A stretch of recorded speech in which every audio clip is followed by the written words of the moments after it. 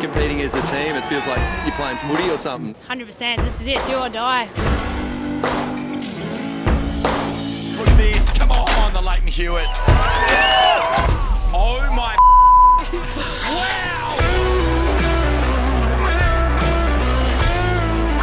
This is what I live for, team surfing. There's nothing quite like it.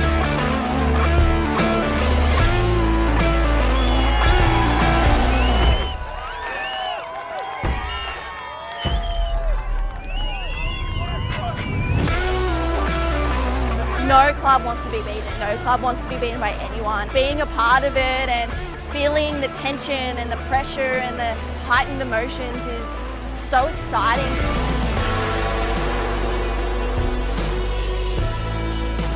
I can't imagine any better venue than Burleigh, you know, birthplace of Australian professional surfing.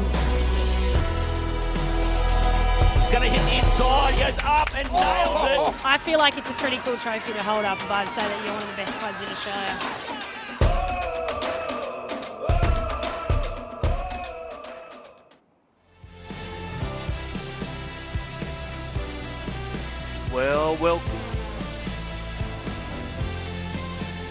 Welcome back to event number 6, the Sunshine Coast at Coolum Beach, Australian Boardriders Battle. My name's Crispy, and join with me, good morning, Britt Nicol. How are you, Crispy? We have some beautiful waves here this morning at Coolum. Yeah, definitely. Wind swung offshore, and well, we had that big low hit the east coast of Australia, and well, nice glassy 2 to 3 foot waves, and I'll tell you what, a few bigger sets as well, and we're sitting on a high tide this morning. But I'll tell you what, this is go for our first heat, and who's in the water?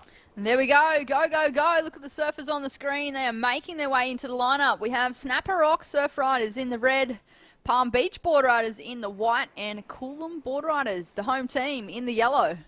Yeah, definitely couldn't do any of this without our great sponsors, Hyundai. And I'll tell you what, it's the Australian Boardriders Battle.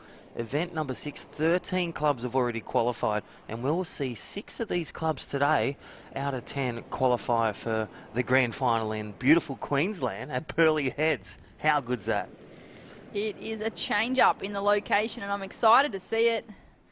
The Hyundai Australian Boardriders Battle is an unprecedented event series. They've involved over 70 of Australia's boardrider clubs in the 8 state qualifying events, and all culminating in that grand final, Crispy. 32 clubs. 32 clubs, and I'll tell you what, the one in red shirt right now, Snapper Rock Surf Riders. They were the initial winners back in Cronulla. I think it was 2011. Remember that day? And you saw Mitch Parko and all the crew take a great win back in the day. And this is literally series down 20, 23, 24, and Snapper Rocks are still in dominating form. But with the development of board riders, we've got Palm Beach Boardriders, welcome to them, and Coolum Boardriders, and a bit of info on them. Like, you look at Snapper's team, you know, formerly we've had Parko, you know, former world champ. We've had people like Mitch Parko and plenty of talent coming through, world champions getting to surf, and that's the uniqueness about the Hyundai, the Boardriders Battle, the uniqueness of a grommet surfing against a former world champion or current world champion as well. There really is nothing like it. It's so inspiring, and you know, you've got the likes of so many different boardrider clubs around Australia competing against each other, and like you said, Crispy, you can have a junior in an event like this, and then there's a world tour surfer within the same event site surfing for another team or surfing in the same boardriders club. I don't think that you can really you know, come up against that experience. It really pushes everyone's level, and you're not surfing individually, you're surfing for a whole entire team, and there really is nothing like this event. And don't forget our clubs, they comprise of a junior surfer, under 18s. They have 3 opens, which includes a female surfer from their club and then 1 masters. So they're masters 35 and over. I'm almost there. You're almost there. I've been there for a while. But I tell you what a great day. Super Saturday. A few clouds out there and all our great crew down there, the broadcasting crew, Chris, Sam Walkerdine, and we'll have Jess live on the beach as well, giving us updates of the temperature on the beach, who will progress through to the semi-finals. We are in round 1. Don't forget also the requal round, also important as well. If you just don't get your cogs in the gear, you get that chance to have that last crack at. They are, of course, 50-minute heats. This is our first heat of round 1 this morning. Snapper Rocks in the red, Palm Beach Boardriders in the white, and the locals, Coolum Boardriders, in the yellow. And during their first 4 decades for Coolum Boardriders, the Sunshine Coasters have enjoyed remarkable individual and club success, with a host of members representing at state, national and international levels, with the club proudly producing 4 world champions over that time.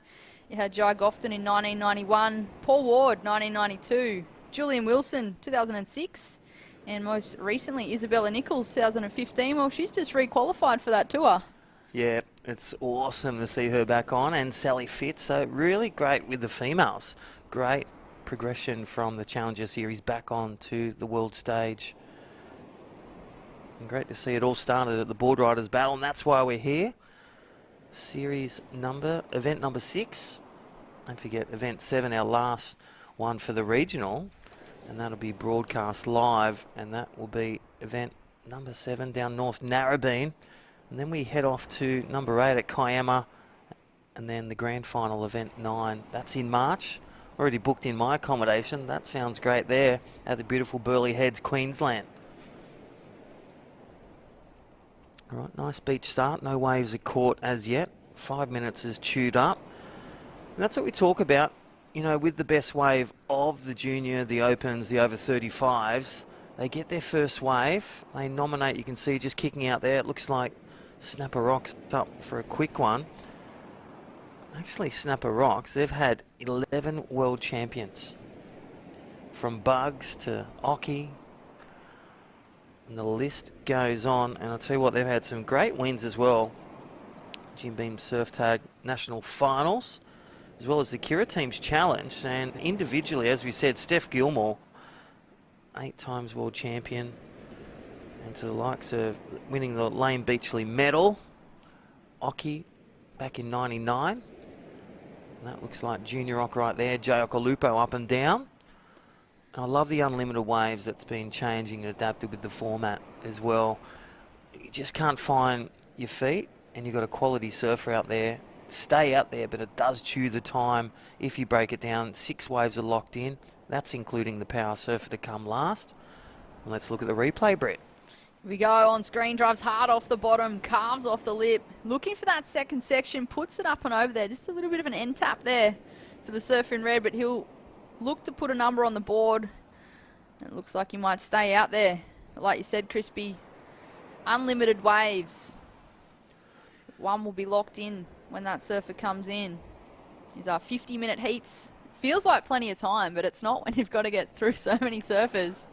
Well, don't forget you got to cross the line. You got to run out there and swim. So it's like the Ironman chucked in there as well. Surf life-saving. Great to have them. A lot of these surfers are lifeguards as well, and volunteers. Great to see.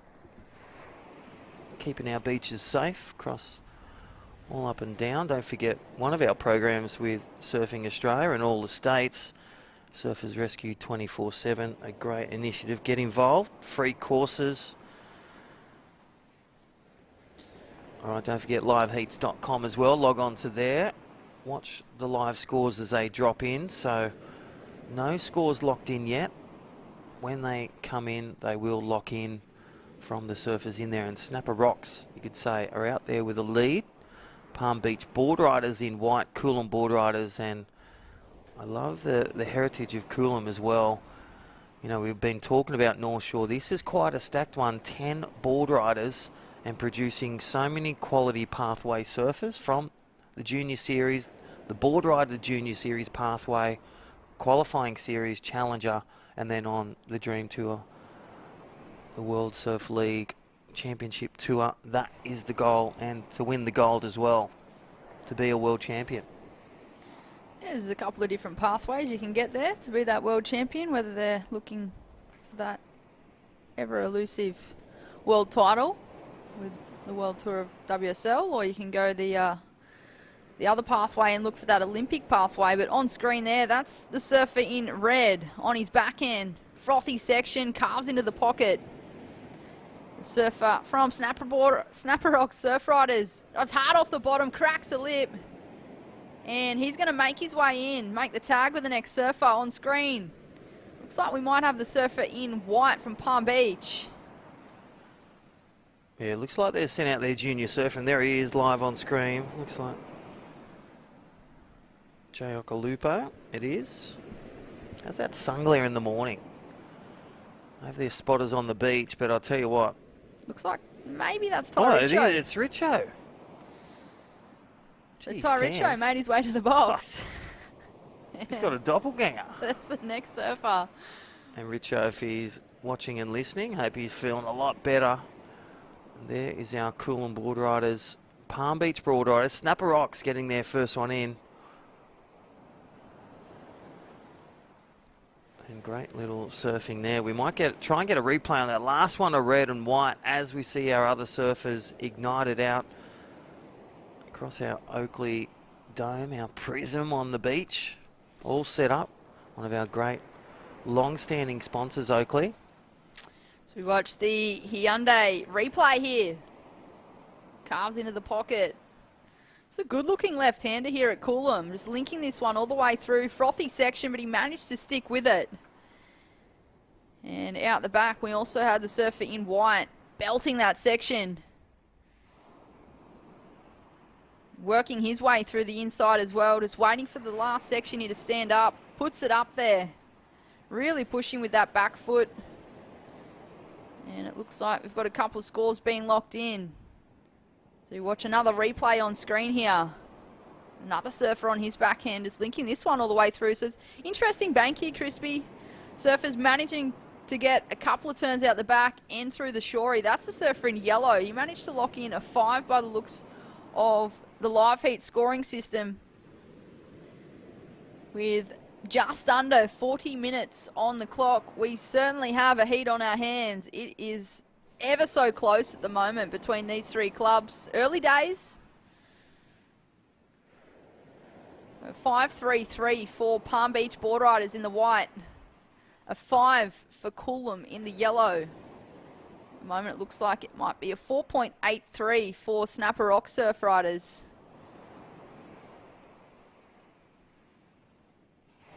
All clubs looking to get their second surfer on the scoreboard. Yeah, good little pickup there from Palm Beach Boardriders. Again, where our co-host now lives. Can't take the North Narrabeen out of Chriso, but I'll tell you what, the beautiful Palm Beach of Queensland. He'll be joining the Surf Mad Teens. Well, they used to hang out at 7th Avenue. I think there's a good bank at 29th Avenue at the moment. Chris tells me. all the secrets. Oh, well, they started as a group of friends. There's a lot of board riders started. And Palm Beach, as we said, huge breeding ground for hungry grommets. And again, seething well of talent, as we will see. Josh and Ben Watson, Aidan McDougall, Oni Anwar, and their future club champions, committee members, Ash Turner and Brad, just to name a few. And they are currently in the lead, 5:33. Good little start, time piece, 12 minutes gone. And Coolum Boardriders at, you know, the hosting Boardriders at the beautiful Coolum Beach. Beautiful area up there. It's only get in the car, 2.5 hours up there. Love those summer breezes as well, and those when those summer cyclone swells hit, a place to be. And you can see where it generates that talent. And again, Snapper rocks, no slouches. World titles to prove that the talent pool there, from Bugs to the Ockies and now the Richos. Even Kobe Enright, I wonder if she'll be surfing today. You've got such a backup and talent pool to choose from. Here we go for Snapper. Nice vertical crack there. Well, goes down the line. Looks like a bit of tic-tac, that high tide. Really coming into play. A couple of dead spots out there, but, well, great to see the ingredient. The waves are 2 to 3 feet. Sitting on that 1.7 metre high this morning at 8:30. And temperature of water, beautiful. Watch a surfer on the screen trying to scratch into that one. Up and riding on their backhand, just a quick up and out. It's not going to be a decent number. I'm sure they'll look to catch another one, and that's the benefit of this new format and formula.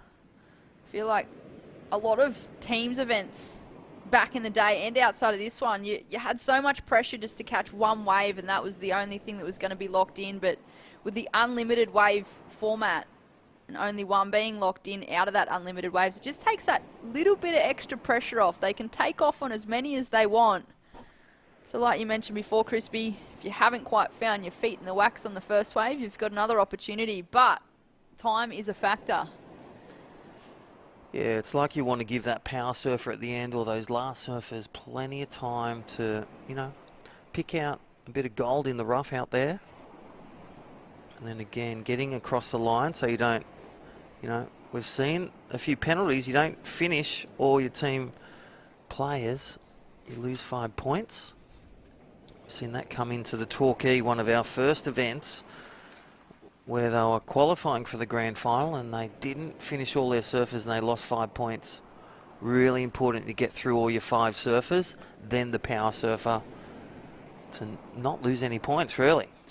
Yeah, so there is a number of ways that the team can be penalised, but we'll just cut to that live action. The surfer in yellow, Coolum Boardriders on his forehand. Not much on offer there, but yeah, back to the team penalties.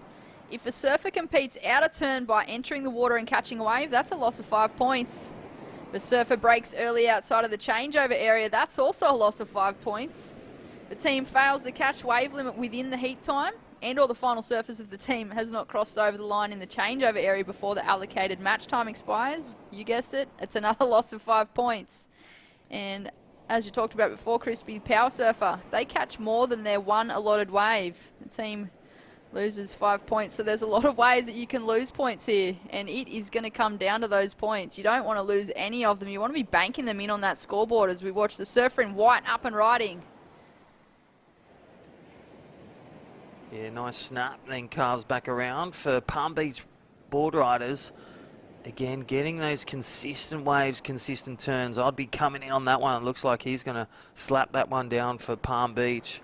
Snapper rocks Boardriders. Now, situation change, taking the lead. A 3-2-3 and a 4-8-3. So consistent start for Snapper. They're back in the lead, just under 35 minutes. Well, nice little tail release there, Britt. So everyone putting it on Coolum Boardriders. Top 2 will go through straight to the semi-final, the round 3 quarters, sorry. Got 10 teams in this one, and then the requals in that round 2 exchange if they get 3rd or 4th. Unfortunately, Surfer in White just caught a little bit of a rail on that first turn, but he managed to make up for it here, linking through this inside section, racing down the line, puts it up there for the lip line and gets the finish. That's the surfer from Palm Beach Boardriders. He managed to lock in a 4.87. So at the moment, that's put them in first. So we watch the Hyundai replay. We've got another surfer that linked this one all the way through. Straight up and over, pushing the tail. And just couldn't quite get the little foam climb to finish.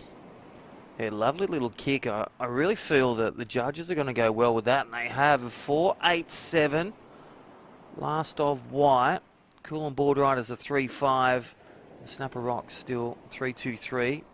But crunching through those surfers is also the key. You can wait for perfection sometimes, and that 10-point ride just won't come through, Brett. We have the surfer in red making his way in. That's the surfer from Snapper Rock Surf Riders as we watch the Hyundai replay. And hits the first turn there and just linking his way through this dead section, just hoping that he's going to get the connection. That was the surfer in red. So all three teams now through their second surfer, looking to get their third in the water. Well, there he is live on screen. Looks like Marlon Harrison had a great campaign winning NIAS 2022. He's lightning fast and even making the finals of the Skullcandy Pro Junior, some of the big performances this year. And there is El Capitano, Jay Phillips. Wonder if he'll be out there today. I'm sure he will be, but it was a 4.5 for the surfer in red. So Snapper Rock Surf Riders bumps up into second place. Coolum Boardriders in the yellow now in third. So with all three teams locking in 2 scores, it is Palm Beach Boardriders in the white in first place with a 5.33 and a 4.87. Snapper Rock Surf Riders in the red in second place with that 4.83 and a 4.5. We have Coolum Boardriders in the yellow in third with a 5 and a 3.5. So still extremely close between these three teams, Crispy. Yeah, I feel that, you know, the teams that are going to get through are the ones that stay busy, complete their turns, and just be consistent and monitor that time as well. You know, with that unlimited for the first 5 surfers of wave catching, you don't want to get in too many waves. You know, you get that 4 or 5, and I'd be coming in and igniting that next surfer and the energy to get out there, and we might even see a few chop and get a few shories as well. But getting through to the next round is the key. We've got 15 board riders, one of the biggest in the region. So quite a big region all the way from the border of Queensland, of Snapper, D-Bar, all the way to the Sunshine Coast. Love that Point Lookout. Can't wait to see B. Durbidge surf today for Point Lookout. And, you know, think of Lincoln Taylor, Timmy McDonald, all the super coaches, all the super lineage, and the Ewings.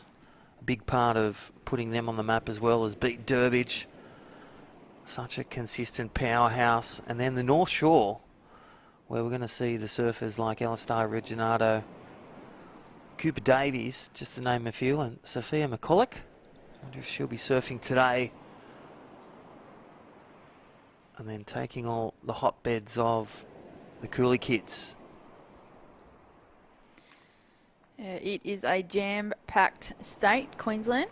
Hotbed of talent. At the moment, there is 30 minutes remaining of round 1, heat number 1 of this state qualifying event.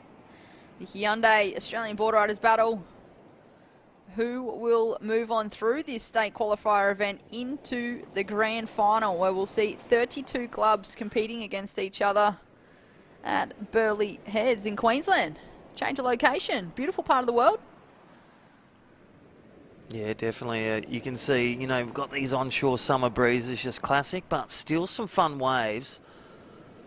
And again, watching live, welcome on the broadcast. Surfing Australia, big part of it. CEO Chris Marta actually got some good waves yesterday on the ski with El Capitan of Surfing Australia, and all the crew doing a marvellous job at Surfing Australia's High Performance Centre.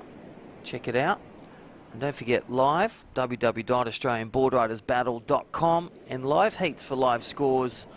You know, it's such a user-friendly where you can have it on your tablet, you can watch it on your TV, or you can watch it at your local pub.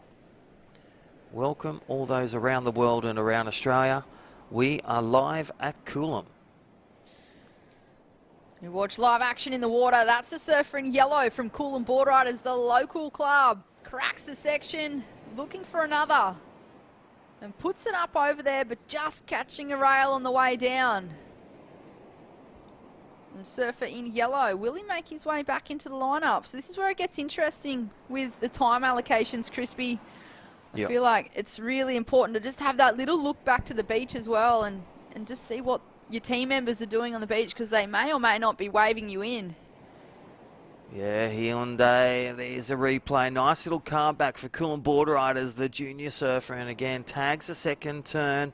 And you just see here a bit of, you know, nerves, a bit of timing. And that's what's good about this Unlimited. You can go back out there. We've seen some flag usage. So on the beach, don't forget, we've got some great prizes courtesy of our great sponsors, Hyundai, Asiona, Oakley. BC Bars have come on board, and Jim Beam and Latan. Getting that Latan so you don't get Lee burnt. You watch live action in the water. That's a surfer up and riding. Bit of a flat section to start with, but staying with the power source of this wave. Just hoping that he's going to get the inside connection. Bouncing his way through. And he manages to get it. That's the surfer in white, the current heat leaders of this round one heat so far. Cracks a section, and strong finish there from Palm Beach Boardriders as he makes his way in. They've locked in a 5.33 and a 4.87, and I feel like they've got a pretty good strike rate at the moment, Crispy. If you look at the scores on the board with other teams right now, I feel like they've taken off on less waves, but they've locked in better numbers and made use of their time as well. So this could come down to a pretty strong team strategy at the moment as we watch that surfer sprint up the beach. Well, releasing the junior, and they've got a solid junior club as well. Palm Beach Boardriders, don't forget. Palm Beach High School. Super surfing, talented sports program. Gary McNamara, even Falvey out there. And here is Hyundai replay. Just a nice consistent wave. You can see he gets across that dead section. But right here, this is where the point's right in front of the judges. Nice snap. Look at this inside coping and quality turn. And again, judges looking for that solid finish, controlled finish. And Palm Beach Boardriders, they'll be looking to ring the bell into the next round.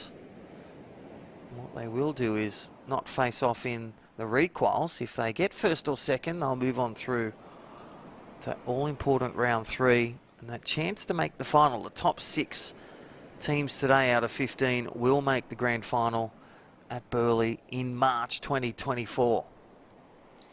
We watch the Hyundai replay. That's a surfer in white. Taps the section, change of direction, puts it up there in vertical. That's a surfer in the yellow from Coolum Boardriders. They are in 3rd place at the moment as we watch that surfer sprint up the beach. So a couple of them making that option to just drop their board and get that extra momentum through their running.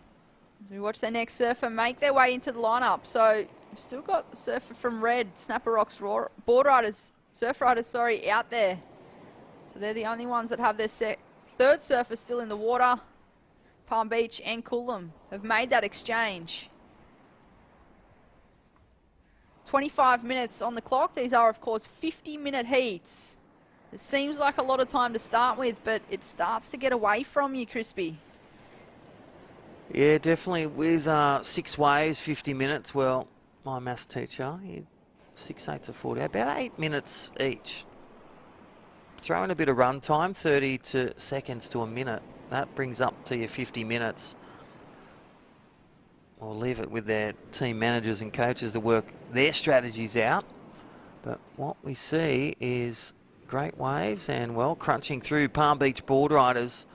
They are red hot, posting that 5.4. That is the best wave score second best of the morning, but best for Palm Beach. So again, on the back of strong surfing, those last 2 turns right in front of the judges. They're loving when that opens up on that inside section. So good waves today coming on through already in this round 1. Hyundai Australian Boardriders Battle, event number 6. 15 board riders will be surfing today, so it's a big day as well. We've got 10 heats. Be no doubt grinding through the coffees as well. Big day of action. It is a beautiful day at Coolum. Plenty of opportunity in the water. Can be really tricky when it gets like this for a teams event. I feel like sometimes the bigger the swell, the more time it takes to paddle out, catch those waves, but I feel like when you do have that more swell in the lineup, there's a lot more opportunity. There's more waves breaking, and you've kind of got that chance to just grab something as it pops up. We are in a gorgeous location.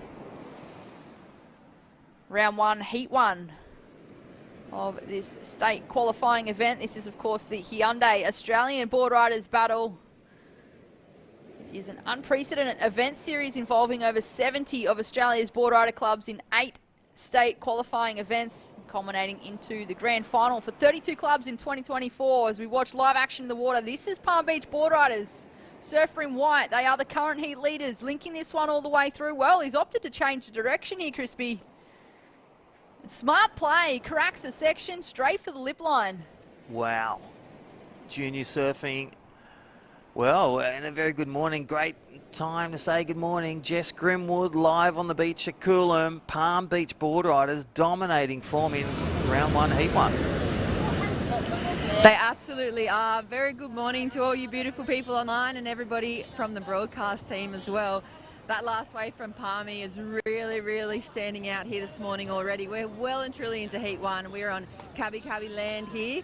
Beautiful Coolum Beach. Sunshine Coast, you can see Hemi making the changeover for Palm Beach behind me. But conditions today, we turned up this morning. It looked a little bit wobbly and morning sick, and it's 3 foot plus. So some of the sets coming through well and truly overhead. High tide is upon us right now, and there's these beautiful big opening sections, really critical surfing.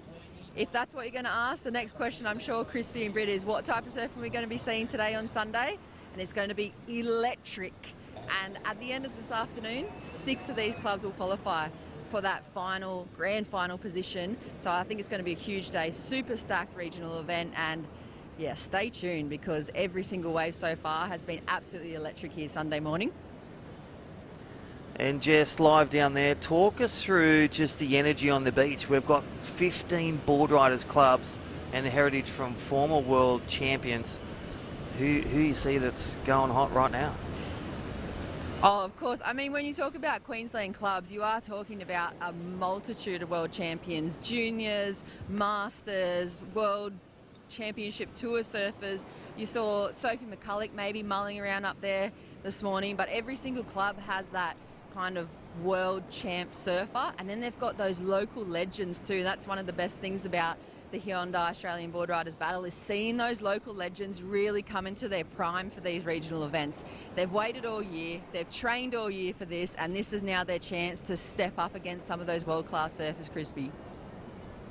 Well, thanks, Jess, and all the best on the beach, and thanks for the temperature in the air. How are those waves? 3 foot plus. And, well, we'll be hearing from you soon. Chat to ya. And that was Jess Grimwood. Well, she's down there. She's catching all the live action. She might be able to catch a wave later, but at the moment, with 20 minutes on the clock, it is Palm Beach Boardriders in the white in the lead. Snapper Rock Surf Riders in the red in second, and Coolum Boardriders in the yellow. The locals, they're sitting in third place at the moment. Still plenty of time for them to grab that opportunity. They've got the local knowledge, they just need the wave. This is, of course, round 1, heat number 1. Coming up next, we have round 1, heat number 2. Noosa Boardriders, Kawana Boardriders, North End Boardriders, and Wind and Sea Boardriders. So another cracker of a matchup, Crispy. Yeah, definitely. And I must say, Noosa Boardriders and Kawana Boardriders had a great campaign last week at Australia Assault. But let's go back down. Palm Beach Boardriders, and well, going well, Jess. You're on the beach with them. Yeah, thanks, Crispy. I am. Hemi O'Brien perfectly executed plan for your team so far against some of the most winningest team surfers. How are you guys feeling coming into this morning already with such a nice early lead and really putting a statement on this qualifier? We were pretty psyched. From when we woke up, we were getting really psyched for this heat. And yeah, it's going really well. And what stood out for you in the lineup, because there's quite a big playing field out there this morning? What did you see that found you that nice little medium range score to put your team back into the lead? I just kind of looked for something with a bit of a peak, and it worked out really well.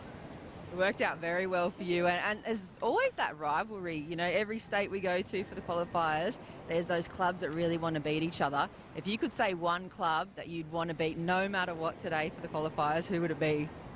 Oh, God. I don't know, probably Snapper.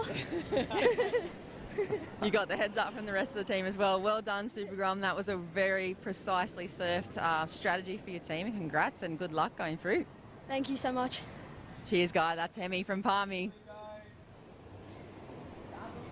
Thank you, Jess and Hemi. I feel like it's an answer that a lot of clubs have on their lips. Snapper Rocks Surf Riders is the one to beat. It seems to be that just one team that every other board riders club just wants to take down. As we watch live action, that is Snapper Rocks Surf Riders in the water. Yeah, Jay Phillips leading it well, the Presidente. We wondered if he was going to hit the lineup. Yes, he had a couple of years where, you know, he let the Groms, you had, you know, Kobe Enright and the talent pool.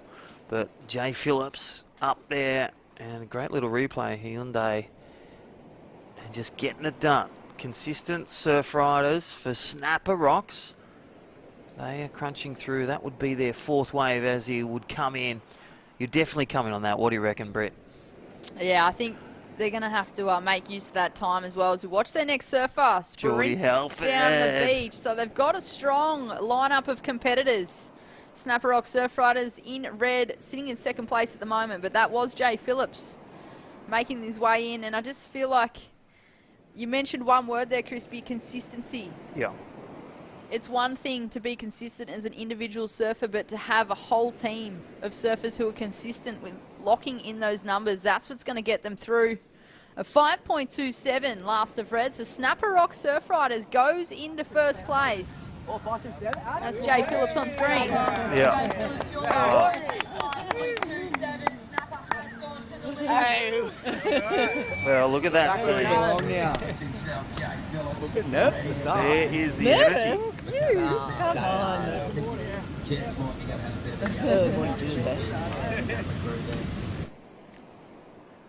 Well, there he is. I love the energy.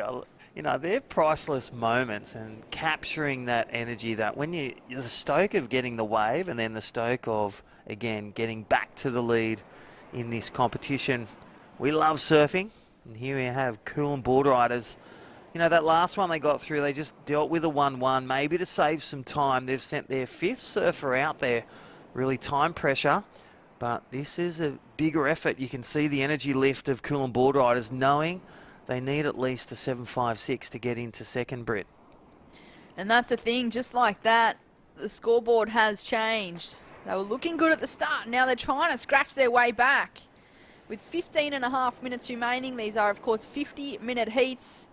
Round one, heat number one in the water as a surfer in yellow makes his way in, looking to exchange with the next surfer. We have Jess Grimwood down there with Marzi from Snapper Rock Surf Riders. Take it away, Jess. I am, thank you, Britt. He's got to be pretty much one of the most favourite, most beloved people of the commentary team, Marzi. Well done, Snapper's back into the lead, and great power for the club, but a lot of responsibility on your guys' shoulders to keep that winning streak going for Snapper. I think Jay said it's like the youngest team in since 1970s. I don't know how long, but it was. So that's pretty exciting. We've got a pretty young team, and it's Geordie's first time surfing at ABB, so, and Zai's as well. So just told them to go and enjoy it and just have so much fun. ABBs are the best, and always brings out the worst personality, but the best personality in yourself. And yeah, I love it. And yeah, I love surfing with young kids, and the waves are super fun. And yeah, I can't complain. Yeah. It's kind of pumping, isn't it? And I mean, this morning you said you've got the youngest team you've ever had. What would be some words of wisdom that you'd impart on these young guys coming up through the club system like you guys have? No mercy. Nah.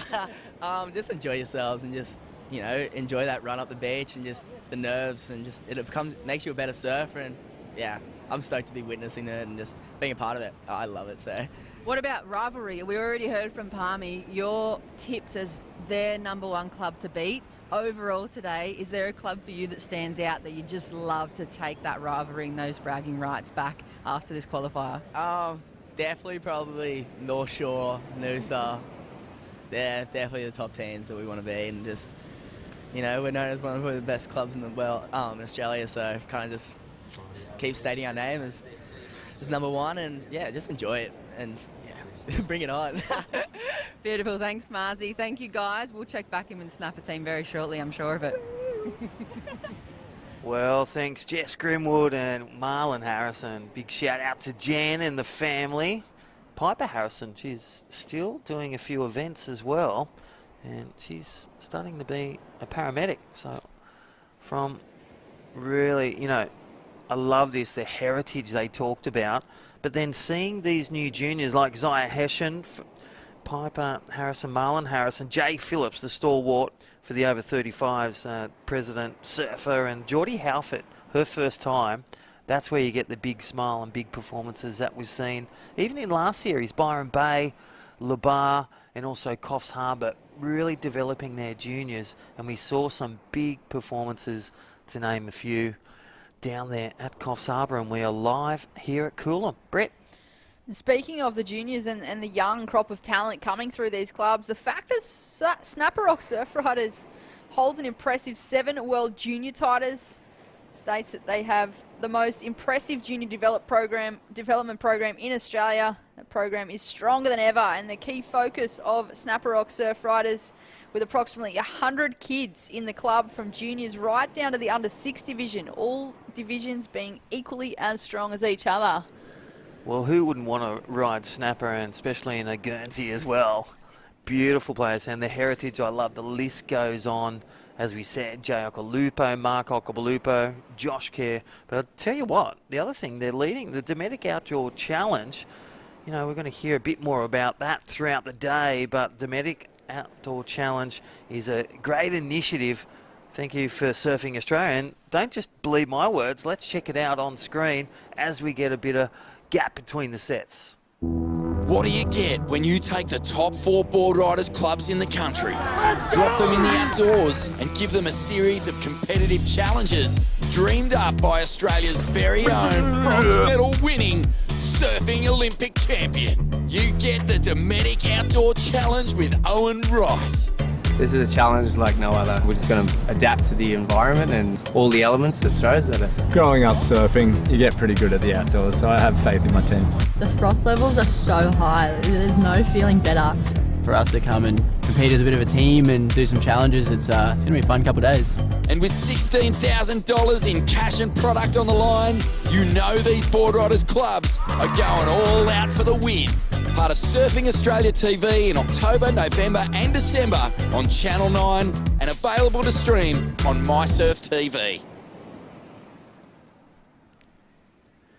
Well, there it is, the Dometic Outdoor Challenge. How good does that look? And you know that Snapper's actually one of the clubs in that, and that's brought to you by Owen Wright, our bronze medalist at the Olympic in the first ever surfing in the Olympics, hosted by Vaughan Blakey.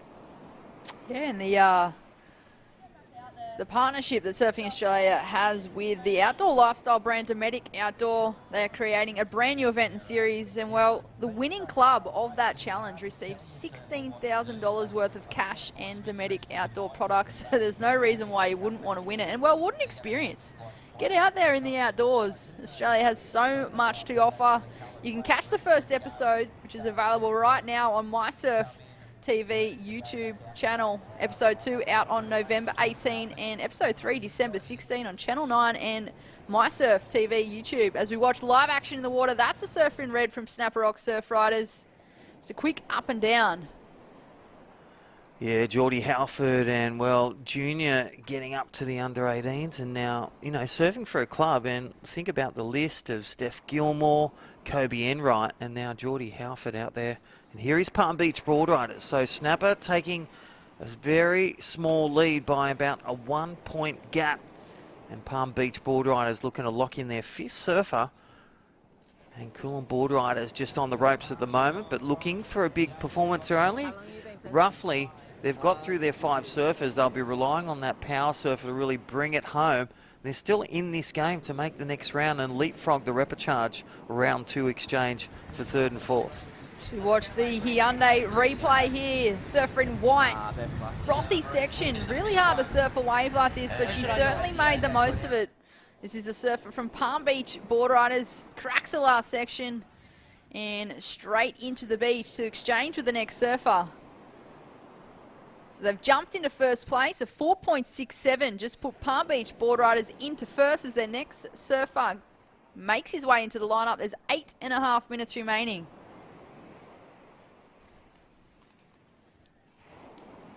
Yeah, great little pickup as we heard. Thanks Jess Grimwood live on the ground. You know, just getting the oohs and ahs and the emotions of the Boardriders as they come up for challenge. 8 minutes remaining. And there you see Coolum Boardriders. He's not bringing in planes. He's getting a bit of position. Really relying on the team format, the team strategy. But then sometimes when the game plan comes to it, you just got to throw it all and get those waves and do those turns, Britt. It is such a pressure cooker. Oh, these last moments, you can see it. And then for the power surfer, you're choosing your best surfer who's not only proven it on the books, whether they're on the qualifying series or the championship tour, but the one that really backs himself. And, you know, I can see Marlon Harrison for Snapper being the power surfer. Just the confidence he exudes to really bring it home for Snapper. And then Palm Beach Boardriders, it'll be, you know, they've been really consistent. Great talent pool of junior surfers and even talent sports programs really culminating together. We are here at the Hyundai Australian Boardriders Battle, event number 6 on the timepiece. And, well, our next one, number 7, will be at North Narrabeen. That'll be broadcast live. Great little package. Thank you to all the crew, Surfing Australia. Thank you, Asiona, and also Letan, Jim Beam, BC, Protein Bars, and Oakley, our official eyewear sponsor of this event. The Battle Cage, the Oakley Battle Cage is on the beach. They have to run in and out of there, cross the line. Great supporters of, you know, the sport of kings, Britt. And Queens, Crispy. True. Kings and Queens. But Surfing Australia, they have shared the stoke for an enduring 11 years. And they have given back over $1.2 million to Australian boardrider clubs. There is no event like this, not just in Australia, but around the world. It's something that other countries aspire to do, and it's something that they look to just to kind of model off. And you've heard the European countries and also, you know, Chloe and Dino talking about it, just our development pathway. It's always led, you know, inception around from 1969 and 64 with the first World Turtle in Australian, with the title all the way from the legends of the league to right now, 2023. You can't believe that. It's about 80 years of professional surfing and development pathway. And we are right here with these junior surfers still having fun here at Coolum Beach. There is Geordie Halford. Making the exchange with the next surfer for Snapper Rock Surf Riders. That's Marzi on screen, and well, look at him go. There is so much energy. The surfer in red, there's 5 minutes on the clock. We have live action in the water. This is the team currently leading. Palm Beach Boardriders in the white. Weaving his way through this inside section, looking for the steepest section. Here we go. It's a lip. Can he get another? The surfer in white looking to lock in a number and hold down that lead. Well, strong surfing there from Palm Beach Boardriders, and they are on song. Snapper Rocks close there. Don't forget, they're ahead in the sense of sending their power surfer out there. Get that wave. 4.5 minutes, but, well, what's the temperature like down there on the beach? Talk us through it, Jess Grimwood. 4 minutes, 20 seconds remaining. I think I got you there, Crispy, but I'm standing in the Coolum camp at the moment with Gav, the newly elected president. He's made his way up from vice presidency to the big stage today. How are you feeling coming into these qualifiers? Oh, pretty excited.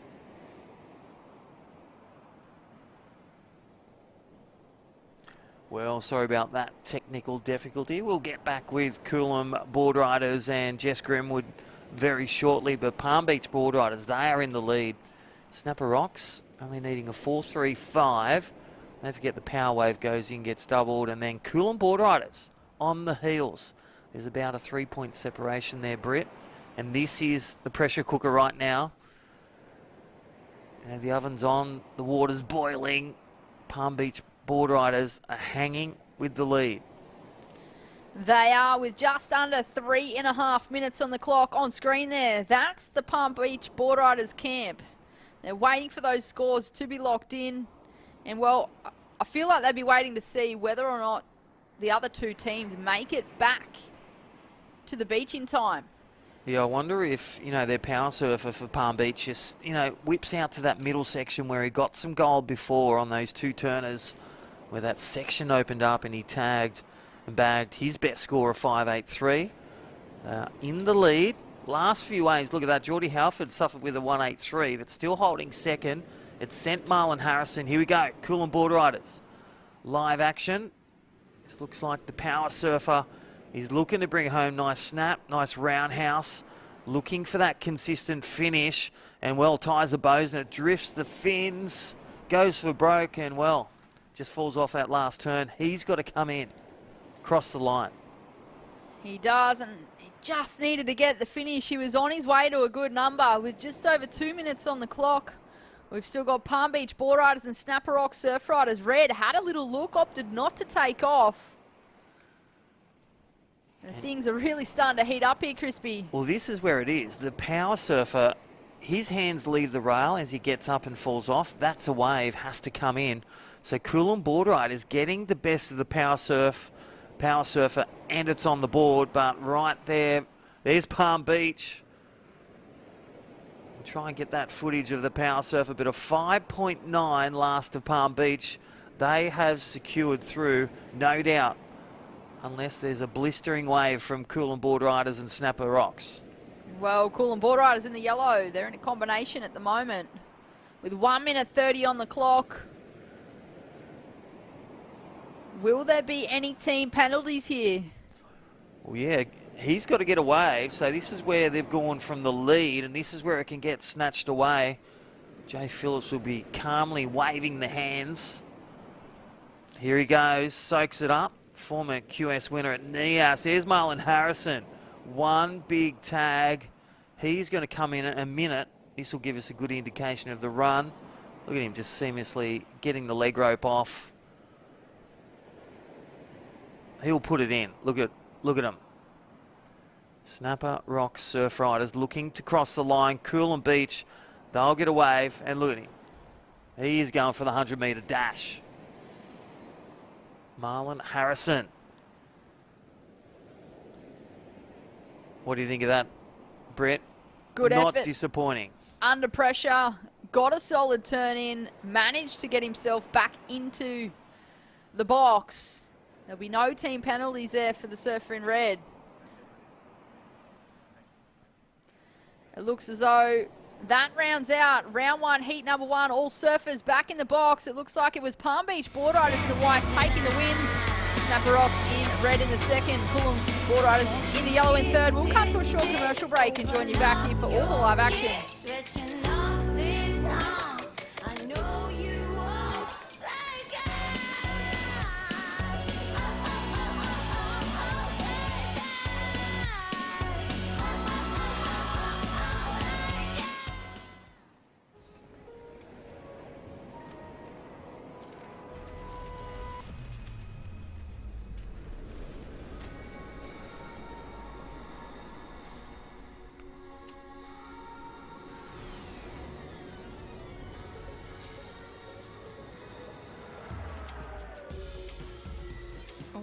Hyundai Kona, imagined to be bold.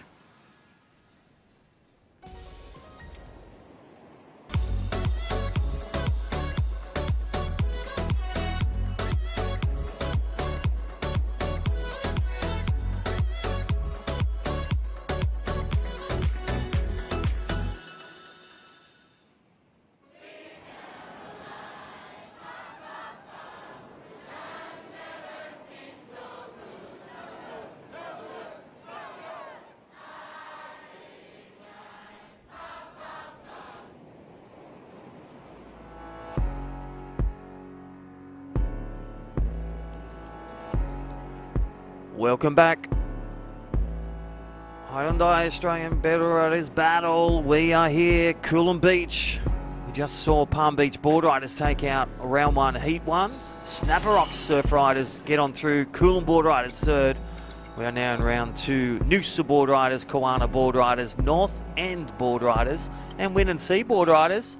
My name's Crispy, and welcome Chris Enover, North Narrabeen, now living at Palmy. Welcome to the webcast.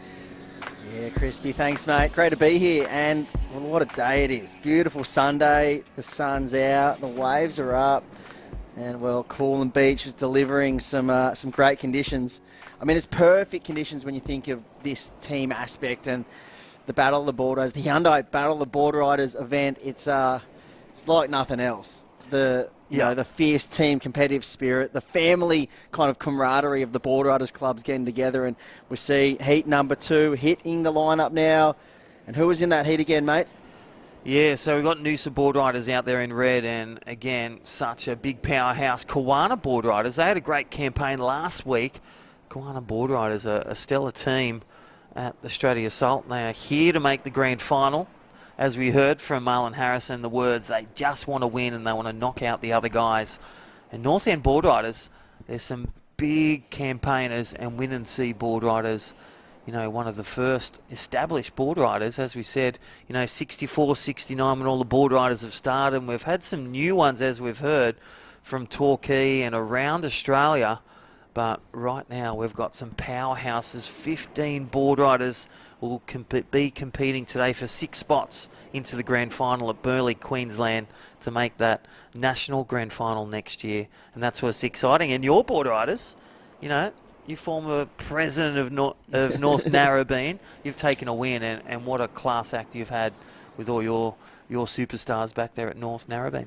Yeah, mate, it's these events really bring everyone together, and I wouldn't say president, but had the pleasure to be team manager of the team for a couple of years, and we ended up getting the win at there one year. We ended up doing the clean sweep one year, which was pretty special. Have Duma Hardman, president now, is, you know, look at all these past world champions that we have, and just icons in surfing that now get behind their Boardriders clubs. They're not competing anymore, you know, but they're bringing their knowledge and their experience and just their love for their home beach back, and really pushing that Boardriders club. You know, you look at Duma doing it down there for North Narrabeen. You've got Bugs up here for Snapper, and just people getting behind all their clubs. COFFS have a big pushing as well. And you think about all these different clubs down there at Torquay and the main ones, but then it's also good to see these smaller clubs, these people that bring this passion. And like we look in this club, obviously someone that stands out for me, North End Boardriders Club. Yep. They're just a great, you know, fired up team that you always bring the team passion. They've always got the spirit. It's going to be a great heat to watch this one, but there's not much like this event. You know, we think of surfing, it's always been kind of an individual sport. It's that individual competitive nature of it, but being out and now turned into a teams event. And it's not just a team, it's more of a family as well when you think of board riding clubs there. People grow up at these beaches. It's the grassroots of where their surfing starts. And you look at every world champ, they all came from a beach and they still represent that beach. They love it so much. So the spirit that goes into it and the passion behind it, it's like nothing else. And when you chuck that rashi on for your club, I can tell you what, the nerves kick into another gear, and it can be daunting at times because you really don't want to be falling and you know, not showing up for your family and your team. Especially an event like this, when there's a lot on the line, all roads leading to the grand final. Now at Burleigh Heads, what an iconic venue that's going to be for the Hyundai Battle of Boardriders grand final. Yeah, I love that. I love the way, like, we started at Cronulla, my home beach, down there we were there for about 3 years. Then it went to Newcastle, went to North Narrabeen for a few years, and then also just having it at such an iconic at Burleigh. That is an amazing thing. We loved it at Newcastle. Couple of toe tappers over the rocks to get out there, but it's got to be interesting. I can't wait to see it, and I hope we can get some waves like we've seen in the last few days, like this east coast low that's kind of pushed up. You know, we've seen the points starting to come alive the last couple of days. It's been a bit of a slow winter for the whole east coast. Yeah. And I've never seen so much sand in my life down there at North Narrabeen, obviously living up at Palm Beach now, but went back down there a few weeks ago and got to hang out with all the crew, and just seeing all the sand that's built up at the beaches around everywhere on the East Coast. It's something like I've never seen before. And yeah, El Nino has been playing some things, but I'll tell you what, the last couple of weeks there's been some great waves around as well. And right now we've got, 3 foot plus just sitting around that high tide mark here at Coolum Beach live action. We are into round 2. Welcome those who are joining us online on your apps or your tablets or at TV or at the pub. Wherever you are, welcome. This is Super Sunday. My name's Crispin. I'm joined with me Chris Enover and Britt Nichols, just, sliding out for a coffee. But the Hyundai Australian Boardriders Battle, it continues on. And a big shout out to all our great sponsors at Hyundai.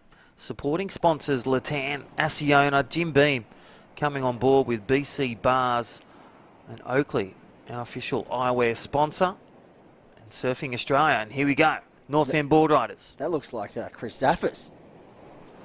Maybe. Does look ripping like his him. way down that one. I think that is the iconic style, low compression of the Zaff. And yeah, you can see that was a great finishing turn there from Chris Zaffis. I'm sure JS and all the boys probably on the beach fired up.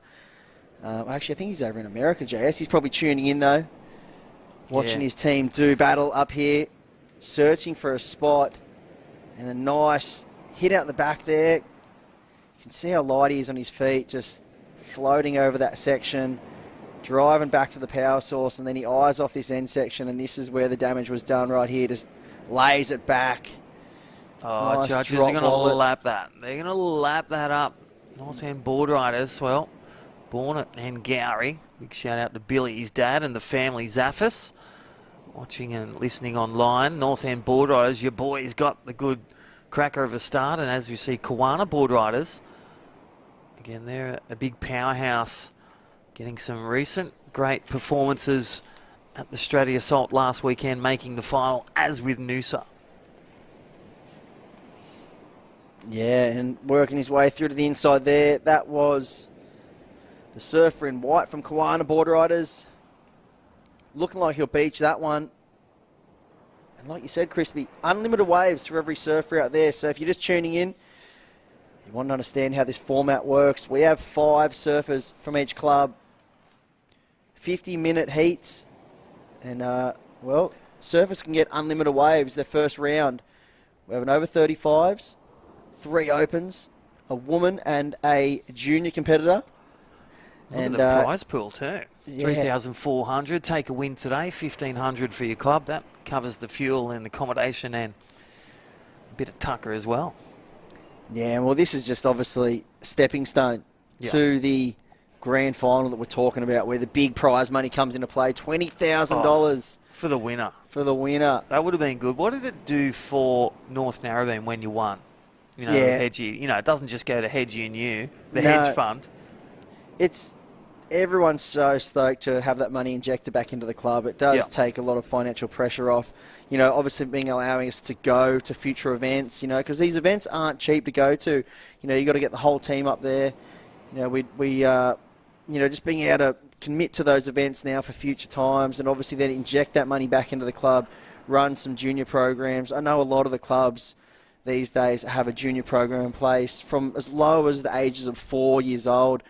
Did some reading up on, Noosa. They have, a young coach and play initiative in play where it's 4 to 6 year olds, where they really try to get people involved in the sport of surfing, get them to understand ocean knowledge and ocean awareness. It's great initiatives there, because getting young kids confident in the ocean is what it's all about, and it's where we see surfers just become to life as they grow through the junior ranks. But it all starts at the grassroots, and that's what this money is there for, and the prize money that allows these clubs to put in place these junior programs really inject some funds into that club. Yeah, and that's what we talk about. We talk about TANs, we talk about PAs, even M&M Boardriders in this event. They have purchased, it's literally like the Point Lookout, one-stop shop. You pull up the caravan, it's got the judging, it's got the podium, everything flips out like the latest contest event. I need to see this. Gold. And that's right. You're over at Stratty, they pull it up, and that's what it injects. It injects the future, develops the next pathway, and develops the juniors to really ignite their dreams. All right, so we are going to throw down to live on the beach. The wonderful Jess Grimwood is with Kiama Boardriders Club surfer. Take it away, Jess. Thank you, Chris. Yes, I'm with Luke, the president for Kiama. Now, coming off the back of that Stratty Assault tag team win, you can feel the spirit of the club right here on the sand today. You guys must be feeling pretty good. Yeah, definitely. It's come off a massive high, a massive achievement for our club, known as the Underdogs. But we have to reset and be level-headed to come into this, and it's all a new ball game. So we'll just bring back our ground of roots of surfing, and yeah, just work on what we practice day in, day out, and yeah, looking forward for today. So yeah. What about this blue folder? You've got it's sitting tightly in your hands. Is it a piece of wisdom to pass down, or is it a tracking of every performance for every team member? Well, we can't go into details what's inside it because it'll give everyone a bit else some good luck. But our Vice President Drew, he's not here this weekend. He likes putting pen to paper, a bit old school. So it's old school recording our results and stuff like that. So it's our lucky charm. Everyone touches it before they go out. And yeah, it gets lots of slaps and it carries us through. And obviously a win off last weekend at the Stratty Assault tag team. Yeah, it's just shown that it's our good luck charm now. So yeah, we're frothing. Well, it's definitely carrying the magic. It even gave me little goosebumps there. I tell you what, it's a special, special blue folder for this team, and you can really feel it when you're standing in amongst the club, coming off that team win. They've got something here, and they've got something special. Let's see if they can bring it for the last 6 teams at the end of this qualifier, guys. Thanks, Chris. Yeah, thanks, Jess. Look at that. You can just hear the passion. You can hear the energy and the passion down there on the beach, and the cheers in the background. That's what it's all about, is the environment you get when these clubs hit the water. The passion is just, that's the word I can't stop saying, because it really is all about the passion. Yeah, and don't forget, you know, Luke, the president, he's holding on tight to that blue book. I want to know what's in it. Oh, we should maybe get Marlon Harrison to try and snatch it. They'd be some tight-knit security guards around that blue folder, I reckon. That's amazing, coming off that win last weekend for Kiama Boardriders Club. You know, they've always been at all of these club events, always been thereabouts, right up at the top of the ratings, and you can see them. They're very competitive, have some great surfers.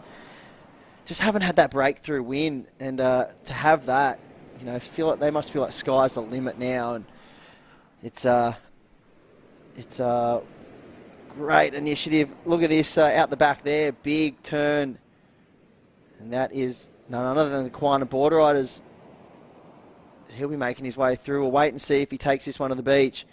Nice big turn at the back. It's one of those tricky ones. When you're locking in a 4 or a 5 or even a 3, you got time limits on the clock, long paddle back out the back. Yeah. Strategy comes into play big time. That's probably what's in that folder, a lot of strategy stuff.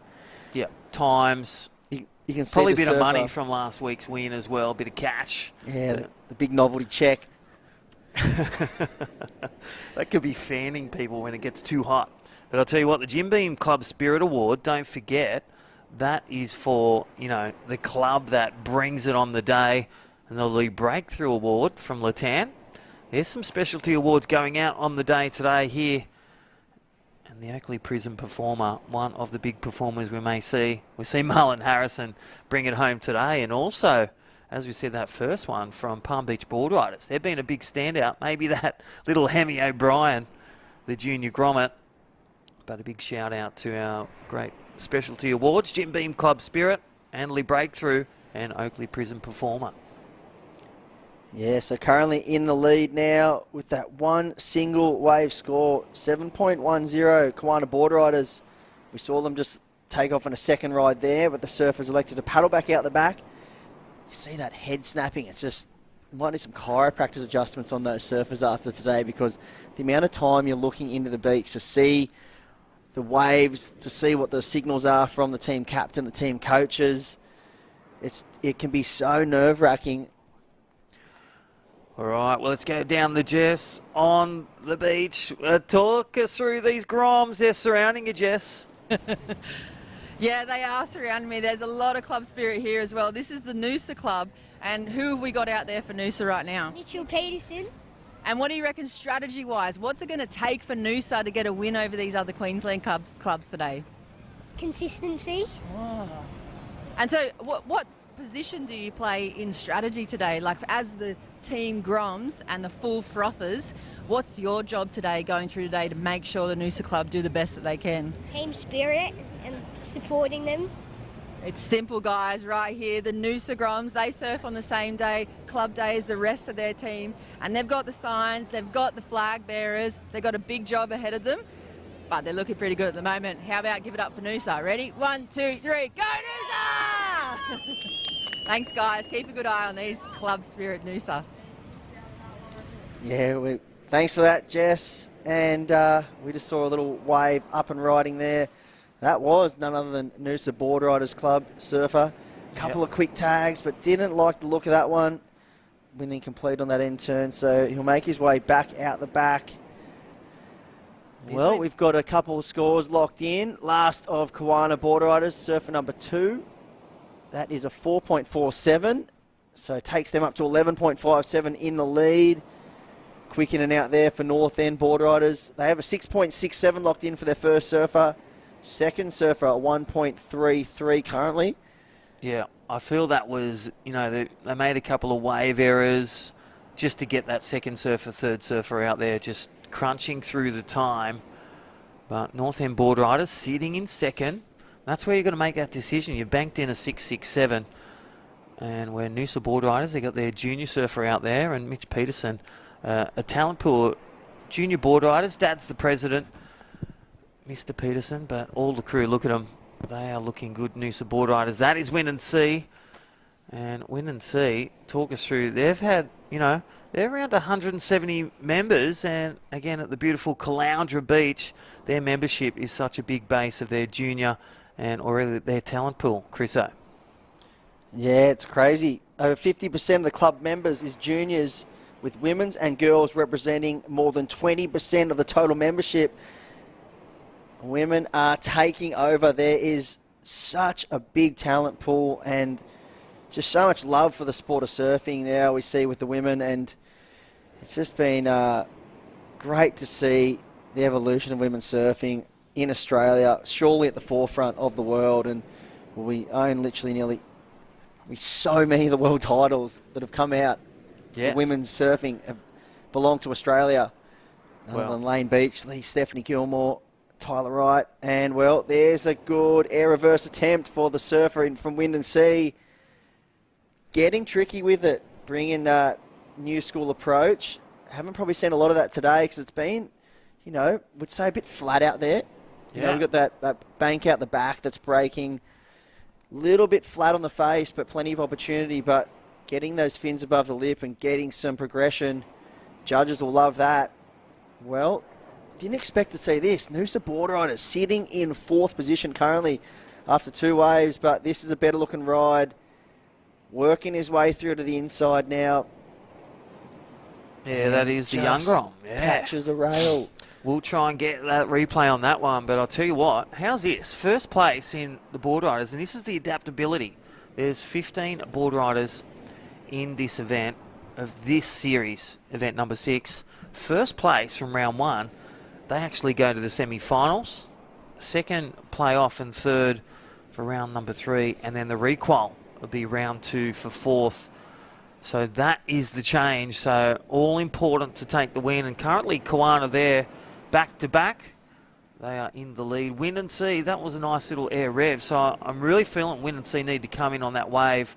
They've got some good energy at the moment, but Mitch Peterson, last of red, might try and get that replay, but getting a couple of good turns, but that last turn, the coping just didn't rise up for him, for judges to really reward some good surfing right there for the junior Grom, for Noosa Boardriders in red. And it was great to see with Jess Grimwood that surrounded by the Grommets, who are the future. Here we go, Wind and Sea. Nice turn. It looks like he's actually gone out for another go, even after that air reverse. Nice energy here. I'm liking the flow. Such a good style. And just tags that end section. Imagine the Wind and Sea team. They'd be blowing up right now. They'd be fired up. because that was some great surfing. And surfers going to make their way in. And we look at the leaderboard right now. It's a good time to actually get a clear understanding of where everyone sits and look at the replay of this wave. You could see the energy from the get-go. Nice rail-to-rail surfing. Tags off that one, and then he sees this one. Eyes off the end section, and it's bingo. He just looked like he was in the flow state every turn. But let's go down the gesture with Wind and Sea team and injecting the female surfer out there. Who we got down there, Jess Grimwood? Yeah, we're with Wind and Sea, and that was a beautiful performance. Could you feel the pressure building with the time on your shoulders out there? Oh yeah, I kind of screwed up my first wave and I had to go back out, get a good score, kind of got a good on. But yeah, tricky. Oh.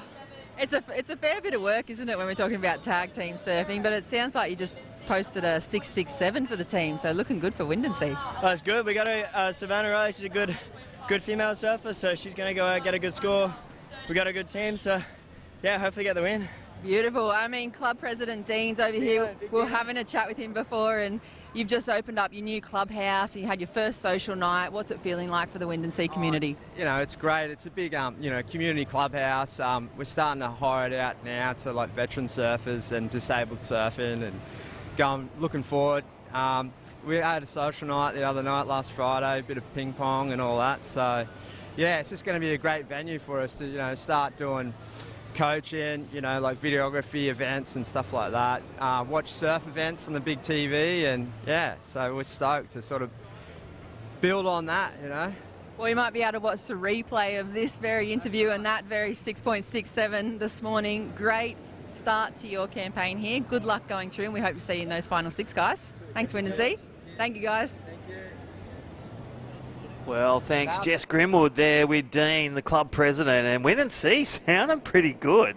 I think if they got accommodation, I might stay there. Man, it's getting those clubhouses is something pretty special. Like down in North Narrabeen, we've been living out of a probably 2x4 room since day of dawn. It's and that was pushing it. We ended up getting a second room, which is another 2x4 room, I reckon. Not even 2x2, I'd say. Yeah.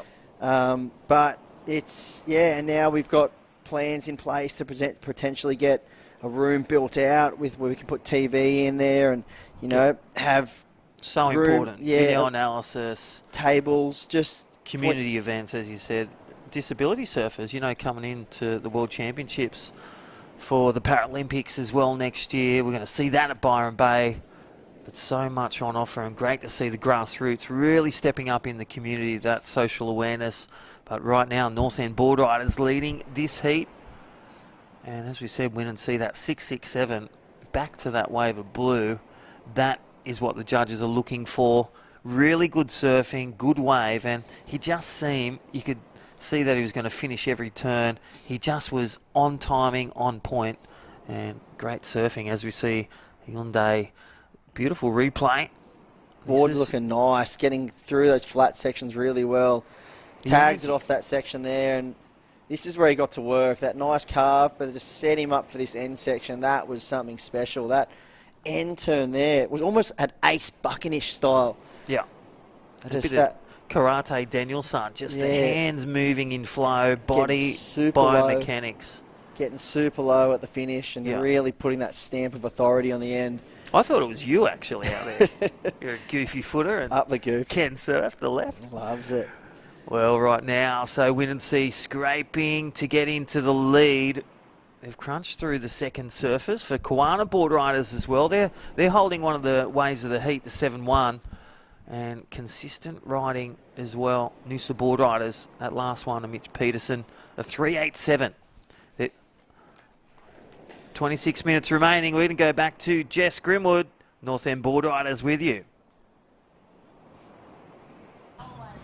Sorry about that, Crispy. Just pulling everything back together here because we were just having a little bit of a conversation about mascots and team spirit, I guess, club spirit. How are you feeling? You're in the lead at the moment for this opening heat for your team. Yeah, well, that's exactly where you want to be. You want to be in the front right now. The waves are deteriorating pretty quickly, so we're trying to get in everyone quickly. We've got our unofficial mascot, the bin chicken ibis out there at the minute, and if anyone could make mince of these waves, it'll be the ibis. So hopefully he'll get one, and then we'll get our Groms out there and back to Zaffis for our power surfer and straight to the semis, hopefully. You had a great start too with Zaffis, that electrifying inside section. Are you going to see that come into play throughout the day? Because I've seen these ramps all up and down this shorey. Is that kind of like a plan B in case you run out of time? Yeah, it is actually. Without giving too much away, we're looking at that little shorey over there on the left, so Zaff might go straight out there with a minute to go and just punt if he needs to, and hopefully bring it home. Well, there you go. That's what it takes to win at this level of competition. Finding those little bits of difference between these other top teams. You can hear the energy's high for this heat. And it's going to be a real stellar day of surfing. Good luck going on through for North End. Have a great day. Cheers. Thanks. Thank you, guys. Yeah, Jess, thanks very much. And I'll tell you what, if there's a club that's going to be putting themselves at the front running for the Jim Beam Club Spirit Award, it's North End Boardriders Club, I can tell you right now. And well, there he is, the ibis up and riding. And that was a quick wave we saw there. But here's the replay of the surf in red from Noosa. That looks like Dean Brady. Yeah, it is. And the I tell you braids. what, the big man, and you know, done a lot of S&C work with Tyler Wright, former world champion and big powerhouse in boardriders and in competition and free surfing, Dean Brady. And you see the passion there. Loved it. A little fist pump. He needed it because, well, they're sitting in fourth, top seeds coming into this heat. Red surfers. Well, we find themselves after two surfers at the bottom of the leaderboard, but that was a big fight back wave there from Dean Brady. And he'd be right up there with the, you know, the management and the committee, and getting behind Noosa Boardriders Club at the forefront of that. And that in red looks like Noah Stocker. Great qualifying series. Looking for the Challenger spot 2024, but he is surfing for Noosa. And I'll say he's a very fast surfer. And the bin chicken. The bin up chicken. And riding.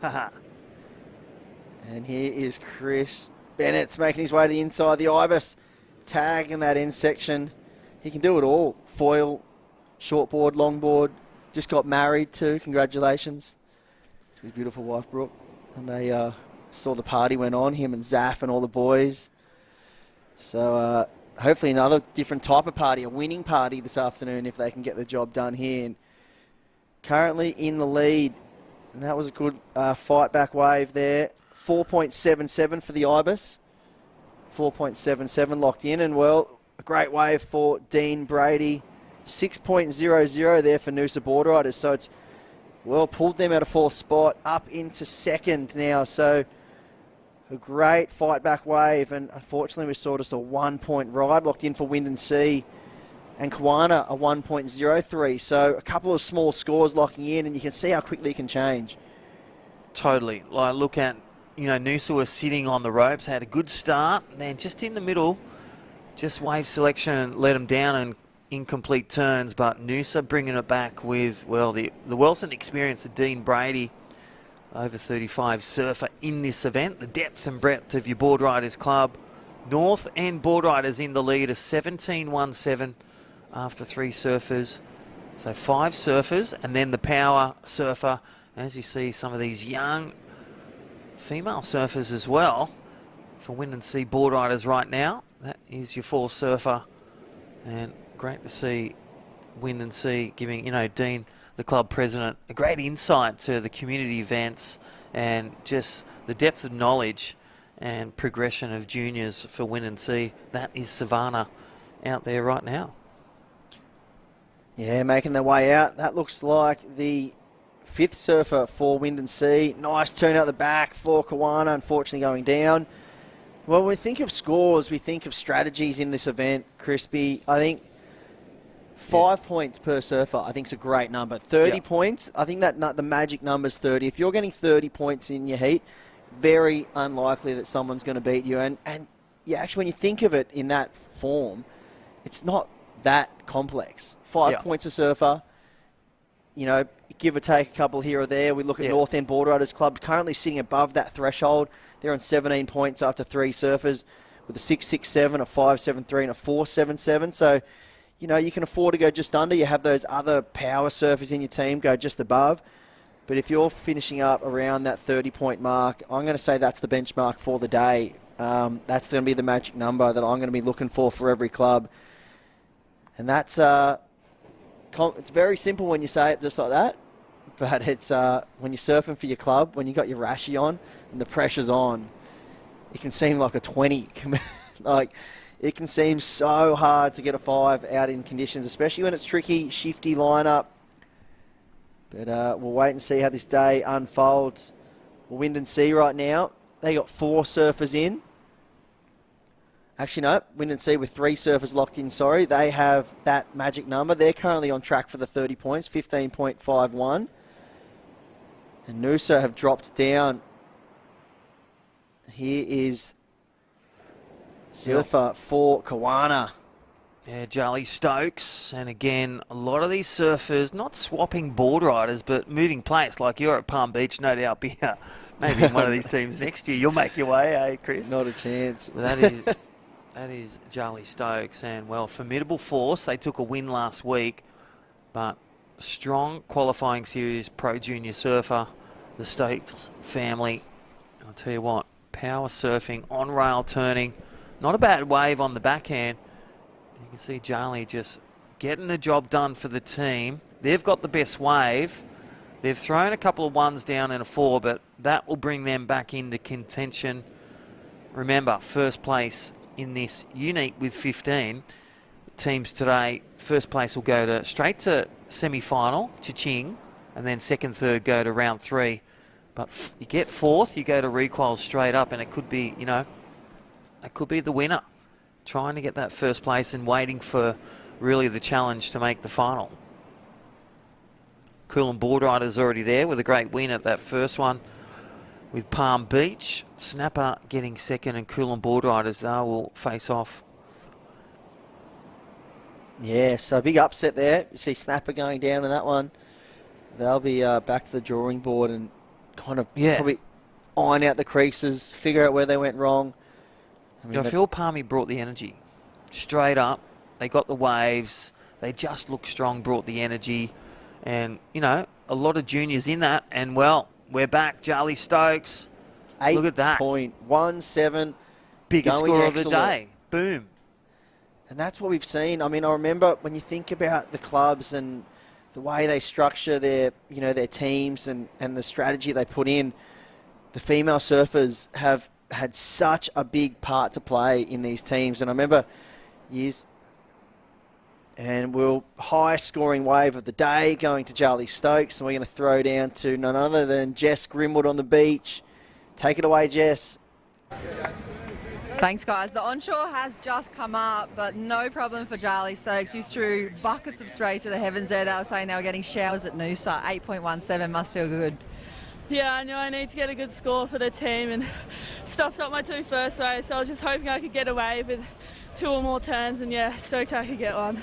What's the difference when you come in as a team that hasn't had a lot of major wins under their belt, and now you've come into this event straight after the Stratty Assault win? Is there a difference in pressure on your shoulders out there? No, not really. We're quite as the underdogs. We love being the underdogs and coming and versing all the big names, and yeah, we just have so much fun, and if we can get a win or a final along the way, we're stoked. And a lot of blue folder grappling right there. That's a lucky folder. Yeah, it's a lucky folder. No insights yet to what's in there? No, not yet. Love it. There we go. That's Kiama. Keep a very good eye on them, guys. They are absolutely on fire here this morning. Yeah, thanks, Jess. How was that? Chriso. I want to know what's in that folder. Just a sneak peek. Can we get Jess to get a little insight into it, look in there? But tell you what. Yeah, so well on track now. Charlie Stokes to the Oakley Prison Performer Award. Highest scoring wave of the day so far. That was great to see, and just when they needed it. She had only locked in prior to that a 1-point ride, and like she said, couple of falls, working out the lineup, and then able to really capitalise. 8.17, and Kiama now sitting well and truly above the threshold. They're on track for, you know, over 35 points if they keep this up. This heat's really come alive. We've seen conditions deteriorate, but performances elevate, which is, you know, I think that first heat, people were trying to figure out the lineup. They were trying to understand, maybe what the best bank was to be on, and the other teams have watched that. They've broken it down. They've been able to pick apart the lineup and see kind of maybe where Snapper went wrong, where Coolum went wrong, and where Palmy went right. And they're bringing those best elements now into this heat with some great numbers. You know, we look at just Kawana, 7.10, a 4.47, and 8.17. Two really high scores there that I think that's going to really hold them through in a good spot to the back end of this heat.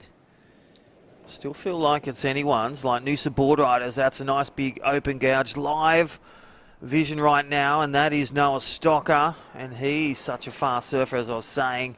Can go well in the air as well on the rights with that onshore breeze coming on through. But I tell you what, 15 minutes remaining. Some of these teams are going to get through 3 surfers with that 2 to 3 minute paddle out, the run on the beach about a minute. Time's the enemy for some of these, so we may see a bit of change and a bit of strategy change with getting a quick wave and getting in there. Yeah, we just saw a long ride there from the surfer in yellow, North End Boardriders, and here's the stock. Yeah. Look at him. Good looking rig. He's looking stacked. And tagging their next surfer to make their way out. Running up the beach, making the run to the south. We've got that south swell, so there's probably a fair bit of current sweeping north. And we just onshore winds just slightly coming up now. High tide, you know, those pushing south swells. Does make it tricky out there. I think that's Gia Lawrenson down there for Noosa. So power pack team, I would dare say Noosa's going to technically, they get that score of Noah Stocker in, the open surfer. Gia Lawrenson gets a quick wave. They could be sitting in the top position or in that good position for round 3 instead of going through to the requals if they stay in 4th. Win and see, got to get a wiggle on with the time as well.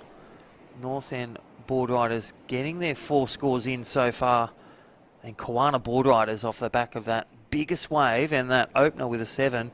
They've just got to get through there and avoid that 5-point penalty for not finishing your surfers there, Chris. Yeah, that's a tough one. So that's where strategy becomes a huge part in this event. And you can have the best surfers, you can catch the best waves, but if your strategy's off, if you spend too long sitting out there waiting for those good ones, it means nothing, you know. It can all come crashing down right in the back end of the heat, and that's where you've got to structure, you know, every surfer needs to get that wave and get back to the beach. So 6 waves in total that need to be locked in. And that's where we say 5 points a surfer, 30 points. Yep. Some surfers going above. We're looking at Kawana. Last score locked in for Kawana, 6.67. Great ride there, but the number of the 4th surfer so far that we do see is the stock. Noah Stocker, 7.77. Hit the jackpot there, so 7.77. Great ride there for Noah Stocker. Those 2 big power calves.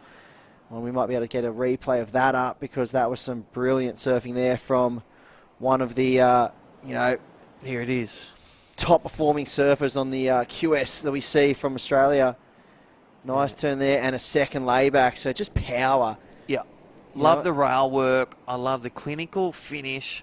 Judges lapped it up a 7.77. That is the second highest score of the day. With Charlie Stokes from Kawana Boardriders, they're in the lead, a 6.63. That last one, a Kawana. And I did have a message from some intel, that Kawana Blue Book. Guess what? What? It says 2 words. Do it. And the Just famous win. word, just if you ain't first, you're last. That's it. No, we're going to get that Blue Book. We are. We're going to bust out of the webcast and Yeah. Jess is wrangle onto it. She's doing some spy back-end work, trying to get a hold of it. Hyundai replay live on screen. This is Win and See. Well, some great social community club, and again, some great performances from Win and See. And this is our junior surfer. Good little wave. Again, crunching through the platform. 6 waves will be locked in. 6 surfers ignited in 50-minute format. And this is a great replay of the action.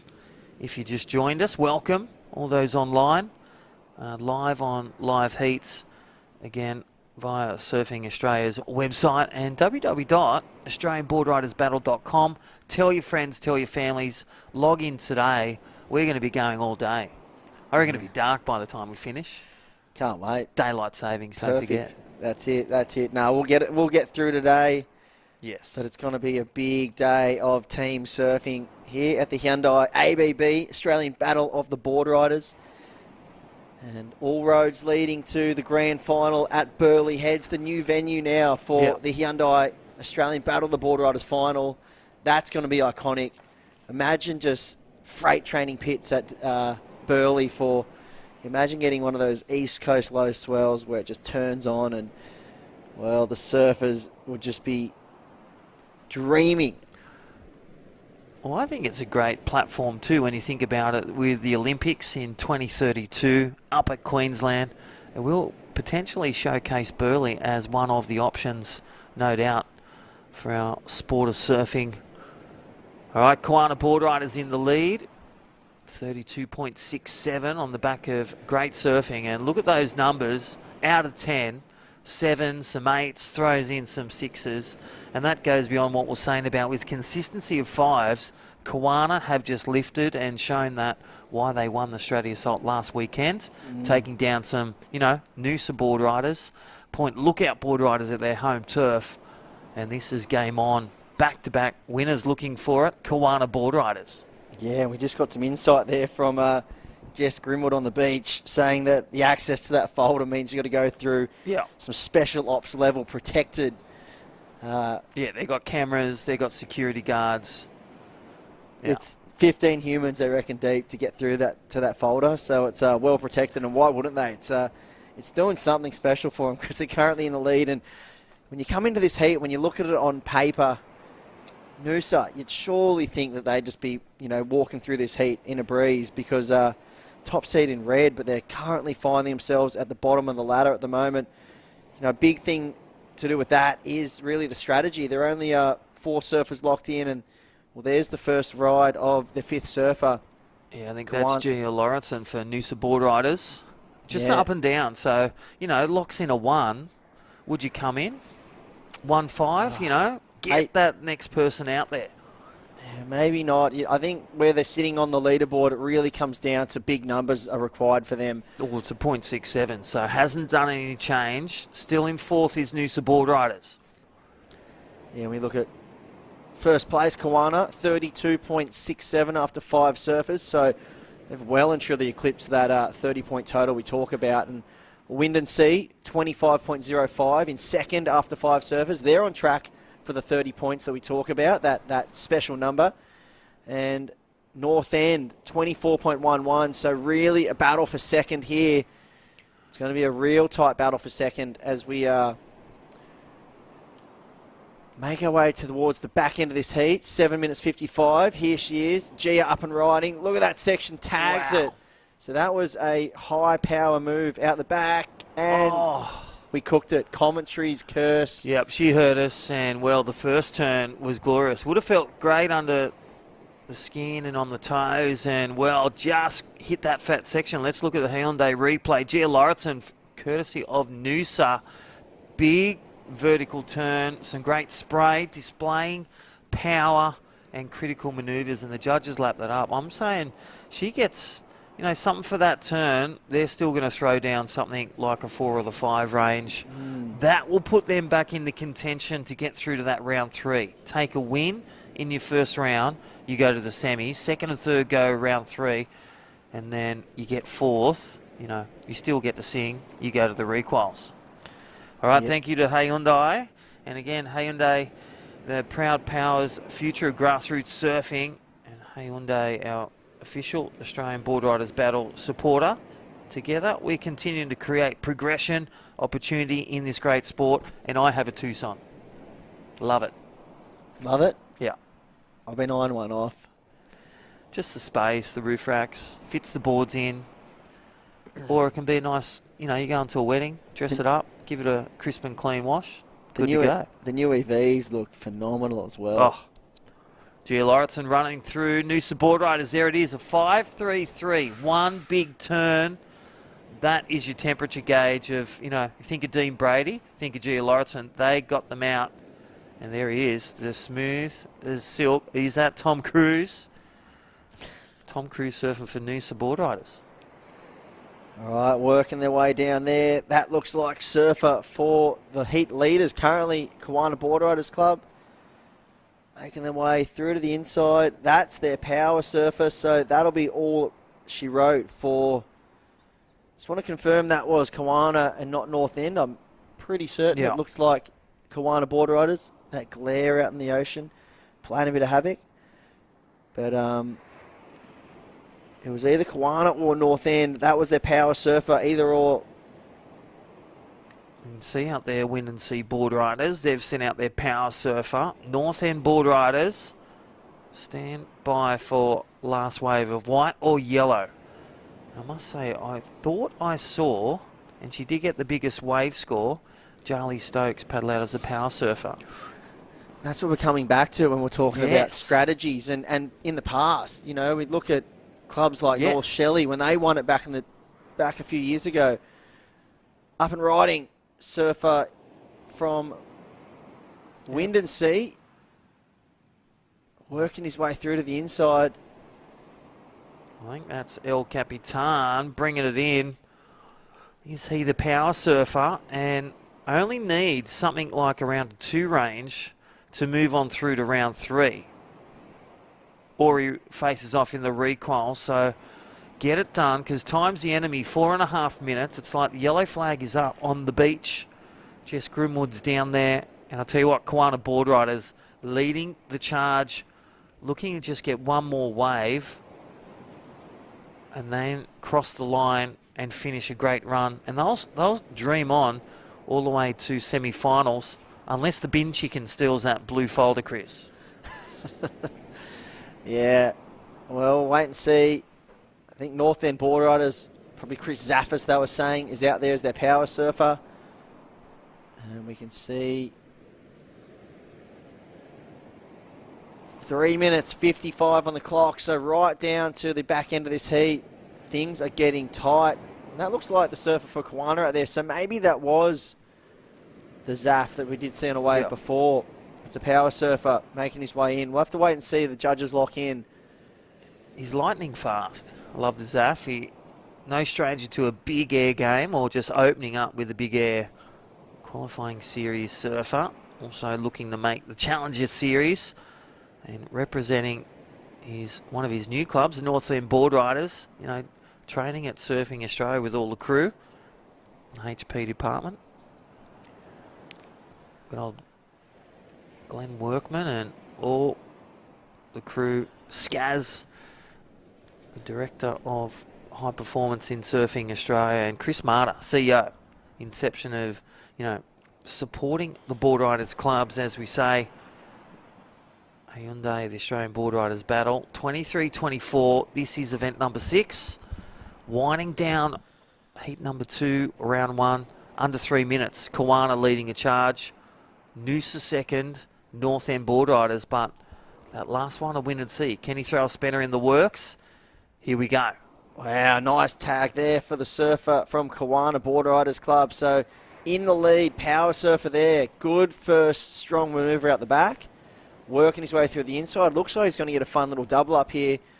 The high tide at Coolum Beach is definitely delivering some fun inside sections, and well, they're going to like that one, and he's going to make his way to the beach. 2 minutes 15, plenty of time to get up the sand and into the box. And like you said, they've eclipsed, you know, that average of, you know, 30 points. I think that is Zeb Stokes, the powerful Stokes family. Great Ironman, great surfers, great lineage in the ocean. And there we go for Noosa Boardriders. Wow, that leaving it. The keys are on the table. That one, that was heavy, because we've just seen Noosa have made the jump after that great ride from Gia, that 5.33. It put him into second, but look at the scores here. It is a battle for second. Here's the power wave for the surfer in white from KIAMA. Nice first turn, and well, this is what Noosa would have been hoping for. Big turn at the back, work it through to the inside. And remember, we can only, every power surfer only gets one wave, one shot at it. So it's not like earlier in the heats where they can catch as many waves as they want and just pick the best one. This is just one wave, all or nothing. And I love the way, I think that's Zeb Stokes, he looks back and he doesn't, that is the wave, he looks back to see where the other guys are, or maybe to see, you know, he's just showered, put out a fire, some big sprays there from the Stokes family, and they are going to ignite through to semi-final. But this is where things get interesting, because second place, Noosa, they did just get a ride, but there's only 48 seconds to go. I can't see North End Boardriders out there right now. So with only 0.5 difference between Noosa and North End. Yep. And we we just just saw 5 points. And we just saw Noosa with the fall off. Here is the surfer from Wind and Sea. Tagging this one 30 seconds. So he's got 30 seconds to get to the box. And they're only, well, 2 points behind the surfer from the surfers of Noosa. Very close on the top end of the draw here. And, well, Wind and Sea just locked in a 3.33. That's a stand-up, double stand-up. That is a stand-up. So that's a penalty. We will go back to the rule book. Yeah. And judges, because even though he's getting a wave in, you've got to prone down. Yeah, you got to lie down. Yeah, we love controversy because it just unfolds. Look at that. So Wind and Sea Boardriders, we'll get back to you. But KIAMA Boardriders, they will go to the lead. North End Boardriders are currently second. And that is a wrap because he didn't cross the line. There'll be deduction of 5 points for Blue. And Noosa Boardriders, well, there's a lot to talk about, but let's hear from our great sponsors, our partners, and we'll be back with the action and what happened. Heat 2, Hyundai Australian Boardriders Battle. See you soon.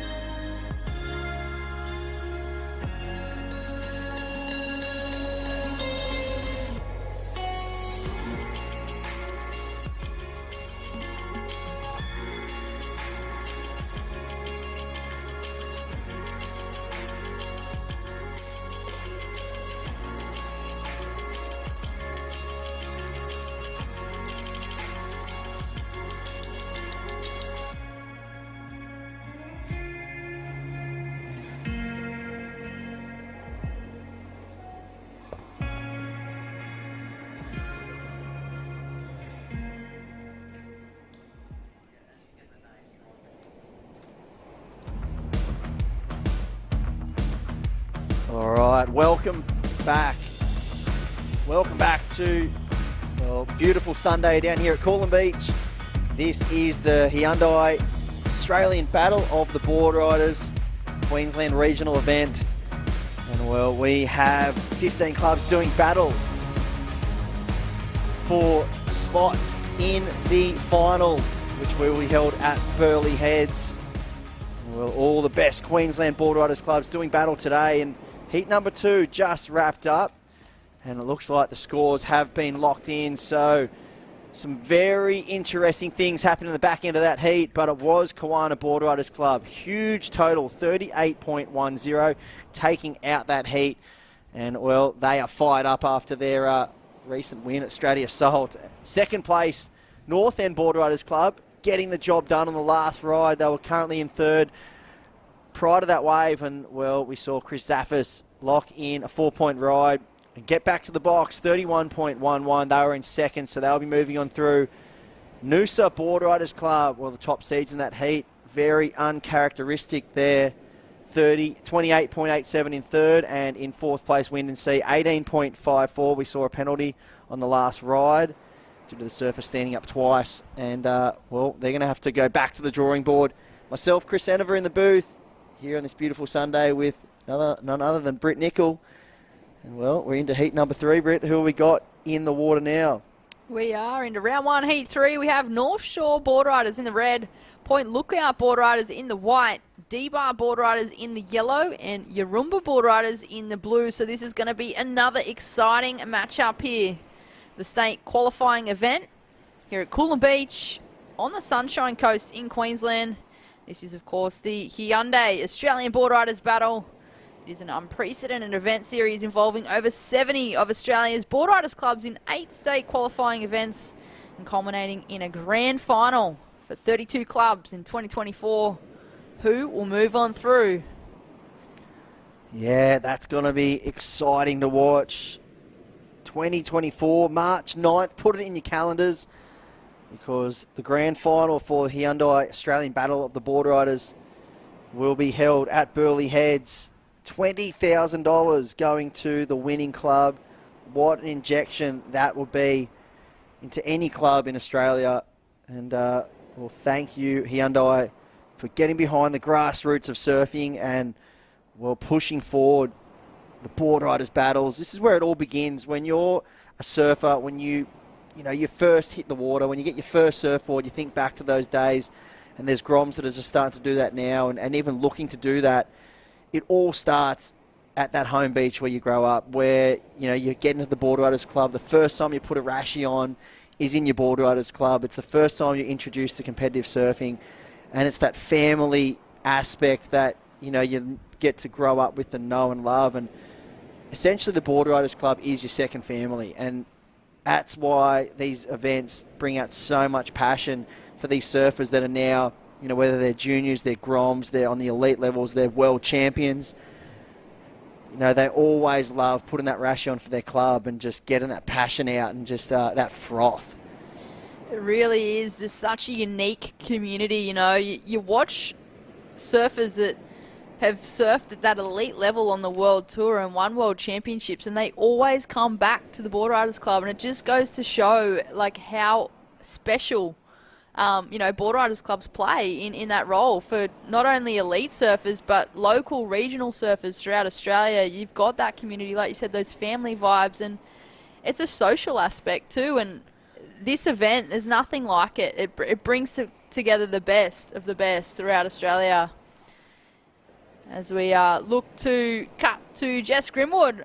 Jess, take it away. I heard you've got D-Bar Boardriders.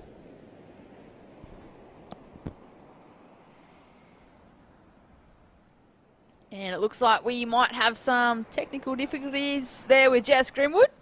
We'll be back with her a bit later, but that was D-Bar Boardriders. They're down there. Bit of shadow boxing going on. They're getting fired up. Bringing the heat here at Coolum. Just under 46 minutes on the clock. This is going to be an exciting matchup.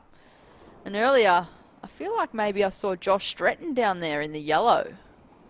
Originally from that Port Stephens, Anna Bay area. He's now living on the Gold Coast. Might be surfing for D-Bar. Yeah, D-Bar, I feel like that breakaway club. They just break all the rules, they just do what they want. It's great to see, they really do. People gravitate towards that club because, just around the corner, you've obviously got Snapper, who are like the Penrith Panthers of, boardriders clubs. Everyone just wants to beat them, but they can't. And, well, then you've got, I think there's ex-surfers that have come out of Snapper and then they've looked to start their own club at D-Bar. And, there's plenty of surfers from around Australia that have gravitated towards that club. And, the likes of David Vlag's come up from North Narrabeen. He lives up on the Gold Coast now. And then, Nick Vasicek, Breno. There's just a big crew of guys that are Dale Richards even. I see him get down there. Just one of the icons of surfing, one of the trial winners back in the day at getting into the Quickie Pro. You just see so many crew gravitate toward that club, and they got such a fun aspect. And I'm sure they're going to be front runners for the Jim Beam Club Award. The club bringing the most energy, and here is Surfer for North Shore. Well, when we think of clubs that just have talent oozing, it is North Shore Boardriders Club tagging this one, working his way to the inside. This is a great start for the heat for North Shore, and just joining the dots and then getting a bit tricky, but just losing it. It was there to be had, that one. That nice section stood up, and he'd done all the hard work and just came unstuck. And well, he'll be coming in, no doubt. A long wave like that. You think about the paddle back out today, it is quite long. And take away the replay, Britt. Loved that first turn, really crisp, a lot of energy. A wave started to flatten out here, but he managed to stick with it and got a steeper section on the inside, really capitalising on that section. Just carves here. Beautiful technique and style. Straight into the pocket. Gets the rebound. And had he have finished that last turn, I feel like he was well and truly on his way to an excellent number. He managed to lock in a 6.83, so you could only imagine where that score may have fell had he have not fallen. Definitely a bit of meat left on the bone there, Britt. And yeah, I think that was going well and truly excellent. 6.83 for that ride. It just kept standing up and just kept giving and giving that ride. And, well, D-Bar Boardriders Club, they've locked in a 6-point ride, so that's a good start for them at the moment. Little quick ride for Yaruma. And, well, point Lookout Boardriders Club yet to open their campaign here at Coolum Beach for the regional qualifier here at the Hyundai Battle of the Boardriders, the Australian Battle of the Boardriders. All roads leading to the grand final in 2024 at Burleigh Heads. Surfing Australia has been sharing that stoke, so shared the stoke for an enduring 11 years, and they've given back over $1.2 million to Australian Boardriders Club. So Surfing Australia really contributing to that growth for the Australian Boardriders Clubs. There is no event like this, not only in the country but around the world. It's something that other countries look to just model and replicate. We have such a strong field of board rider clubs throughout our country, and well, like you talked about before, Chris, it really is the pathway for that competitive journey. Often the first place that surfers put that rashie on and get that little bit of a competitive itch. With 42 minutes on the clock, this is round one, heat 3 in the water. It is North Shore Boardriders in the lead at the moment with a 6.83. They are in the red. D-Bar Boardriders in the yellow. In second place with a 6. Yarumba in the blue. Locking in an early 1, so I'm sure that'll be a throwaway. And at Point Lookout Boardriders in the white. I'm sure they'll be looking to get their campaign under the way. These are, of course, 50-minute heats. It feels like there's plenty of time, Chris, but as you move through the surfers, pressure starts to amount.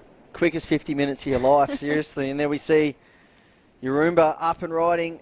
Good energy shown on this ride, working his way through, but that one just filters out, hits that dead section.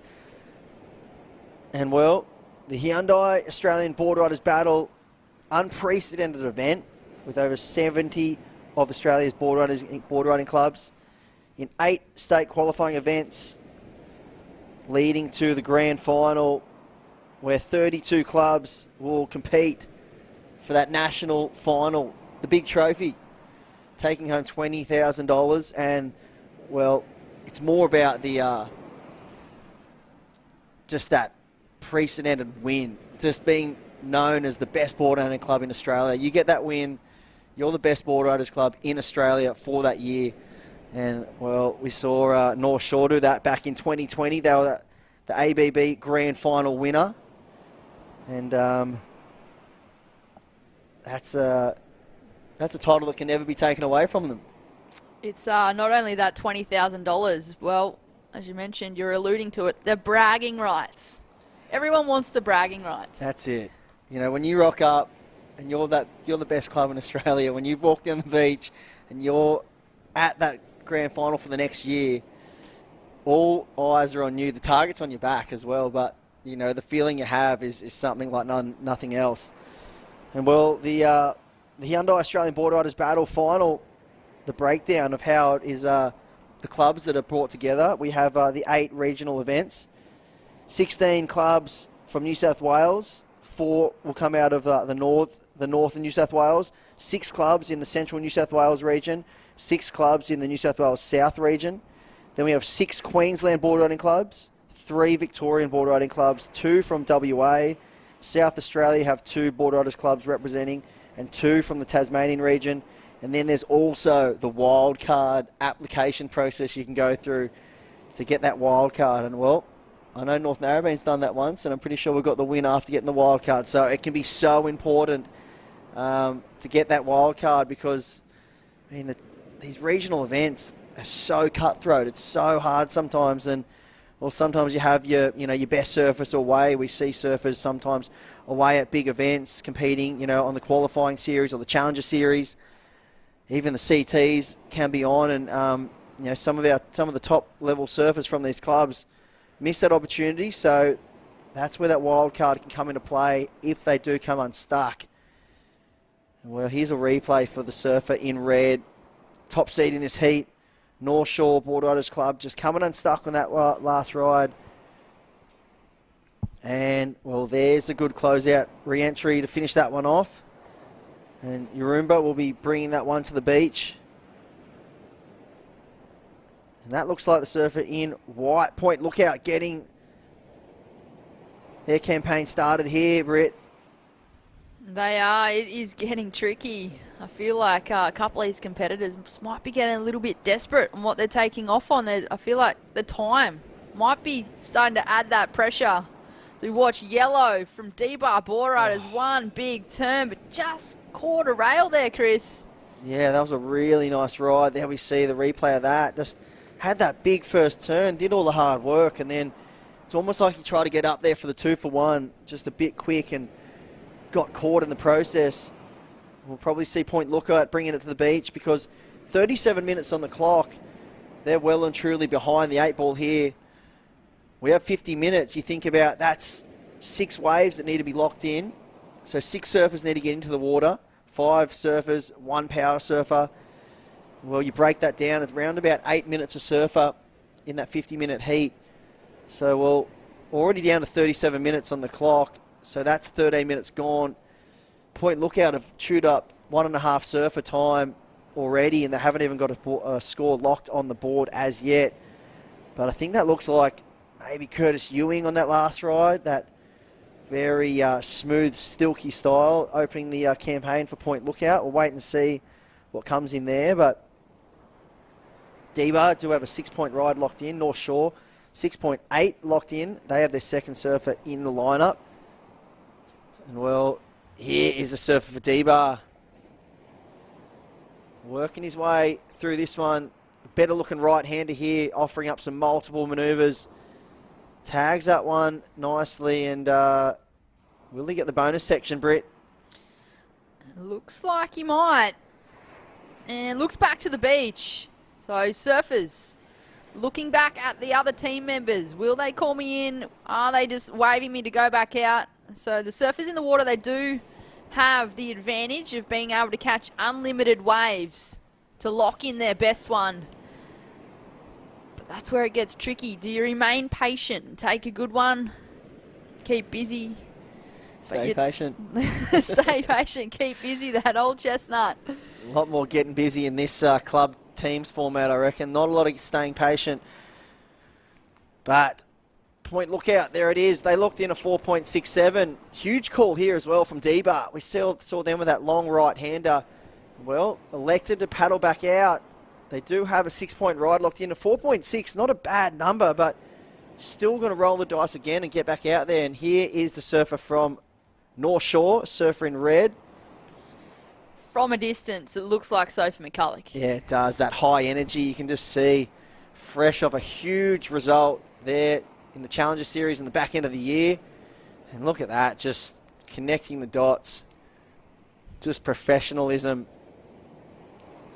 Consistency. Gets out there, gets the job done as we watch the Hyundai replay. Belts the first section. Caught a little bit of a rail, but managed to recover. Carves around into the pocket. Beautiful technique. Really making the most of this wave. No stranger to putting that rashi on and surfing under pressure. Belts the section. Gets the link throughs. This is one of the better and longer waves that we've watched here this morning. The Sophie McCulloch just going out there, doing what she needed to do, and straight back in an 8.67. So North Shore Boardriders in red in first place now with 34.5 minutes on the clock. The next surfer on screen making their way into the lineup.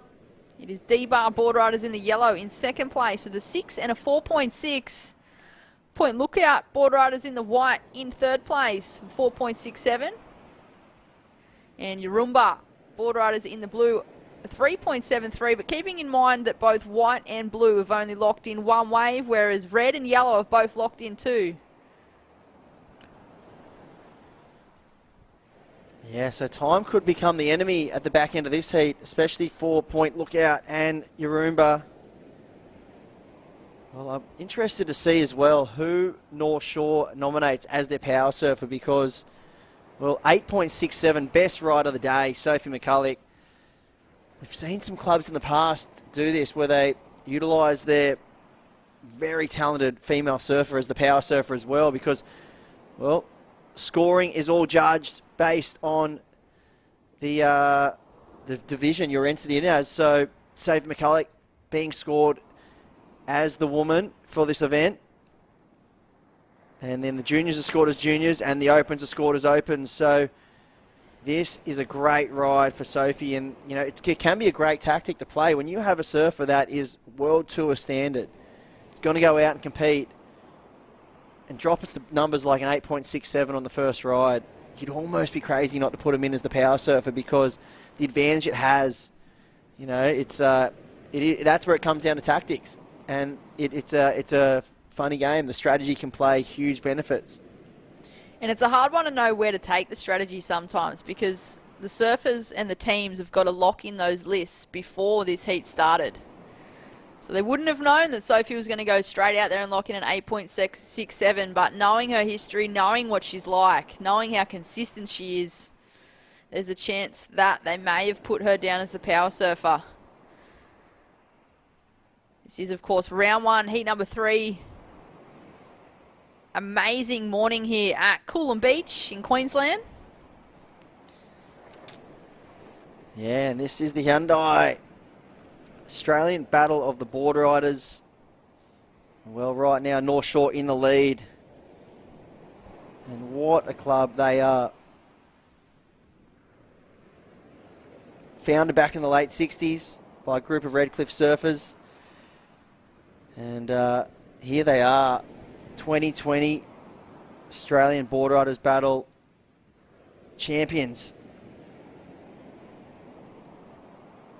Currently in the lead, D-Bar in second on that huge first score of Sophie McCulloch.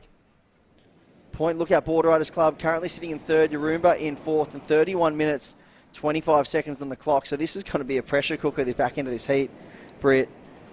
We're going to find some surfers scrapping for their final waves, and there's going to be no doubt. And that's where things get exciting on days like today, especially when the conditions, you know, we can see they've started to deteriorate. The onshore wind has come up. We've got a high tide this morning, and we'll wait and see what the back end of this heat delivers. And there's so many different factors that can play into even the difference between third and fourth in this event with the format. First moves straight through to, I think, the semi-finals. Second and third move through to the third round, and fourth moves into the second round. So even if you can get from fourth to third, it makes a difference. You move ahead of one more round. So, you know, a lot of tactics coming into play. With previous events we have witnessed before where teams have just sent someone literally to quickly get out there, catch whitewash, and just get in so they don't lose 5 points. So it is all going to be happening here at Coolum, particularly when that number in the time allocation starts to chip away as we watch yellow on screen looking for the link through. So he did catch a wave before, he got sent back out there, and I don't think that's going to improve on his score. Yeah, so that could be a very crucial decision there made by D-Bar Boardriders, because we saw he locked in a 4.6, not a bad number. And you know, I was talking to Crispy in the last heat, Britt, saying that, you know, 5 points is a pretty, you know, safe number you want to be going out and looking for every single heat. If everyone locks in a 5, you know, that's that magic number of about 30 points that it's very unlikely you're going to get beaten on 30 points. Well, at least you're going to find yourself in first or second at least. North Shore currently sitting on 15.5 after 2 surfers. And here we see Point Lookout working his way through to the inside. Well, coming from Stradbroke Island, a non-for-profit, volunteer-run Boardriders community organisation. Well, spearheading the Point Lookout Boardriders Club is the super talented Curtis Ewing we were talking about before. I think that looked like him, first surfer up and riding. And, well, they're pretty sport for choice. Imagine having a whole island to yourself. Where do you want to surf? You got cylinders, the pumping right point brake. You got the beach brakes. It's just never-ending choices for them up there, and well, just that would be a fun club to be a part of. I tell you what, like some of those monthly events would just be crazy conditions. They'd get such good waves. And here, up and riding, surfer in blue for Yarumba. They've locked in a 3.73 for their first ride, so they need to get moving. Currently a little bit behind the 8 ball here, both on time and points. So it looks like the surfers probably going to make their way back out again.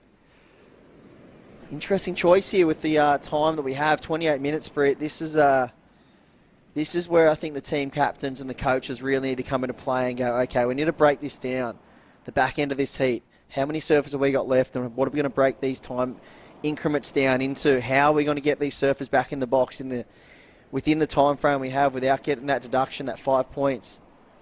We saw it crucify wind and sea in the last heat, and I think they lost 10 points in the back end of that heat because 5 points for standing up twice, and then they didn't get back in the box, which was another 5 points. So they ended up on 18 points. But yeah, they got crucified wind and sea in the back end of that heat. But that comes down to the pressure of the clock, which you've got to keep your eyes on. And well, it feels like no one's really ahead of the clock here. And here goes Blue, so found a quick one. Hooks into a nice turn, Britt. Works her way through the inside. What do you reckon? Make the way in? Oh, they're on the back foot, though. They're in 4th place. They've locked in a 3.73. It's such a tricky one, Chris. There's 27 minutes on the clock. Time really is chipping away. I feel like at the moment it's between Yarumba and Point Lookout just to get into 3rd place at this stage. Yeah, it's going to be crazy back into this heat. Next heat in the water will feature, well, it's a pretty stacked one. Burleigh Head Boardriders Club. They'll be in the red. Alley Boardriders in the white. M&M Boardriders in the yellow. Majimba Beach Boardriders Club in the blue. Looking to progress on through. Currently in the semi-finals, we do see Kiwana Boardriders and Palm Beach Boardriders Club. They've locked themselves in the semi already. And the clubs that are now currently into round 3, Snapper Rock Surf Riders, North End Boardriders Club, Noosa Boardriders Club, and Coolum Boardriders Club. So like you said, Britt, finishing first is a huge advantage to make your way through to the semi-finals already, to book yourself your spot. So essentially you only need one more good heat and you're into that final, and you found yourself qualifying for the national final. It makes a massive difference. And, well, we had some massive turns there from the North Shore Boardriders in the red. They're already in the lead. Will they extend that even further as we watch the Hyundai replay? Up on his back end, puts it up and over the lift, gets vertical, and again, gets a little hung up, but he managed to drift the tail and get the completion. And it looks like he is going to make his way into the beach with just under 25.5 minutes remaining. North Shore Boardriders in the red. They are looking good at this stage, Chris. Yeah, they are. And, well, they're well and truly ahead of that that kind of happy number we talk about, 5 points a surfer. They're up at 20 points after 3. So dropping some huge numbers, North Shore, and we expected that out of this club. Super stacked field and a very talented club. They've got, you know, they've had surfers on the world, many surfers make the world tour, the likes of Dimity Stoyle. Sophie McCulloch now currently leading the charge for the females. Well, Deba Boardriders Club in second, 10.60 after 2 surfers, so they're going to be trying to get a wriggle on. And this is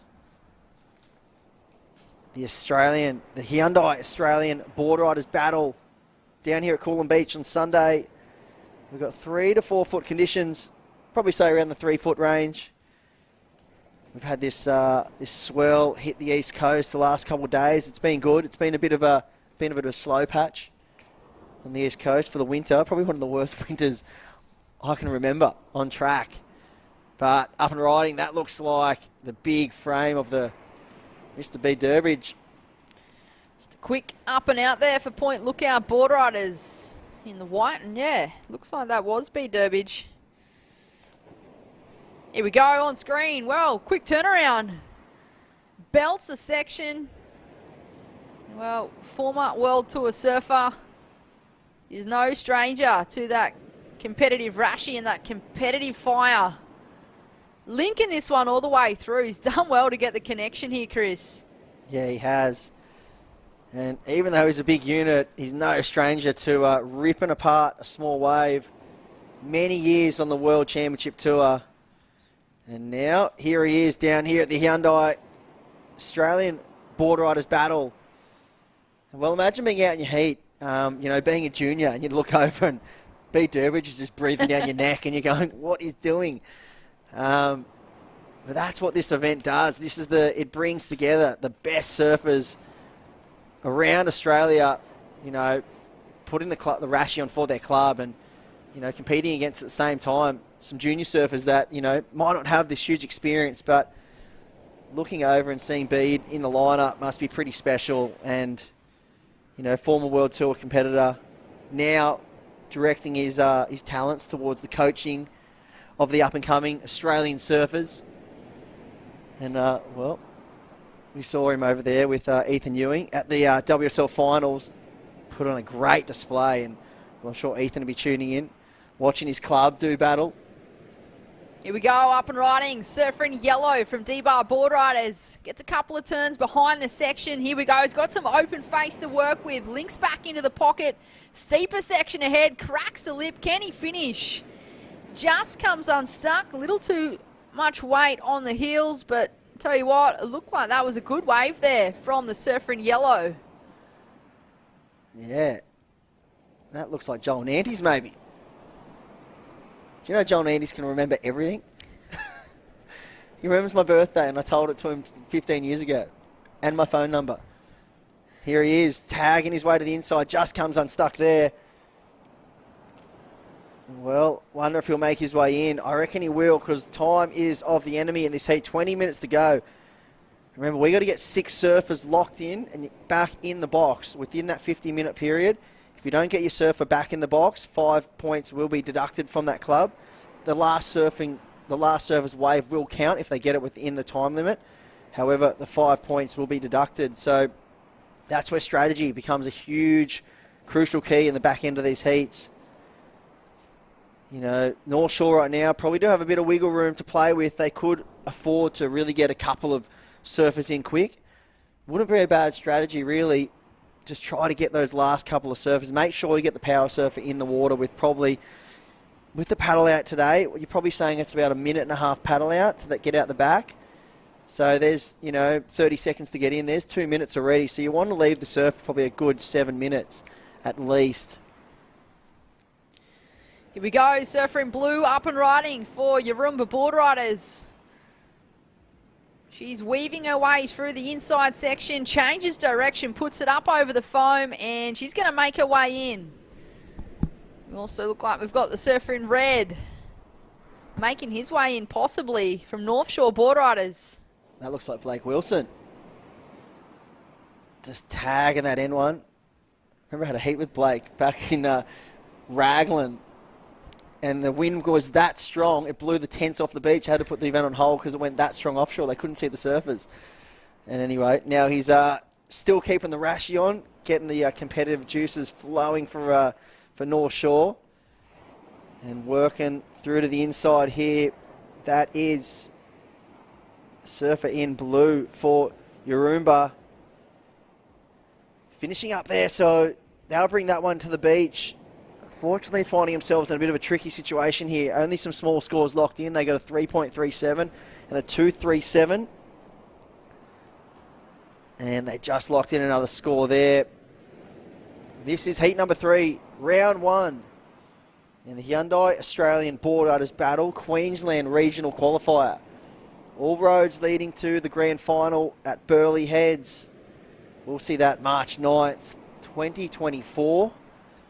Where the clubs will be doing battle for not only $20,000 for the winner, Britt, but the title of Australia's best board riding club, which can never be taken away from you. we look at some of the past champions of this event. Last year we did see Byron Bay break through for the biggest win in the club's history there. They took down Snapper Rocks, who came in runner-up. North Shelley got the job done in 2022, ahead of Snapper Rocks again. North Narrabeen, and they got the job done in 2021, ahead of, guess what, Snapper Rocks again. So Snapper Rocks have been bridesmaids 3 times in the past 3 years. So, and then North Shore 2020, Merriweather 2019, Culburra 2018, and probably the craziest final I've ever seen. I remember that Mikey Wright diving over the line like some type of superhero, tagging the box with about 2 seconds to go to get the job done. Avoca 2017. North Narrabeen again back in 2016, and well, Snapper Rocks, they finally got a win. They did in 2015, so it's been a while. I tell you what, they started a little bit slow today, but I'm sure the coaches and everyone will be rallying together to try and get it back on track. There's nothing more frustrating than constantly finishing second at something. And I feel like Snapper Rock Surf Riders are one of those clubs that just like, we're meant to be winning. We're meant to be on top. We're the best. And I feel like that's something that would just irk at them, but motivate them and drive them to just get the win. 3 years in a row, bridesmaids. But it's going to be a hard ask with the rest of the teams that are trying to take that, that win off them. Yeah, so we do see the last score locked in for North Shore. Blake Wilson a 5.50. And, well, D-Bar Boardriders Club a 5.80. So, look, some good numbers starting to filter on through. It really is that 8.67 standout ride there for Sophie McCulloch from North Shore Boardriders Club.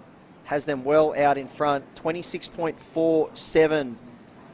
And so, for anyone tuning in, 50-minute heats here. We have 4 Boardriders clubs in the water right now. This is round number 1. First goes straight to the semi-finals.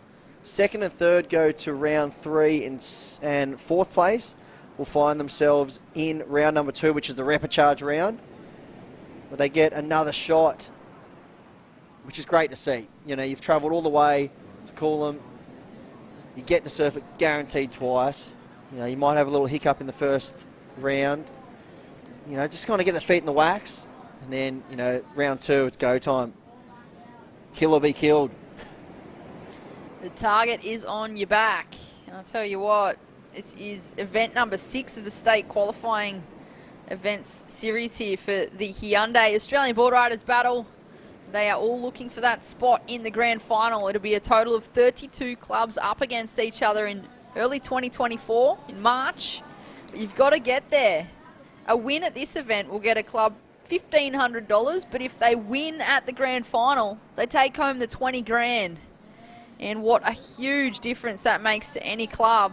A lot of these Boardriders clubs are very much driven on volunteers, community coming together.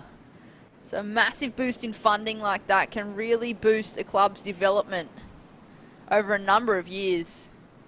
Just really injecting that financial contribution that a lot of them rely on for programs, development programs. A lot of clubs really, you know, bringing on sponsors as well to contribute. Yeah, and well, we do see the big names. You know, you got North Shore out in the front right now, Point Lookout, D-Bar, very recognisable clubs. But Yaroomba, you know, you haven't heard a lot about Yaroomba Boardriders Club, but we want to dive into a bit of, you know, some history behind this club. It's pretty special, to be honest. Only 7 years young, this club is. And up from the Sunshine Coast, a bunch of pocket rocket surfers that have come together. And, well, originally it was, you know, a day out they used to do. They used to run a monthly surf event just for a friend of theirs that passed away, Chris Boyd. And it quickly became a decision to, well, formalise the Yaroomba Boardriders Club. And, well, now they have the annual Boydie Cup that they run, and they run monthly events, and they're starting to grow in numbers, and it's great to see them here representing, well, the young club that they are against some of the big heavy hitter names Yeah, look, imagine coming up, from your Roomba and you're paddling out and you got B. Durford sitting next to you like we're saying, and some of the top surfers in Australia. And it just must be pretty special for them just to throw the rash on and represent their new club. We're seeing new clubs popping up all over Australia and really starting to become powerhouses. Bungan Boardriders Club comes to mind. They're pretty new from down in Northern Beaches, and they were a bunch of mates that just got together at a pub one time and ran a few events, and now they're we see them, making finals and doing damage at big events. So, I've got my eyes on Yaroomba. They'll be keep growing. And these will be great experience for them. And we hear in the background there some of the scores being read out by the beach announcers. It's getting tricky. 13 minutes on the clock. You can just watch the urgency on a couple of these competitors now, really looking at anything that comes through. On screen, we have the surfer in red up and riding. Current heat leaders, North Shore Boardriders, just a quick up and out. Yeah, interesting choice there. I mean, that wave kept running. It had a bit of a wall on it. And I feel like right now, so this is their 5th surfer in the lineup. They got 12 minutes 30. I guess they can have some wiggle room to play around and, let a few waves go. But when it comes down to it, I mean, it's when you got the lead, locked in a 3.73, I feel like that wave could have been, up around the 4s or the 5 if they had to finish it on the inside. But obviously looking for something better out there. The surfers have identified that there is better waves out there, and here we go. He'll make me bite my tongue now. That's a nice first turn there for the surfer in red. Good section standing up and belts that last one. So who am I to judge? He's just absolutely blown up and locked in a huge number there. The surfer for red from North Shore, making his way to the inside. Looking very loose there. Questioning his tactics, and well, proved you wrong there, Chris, but Yeah. North Shore Boardriders, they are I think that was Taji Stokes. on fire right now. Yeah, they are. And this is going to be a big number for the 5th surfer here. Look at this one. It stood up nicely, and well, Taj Stokes just went, thanks for coming, bingo, and a second huge turn there. So a great combination of manoeuvres, and well, look at that. That option to pull off that first one has paid off in big amounts because he just locked in the best score of the heat. 9.10, 910, hitting the excellent number. Look at the speed, power, and flow. He ticked all the boxes. And well, North Shore have just said to everyone, thrown out warning signals across the board. 35.57 was still a surfer to come. 10 minutes 42 on the clock. We see their final surfer running out. They have just given everyone a masterclass in how to surf an Australian Boardriders Battle, Hyundai Australian Boardriders Battle heat. Look at the competitiveness between surfers, just sprinting up the beach. It's a marathon effort. And well, it's a team effort. You're not just surfing individually, you are surfing for a team, and this is what makes this event so different to a normal surfing event. And like you said, Chris, just the fact that you've got some pretty fresh clubs and fresh young surfers up against the like of former World Tour surfers and current World Tour surfers, there's really not many sports that you get that mix and that opportunity, you know. It really breaks the ice, it breaks down that barrier, and it really creates that community and that relatability as well, showing that they might be a World Tour surfer or a former World Tour, but they're still human. They want to be here with their Boardriders Club. Oh, I've seen the best surfers come unstuck in these events, you know. The pressure of wanting to perform for the club and everything on the line, it means the world to them. And then sometimes you've seen World Tour surfers come unstuck. And here's the 910 we saw. That looked like Taji Stokes just detonating that left-hander. A rare left we've seen today, and then went back right. Plenty of speed. Look how lively he looks, and surfing on top of the water there. 9 minutes remaining. This is, of course, round 1, heat number 3. North Shore Boardriders Club in the red, well and truly in the lead. This Point Lookout Boardriders in the white in second place. D-Bar Boardriders in the yellow in third, and Yarumba Boardriders in the blue in fourth. White up and riding, just a quick one. Gets a little hung up on the top of that one, but the surfer in white, Point Lookout Boardriders, is going to make his way back out to the lineup.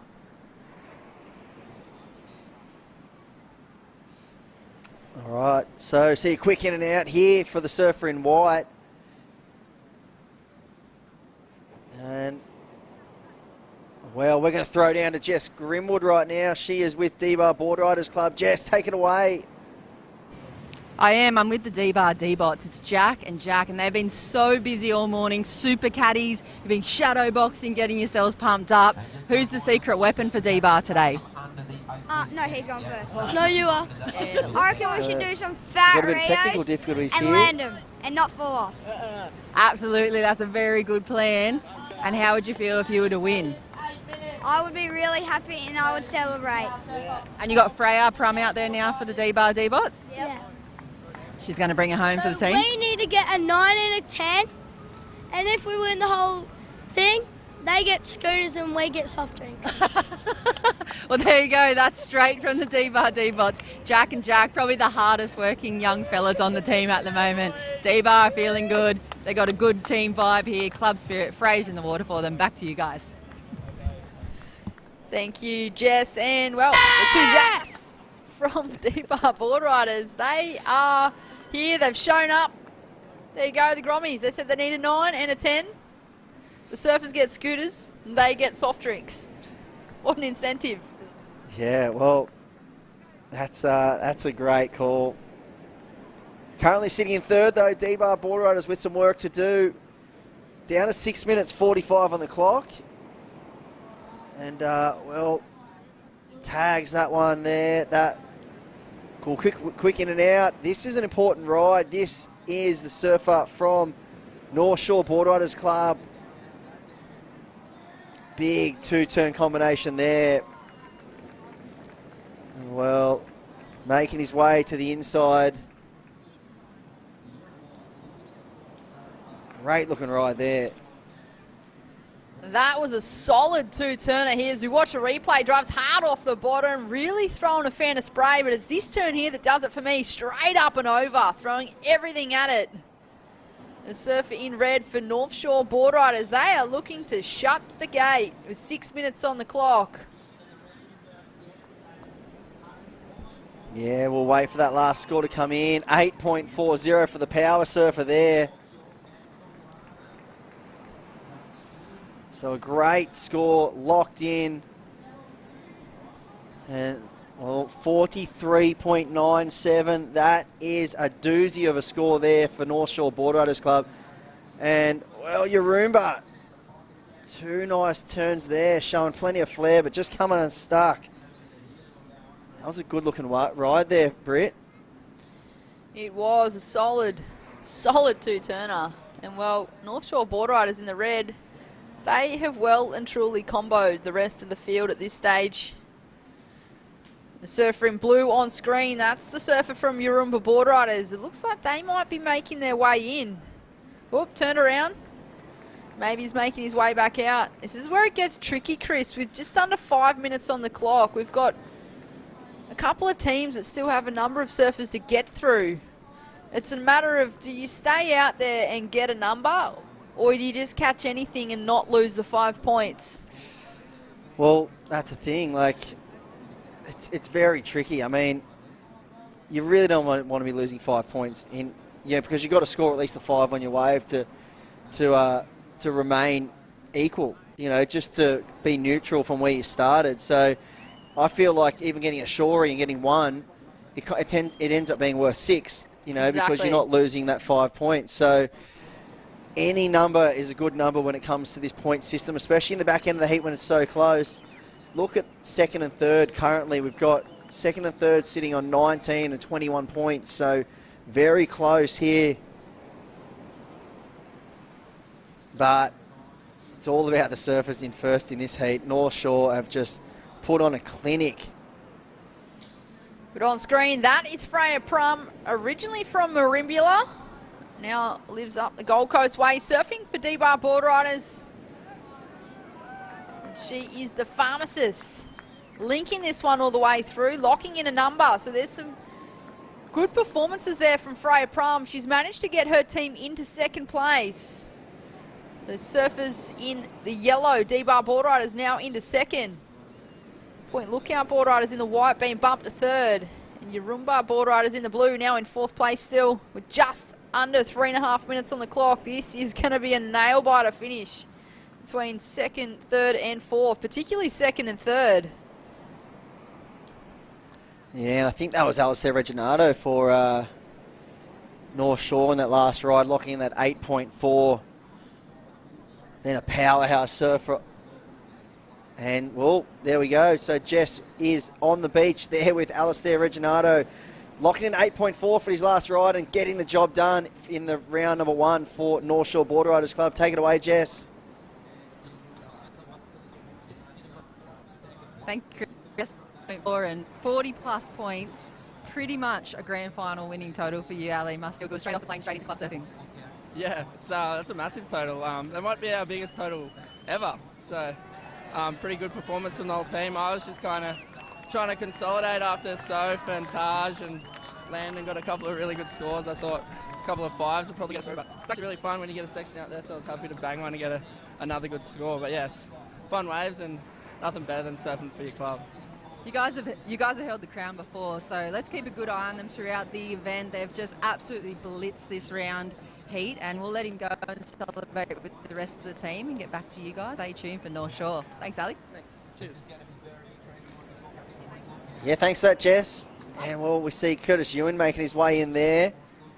The Point Lookout currently sitting in third. We'll have to see what happened there. Well, he's locked in a very important number. Look at this one, Britt. Take it away. Cracks that first section straight into a second. No downtime.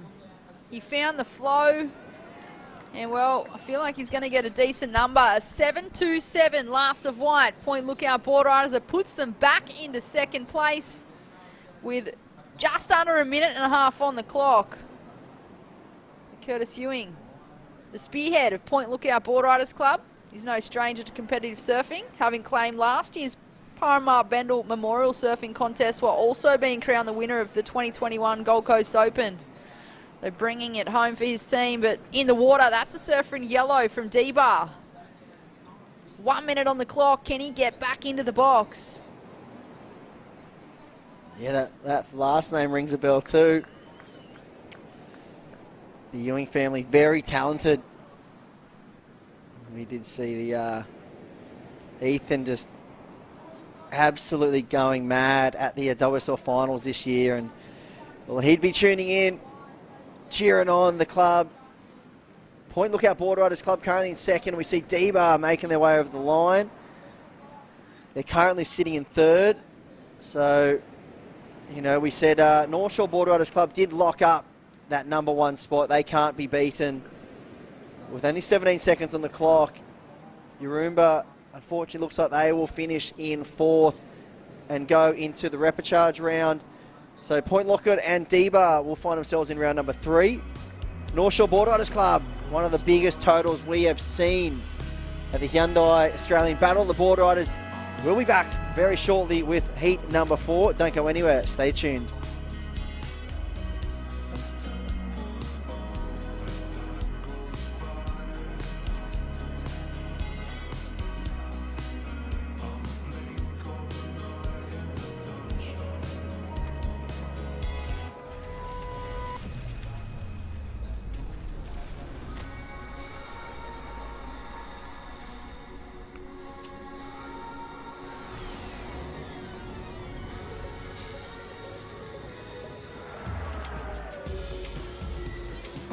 Hyundai Kona, imagined to be bold.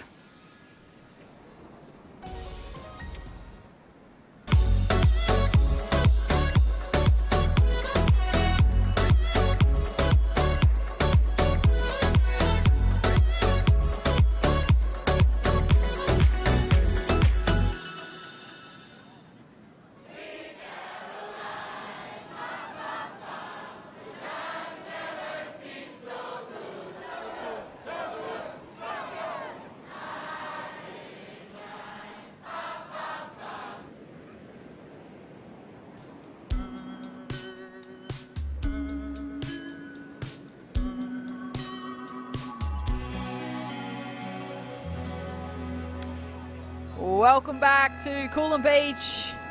We are, of course, here for the Hyundai Australian Boardriders Battle State qualifying event here in Queensland. Event number 6 on the series. We are into round 1, heat number 4. Sprinting up the beach, we have Burleigh Heads Boardriders in the red, Alley Boardriders in the white, M&M Boardriders in the yellow, and Majimba Beach Boardriders in the blue. These are 50-minute heats. My name is Britt Nicol, joined back in the booth with Michael Crisp. How you going, Crispy? Yeah, thanks, Britt. And I'll tell you what, North Shore Boardriders throwing down the gauntlet, taking that last one, 43.97 over Point Lookout, which is a huge team as well. D-Bar third and Yarumba fourth. And right now the battle lines are getting drawn. Burleigh Heads Boardriders, the hosts of the grand final next year. We're expecting big things. They're in red. They're red hot to go. No doubt their team, well, that's going to be massive. Maddie Job, the super QS fast surfer. Hanada Izawa, the goofy footer. Mia Huppert. Rico Haybiddle, the junior, pro junior. And Jesse Outram. That's a huge team. Well, they're going to take on Alley Boardriders. Will Morrison, Oscar Berry. He's going to fly high. Zane Glore. Jade Wheatley for the Alley. She's the president. And Jared Craig. And then M&M, Aidan Finn, Sean Gunning. He's a power to be reckoned with. Zhao Jacques and Ellie Brooks, the goofy footer. She's had some big performances over the years. And Shannon Penrose. And then Mudgee Beach Boardriders there as well. Great new Boardriders. Kalani Wolf, Tony Paris, Nick Anders, Sasha Baker. She's going to slash away, and Luke Turney. So that is the lineup right now. Their first surfers are out there, surfing in their order. I'll tell you what, this is where a couple minutes gone, they find their position, try to get that first quick start. We've seen the last couple of heats open with a 7, a 6 and a 7. It's really put those clubs in a great position. Having competed in this event before, Crispy, I find it's such a tricky balance between starting, you're sprinting down the beach, you're running on adrenaline, and then all of a sudden you hit the lineup and you get caught just paddling out, trying to maintain that energy and not buckling under pressure. All 4 surfers just punching through this middle bank. And we have Jess Grimwood down there with M&M Boardriders. Take it away, Jess. Thank you, Britt. One of the most prestigious clubs. Last year they took out the inaugural, I think, global club tag event. They took out the 2022 Club of the Year from Surfing Australia, and I think they're still celebrating. They're hard to miss, always in the blue shirts. They had the custom button-ups. Davey, good morning. Welcome. Oh, loving being here. Looking forward to an ABB. We've never made the national final, M&M, so that's our dream today. We've got a couple of older members that are begging us to make a national final, so that's our goal today. Got a great support crew that come up from the Gold Coast early this morning, and we're looking forward to it. You do, you really do bring the club spirit. If you have a little look around, you can see all the different foam hands. They've got all the flags, all the flag system, I think. What's going to be the secret weapon for M&M today? Oh, look, everyone knows the secret weapon. It's time management. It's how you manage your time. So we've spoken about that as a team. It's becoming that team player. You've got to be a team player to win this event. That's nobody could say it better on this, but what do I see on the inside of your arm there? I just caught a glimpse of a couple of heat totals. Yeah, most groms have these iPhones and stuff, but we've got this high-tech version of when surfers must come in, so that's our time management today, so yeah. No room for faults, there's no technical difficulties here for M&M. They've got it old school on the arm tablet, and we hope to see you pushing through that 6 spots and up into the grand final. Yeah, no, looking forward to it, and we do notice there's 6 spots this year, so it's great, and it's different having it at the Sunshine Coast. We all know the national finals at Burleigh. We're down the road from Burleigh, so we'd love to be there next March. Well, we'd love to have you there. Good luck. We'll let you get into this heat, and congrats. Cheers. Thank you, guys. Go M&M. Thank you, Jess. And well, I hope what they've got written on their arm is in permanent texture. Might come off otherwise in the water.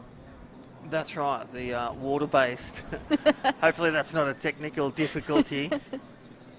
That is cool, and I'll tell you what, Palm Beach is out there as well. We just heard from M&M Boardriders. How's the blue shirts? A bit like Parramatta, and the big, you know, the Nerf hand, big hands pointing #1. They want to make the national final, the grand final in Burleigh, They've never won it before. Well, never got there. They've never made the grand final before, so this is going to be a huge thing if they do. I previously mentioned they won the World Club Challenge last year for the Usher Cup, but they're yet to make the grand final. So we watch Surfer in Red up and riding, Crispy. Yeah, Matty Job, he is a fast surfer, clinical, and he loves to froth and get that first wave. Look at him pat the cat. He's going to come in on that one. I like it, and I reckon he does too. He will squeeze every bit of juice out of this one. I'll tell you what, that is some great surfing from the Burleigh Heads board rider. Qualifying series surfer. Also had a quarterfinal in Pipeline under a decade ago, and I'll tell you what, still around the contest scene. Even a budding lifeguard. Look at this replay. Hyundai replay, thank you. And I'll tell you what, great action. The broadcast team doing a great job. Chris, Sammy, Walkerdine, and all the production crew at Surfing Australia. Up and riding, Surfer in Blue from Majimba Boardriders. Carves into the pocket. Can he get the link through? Steeper section. Tries to bounce over. It looks back to the beach at his team. And it looks like he might make his way back out with 43.5 minutes on the clock. These are, of course, 50-minute heats. At the moment, it is Burleigh Heads Boardriders in the red, off to a quick lead with a 5.83. Majimba Beach Boardriders in the blue, now in second with a 3.5. The surfer's turned around and making his way back out as we watch live action in the water, Crispy. Yeah, this is M&M Boardriders, the future of surfing, as we saw with Byron Bay make the grand final with, you know, the stalwart Danny Wills. But he talked about it back in All Down the Line. The future is in the Groms, and look at this guy for M&M looking to make their first one. The beach is going to erupt, and there's going to be that pointing yellow hand going everywhere. I feel they're going to call him in. Well, the future is bright if that's what we're basing it off. This young competitor for the team in the yellow, M&M Boardriders, off to an excellent start. Aiden Finn. We watch the replay. Little Grommy belting that section straight up into a second. And he managed to get the link through as we now watch the surfer in white. The Alley Boardriders, back-to-back waves here. Yeah, that was Will Morrison for Alley Boardriders.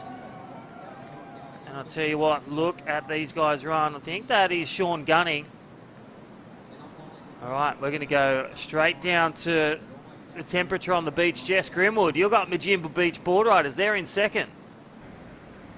I am with Wolfie from Majimba, and it's sizzling down here. A good Sunday of surfing. Wolfie, you guys are looking pretty focused, feeling good about today's regional event. Yeah, it could go any way, so we're just trying to focus on what we can do. So hopefully finish every wave and finish every turn.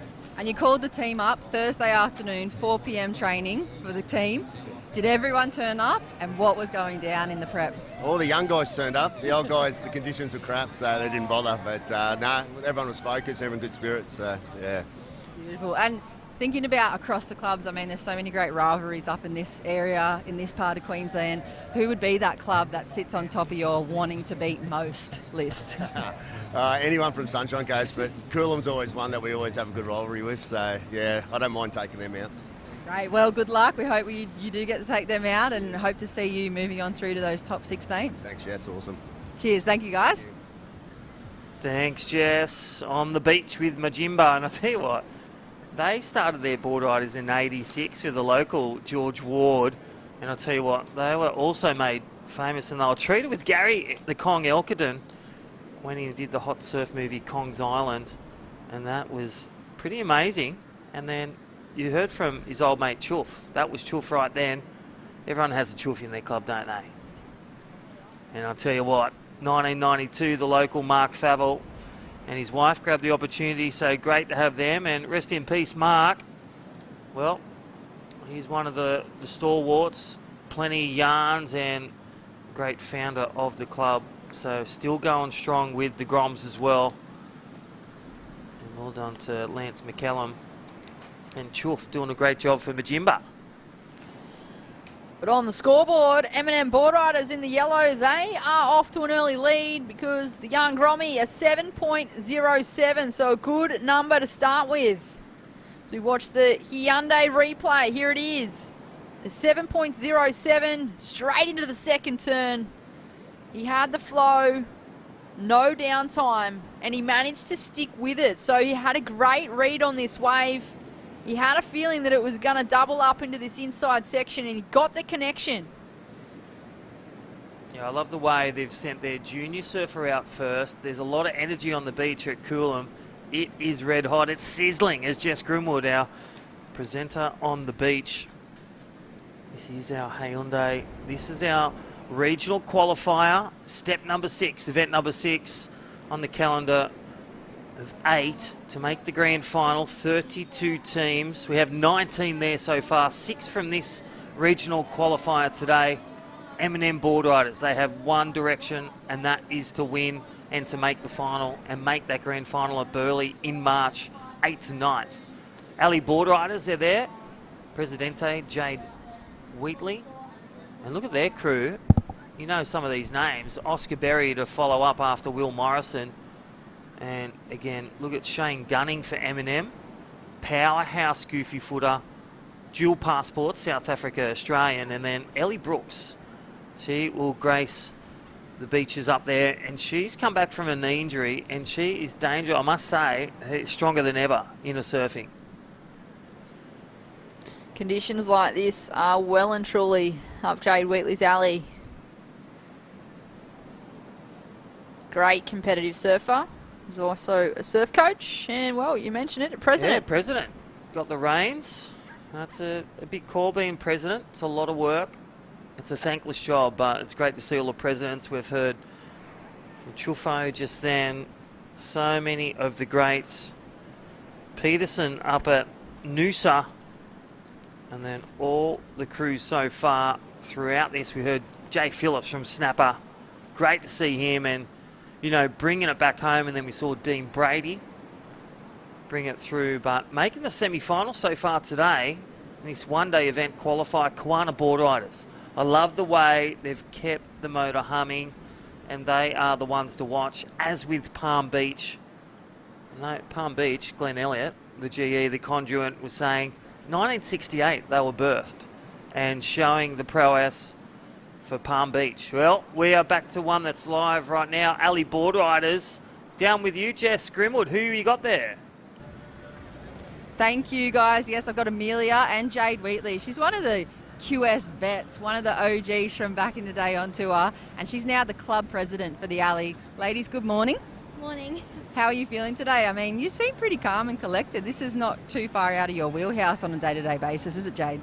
Not necessarily. I'm trying to hide my nerves, but we've got a really good team down here and we're pretty excited, so hopefully we just get the right waves. Well, pretty prestigious little spot you've got up here in Queensland, and to be a president, and even so female president of one of the Boardriders clubs, must feel pretty good. Nice bit of pride on those shoulders. Yeah, it's really good. My club backs the decision and it's been awesome growth for our club this year. But yeah, Queensland depth is really intense, so who knows who's going to win. Every club is ripping. Any secret weapons for the alley you can let in?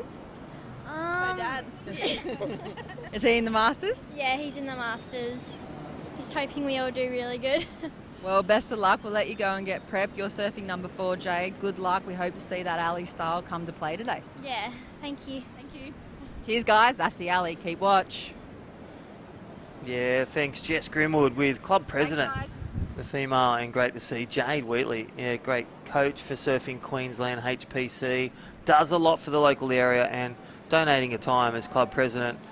Great things for the social community as well. But I tell you what, oh my gosh, M&M Boardriders. And as we had that interview, you saw that air rev, and it's not that he overcooked it, he was just still spinning. He was spinning the wind. That was a great prowess for M&M Boardriders.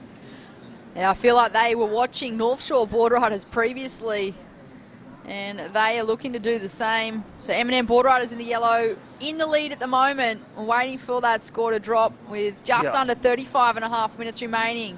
Well, I think it was incomplete. It was a 1-5, but that one was a bit better for Sean Gunning. And I said he's one to watch. He had a big campaign at Usher Cup at QS, and look at the replay. Hyundai, and again, great top, and well, the tail kick was there, the corked, and this is his second wave. It was incomplete, that aerial, but this one, throwing buckets of spray nice and vertical. Look at him getting upside down. It's 12 o'clock in the Gunning household. I loved that second turn. It'd be interesting to see where the judges go with this number. Tell you what, M&M Boardriders in the yellow, they are looking the goods. They want to leapfrog into the semi-finals because, of course, first place from round 1 goes straight into the semis. Second and third from round 1 go into round 3. And fourth place get another chance in round 2. If you can get first, you're one step closer to the final.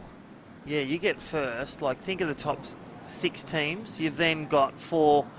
There's 3 places to get in your semi-final. So, you know, the goal is to win, but also to smart play if you don't have your best day, because it is not just a subjective sport. There's so much going on. There's the wind, there's the waves, there's the other competitors.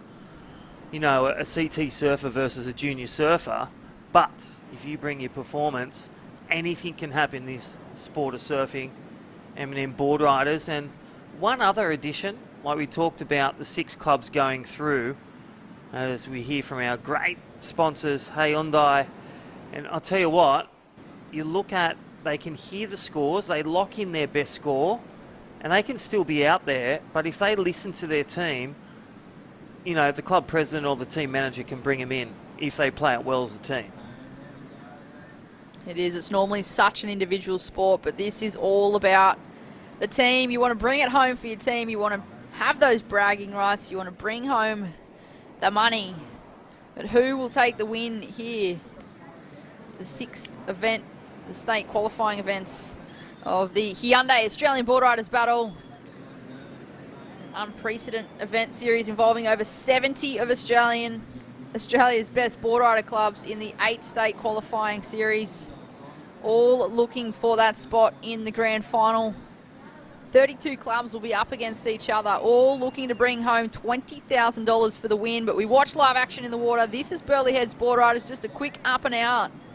Yeah, I thought, you know, Hinata Ozawa, the Japanese Aussie, he was going to go to hammer and tong on that one, and wave just didn't cooperate. And we talk about that external cue of the wave. You know, you can pick a good wave, it looks good, and here we go, under the nose. Hinata, is he going to fly? He's going to race down, big cracking turn, just coming off the back of the tail on that one. So that one will be a small score. No reward for incomplete manoeuvres, only a small score. So Mudgebar Beach looking to move in blue. Burleigh Heads looking to complete a turn. Whereas Ali Boardriders, I feel that they're at a good place. And M&M, like we heard from the doctor, the CP, for them, they are looking to win this one. Just a quick one there for the surfer in blue from Majimba Beach Boardriders. Exciting day here at Coolum Beach. There it is, M&M on the sand there. They're always a club that brings so much team spirit. They all look a little serious at the moment. Waiting for this surfer to come on in and make the exchange. Just over 31 minutes on the clock. They are the team in the lead of this heat, heat number 4 of round 1. A marathon effort. They are having to sprint, paddle, surf, come back in, all within a certain time limit. So much pressure, so much adrenaline. Yeah, one of the QS surfers. This guy is clinical. Joel Jacques. You know, crossing the line with Sean Gunning, surfer number 2 for M&M. And there it is, a 573, 2 big hooks. Great looking score for M&M as they boost their lead. 12.8 for the team.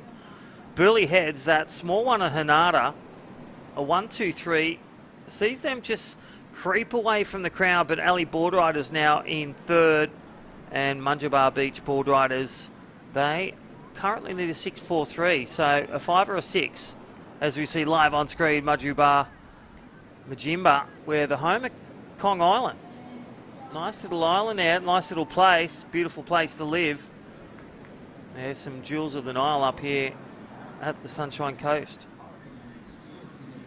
And look at those legs, sprinting along the beach.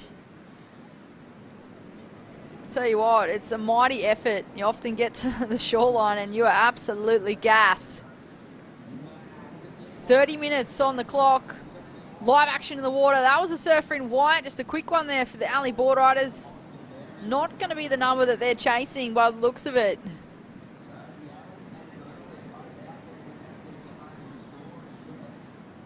Looks like we got a few waves just rolling on through, but really tricky when you're caught on that inside section. The surfer in red, well, he's out the back. Just waiting patiently. Surfing Australia, they've been sharing the Stoke for an enduring 11 years, and they've given back over $1.2 million to Australian Boardriders Club. So really injecting that financial contribution into Australian clubs, but not only are they injecting that financial contribution, that also allows clubs to put that into their development, towards their programs, however they want to spend it. A lot of these Boardriders clubs are often run by volunteers, really just trying to give back to their community. So we watch live action in the water, red, having a little look, but we've got a surfer on the inside, Crispy. Yeah, coming out of the whitewash, and that is alley boardrider Zhao, and well, he just goes to town, nice and vertical on the backhand. This will really put alley boardriders, and this is one of those moments that we'll go back to. That was just, he kept to the inside and he kept to the rules of multiple. He had the right away over surfer in red, and you couldn't see him. He had his white rashi on. It was a culmination. So Hinata Azawa was very smart in pulling back on that one, because alley boardriders will go close to the lead. But let's go down to Jess Grimwood on the beach. You've got M&M back there. They are still in the lead. Oh yes, I've jumped back in with the M&M crew, and Aidan, you've just done your rotation through the team. Give us a breakdown of current conditions here at Coolum. Yeah, tricky but fun. Good to get some good waves. Is it kind of a little bit bigger than earlier this morning? I don't know. Through my heat, I just kind of had a little pulse, so I don't really be checking it, but yeah, fun.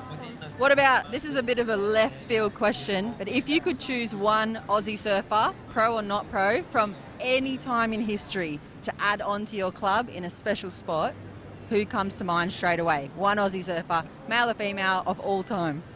You put me on the spot. Put you on the spot. What do you reckon, boys? Who's the Mick Fanny? Mick Fanny. All right. So if there was ever an immortal spot, Mick Fanny would get the call out for M&M. Well done. Well done for your heat. Well done for your rotation. Good luck going through the next one. Thank you. Go M&M!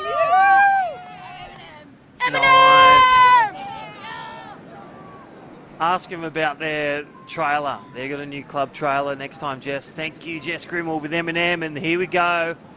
It's a fight back for Burleigh Head Boardriders. They're usually used to, they've got their home ground advantage where they've got the grand final next year, but they want to prove a point. They want to be there and earn it themselves today, and they're currently in third with Hinata. I think that's going to be the fight back. That's a good score from him. Yellow answering back, up and vertical. Just can't quite stick that last turn. But yeah, there'd be nothing more frustrating, Crispy, to host the grand final but not be in it. Yeah, and we're not even going to talk about wild cards now, but we want them to get through on their own merits today. They've got a powerhouse team. Liam O'Brien today, he's not even there today, but they have Toby Mossop, Liam O'Brien, the list goes on, even some of the young guns. So Burleigh Head Boardriders, a 2.4 for last one of Hinata Azawa. Last of alley Boardriders, a 3.6. And there she is, representing. That's Mia Huppets from Burleigh Heads. Can she bring it back? We've seen some big performances. Charlie Stokes today. Again, Gia Lauritsen really bringing their clubs back in the strength of female surfing. Another addition to, again, development throughout the decades to now. Female sport is growing heads and shoulders with surfing. It is, and as we saw earlier, women like Jade Wheatley really leading the way, you know, a female president. Yep. And not only a female president, but she's had that experience. She's had that competitive experience. She's had the rashi on. She knows what it takes. She's been a young competitor herself. She started in a board riders club.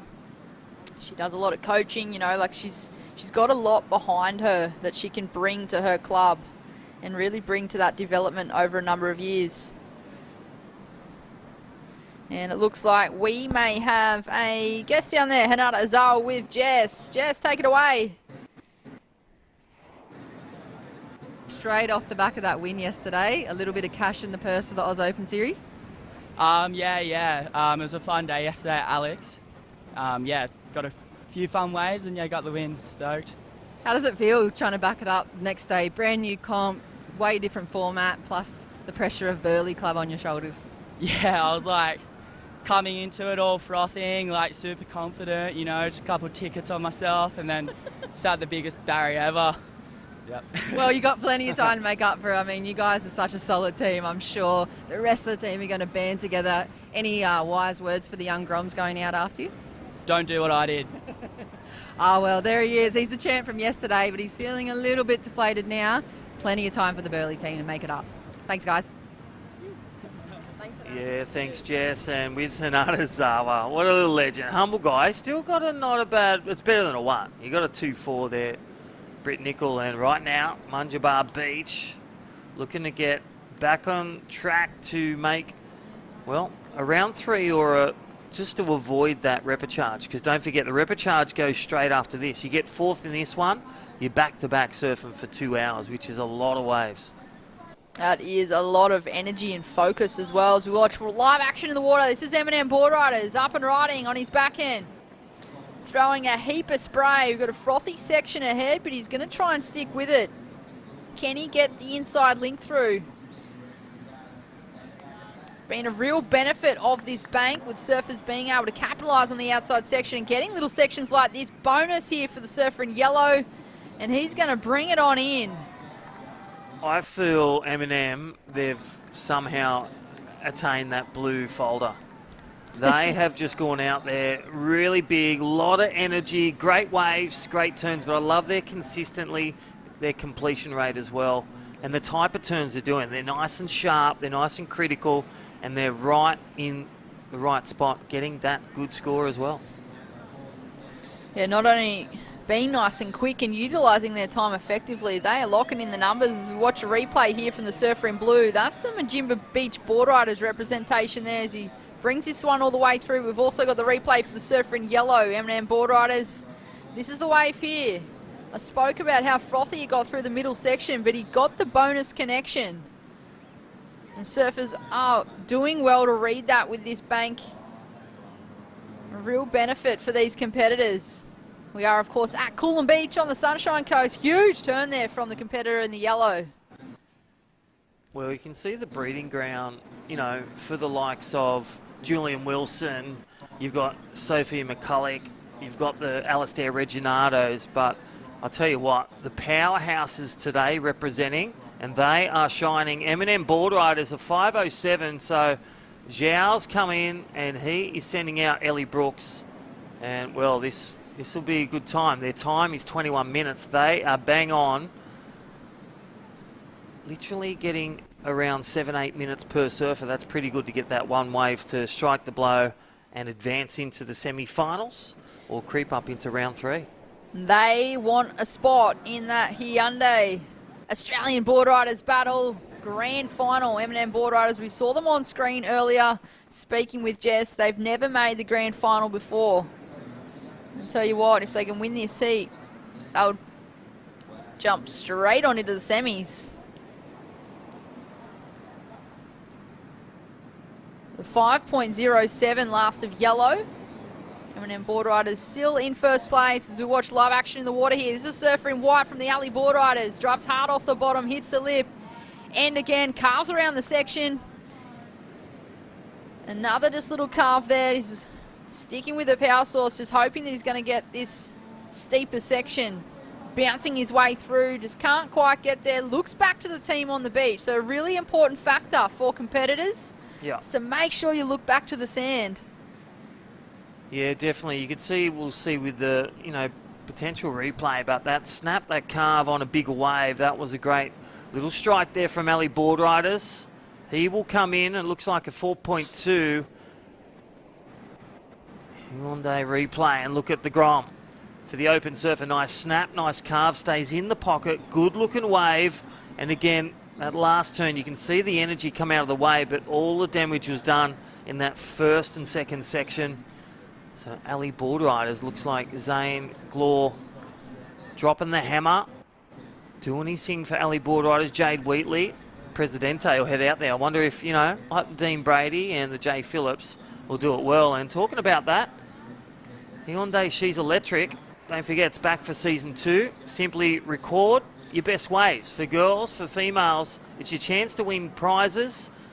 Hyundai, the Team Electric, open to all female surfers 14 years and over. So don't forget, Hyundai, the Team Electric, will get access to expert coaching, the national exposure as well there, Britt, with the top surfing winning 5,000 cash for Hyundai, and join former world surfer, and that is Laura Enova, a VIP experience at the Hyundai Australian Boardriders Battle Final. Head to, don't forget, surfingaustralias.com/She's Electric. That is bang on support for all surfers, but for females 14 and up, send your videos in. Yeah, get those videos in. It is open to all female surfers 14 years and above. If you got a good wave, be sure to submit it. And back to live action in the water. There is 18.5 minutes remaining. This is, of course, round 1, heat number 4. It is M&M Boardriders in first place at the moment in the yellow. Ali Boardriders in the white in second. And we'll cut to a short commercial break and join you back here for the live action.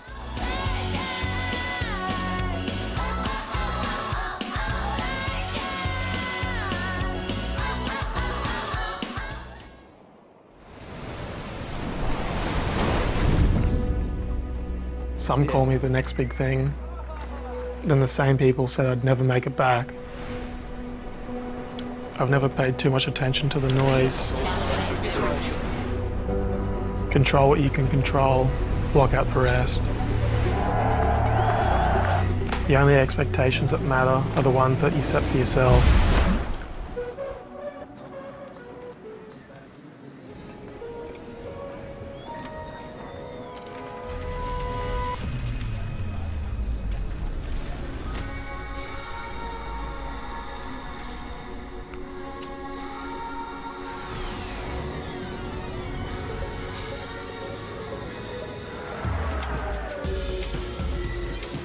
Hyundai Kona, imagined to be bold.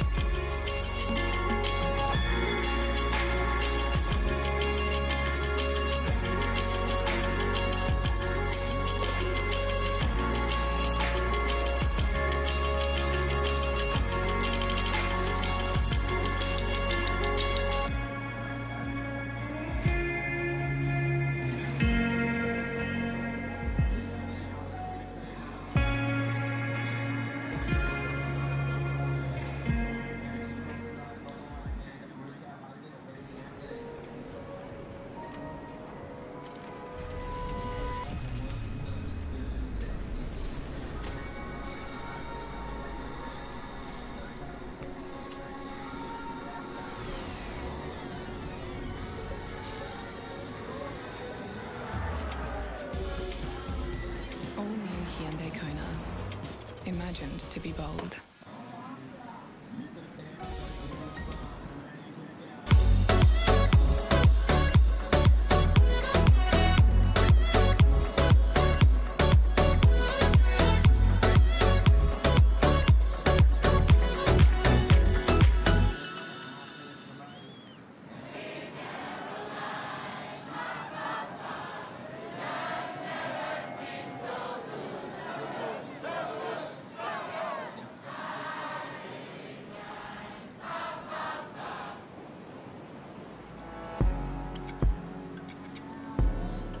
Welcome back to Coolum Beach for the Hyundai Australian Boardriders Battle State Qualifying Event number 6, round 1, heat number 4 in the water.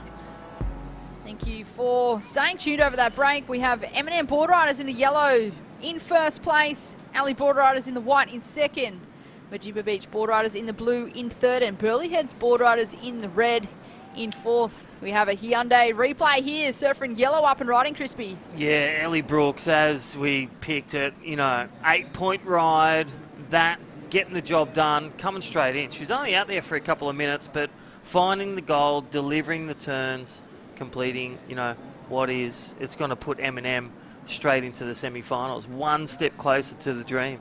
Well, she's one step closer to maybe a birthday cake too, because it's Ellie Brooks' birthday today. So big happy birthday. Well, maybe all that they win the thing. A share of over $5,500 could go to the celebrations of Ellie Brooks. But here we go, Jade Wheatley looking to be the spoiler. Nice little backhand re-entry, snaps around, and again, I liken her surfing, throughout the QS the last few years. She surfs a lot like Carissa Moore, really strong, and getting a nice top turn on that one. So M&M Boardriders, let's look at the Hyundai replay. Jade Whitley, Connes president for Alley Boardriders, surfer number 4 as well. So grinding it through, 13.5 minutes remaining for surfer 5 to ignite, and then the power surfer to close the card to get through to the next round. Massive day here at Coolum Beach. We are, of course, on the Sunshine Coast, beautiful part of the world here in Queensland. As we watch live action in the water. That's the surfer in red from Burleigh Heads Boardriders. Well, they're wanting a spot in the grand final, which they're playing host for. They're currently in 4th place at the moment. And that competitor there, well, he's going to make his way back into the lineup.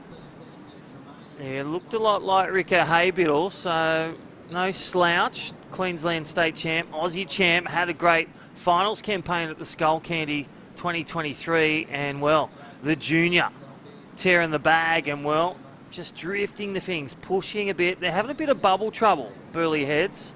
They will bring it back, but with their class, don't forget, you get 4th in this heat. Where they are, if they remain in 4th, they go straight again, and it could feel well for them to go straight to the repechage. They can surf all day, those kids. So we watch surfer in blue, puts it up there. Big turn there for the woman in the blue from Majimba Beach Boardriders. Slasher Baker. That was a formidable force.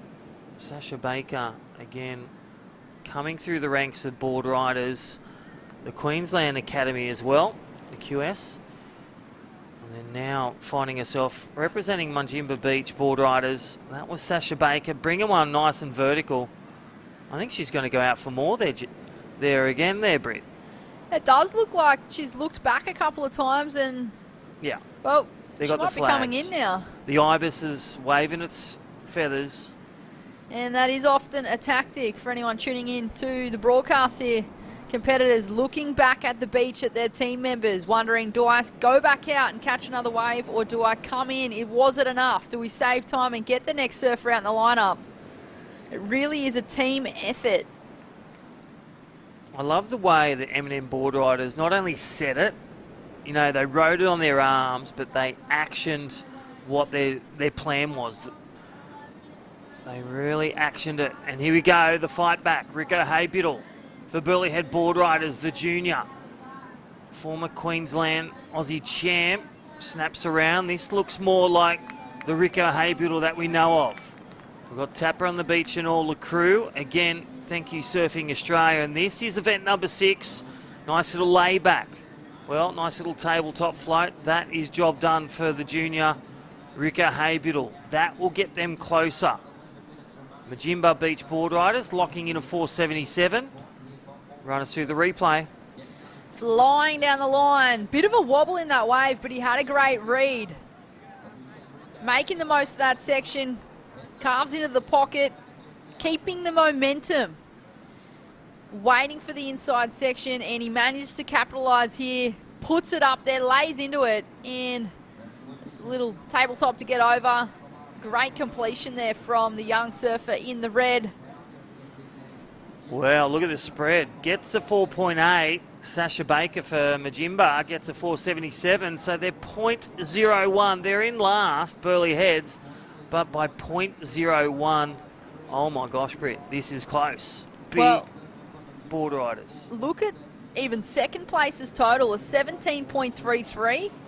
Third, 17.11. Fourth, 17.1. It is super tight between second to fourth. So we watch live action here on screen, Crispy. Yeah, they're just in, they've lapped the field. This is M&M Board Riders. They are just in glory land. Look at this, silky smooth, just making his way. The fifth surfer from M&M Board Riders leading the charge. This is Shannon Penrose, the over 35. It's all class, champagne surfing for M&M Board Riders. And Ali Board Riders in the white answering right back. One big backhand manoeuvre with just over 9 minutes on the clock. Yeah, well, that was definitely not water-based pen that M&M rode on their arms. Look at this one, the replay. Hyundai, thank you again, our great sponsors, our partners, and this is the leading club in this heat, heat number 4, looking to ignite into the semi-final, one step closer, igniting the power surfer, and that is the Penrose. And we're dotting the I's, crossing the T's, getting some great completion for the over 35, Brett. They certainly did, and you mentioned earlier they had the marker on the inside of their hands. They've actioned it. So not only did they set the intention and have that awareness, but they actually have actioned what they set out to do. And that's going to be the difference between these teams. Oh my gosh, there is, look who's just left for Ali Board Riders. That's no other, and that is Oscar Berry, the power surfer. Fifth surfer in this one, or was it Jared Craig for the Ali? There it is. So 5 scores are locked in for Ali Board Riders, and then power surfer Oscar Berry. I dare say he might even boost one out there with that wind and the waves. Loves to go big, and no stranger to some excellent scores on any level, on any contest. 7.5 minutes remaining. This event would of course not be possible with all these board riders clubs from around Australia and around Queensland for this event, but of course our major sponsors of the 2023-2024 series of the Hyundai Australian Boardriders Battle. They include the naming rights partner Hyundai and the supporting sponsors Latan, Athiona, Jim Beam, BC Bars, Oakley, and of course Surfing Australia. They are really putting into the development of Australian surfing. And it all starts here. It starts with the board riders clubs. It starts with the local communities. Yep, get amongst it, amongst your states. You know, you live up Surfing Queensland, get on their website, Surfing Queensland, click under board riders, or on the website, surfingaustralia.com. Click under board riders, get registered, even, you know, start up. Do a start-up of a board rider. We've seen some new board riders, even the Melbourne board riders. They do it out of the wave pool for all ages. So get involved, chat with your states, or go via Surfing Australia and get in contact with your local board riders around you. And, well, the official eyewear, thank you, Oakley. Look at those new ones, the Hydra Retro Reimagined. Thank you, Oakley.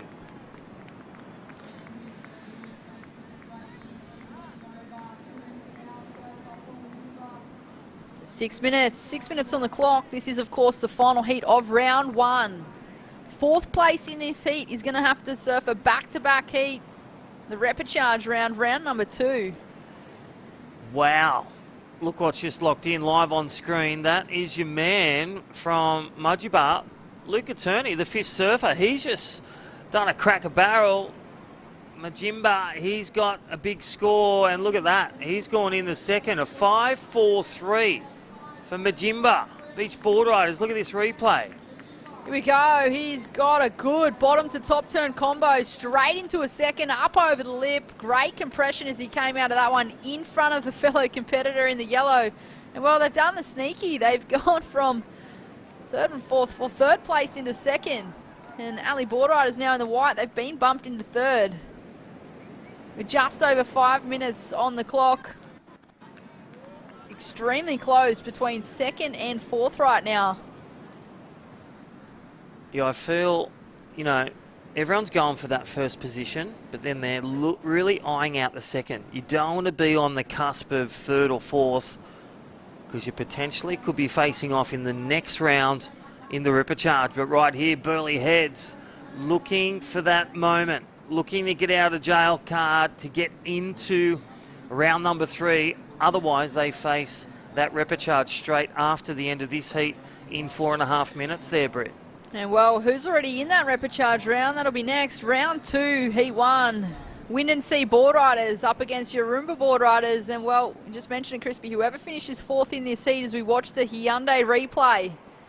The surfer in red. Couple of turns there on his backhand. Not a big wave, but he did manage to get a couple of smaller turns in. Not quite enough by the looks of it to put them in 3rd place. They're just falling short. Look how close it is between particularly 3rd and 4th.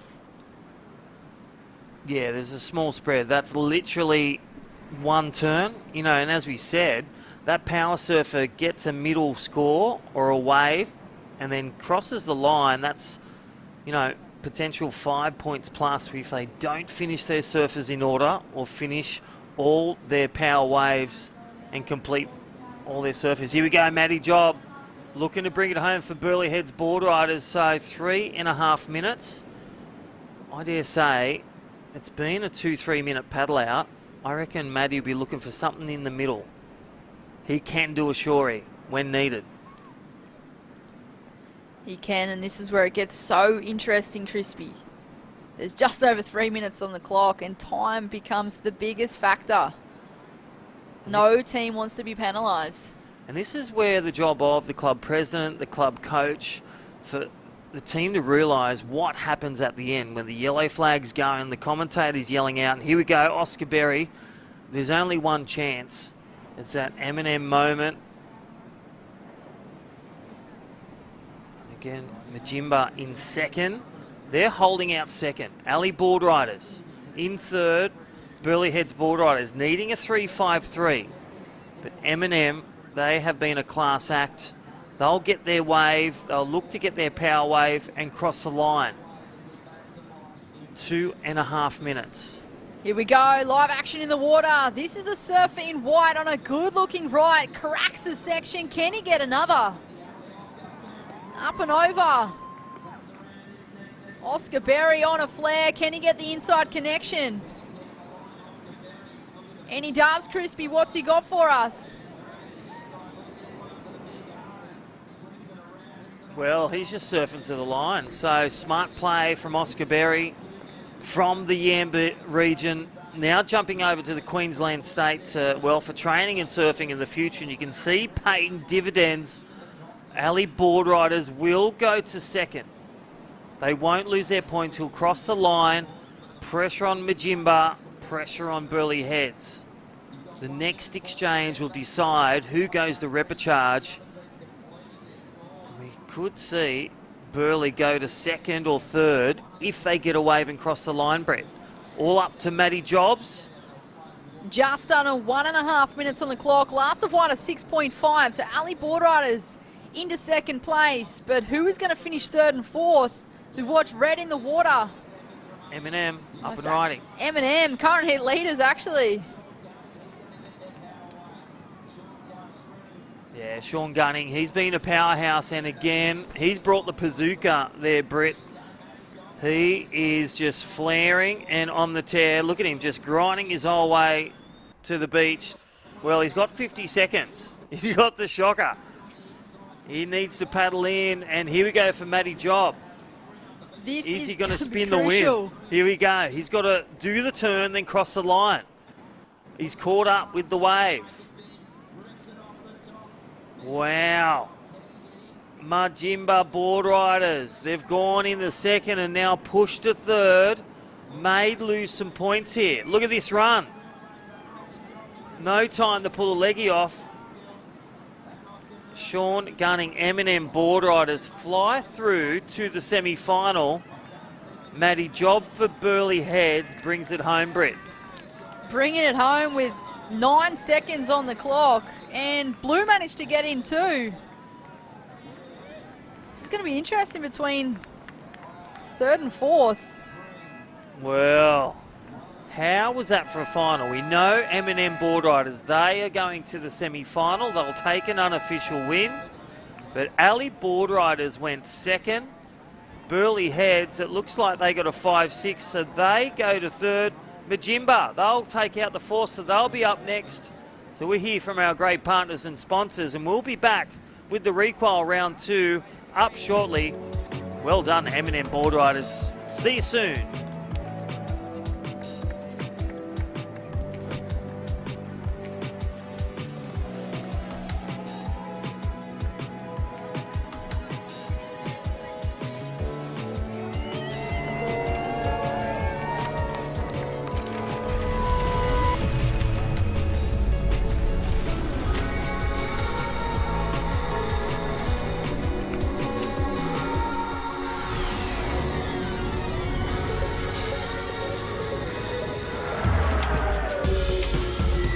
All new Hyundai Kona.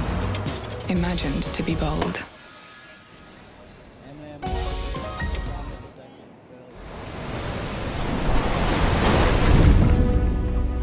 Some call me the next big thing. Then the same people said I'd never make it back. I've never paid too much attention to the noise. Control what you can control, block out the rest. The only expectations that matter are the ones that you set for yourself.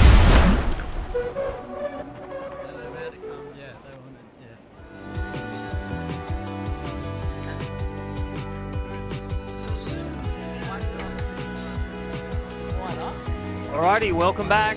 This is Regional Qualifier Day. We have just done our 4th qualifiers. We are down to the requal.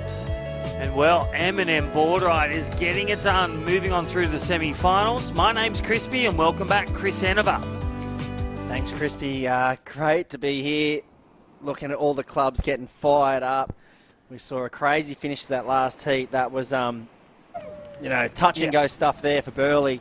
Just clinging on to third, so, you know, any little bit helps. And like we said, round number 1, that's done and dusted in the books. But if you had have taken out your heat, first place, went straight to the semi-finals. Huge benefit there. We saw M&M take that last one out. Second and third, on to round number 3. And, well, fourth place ends up in the repechage, or the requal round, as we like to call it. So no clubs going home in round 1, but definite advantages to taking out the heat. Yeah, definitely. It just puts you in that position where you slot in with the other in-form clubs. But I'll tell you what, you know, get second and third, that's also a bonus. But that back-to-back surfing, especially for Majimba and Yarumba Boardriders and Wind and Sea, only 2 will go through here. So again, percentages they're not really stacked against you. 2 clubs will stay on, but they'll fight some big ones in round 3. They'll go back-to-back. So take a win could be the reward in this one going to the second round. Yeah, that's right. So we do see in this heat, in the red, Wind and Sea Boardriders, white Yarumba, and in yellow, Majimba Boardriders, Majimba Beach Boardriders.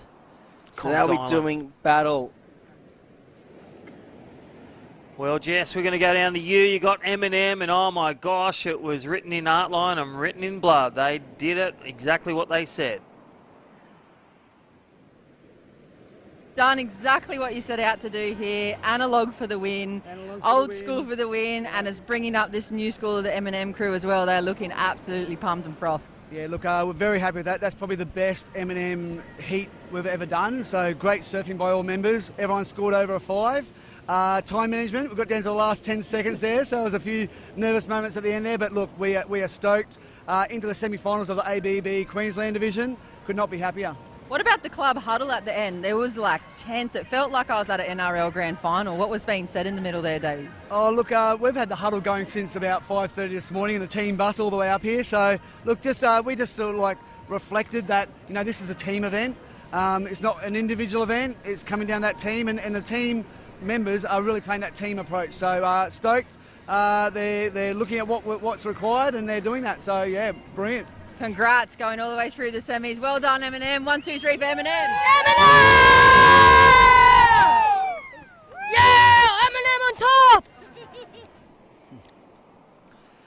Yeah, well, he wasn't wrong there. Eminem definitely did finish on top, and we see the replays of all of those rides from the Eminem team, and they were some solid, well-completed rides. Looked, they had a great strategy. Everyone looked relaxed and looked like, yeah, everything kind of fell into place for them in that heat, and they're sending out some warning signals for these later rounds, definitely. And well, one thing I've noticed, Crispy, as this morning's rolled on, is that no one's safe in a red jersey. The top seeds that have come into this event have had some rude awakenings. They've some of the underdog teams have thrown out some warning signals and put some good performances on the board. And well, I mean, obviously first round, you can't go past North Shore there. They were standouts in that one, and well, standing up to their top seed. And but the other clubs we saw, Palm Beach, Eminem, just some great performances there.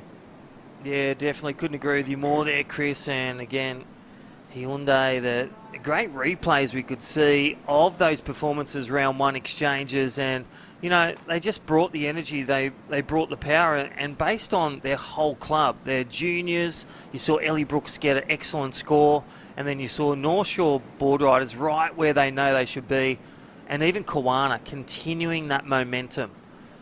You know, that is a class of a future club, and Palm Beach Boardriders and Snapper still there. So we tick on, round two has started, 4 minutes is gone, here we go, Yarumba. Some of these clubs, let us know, for all those people watching and listening online, Yarumba Boardriders, we've got a bit of history on there. Yeah, Chris. Mate. Only 7 years young, which is not very long at all. We've got clubs here that date back to the 50s and 60s, and, you know, so 7-year-old club, they're fresh on the scene, and, you know, it was a bunch of mates getting together, actually running an annual surf event for a friend of theirs, Chris Boyd, who sadly passed away, and it quickly became a weekly and decision made to formalise the Yarumba Boardriders Club, and they've enjoyed some terrific growth in numbers, you know, from Groms to over 60s, and now they have the annual Boydie Cup they run. So it's just amazing to see how these Boardriders clubs can come to life. They would be, you know, have a very passionate, you know, team, and everyone getting behind Boydie and the crew that started that club, and you know, it's great to see, and you know, it's going to be good to keep an eye on them, and it's just amazing to see them, you know, representing the club here against all the other Queensland clubs, having the chance to dip the toe in the competitive nature of the Hyundai Australian Battle of the Boardriders. Alrighty, so 6 minutes gone, and yeah, it's great to see that, you know, newly formed clubs, Majimba, and we even saw Melbourne Boardriders as well. So really, you know, being a part of the community, getting support, and that's what the Australian Boardriders Battle is about, injecting 1.2 million so far. This is Series 11. And Hyundai being a great supporter of that. Big shout out, don't forget, the Jim Beam Club Spirit Award. That's going to be awarded today.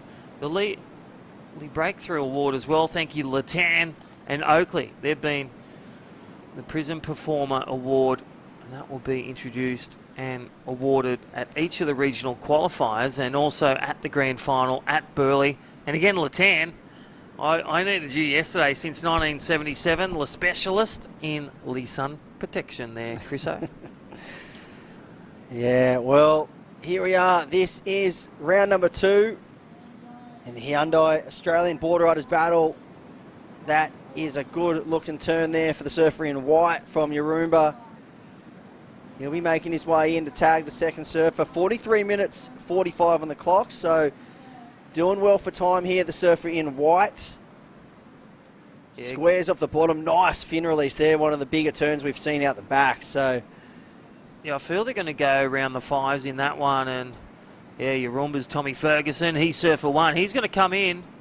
Giselle Sinclair, surfer 2. Jackie Green, surfer 3. Chris McWilliams and Kobe Blue.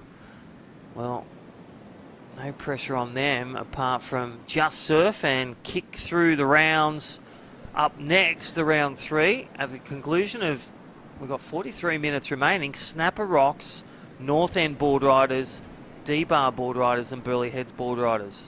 Oh my gosh, that is huge. Yeah, so that's going to be a great matchup coming up. But we're going to chip through this heat right here. 42 minutes on the clock. Last score of white, 467. 467. For the surfer, that looked like, who was that?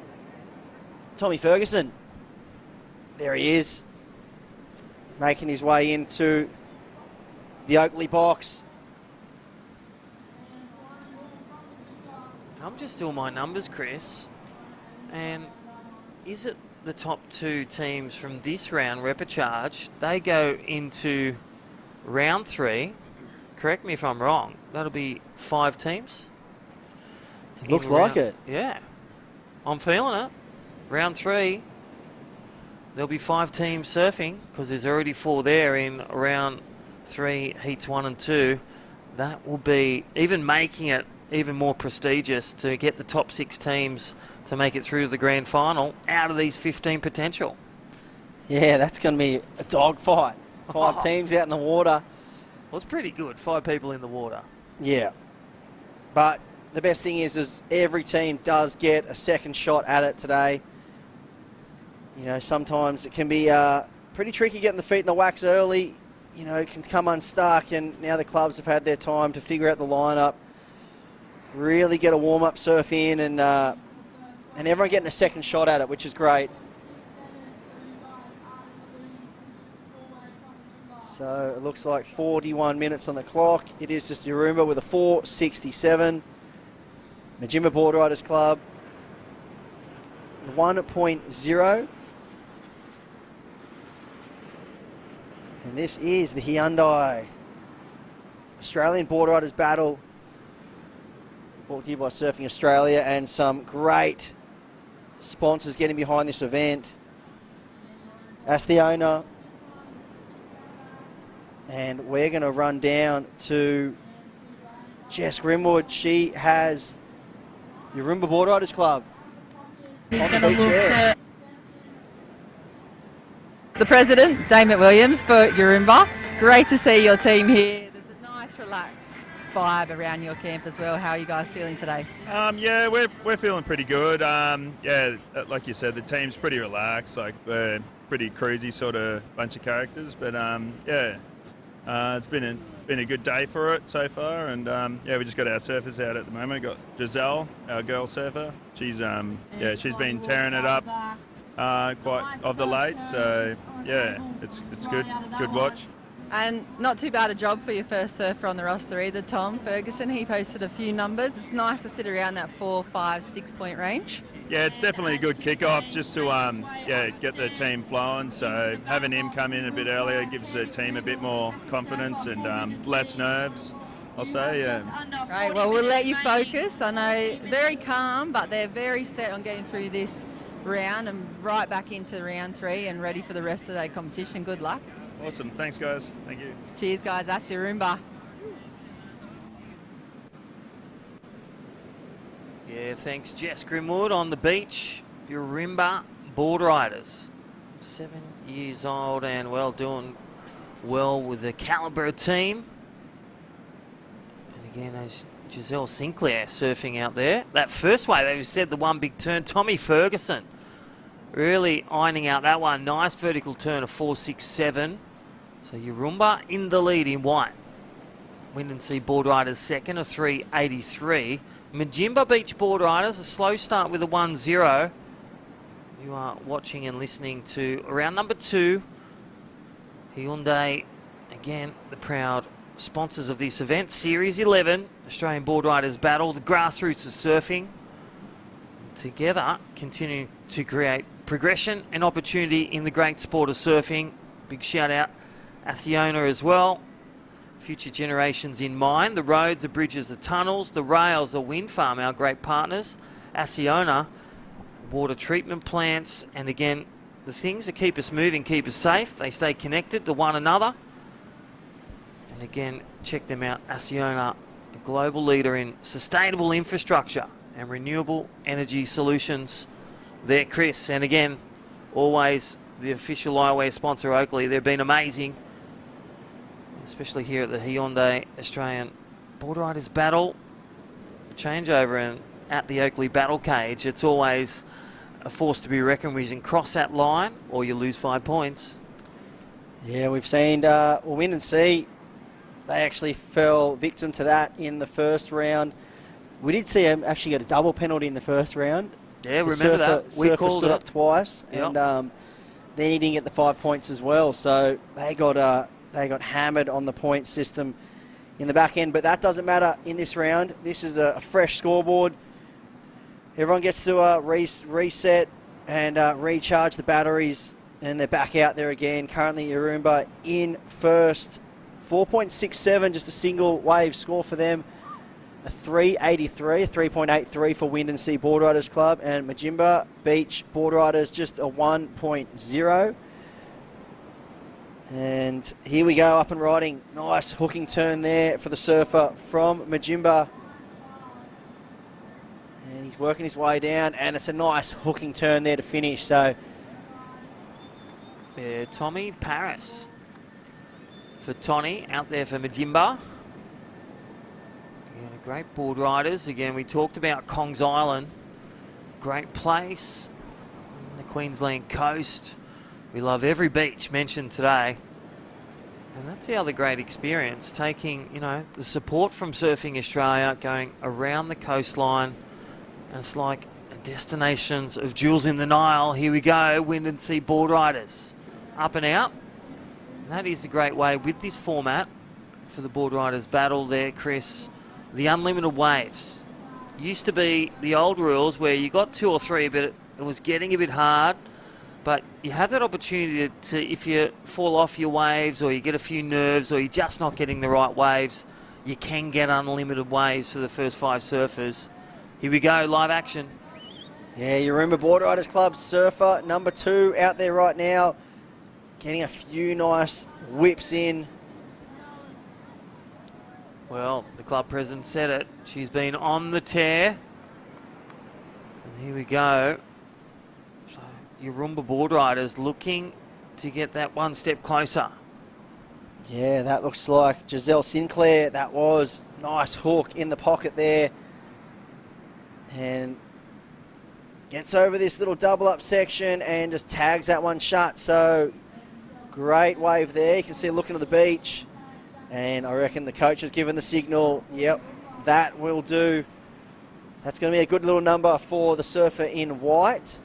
Especially in this situation, Crispy, 35 minutes on the clock. So we've already had 15 minutes elapse. We like to say it's around 8 minutes of surf up to keep you on track for the time. But it's always good to have those few extra minutes up your sleeve. And there it is, the happy number, 5-point rides, second surfer for Yarumba. So great score there for Giselle. Yeah, I was saying she's been on the tear. Club president for Yarumba. And again, Tommy Ferguson opening up with that one big turn. Consistent surfing from Giselle Sinclair as Win and Sea Boardriders in the red. So I love that. Nick Anders is out there, surfer 3 for Majimba. All right, so it looks like we're going to throw down to Jess Grimwood, who has the last surfer from Yarumba. Giselle, take it away, Jess. I do, thank you guys. Giselle, great surfing from you. Does that feel like an improvement for Yarumba from your last round? Oh, for sure. We were struggling a bit on time last time, but now we've kind of like sorted out. We grouped together and figured out a good strategy to make sure everyone gets enough time to get a good wave. So, but I'm tired now, so. Yeah, you are puffing. How about that low tide? The run out now is quite a lot longer than it was this morning. Yeah, I was running out and then I was paddling and it just took so much longer. It took like 5 minutes to get out there, but I'm glad you just have to like get out there really quick and get one on the bag and you're all good. So I'm glad I got one. We're glad you got one too. It's great to see you surfing. Congratulations. And I know there's plenty of people tuning in at home for you guys and for Yarumba. You'd like to say hello? Maybe my sister's watching and some of the Yarumba board riders is watching as well. So thanks for tuning in, guys, and we hope to do you guys proud. So yeah, hopefully we can get a through a few more heats. Yeah. Congrats, you've done it proud so far. Well done, Giselle. Good luck going through. Thank you. Thanks, guys. Yeah, thanks Jess Grimwood, and with Yarumba Boardriders, shout out to them. Giselle getting a really good score, 5.0.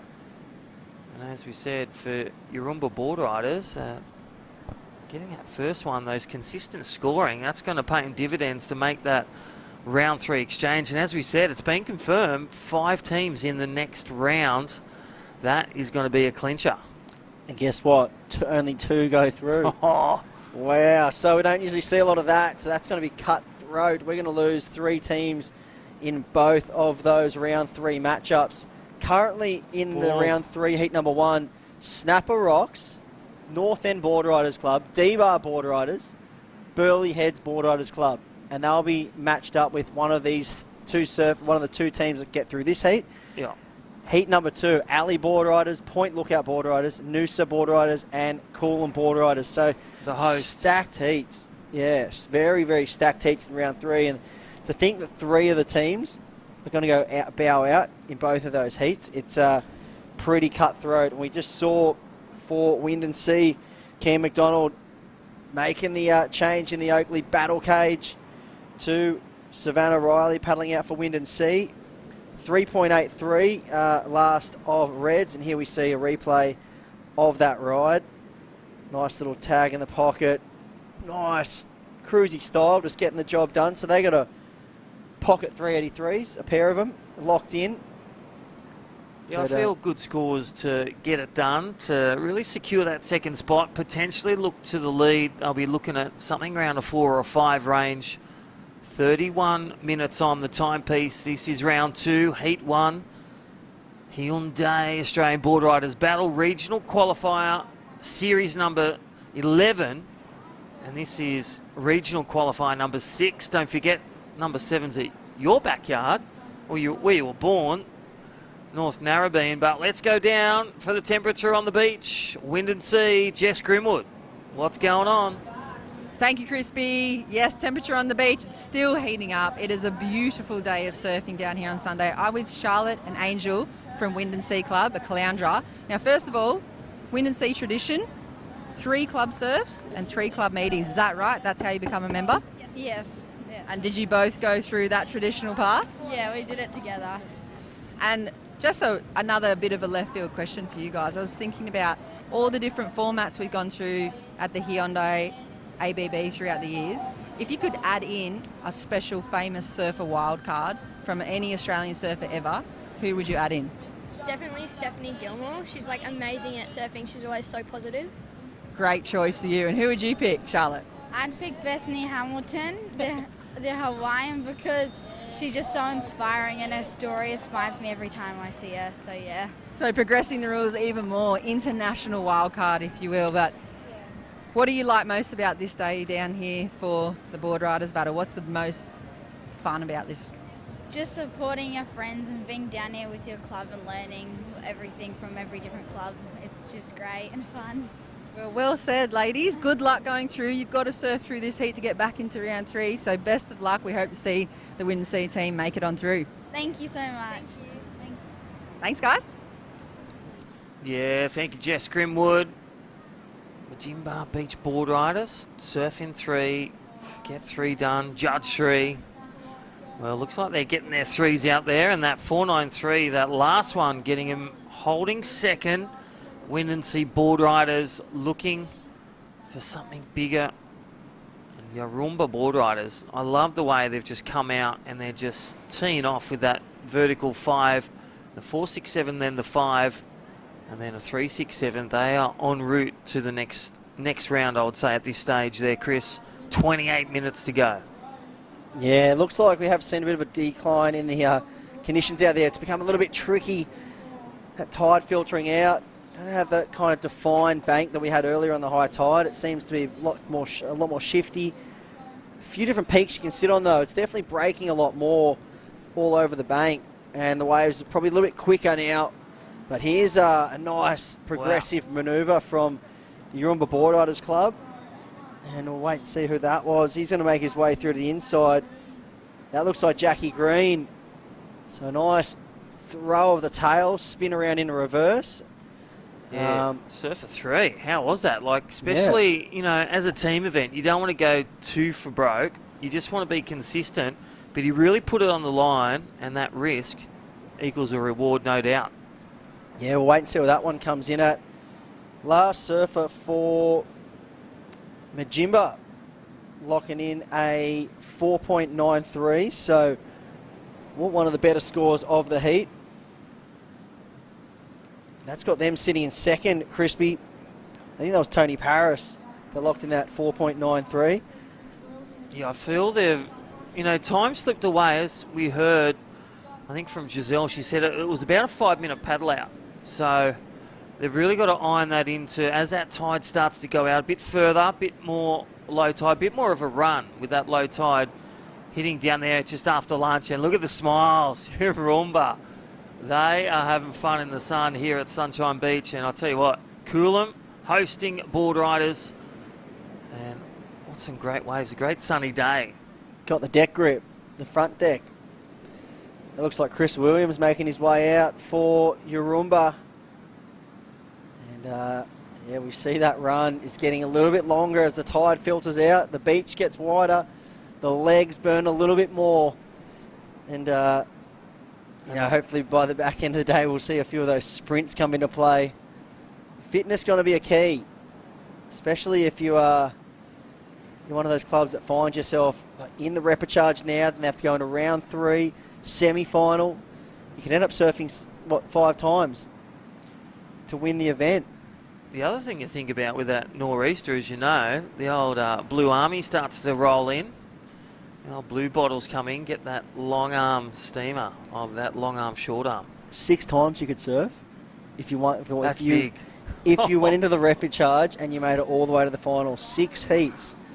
It's like an Iron Man. You're a stat man. And look at this, Wind and Sea board riders.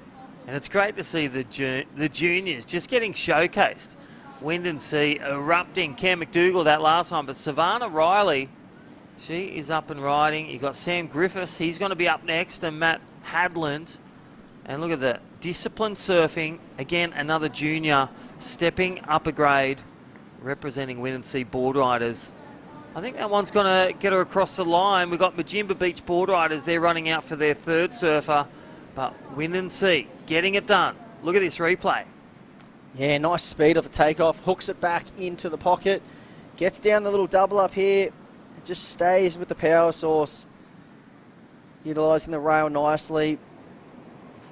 And this one just worked its way. Went a bit flat through the inside section, but was able to tag it nicely. Weight on the back foot. Just kept that nose up.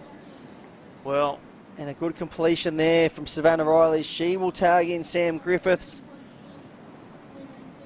4.93, there it is. Last to Red. Situation change. White still in the lead. Red close behind in second. So Majimba Beach board riders, they need a 4.16 to grab that second. 2 teams will go through out of this 3-team format in this repechage round 2. Yeah, and all roads leading to the Hyundai ABB Grand Final held at Burleigh Heads, March 9th. Put it in your calendar, Crispy. Yep, I have. I've already booked a room for the weekend. It's going to be big. Get in early. Going to be a cracker event, and well, it's going to be cutthroat. The best board riding clubs across Australia doing battle at an iconic venue as Burleigh Heads. Doesn't get much better than that. All battling for $20,000. Winners check. And the title of the Hyundai ABB Champions, which is bragging rights for life. Can you imagine a pontoon at Burleigh Heads where they get to tag off there, or maybe jumping out of a helicopter? Off the beam poles. Your mind works in wonderful ways. Flying fox out of the back. That could be the one. Yeah. Get on the Rowan Fell and all the crew at Surfing Australia. Working in well with the local councils. And yeah, it's going to be a challenge, but they'll get it done. 100%. And in the end, surfing's a winner. Yeah, 32 clubs. And the club that gets 20,000 as well. Yeah, they're the real winner. And Right. 32 clubs will be made up of. And that's going to be made up of, obviously, a combination of all these regional events we've had across Australia. The Hyundai ABB, well, regional series that's run around Australia, made up of 16 New South Wales border running clubs. 4 will be from northern New South Wales, 6 from central New South Wales, 6 from southern New South Wales. We have 6 Queensland border riding clubs qualifying. 3 Victorian border riders clubs will make it through. 2 from Western Australia, 2 from South Australia, and 2 from Tasmania. And last but not least, the wild card. Which is an application process. Look at Chrissy Williams. How has that float the boat? One of the best transition moves we've seen all day, and he is just going berserk. That board looks phenomenal under his feet. I'm getting the front pad. And I'll tell you what, his energy went out there with the smile. It is working wonders. He has just tore the bag. Yurumba board riders, they're going to extend with this one. Chrissy Williams, that is gold. And look at the timepiece, 22, just under 22 minutes. They're going to come in and get their 5th surfer out there. This is going to be a big score. I feel like Chrissy maybe had a sneak peek in the blue folder. What was that? Hey, look at it, he's just going to trot up. But I'll tell you what, some of those clubs that have won so far, the regionals, COFFS Harbour, Seaford, South Arm and Torquay, they are the big performers as we've seen with North Shore today. But can we see Yurumba, part of that top 32? They're going to have to surf for hours today. I reckon they got it in them.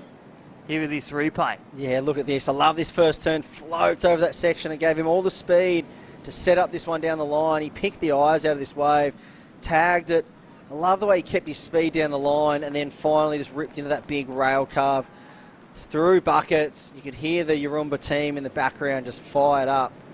That first float could have, if he hadn't got that lift and that projection down the line, it really could have set him behind the pace on that wave, but he did it perfectly. Just really floated over nicely and it set him up for the rest of that wave. You could see with that pan replay, you could see the surfer in yellow for Majimba. They got a bit caught. They got one turn in, but live screen, this is Wind and Sea holding off second, and it's a 6.6. Yurumba board riders. What a team. What a bit of pocket energy from that man, Williams. I just love the way he gave a smile, ran down. But here we go, surfer in red. This looks like Sam Griffiths. Got the black board under his feet. Tags it through the lip. Got to keep that wax out of the sun today. Yeah, Sun's out, and well, that was a 3.80, but it looks like he's making his way back out the back to roll the dice again, which is perfectly fine here at the Hyundai ABB. We have 5 surfers in every team, 1 surfer nominated as a power surfer. That team is made up of 3 opens, Crispy, 1 over 35 surfer. Yep, and the female surfer, part of the opens, and a junior. So your depths and breadths of your board riders battle, the Australian Board Riders Battle. Hyundai, our great supporters, our partners for many a year. And again, Asiona and Oakley. All right, Jess down with Majimba, and they're within reach, and we've still got 20 minutes remaining. How are you doing down there, Jess?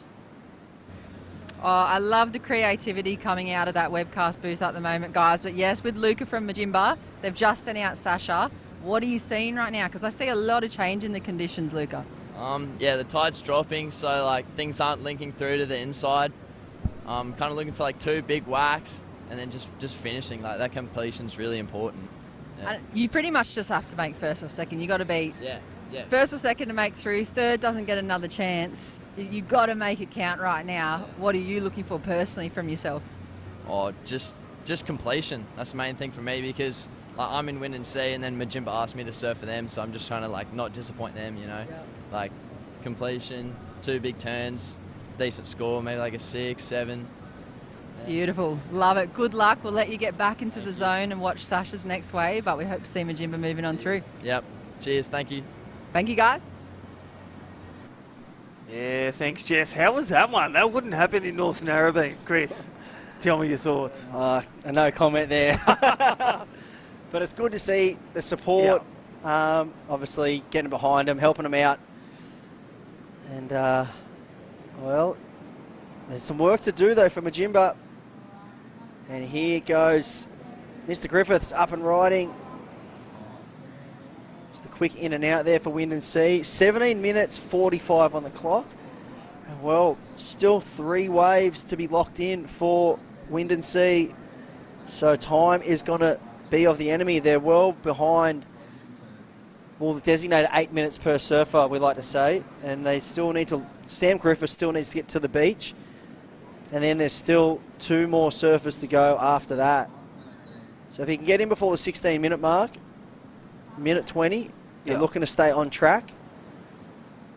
Yeah, I feel the time. You think about that last wave of red, I feel he could have come in. He's got that score. He's still got 20 minutes to send Surfer 5 out, then the power surfer.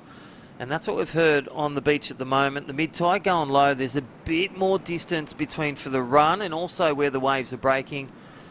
We've got 2 to 4 foot waves and that onshore breeze starting to pulse in, just shutting down those waves premature, but still bankable rides out there. Yurumba Boardriders getting it done. 20.2 lead the charge with 16.5 minutes remaining. Wind and Sea Boardriders. They're even lending out some surfers to other clubs. And could that be the spoiler? Like Majimba Beach Boardriders, could they grab it back? Imagine he gets a good wave. Imagine he knocked his own club out. That would be, you know, that's surfing. Yeah.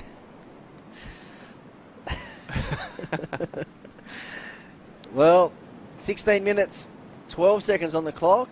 And, well, it's going to be... we're going to really see if this decision to send Sam Griffiths out is going to, well, cost them or pay dividends. I remember I said it before. They sent one of the teams sent their surfer back out, and the very next wave he got a 9.1, and I said, he should have taken the 3.8, and he knocked in a 9.1. Well, that's where we are wrong, and when we are right, let's look at BC Protein Snacks. That's one of our partners, #1 in protein bar. That's when you're doing things right. When you get the 9-point ride, but live up, Wind and Sea Boardriders.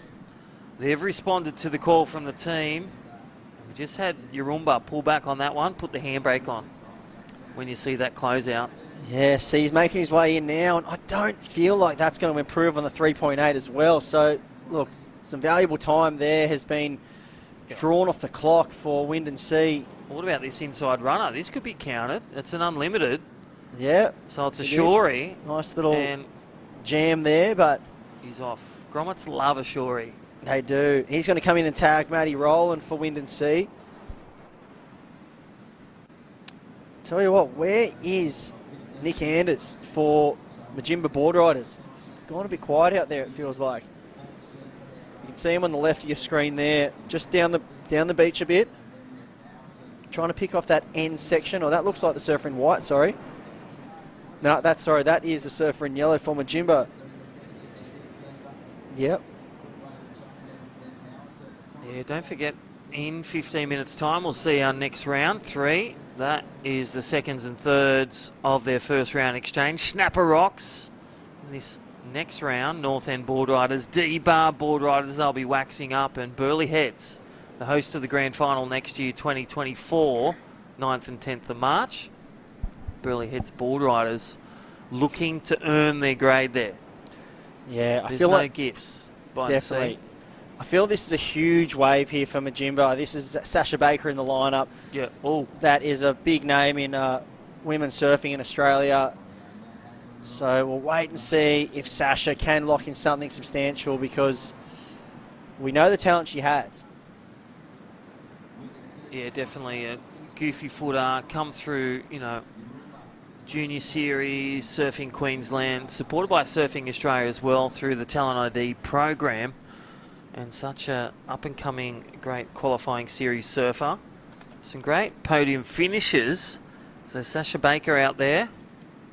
You know, done some great coaching with Martin Dunn as well. So surfing for Majimba Beach Boardriders. On the back of that one, we'll need about a 5-point separation but needs to move. So surfer in yellow just pulling off the back of that one. Not the wave intended. All right, time call, 13 minutes. Yurumba Boardriders in the lead. They got a 20-20 split. 20.20 for the first 4 surfers. Win and see Boardriders. They need a 3.81 to grab the lead. 4 surfers are locked in their waves. 5th surfers heading out there, and then the power surfer to finish. But time the enemy. Look at this, Chris. 13 minutes remaining. This would be a perfect time to put Litan on. Yeah, it would. Look at the sun. Reapply, rehydrate. Not a cloud in the sky today in sunny Coolum Beach. Up here on the sunny coast. And well, Majimba Boardriders Club, they are currently in 3rd place with all the work to do. 12 minutes 16 on the clock. Sasha Baker in the lineup. This is where the magic must happen. And well, Majimba Boardriders Club, founded back in 1986, Crispy, by a lad called George Ward Sr. Came up with the idea to actually tell a lot of the local groms just to surf and compete against each other. So Next good. minute, they've got a Boardriders Club starting. And well, the local legend, Gary the Kong Elkleton. He come to visit. Yep, he had a big part in that club kicking off. And yeah, we see them now strong in force and lots of strong, talented surfers coming out of the region. Well, here we go, live action. Sasha Baker, and not disappointing. Well, we needed her with the fires last week. Blows the tail on that one. Sends spray to the skies, so I feel like that. Jimba, Bazooka. It's what we were waiting for. We knew she has the firepower to really drop something special, and I can't wait to see the replay of that one, because that was what Majimba needed to fire them up. And there it is, 6.5 locked in straight away. And there it is, from the doghouse to the penthouse, like you say, Crispy. Well, halfway up to the penthouse. They're halfway there in qualifying position. That big backside turn. Wow. How was the spray on that? That was And again, they judge the juniors to the juniors, the opens to the opens, but yeah, she's representing the women. That's right.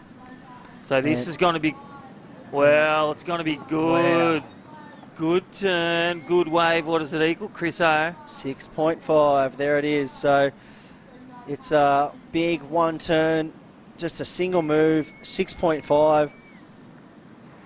That's a great number there to get Majimba back on track into qualification for round number 3.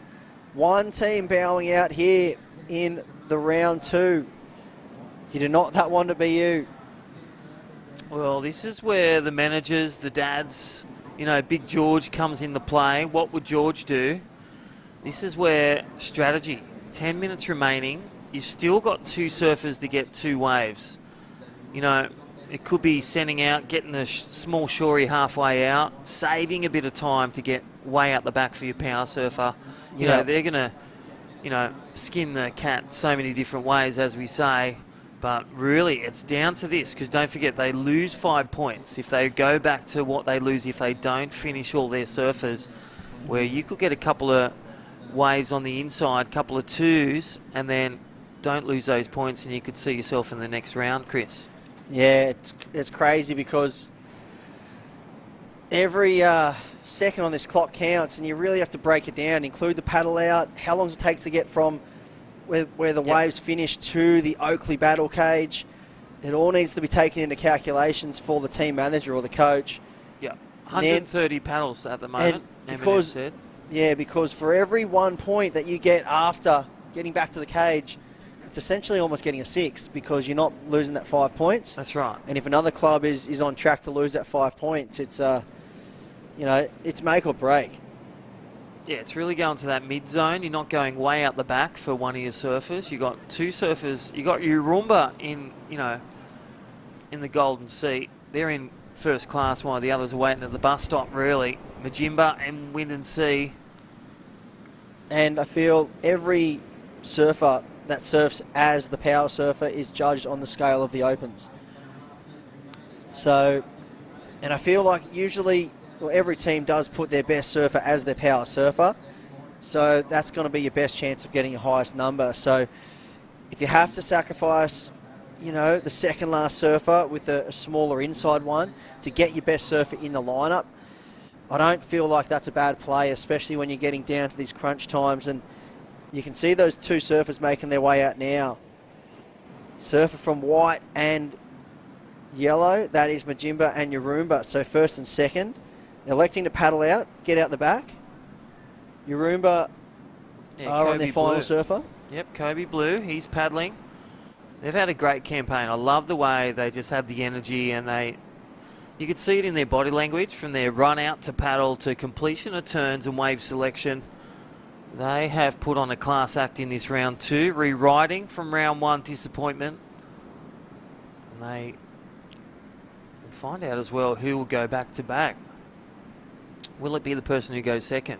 Yeah, we'll have to wait and see how quickly can Luca Turnkey from Majimba lock in a ride here. They're already under the 8 minutes time allocation for the last surfer.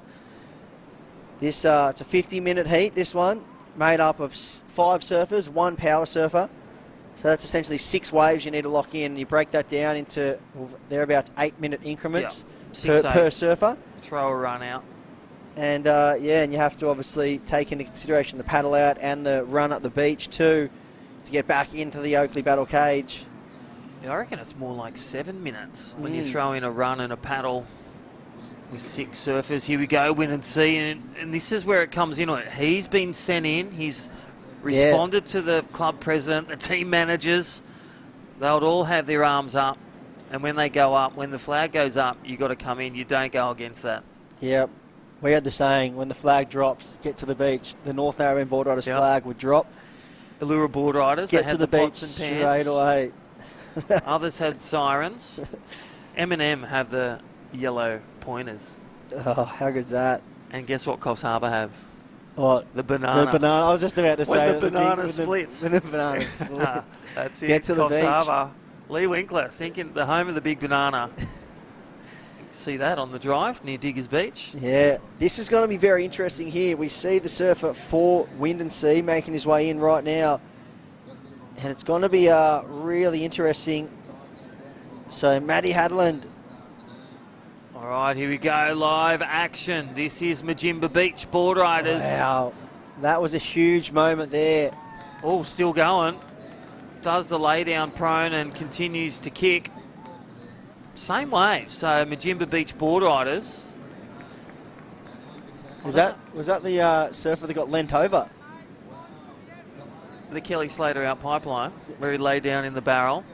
Well, Wind and Sea lent a member over to Majimba. I think it was. And that was him. He's just locked in. Wow. I think he's got a new club. Here we go. Is it Luca Turnkey? This is an important wave. Look at this replay. Hyundai, great replay. And again, how's that when he just lays down? He's on the same wave. It's all good. So some classic waves out there. It's going to help him get across the line. And then the power surfer. Oh, it's a bit of ka-ching there for Majimba Beach Boardriders. A 4.5. And look at the difference now. Wow. 4.64. That is the difference. He just locked in a 4.5, and out hitting the lineup now is Kalani Wolf. So he's going to attack that one. He's going to get a life membership at Majimba after this heat, I think, if he ends up making it through this heat. That was a crucial wave, especially with 4 minutes on the clock. He could have very easily been caught out the back. And that was what I was saying when he was paddling out. I was thinking maybe he would have turned around and caught a quick insider. That was obviously what's happened here with Wind and Sea. We can see a 1 point ride locked in. Yeah. So wouldn't be surprised at all if Wind and Sea have sent out. Yep, and that looks like their last surfer for Wind and Sea. So yeah, definitely Matt Hadland. It looks like they got a quick wave, so that 1-0 that they sacrificed, here we go. Yarumba Boardriders looking to ice this one. Nice snap for the power surfer. Oh. Bangs it out, another one. No Astro deck on this one. So with Wax, with Astro Deck, Yarumba have got it all there, Chris. Couple of Krakatoas there for the surfer from Yarumba. Tommy Ferguson, great finishing wave there. You can see him. He liked that one. Little no claims claim.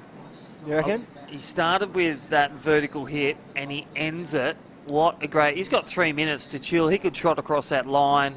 Yarumba are through. And I dare say, I would hope it, but see what happens. But Yarumba getting first should be in that second qualifier for round 3, you would think. Yeah, exactly. Give them a bit of a rest.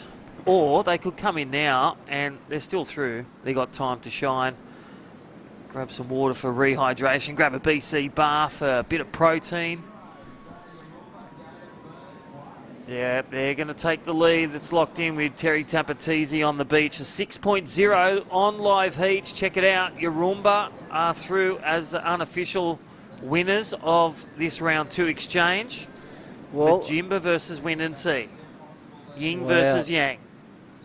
Yeah, well, unless Majimba locks in a 6.5, 6.67 for the last wave, I'd see Majimba go to first.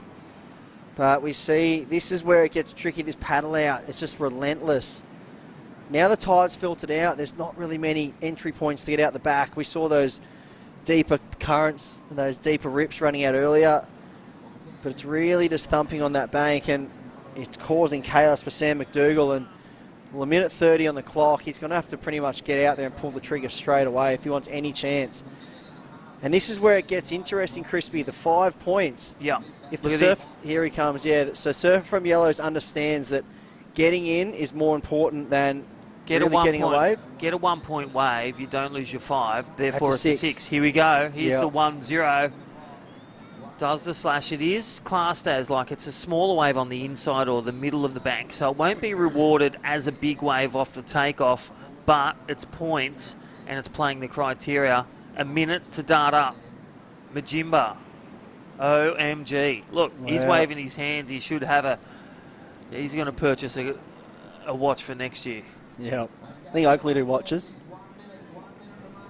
Yeah, he can hear Tapper. 45 seconds. He's got to pull the trigger. And this is where a lot of pressure comes in, and the team playing the experience of Series 11. Here we go. Look at this one. Chriso. Yeah, up and riding. This is Cam McDougall. Race down the line. Tags that one there. Bit of high energy. And this is going to be maybe a little too late. He's making his way back. He's going to pump up the beach into the cage. Are we going to see Travis Lynch run? Or are we going to see, that classic run from Newcastle? Not the Mikey Wright. Oh, no, 5 seconds. 5, he's done. He's still got to run. Oh, we'll have to wait and see, I think.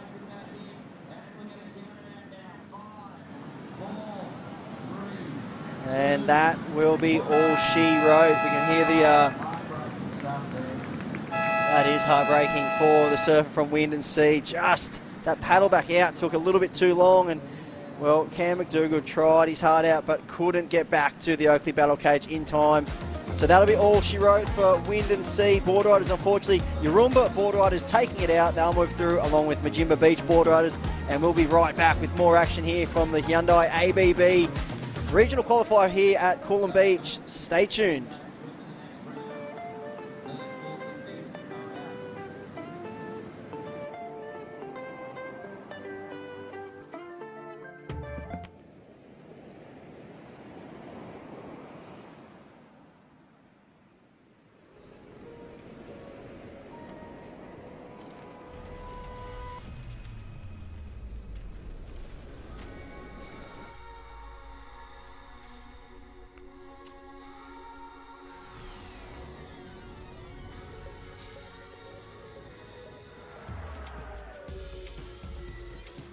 Hyundai Kona, imagined to be bold.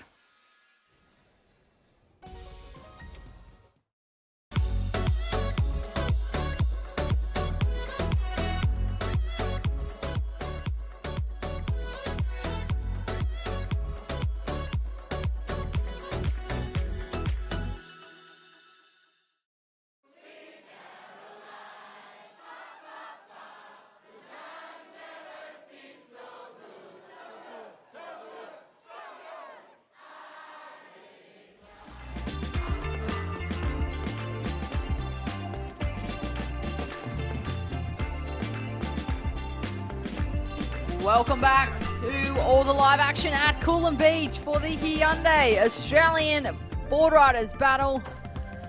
Unprecedented event series involving over 70 of Australia's boardriders clubs in 8 state qualifying events. They are all looking for a spot in the grand final.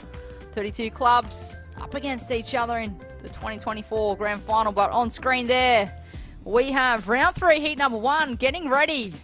Snapper Rock Surf Riders in the red, North End Boardriders in the white, D-Bar Boardriders in the yellow, Burleigh Heads Boardriders in the blue, and Yarumba Boardriders in the green. What a matchup we have here, Chris. M&Ms. Yeah, there they go, making their way out, and this is going to be as cutthroat as it gets. 5 clubs doing battle. Top 2 will be moving through to the semi-finals. And, well, this is where the action happens here at Coolum Beach. And we do see Ali Boardriders Club in the red, Point Lookout Boardriders Club in the white, Noosa Boardriders will be in the yellow, Coolum Boardriders in the blue, and, well, Majimba Beach, we saw them just scrape through that last heat there. They will be in the green. The first time we'll see the green Rashi be injected into this event today. Just one of these 5-team heats will be on display right now, and, well, it's going to be cutthroat. It certainly is. It's actually my bad. Sorry, in this heat we actually do see Snapper Rocks in the red, North End Boardriders in the white, D-Bar Boardriders in the yellow, Burleigh Heads Boardriders in the blue, and Yarumba will be in the green. Sorry, I was looking at heat number 2. That's the next heat, so you can stay tuned for that one. That's coming up next. But absolutely stacked. And to think that 3 of these teams will be going home after this heat is absolute chaos.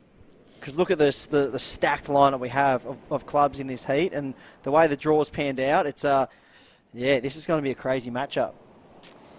It certainly is. It's definitely not a 50-50% progression. Only 2 of these boardrider clubs are going to move on through to the next round. Who will it be?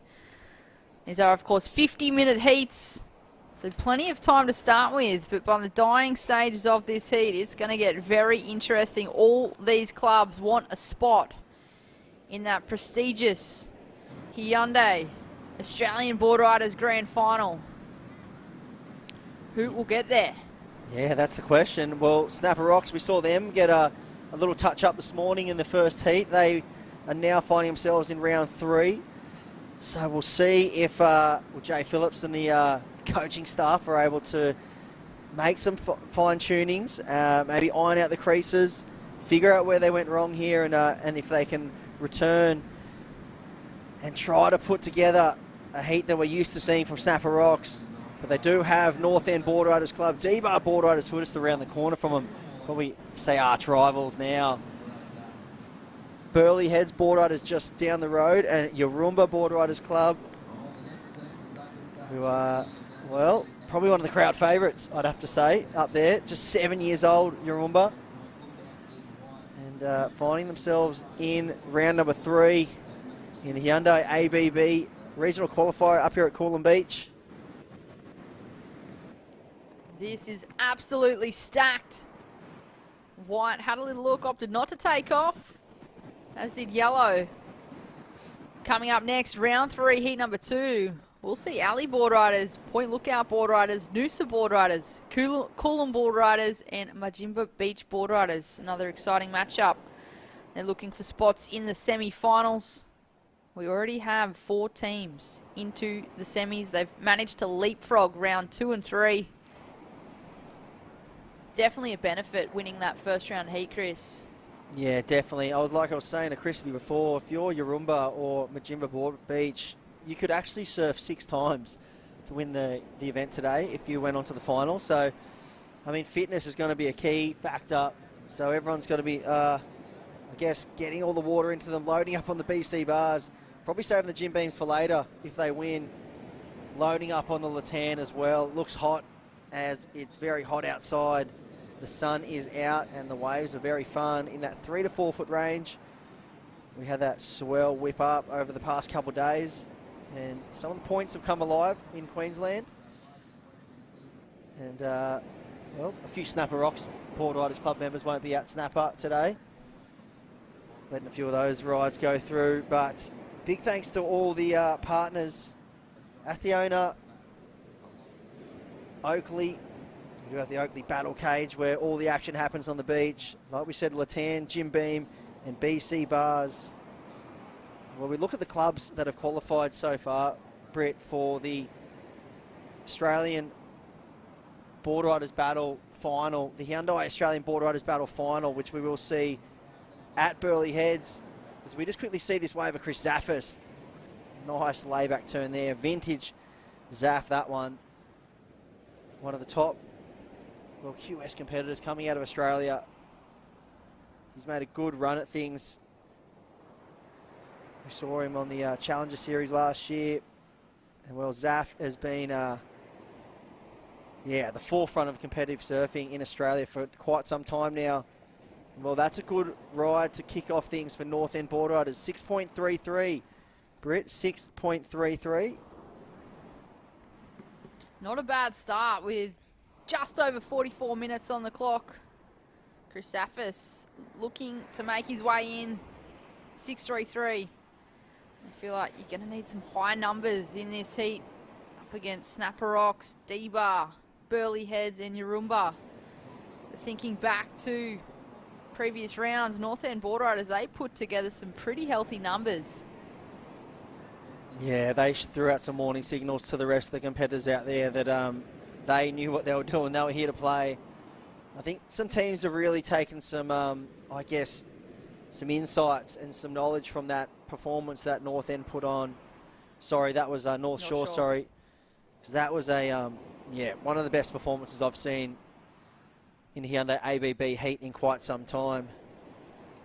And well, as we look at the regional schedule that's rolling on around the country, here for the Australian Hyundai ABB, we did see event number 1 in TRIGG, Western Australia, event number 2 in Phillip Island. Then we went down to the FLEURIEU Peninsula in South Australia. We had COFFS Harbour in New South Wales, Clifton Beach in Tasmania, and now here, event number 6, we're at the sunny coast, Coolum Beach. Event number 7 after this will take place in New South Wales at North Narrabeen, and then down in KIAMA to round out the regional schedule. And we can't forget the grand final next year, 2024, March 9th, up at Burleigh Heads. Iconic venue. How are they going to deal with the cobblestones? That is the question. It's going to be interesting for a team's event, that's for sure. Yeah, I'm looking forward to it. It's going to be fun to watch. In the water, it is North End Boardriders in first place with that 6.33. Well, they were formed at Main Beach way back in 1976. With a fiercely local and laid claim to being one of the largest competitive boardriding clubs on the Gold Coast. And a bit of a fun fact here, surfing legend Michael Mungabarry, Joe Engel and Dave Rastovich are but a few of the surfers who have competed for and represented North End Boardriders Club. As we watch the surfer in red, well, that's Snapper Rock Surf Riders. Can he get the finish? Just comes unstuck. So surfer in red just buckling a little bit there. Answering straight back, the surfer in blue, just a quick up and out. But yeah, Mungabarry. He was actually one of the he was like the first surf school that I ever went to. So Dad taught me to surf, but Munga was the first surf school I ever went to. How good's that? PB for sure, cheering on the North End crew. They're definitely a fun bunch. They're at the forefront of the Club Spirit Award, that's for sure. The North End Boardriders clubs. I'm surprised that we haven't seen much of Burleigh Heads Boardriders on screen today. They're normally really loud, really bright. Yeah, and here's a good wave. This is D-Bar. So we did see Ty Richo up first wave for Snapper for a quick in and out. Now we've got D-Bar, Jimmy Hill out in the lineup right now. So that was his first ride. Looks like he's going to roll the dice again, as well as Ty Richo going to make his way back out. He had locked in a 4.17. And so that score is unofficially locked in unless he betters that score. So for everyone out there wondering how this format works, 5 surfers in a team, made up of 2 opens. Here's a really nice looking ride for Burley. That looks like Matty Job. The unmissable style of Mr. Matty Job there, and he'll work his way through. So, like I was saying, Britt, it's made up of a 5 surfer team, 2 opens, 1 over 35, 1 female and 1 junior. And each surfer is scored in their respective division. So the women are scored as women, and the opens are scored as opens, the juniors as juniors. And here is a quick ride. The replay of all the waves we've seen. So that is the best wave of the heat so far, Chris Zaffis. We're going to run through all of the replays of the heat so far. And yeah, and then it comes down to, well, one of the most important surfers in the team, the power surfer, is the last surfer to get out there. The only difference with the power surfer, Britt, is that the power surfer can only catch 1 wave. It's cutthroat. It can only stand up once, whereas all the surfers in their first round of surfing, they can stand up as many times as they want, and the best ride will be locked in when they make their way to the beach. And there's Matty Job finishing off there. Jimmy Hill, we saw him get a quick in and out before, and well, it looks like he'll roll the dice again. With just under 40 minutes on the clock, North End Boardriders in the white, still in first place. But speaking of Jimmy Hill, well, we'll speak of Green now, just carving in the pocket. That's your Roomba Boardriders. And again, bit of a slash. Linking this one all the way through. Red. Mr. Fergo and Ty Richo behind him. 2 nice quick whips there. So Ty Richo really getting busy here. She's one of the up-and-coming elite surfers in the ranks coming out of Australia. A big name to watch. Ty Richo from Snapper Rocks. We'll see where his score falls in. He was looking to better a 4.17. Maybe just better. Surfer in green, well, he was looking to replace a 1.23. So make their way in. They're going to exchange with the second surfer. Still plenty of time on the clock as we watch the Hyundai replay. This is Ty Richardson in the red, cracks that first section, bit of a lip line into a second. He was looking for a third, but just couldn't quite get the link on as we watch the surfer in green on the inside, still linking that one all the way through. Plenty of action out here at Coolum. The wind has picked up. Looking a little tricky, but still plenty on offer in the lineup as we watch the surfer in white for North End Boardriders. They're currently in the lead. Yeah, that looks like Blake Wilson. Big Larry, but can't hold on. That was, it's sometimes the curse of all manoeuvres, the Larry. It can be so good when it pays off, but it's so easy to get caught under the lip. And we saw it just nice over the foam float there, and you see him just hook that one to the pocket and did it all right and just got gobbled up by the foam ball there. So dare say Blake Wilson will make his way back out. We look at this Burley Heads team, so Matty Job, he was the first surfer. He'll be coming in to tag Hinata Azawa. So 2 big names that we've seen. Long-time campaigners on the qualifying series. Very strong surfers, both Matty and Hinata. And Yarumba, Tommy Fergo, he'll be coming in to tag Giselle Sinclair in the Oakley Battle Cage.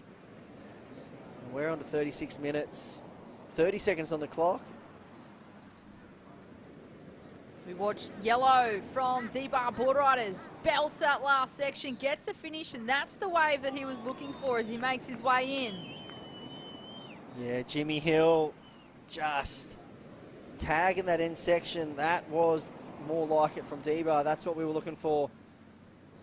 And there it is. He just locked in a 6.4, so his best ride. Well, that has them currently in second after 1 wave. I love the way he came down this double up and has eyed off the end section, and lots of extension through that turn. He waited patiently, took off on a couple, didn't like the look of them, paddled back out, and well, it's paid off for the surfer in yellow from D-Bar Boardriders. A 6.4 puts them into second place. Burleigh Heads Boardriders in the blue, now in third with a 5.5. Yarumba Boardriders in the green, they improved on that score, a 5.17. And Snapper Rock Surf Riders in the red, they managed to lock in a 4.6. So interesting turn of events with just over 35 minutes on the clock. This is, of course, round 3, heat number 1. Moving into round 3, heat number 2 next, and then into the semi-finals, where we already have 4 clubs locked into the semis. M&M Boardriders, North Shore Boardriders, Kawana Boardriders, and Palm Beach Boardriders. They're already in the semis. Who will join them? Yeah, exactly. So this is going to be interesting. We'll see towards the back end of this heat. Here's Hanata up and riding. A nice tag in the pocket, a very strong goofy footer. He's just perfected that style on the points up here in Queensland. Well, coming from Burleigh Heads, plenty of opportunity to go upside down on the back end. And behind him, that was Blake Wilson for North End. So a couple of rides there, but we'll wait and see. I mean, Jimmy Hill locked in the biggest number of that first exchange, Britt, 6.4. Just got the better of the exchange over Chris Zaffis, who got a 6.33 for North End. But it come at a cost, though. He used up about 15 minutes to get that 6.4. And, well, he's the power surfer as well. So, in the end, it's going to come down to how much time's going to be remaining for him as the power surfer to get out there.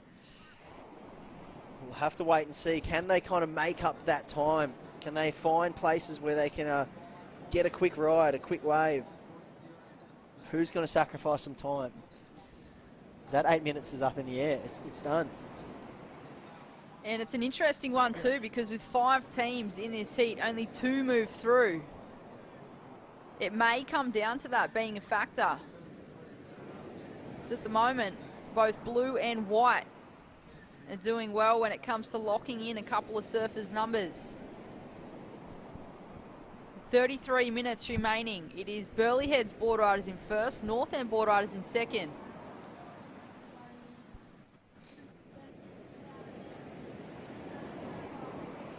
Yeah, you know what they say, Britt, time flies when you're having fun, and that's why you've got to top up. Remember, that time flies in the sun. Top up with Latan sunscreen whenever you are out in the sun. Stay sun safe.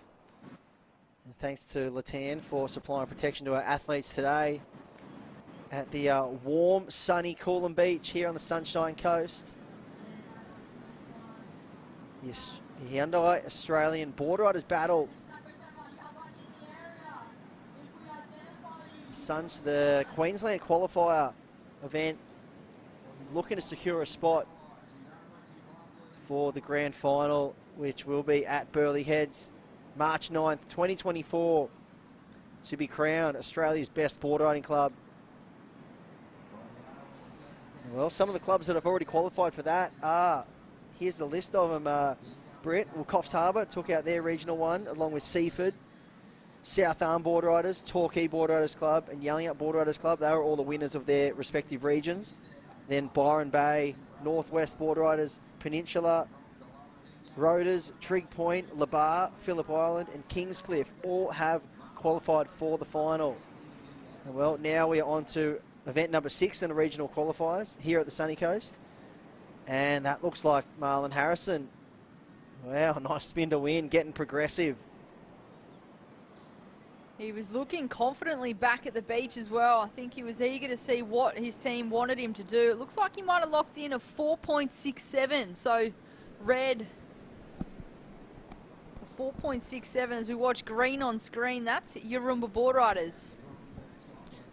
Yeah, so a tricky decision to be made here, I feel, for Snapper. They've got Ty Richo, who's locked in his 4.6.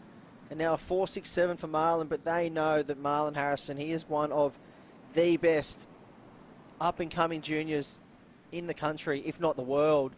So giving him another shot to try and better that score, I don't think it's a bad move, especially with the air game that he has and the progressive nature he can do, just like that. We'll wait and see. Is he going to try beach this one? He's probably keeping an eye on the team And looks like they've made the call to get him in because we are on 30 minutes. So we have had 20 minutes elapse in this final already. So well and truly behind the 8 ball when it comes to time. But it was a smart decision, a 5-7-3. So we did increase that scoreline. I feel like that's a good score. The first reverse was kind of a bit manufactured, I felt. It was a great move. Fins above the lip. Was able to get the spin in, but that one, just that last move, has had a lot of punch to it. It was really critical and a lot of speed. Take it away, Britt. Here it is. He was flying down the line, came from the midsection of the wave. So that was the first one. That was the 4-6-7, and he went to replace that with the 5-7-3. Hard off the bottom, straight up into the lip, just drifted the fins and got the completion. So put Snapper Rock Surf Riders in the red into second place. So first to fourth at the moment. They've all locked in 2 scores for now. The Surfers in the yellow D-bar, they've locked in 1 score. However, yellow in fourth place, they've locked in the highest single wave of this heat so far, 6.4. Yeah, I feel like that was a great score from the judges there. First score really couldn't get the height and the projection of the second turn, and well, D-bar Boardriders Club just going down there. That was Josh Stretton. And, well, Hinata Azawa for Burleigh. He's locked in a 5.07 so far. We'll have to wait and see whether he came to the beach or not. I can't see him out there at the moment, but he has locked in a 5.07. So Burleigh making some moves in this heat. I think it looks like he has come in. And he came in and we'll just have to wait and see. They are in the blue there. We can see them to the right of our screen. Yep, Hinata Azawa has come in. And, well, having a paddle here. This is an important ride. This is the surfer in green. Tagging that one over the top. Getting a little caught behind here, Britt. Can she get the inside connections? We watch the surfer out the back, answering back in the white North End Boardriders. Surfing green, still linking her way through the inside, wanting to make the most of this one. And, well, she wants to step off on the sand. Less energy. Conserving that as she'll make the way in and want to run up the beach. So with just under 28 minutes on the clock, we'll wait for those scores to lock in. At the moment, it is Burleigh Heads Boardriders in the blue in first place. They don't want to leave anything to chance. Round 1. They were very much on the cusp of being pushed into the requal round, but managed to scrape on through into round 3 and skip round 2. We've had some scores locked in for white. A 2.43 puts North End Boardriders back into first place. However, they are the only team that have locked in 3 scores.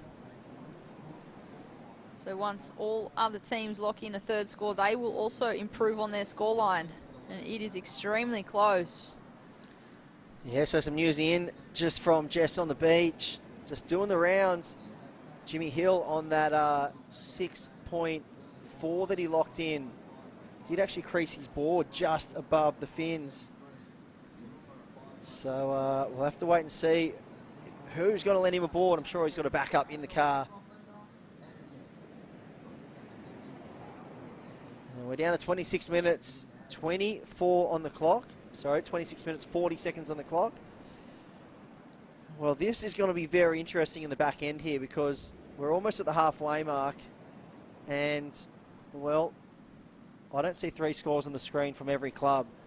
So time has definitely slipped by in this one. In round number 3, heat number 1, it is North End Boardriders in the lead. 12.46. So we're seeing those scores slightly dip away. Burleigh Boardriders Club in second, 10.57. 2 5s, so they're on track with the numbers, but only 2 scores locked in so far, Britt. Snapper Rock's in 3rd, so they're currently in the hot seat to not make it through right now. Snapper Rocks. Yarumba in 4th, and D-bar Boardriders in 5th. Well, this would be a huge upset if we saw Snapper go down right now. Just watching the screen, you can just see the urgency, and I feel like the competitiveness between surfers in the lineup. just hunting, following each other, sticking nice and close, really wanting to make the most of the opportunity that when it presents itself, because it is certainly anybody's right now here at Coolum. So we watch surfers in the water. Burleigh Heads Boardriders in the blue up and riding. Great first turn, looking for the section. Manages to get it and a third carve in the pocket. Oh, this is a great ride here for the surfer in blue. Good combination of moves down the line there, Britt. I love that first turn. Looked like he was going to go to the air, but then managed to hold back and finishes off nicely on the inside. So looking forward to see that replay. That was one of the longer rides we'd seen for a little while now. As the tide filters out, things have gotten, well, the bank's definitely gotten shallower and the waves have quickened up a bit. But that was a good running right-hander there for the surfer in blue from Burleigh Heads. Smart play as we watch the Hyundai replay.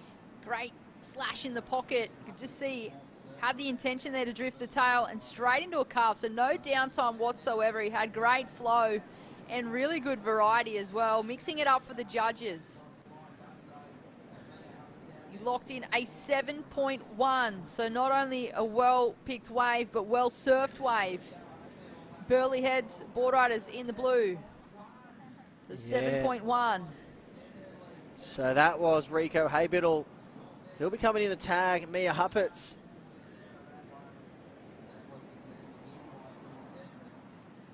Well, best score of the heat so far, 7-1-0.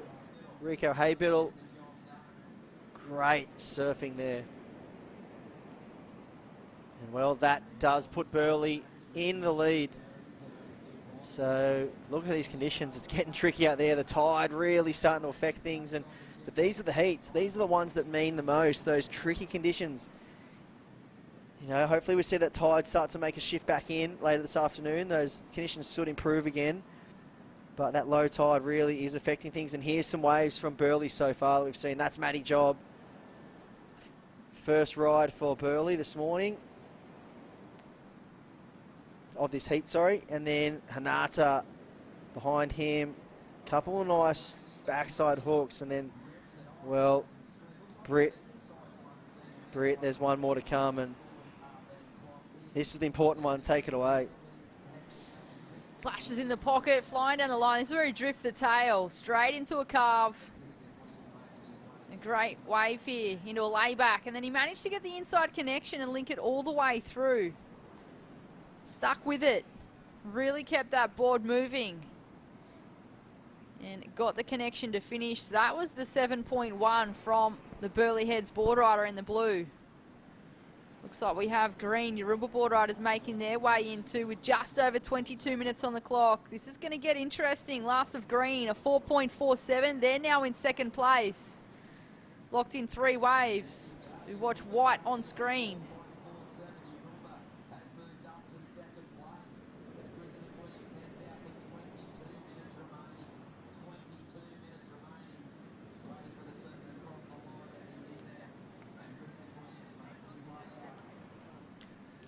Yeah, so 21 minutes 43 on the clock. Burleigh Heads in the lead, 17.67 on the back of a 5.5, a 5.07 and a 7.10. Yarumba, they are into second. So the last score for the surfer from Yarumba, 4.47, that has Yarumba in second. And well, wouldn't that be a story? Yarumba taking down North End and Snapper and D-Bar. Anything's possible, dream to dream. But currently, that is where the standings sit. North End is sitting in third, a 6.33, a 3.7, and a 2.43. So we've just seen a bit of a slip away in the, well, the point scores for North End. They started strong, and then it comes down to fourth place right now. Snapper Rocks, Surf Riders, a 4.6 and a 5.73. So 2 good rides there. Nothing wrong with the scores, but with 20 minutes to go, they still haven't even locked in a third surfer yet. And that means we are going to require 4 more waves from Snapper. You break that down to 20 minutes, 5 minutes a surfer with probably a good 3-minute paddle out. It's given them each about 2 minutes to catch a wave. So this is going to be crucial in the back end of this heat. And I feel some smart surfing here, Bridge, some smart surfing from some of the other teams like Yarumba and even North End. They could really just bump themselves ahead. Well, Burleigh Heads is well and truly off to the races right now with some big scores locked in. Here we have a Hyundai replay, surfer in red. Snapper Rock Surf Riders, couple of backhand turns there. Well, that was a 3.33. It put them into second place. So we have had a situation change, and well, there's five surfers in the water at once, but we have 5 teams. Only 2 teams move through. This is going to be interesting with 19.5 minutes remaining. Snapper Rock Surf Riders now in second place. Yarumba Boardriders in the green now in third. Look at the totals. It is extremely close between these teams. It is still anybody's. And you mentioned it before, Chris, it's really going to come down to strategy, not just the depth of talent in these clubs. Yeah, and here is the bin chicken, the Ibis, up and riding for North End. So that was a good ride there for North End. Good fight back wave for Chris Bennett's. That was what North End were looking for. I mean, they'd been struggling to kind of put another good score on the board since Chris Zaffers kicked off with a 6.33, and this has well and truly got them back on track. Nice full rail turn. We haven't seen a lot of that today, and float the boat to finish. So 2-turn combination there for the Ibis. Makes his way in, and well, there it is, 6.33. Sorry, a 5.33. 5.33 for the Ibis, and we just see Mia Huppets go down there for Burleigh Heads. And last score of red locked in, a 3.33 for Snapper Rocks. Have to wait and see whether that surfer returns to the beach or not.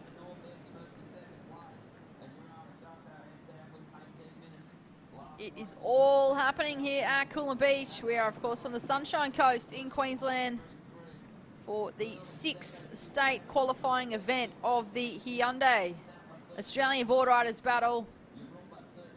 It is, of course, their unprecedented event series, which involves over 70 of Australia's boardriders clubs across the 8 state qualifying events, all looking for a spot in the grand final, where 32 clubs will compete against each other, not only for the bragging rights and the win, but the winner of that grand final. The team takes home $20,000. Just got to get there and beat your way through all these clubs. It is not an easy task.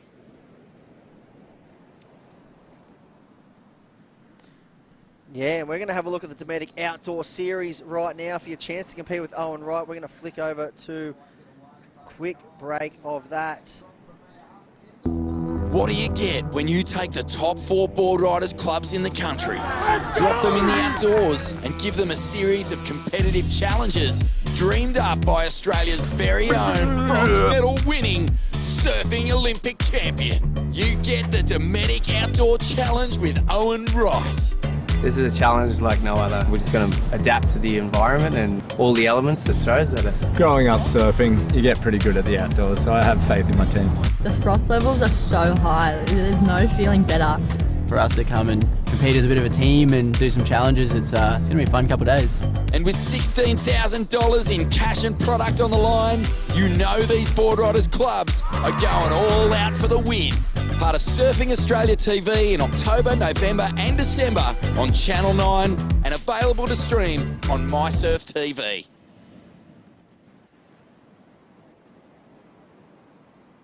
Challenge first episode is available right now. Head to MySurf TV YouTube channel. And well, I've just been informed it is Snapper Rock Surf Riders currently in the lead of that Dometic Outdoor Challenge. Episode 2 will be out on November 18 and episode 3 December 16. Check that out at Channel 9 and MySurf TV YouTube. What a great initiative that one is. The winning club will receive $16,000 worth of cash and Dometic outdoor products.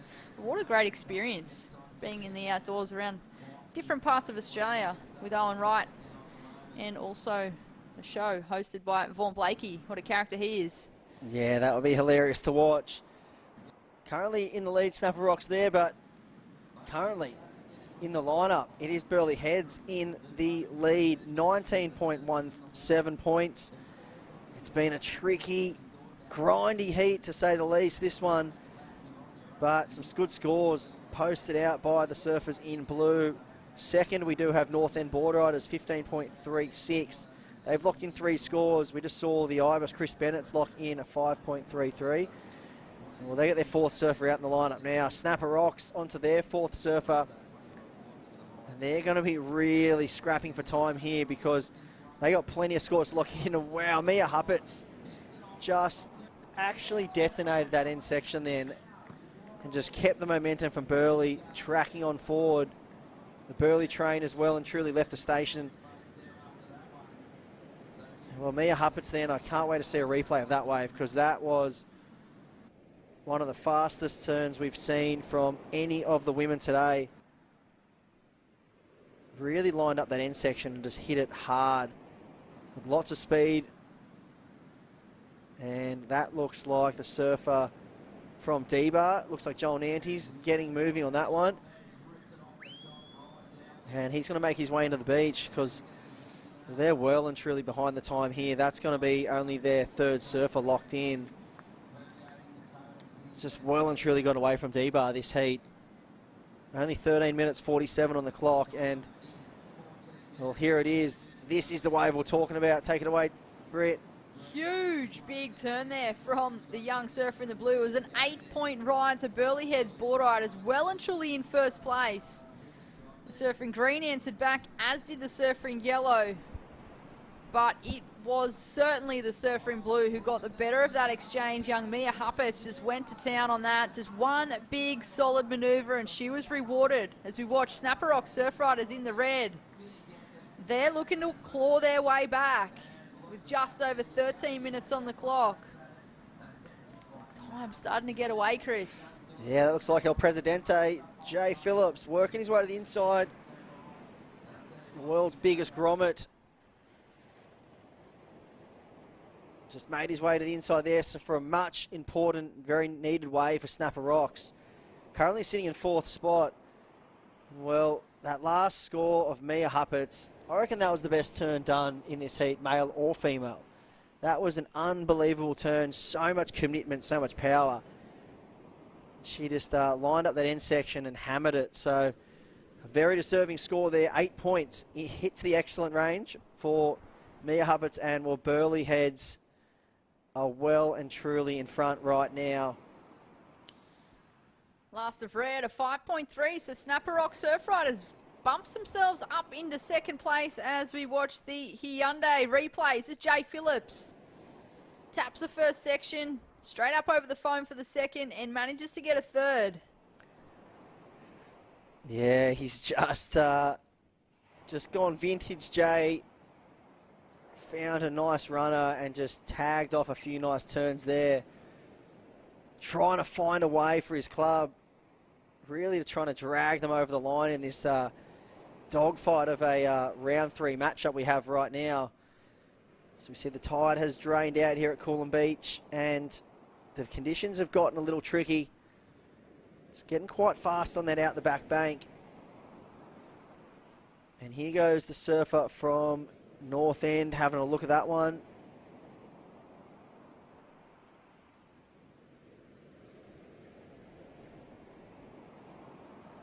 See the urgency on screen there from the surfer in white, just a little bit of a kick. She's wanting to lock a wave in and make her way back to the beach so she can exchange with the next surfer. The surfer's not wanting to chew up too much of the time, but they're also wanting to lock in a good number. It can be a tricky task, so a lot of strategy coming into play. Certainly no individual effort, it's individual and team. It's a massive team effort. Yeah, so Urara Sato, she's looking to lock in a score here. She starts to come in and tag Ryder Lucy, and then well, Chris Zaffis, power surfer. So still 3 waves to catch for North End Boardriders with only 10 minutes on the clock. This is going to be a very, very interesting back last 10 minutes. Okay, here's the serve from White up and riding, so that is a score locked in. Urara will make her way to the beach. And what will they do here, North End? This is where it gets interesting. Does Ryder Lucy go for the out the back wave, or do they just go Shorey into Chris Zaffis with 10 minutes on the clock? I feel like they need to get the Zaff out there to give it one last shot. But this is where tactics is going to become crucial in the back end here, Britt. There is very minimal separating these teams right now, particularly second and third. Look at the difference there. Snapper Rock Surf Riders, after 4 scoring waves, 18.96 total. North End Boardriders in the white, after their 4 scoring waves, a 17.99, so not much at all. They only need a 0.97 at this stage. This is going to get so interesting between these 5 teams as we watch the current heat leaders up and riding. This is Burleigh Heads Boardriders.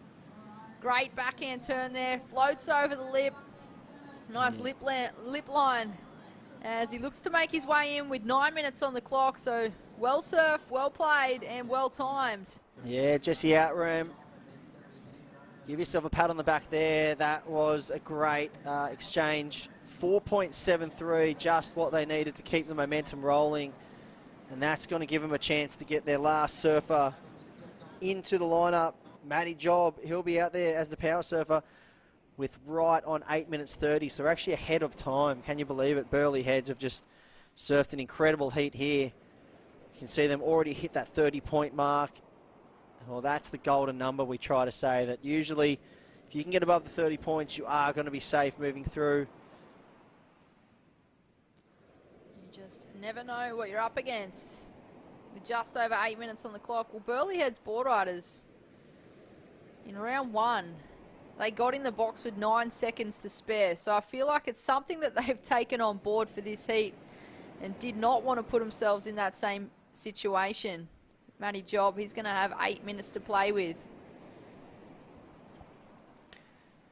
Yellow having a look, opting not to take off. This is really interesting. D-Bar Boardriders in the yellow. They opened up well. They locked in a 6.4 with their first surfer.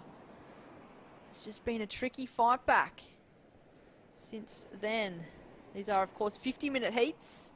You think you've got plenty of time to begin with, but it gets away very, very fast, Chris. Yeah, and we do see Geordie Halford there for Snapper. We can see on the scoreboard at 1.23. So Jay Phillips, has he made the call to get a quick ride and get their power surfer in Marlon Harrison back in the lineup? Because I feel like, you know, you'd back Marlon almost any day against anyone in this draw if it was to come down to a wave versus wave scenario. He's very well experienced for such a young guy. Well, here is D-Bar making a late charge. That's Freya Prum.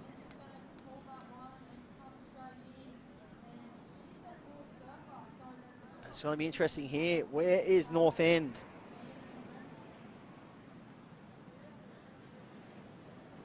So, Ryder Lucy out in the lineup. Here is the surfer for Snapper Rocks. And who was that? That looks like that was Zaya Hessen. Is that Zaya Hessen? Yeah, so just, yeah, that looked like the woman surfer for Snapper Rocks Surf Riders. So just getting a nice little left down the beach. Well, going to make her way in to the Oakley Battle Cage and tag their last surfer in Marlon Harrison. Wow, there's a crazy good wave for North End Boardriders, Britt. A 5.23 puts the team in white back in second place as we watch them sprint up the beach. You can hear the whistles in the background. It is turning it on here at Coolum. Who is going to move on through?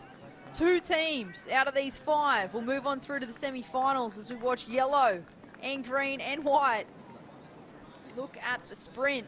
Look at Zaf. There's fire coming off his heels as he runs out to the lineup, parting the ocean on his way out. Well, this is what it's got to come down to. This is how exciting it gets. It's going to be, for second place right now, Marlon Harrison versus Chris Zaffis. And we'll wait and see what that score locks in for Snapper Rocks for that left. Not sure if the last score has locked in or not for Snapper Rocks Surfrider. Looking like a 1.77 at this stage. And that must be locked in. So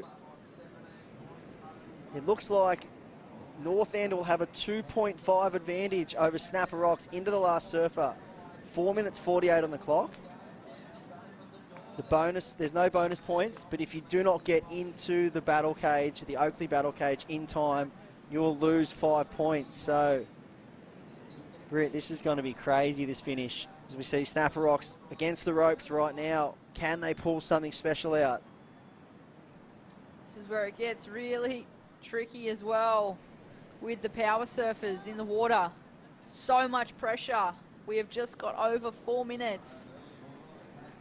And they're out there trying to lock in a good score for their team and try and get back into the box. If they catch a wave and don't get back into the box, the wave still counts. However, they will get a 5-point reduction in the team's total. So anything better than a 5 would add on to their total, guaranteed. But, yeah, so if they don't get above a 5 on their wave and they don't get in, that's minus the difference. And if they don't get a wave at all and they don't get in, that's minus 5 points on the total. So Chris Zaffis, he is making his way out. He's almost out the back. We can see him to the left of our screen. He's been drifted down a long way on this paddle out. He's got 3 minutes 30. We can see he is out the back there. We can see just to the right of our screen now. There's Chris Zaffis out the back. Marlon Harrison was a little bit behind him. He'd be more up to our right because we saw him paddle out the front. Blue did catch a wave, locking in a 1.1, but the interesting thing is the power surfer can only catch one wave. Wow. So it adds that extra layer of complexity with that pressure. So who is going to get the better out of the power surfers? Wow, so Matty Job, he's got a 1.1. He's done. So Burlier will be in the box, and they can't drop worse than second because, I mean, Snapper would need more than a 10 to overtake 31.5 points. So Burlier through, guaranteed. North End could overtake Burley if they locked in or anything over a, around about an 8. An 8.5 would probably get them home. And yeah, an 8.28 for Chris Zaffis would put them into the lead. But very importantly, we saw Chris Zaffis getting a ride there, Britt, making his way in. With just over 2 minutes on the clock. Well, Chris Zaffis, he's going to lock in a number, and well, he looks like he's going to get back in the box in time as well. Will Snapper Rocks, Surfriders in the red, get an opportunity here? And here we go, up and riding. This is interesting, Chris. Yeah, Marlon Harrison, big wafting turn there. So he liked the feel of that one. And, well, Chris Zaffis locked in a 3-2-3. So the unofficial decision is, the unofficial score required by Snapper Rocks, a 5.72. 5.72 required from Marlon Harrison here. It was a nice turn. Looks like it might have been a 4.63. Based on the numbers that have just dropped on through, with just over a minute on the clock, is this an upset? For the ages. Wow, so Chris Zaffis, using all of his experience, was able to find that 3.23. And it looks like at the moment it will be just enough to hang on for North End Boardriders. Score is locked in there for Matty Job, 4.63, falling just over a point short. Wow, that is heartbreak for Snapper Rocks Surfriders. You can see the look on his face, just devastated.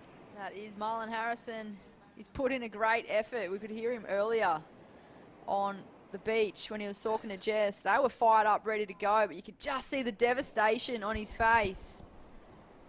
Like we said, it's not only an individual effort, but it's a team effort, and that's where it just sometimes feels like you've got so much pressure on yourself because you're trying to perform for your team, and you don't want to let anyone down. But you still put in an amazing effort. Yeah, I just feel like the conditions kind of got the better of them here. They just couldn't really get going, but well done to Burleigh Heads and well done to North End. We'll be back right after the break here at the Hyundai ABB from Coolum Beach.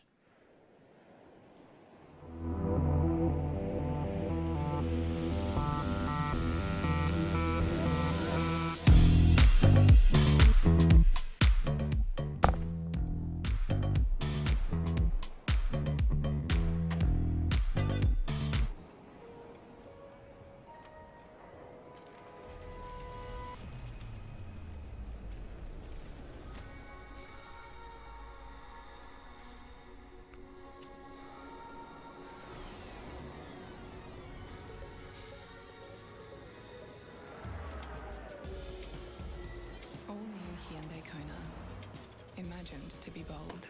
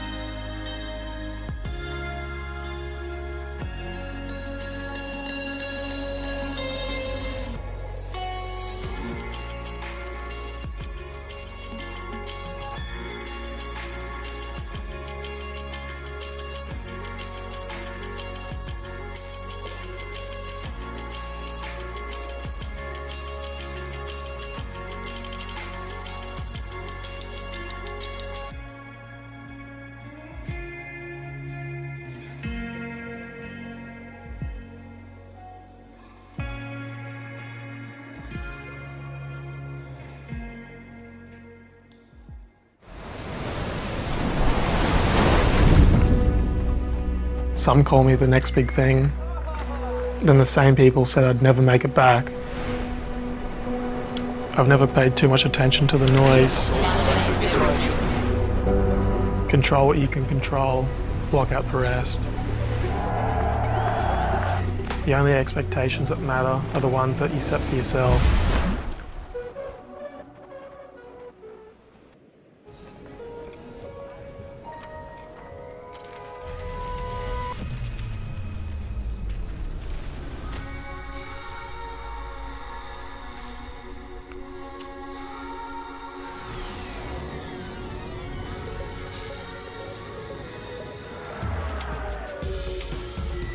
All new Hyundai Kona, imagined to be bold.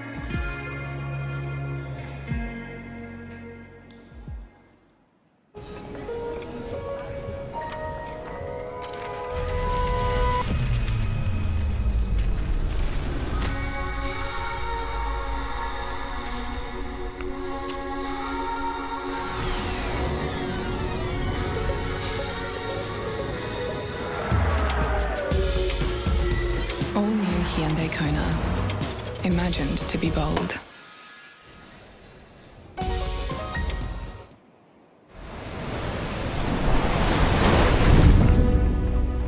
Some call me the next big thing. Then the same people said I'd never make it back. I've never paid too much attention to the noise. Control what you can control, block out the rest. The only expectations that matter are the ones that you set for yourself.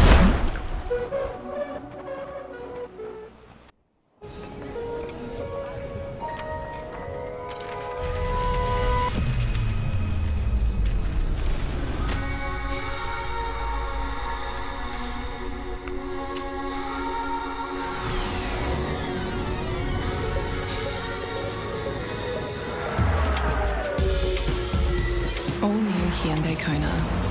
Imagined to be bold.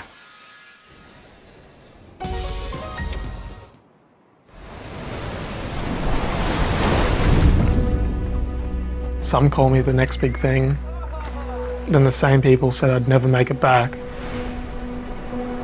I've never paid too much attention to the noise. Control what you can control, block out the rest. The only expectations that matter are the ones that you set for yourself.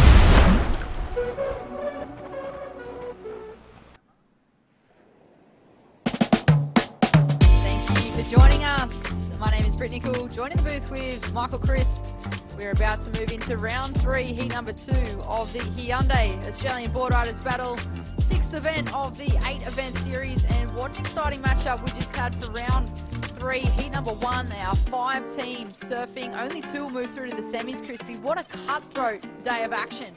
Yeah, huge performance from Burleigh Heads, really picking up their gains.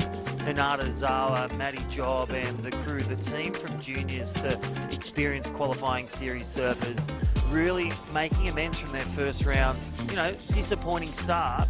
They're going to be the home at the grand final next year. They've got one step. They've got to get from 3rd, 2nd, 1st in the next semi-final.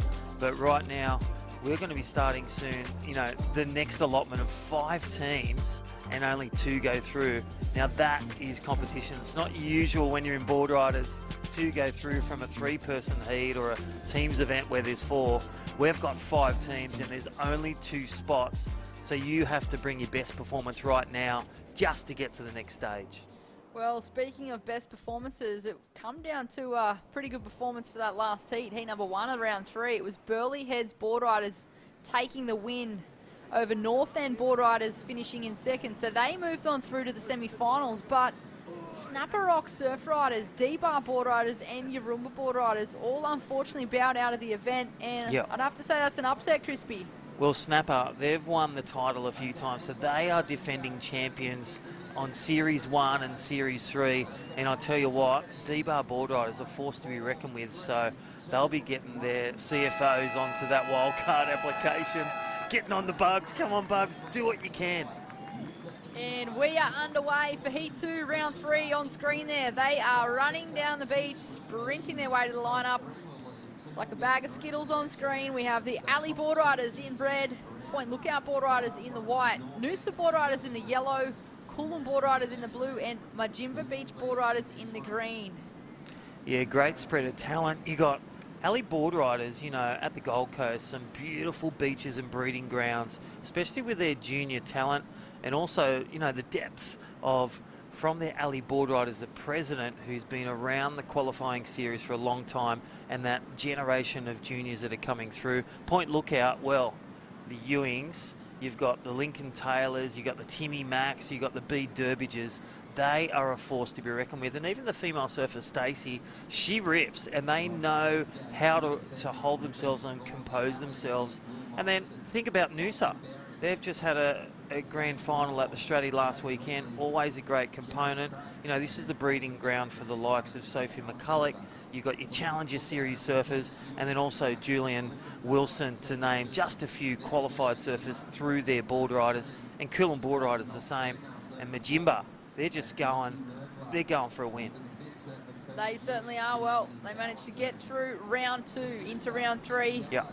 Can they see themselves in the semi-final? We already have 6 teams confirmed for the semi-final. So semi-final heat 1 will see M&M Boardriders, North Shore Boardriders, Burleigh Heads Boardriders, and North End Boardriders. Semi-final 2 so far, Kawana Boardriders and Palm Beach Boardriders. But 2 teams will move on through from this current heat in the water. Who will it be? Well, time will tell. These are, of course, 50-minute heats. It seems like a lot of time. However, 5 surfers, 6 scores. Time does get away, Crispy. And 2 minutes is gone, and that's a great indication. Look where they are. The beach run to the paddle to they're not even out there yet. They're at the mid-section of the bank, you know, on the shorey to the mid. So really good time indication to get into, you know, your team managers and your coaches as they're preparing the battle plan. What are they going to do and how much time allotment for each surfer to get that wave, that all-important wave, or sacrifice with a smaller wave to, you know, overall get across the line to the next round.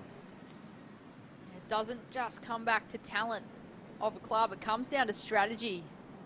Oh, the blue book. It's all strategy. M&M. I love that next we've got M&M Boardriders, the Miami, the Nobbies, the Mermaid Beaches all together. North Shore Boardriders, Burleigh Heads, North End Boardriders. Stay tuned for that. That's the one up next. But right now, Alley Boardriders, they're in the red. Point lookout, point danger, look out. They're in white. Noosa Boardriders yellow. Coolum Boardriders in blue. And Majimba Beach Boardriders, they're in the green. Who's your pick? Oh, I mean, no favourites. Come on, Chris. No favourites. But who do you feel has just been bringing the energy? I feel like in this heat, currently, it would be the Alley. Yeah. Yeah, I feel it's not that they've got nothing to lose. They've got everything to gain. I feel Point Lookout might come out like Burleigh. They've crafted it. They've watched a few heats. They've had that little rest time. But now it's time to shine. And Noosa and Coolum and Majimba, I feel it's just from the get-go. Here we go, straight up and at 'em. Well, it looks like the qualifying series surfer. And that is Noosa Boardriders. He's been around for quite a while. And I'm talking about Connor Lyons, the big man, Mr. YouTube. Locked in a 3.17. A quick start there for Noosa Boardriders. I feel like by the end of this heat, they're probably not going to be scores that you want to lock in. But it could just be the case. We've watched it before. And I love the way they lock it in. Let's look at the Hyundai and look at this, the replay. Nice looking wave. And again, local surfer all around the traps for many a year, from Boardriders to the pathway to the qualifying series right now. Noosa Boardriders in the lead, 317. I love the inception of they lock in their scores, but they don't double lock it in until they cross the line. So they can start to think about, like in the proper contest environment, you know your scores, you're either going to better it or you're going to come in, because it's a teams event, and sacrifice that time to get your next surfer out there to get the big points. Yeah, and what's good about that too, Crispy, is the fact that you can rely on your team. You look back at the beach as we watch a quick up and out there from the surfer in the yellow from Noosa Boardriders. Yeah, you can look back at the beach if you're not 100% sure on that decision. Yeah. You've got a whole team trying to prompt you as to whether or not it was good enough, or whether or not they want to go back out. If they don't look back at the beach, they just look at their arm. And there's a timeline written down. They certainly set the intentions early, writing down the requirements of what they needed on the arm. In Biro. Well, any news agency around Coolum was sold out of art lines. Well, beautiful pictures, and again, thank you for the broadcast. Surfing Australia and the inception, over 1.2 million in 11 series injected into, this is the Australian Boardriders Battle. Couldn't be done without our great sponsors and great programs as well. We've talked about it. The Hyundai Shiza Electric. As we watch live action in the water, that's Majimba Beach Boardriders, belts the section, drifts the tail, and just gets a little caught on the heels. The arm went back and just couldn't quite stick it. But yeah, back to the Hyundai She's Electric. back for season 2. All you have to do is simply record your best wave if you're a female, then submit it for the chance to win weekly prizes and make Hyundai Team Electric. That's open to all female surfers 14 years and over. So if you've got a good wave, you want to submit it, be sure to head to surfingaustralia.com/She's Electric as we watch the replay here from Red Crispy. Yeah, Will Morrison really opening up the door on that one. If he finished his last turn, that would be a straight in, and I'll tell you what, Ali Boardriders would have been in the lead, but the completion just went wrong on the second turn. But I dare say he's in the lead with that one turn. That is what the doctor ordered. Go vertical and get the reward of 3.67.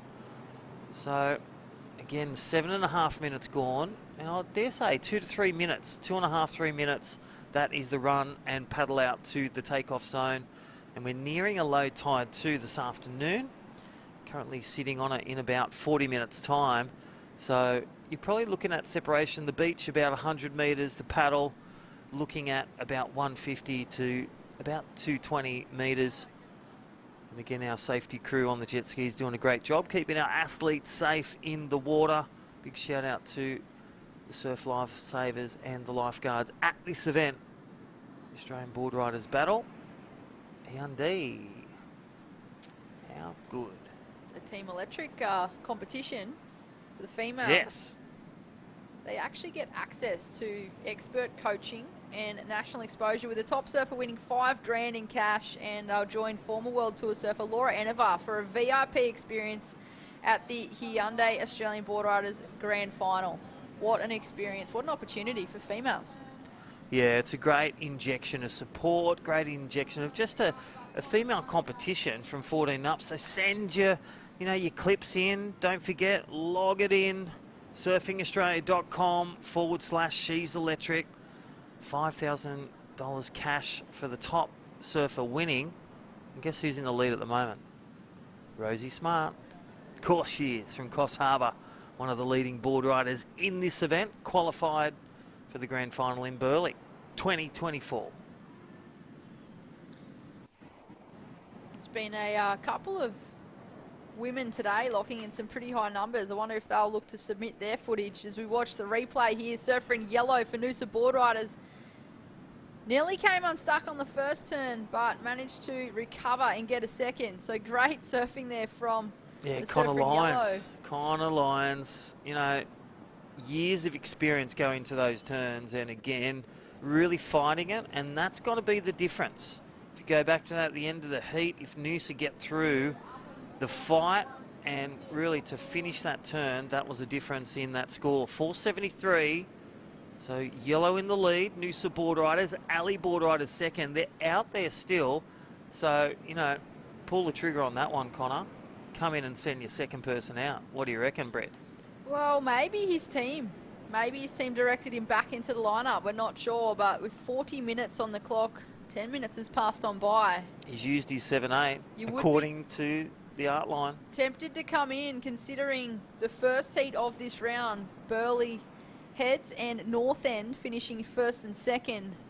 Well, Burleigh had a 1.1 in their scoreline from their power surfer, and North End had a 2.63 and a 3.23. So considering that, I feel like it is something that Team Yellow could take on board. Hey, you know what I've just realised too? Where are Point Lookout Boardriders? Are they out there? Because I tell you what, they haven't got a score yet. Are they just waiting for the gold to come through here at Coolum Beach? This is round 3. All those watching and listening, even on the island at Stratty. Thanks for having all the Stradbroke Island Stratty assault last weekend. Shout out to all the Lincoln. Cousin Steve over there watching. And, well, here's your team. Oh, my gosh. Curtis Ewing waits for it. Brings out the 180 ball shooter on that one. One big turn. Boom. Where are Point Lookout? Ladies and gentlemen, they're going to be in the lead very shortly. 39 minutes remaining. Winner of, as you were there and I, the Burleigh 5000, the QS. A couple years ago, this guy blows minds on and off the field. Certainly worth the wait. He played a patient game. We're starting to question where he was in the lineup, and just like that, he's going to lock in a number With just under 40 minutes on the clock, we have the Hyundai replay here. Great variety there. I just felt like he got that progressive side, which we haven't really seen much of today from other surfers. Well, think about, go to that last heat where we had that Yurumba surfer do that one cracking turn. That was a bit of tweak, a bit of control, a bit of drift. I feel they're going to go higher than that 5, around the 6 range. Wait for it. Yellow gets a 473. And there is Curtis Ewing, just coming from nowhere, playing the patience card and delivering. Majibba Boardriders, they're going to lock in a 1-4. And as we see, Coolum Boardriders release their second surfer. Who have we got for the Boardriders out there as the scores filter in?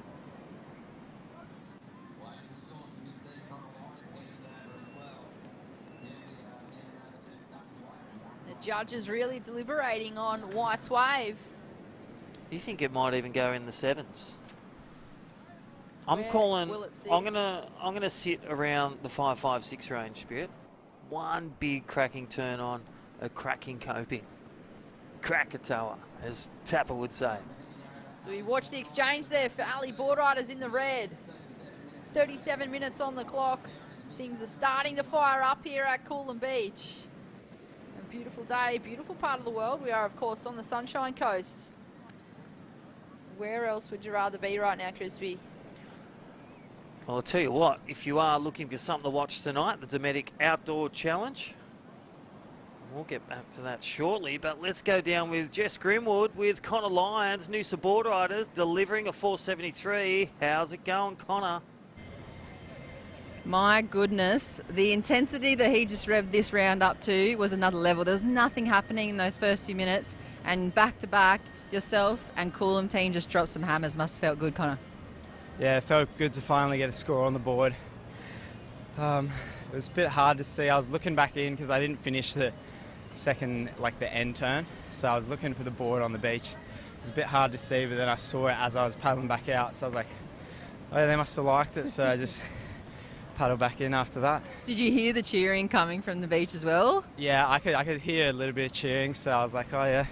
It felt like a pretty good turn, but yeah, it would have been sick if I could back it up, but it felt pretty good. What about just quick thoughts on the fly of Snapper? Oh, wait. Oh, just listening to those scores, but thoughts from Snapper falling out and D-Bar being knocked out in that previous heat. What do you feel off the top of your head about that? I feel pretty good. I didn't even know about that, but yeah, that feels good. They kind of didn't do that well at Stratty either last weekend, so yeah, I don't know. You can't always win them, so it feels good to not be in their position. Yeah, doors wide open. Good luck. We'll let you go get back with the team, and good luck going through the rest of this heat. Yeah, thank you. Cheers. Thank you, guys. Thank you, Jess. Well, point lookout Boardriders. Curtis Ewing, 5.83. Not only the spearhead of that club, but well, spearheading them straight into first place. Round 3, heat number 2. And Coolum Boardriders in the blue, they locked in a 4.93 as we watch yellow on screen from Noosa Boardriders. So, Connor Lyons, fellow Boardrider member, looking to put them back up into a progressing position as he looks back to the team on the beach. He's going to make his way in. It's a smart move here from Team Yellow. And they've changed up there. That's not Mitch Peterson. That's one of the other surfers. They've changed up their allotment. Nice first turn. Look at the replay, and then jams another one. Nice little sharp snap. Kicks the tail and then floats that end turn completion. Looks back. They're going to save some time because, again, you're looking at 7-8 minutes per surfer with the run and the paddle. That gets them back on board. They will take the lead once that score's locked in on the second surfer. Ignite the third and just get that confidence to be a bit more selective and maybe boost up some bigger waves and bigger turns. I'm interested to see where that one goes. I feel like that's one of the better waves that we've watched in this heat so far. Just under 34 minutes on the clock. Coming up next, we have semi-final heat number 1. Yeah, it's going to be a cracker. Scores to drop. It is going to be a cracker, Crispy. The blue folder, M&M, North Shore Boardriders, Power Punchers, Burleigh Heads, they are red hot at the moment, and then North End Boardriders. That is a final right there, as with some of these heats. And talking about a final and some excitement, Dometic Outdoor Challenge there, Brett. All those listening and watching, Surfing Australia partners with outdoor lifestyle brand Dometic, the outdoor to create a brand new event and series, and, well, Dometic Outdoor Challenge with Owen Wright. It's hosted by Vaughan Blakey, pits Australia's 4 best board rider clubs against each other in a series of outdoor challenges, not only in the ocean, but on the land as well. Winning clubs, they receive $16,000. Well, don't just believe me. Let's check out what we can see on here with a little preview. What do you get when you take the top 4 board riders clubs in the country, drop them in the outdoors and give them a series of competitive challenges dreamed up by Australia's very own bronze medal winning surfing Olympic champion? You get the Dometic Outdoor Challenge with Owen Wright. This is a challenge like no other. We're just going to adapt to the environment and all the elements that throws at us. Growing up surfing, you get pretty good at the outdoors, so I have faith in my team. The froth levels are so high, there's no feeling better. For us to come and compete as a bit of a team and do some challenges, it's going to be a fun couple of days. And with $16,000 in cash and product on the line, you know these board riders clubs are going all out for the win. Part of Surfing Australia TV in October, November and December on Channel 9 and available to stream on MySurf TV. Well, welcome back, and yes, first episode available right now on the MySurf TV YouTube channel. Episode 2, November 18, Episode 3, December 16. And they're our former winning clubs, our top 4 from Snapper, Merewether, Avoca and Byron Bay, all going out for bragging rights. So thank you, Dometic, thank you, Owen Wright and Vaughan Blakely. That's going to be a cracker.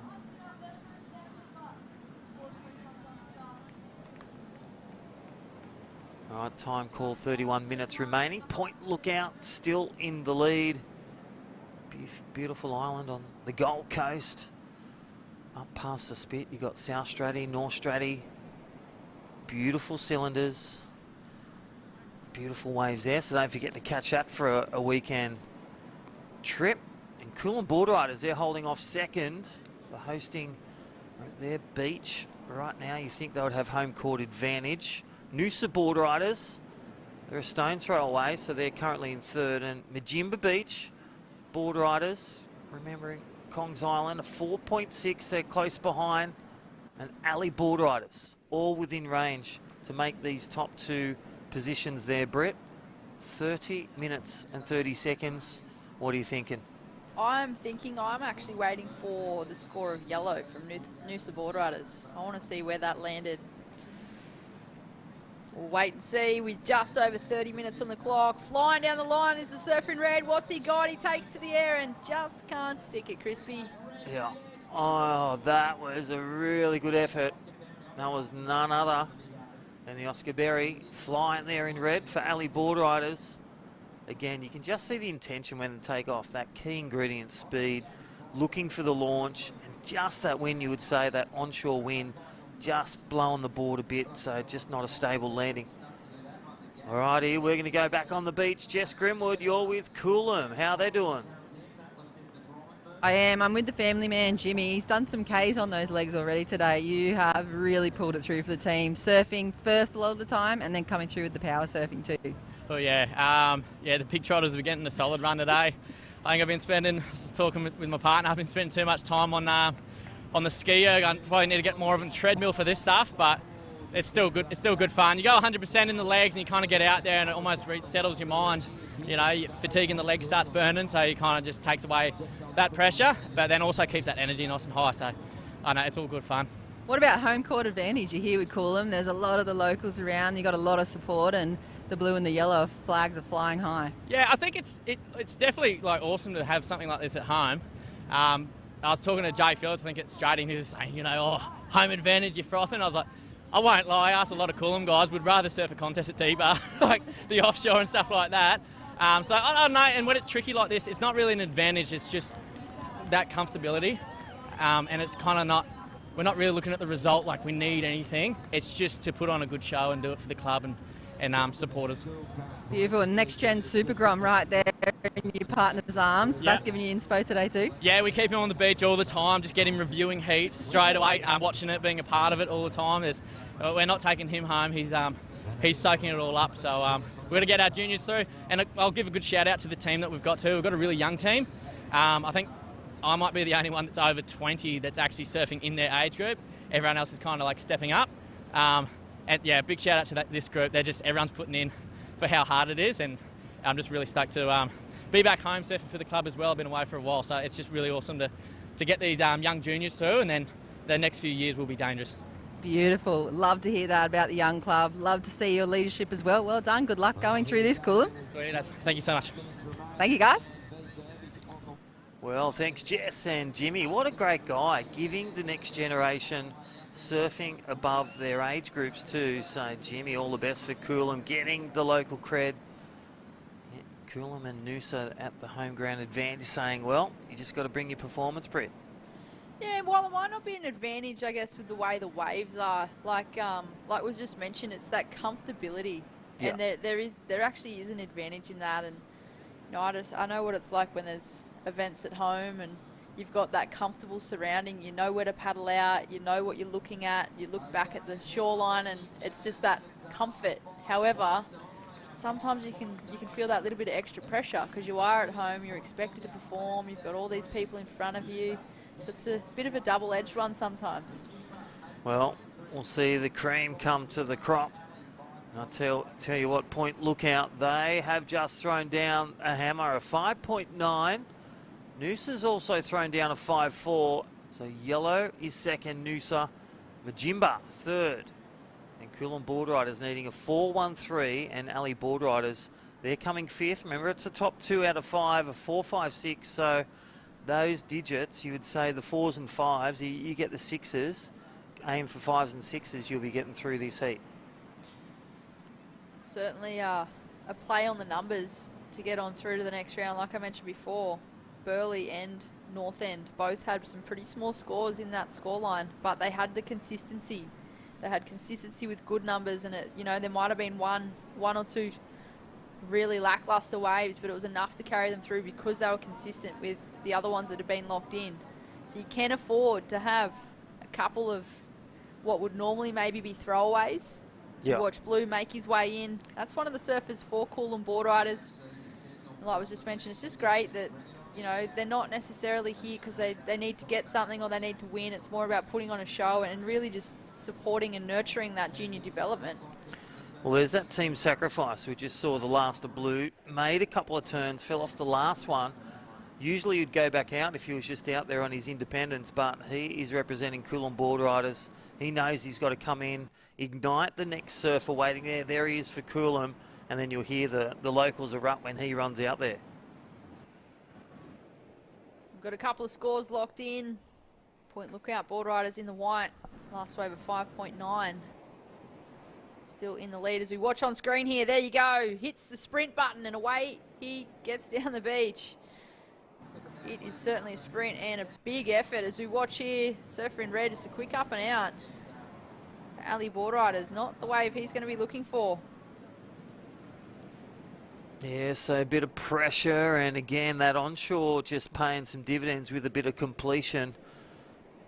Just feel like if, one turn, as we saw at the start of this heat, Point Lookout, that was that patience from Curtis Ewing. One cracking turn, that's what's been holding the fort for Point Lookout. You can see that they're just keeping it simple. One big turn and then a 5.9 for the backup. Noosa Boardriders holding second for the local Boardriders, currently stationed at Coolum Beach.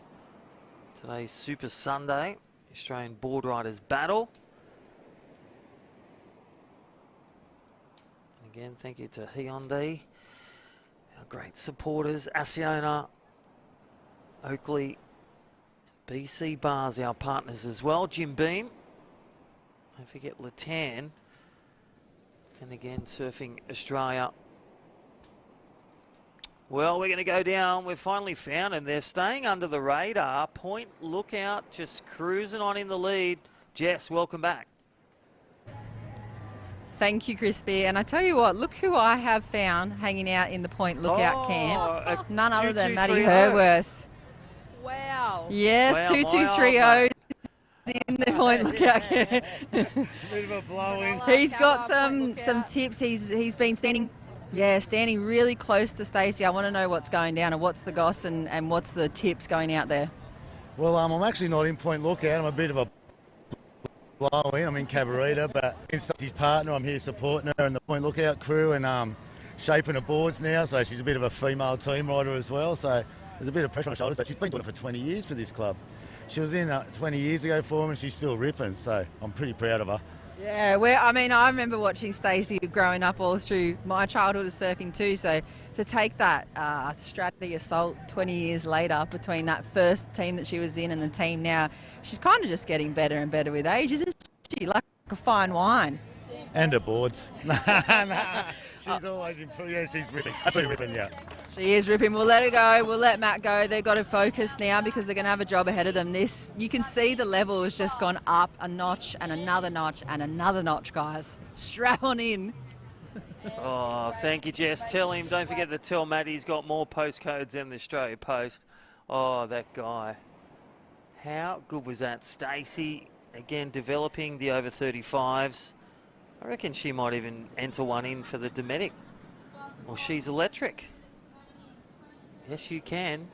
But Point Lookout, again, Lincoln Taylor, Timmy Mack, B. Durbidge, and then the Ewings, Ethan and Curtis.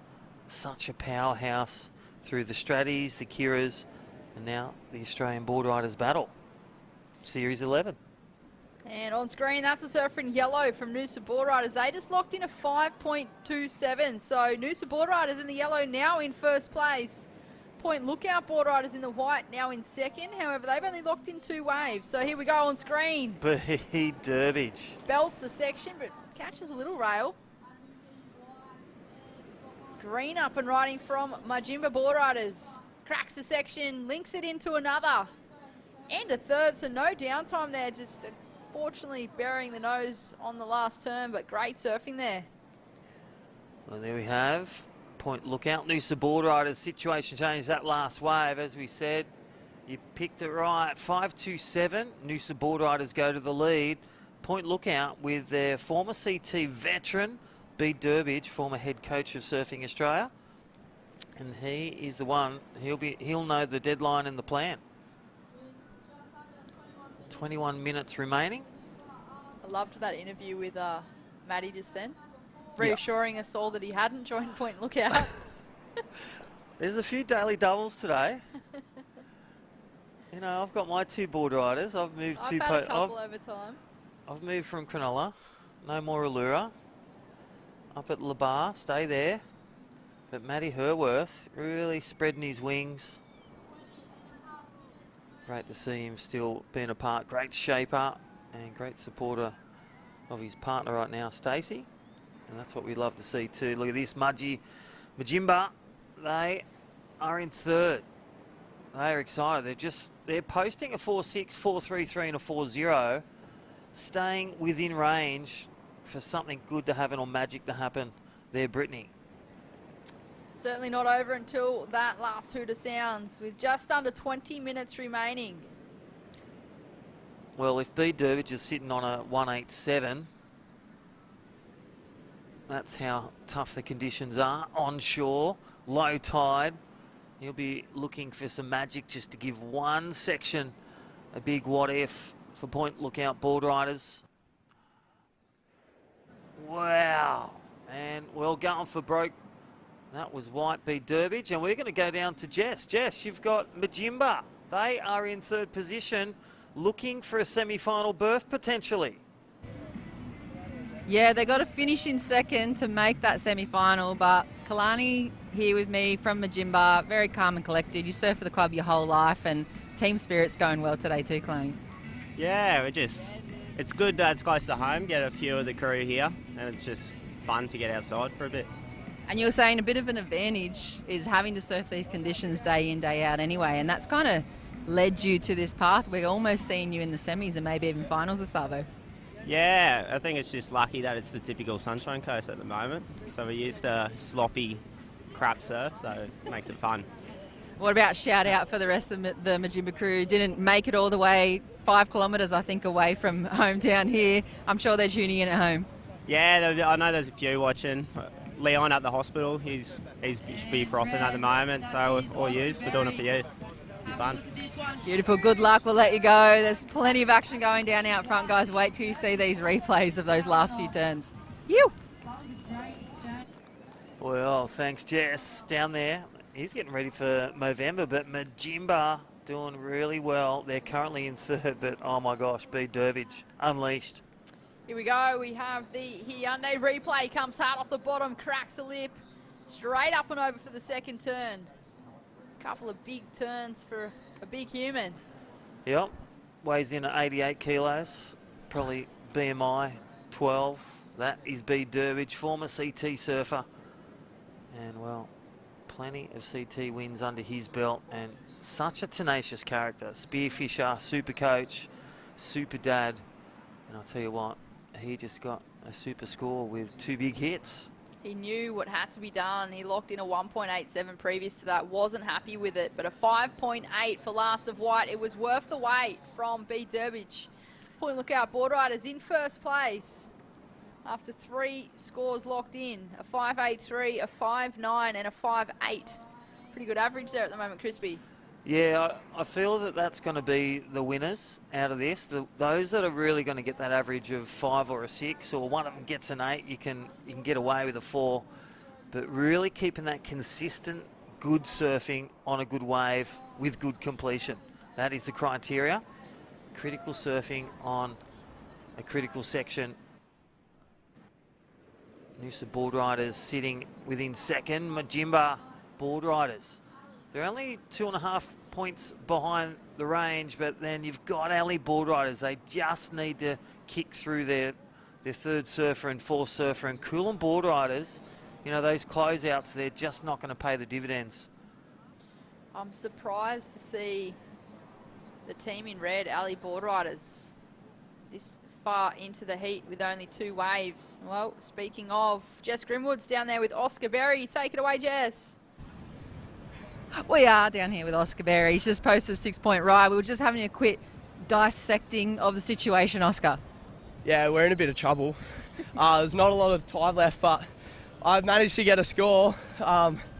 It's so hard out there. Like, you just get caught in the middle of the peak all the time, and I just couldn't buy a wave. But I think I still got a bit of faith. I reckon we can pull through. Jade's on one leg, but I reckon we can get it done.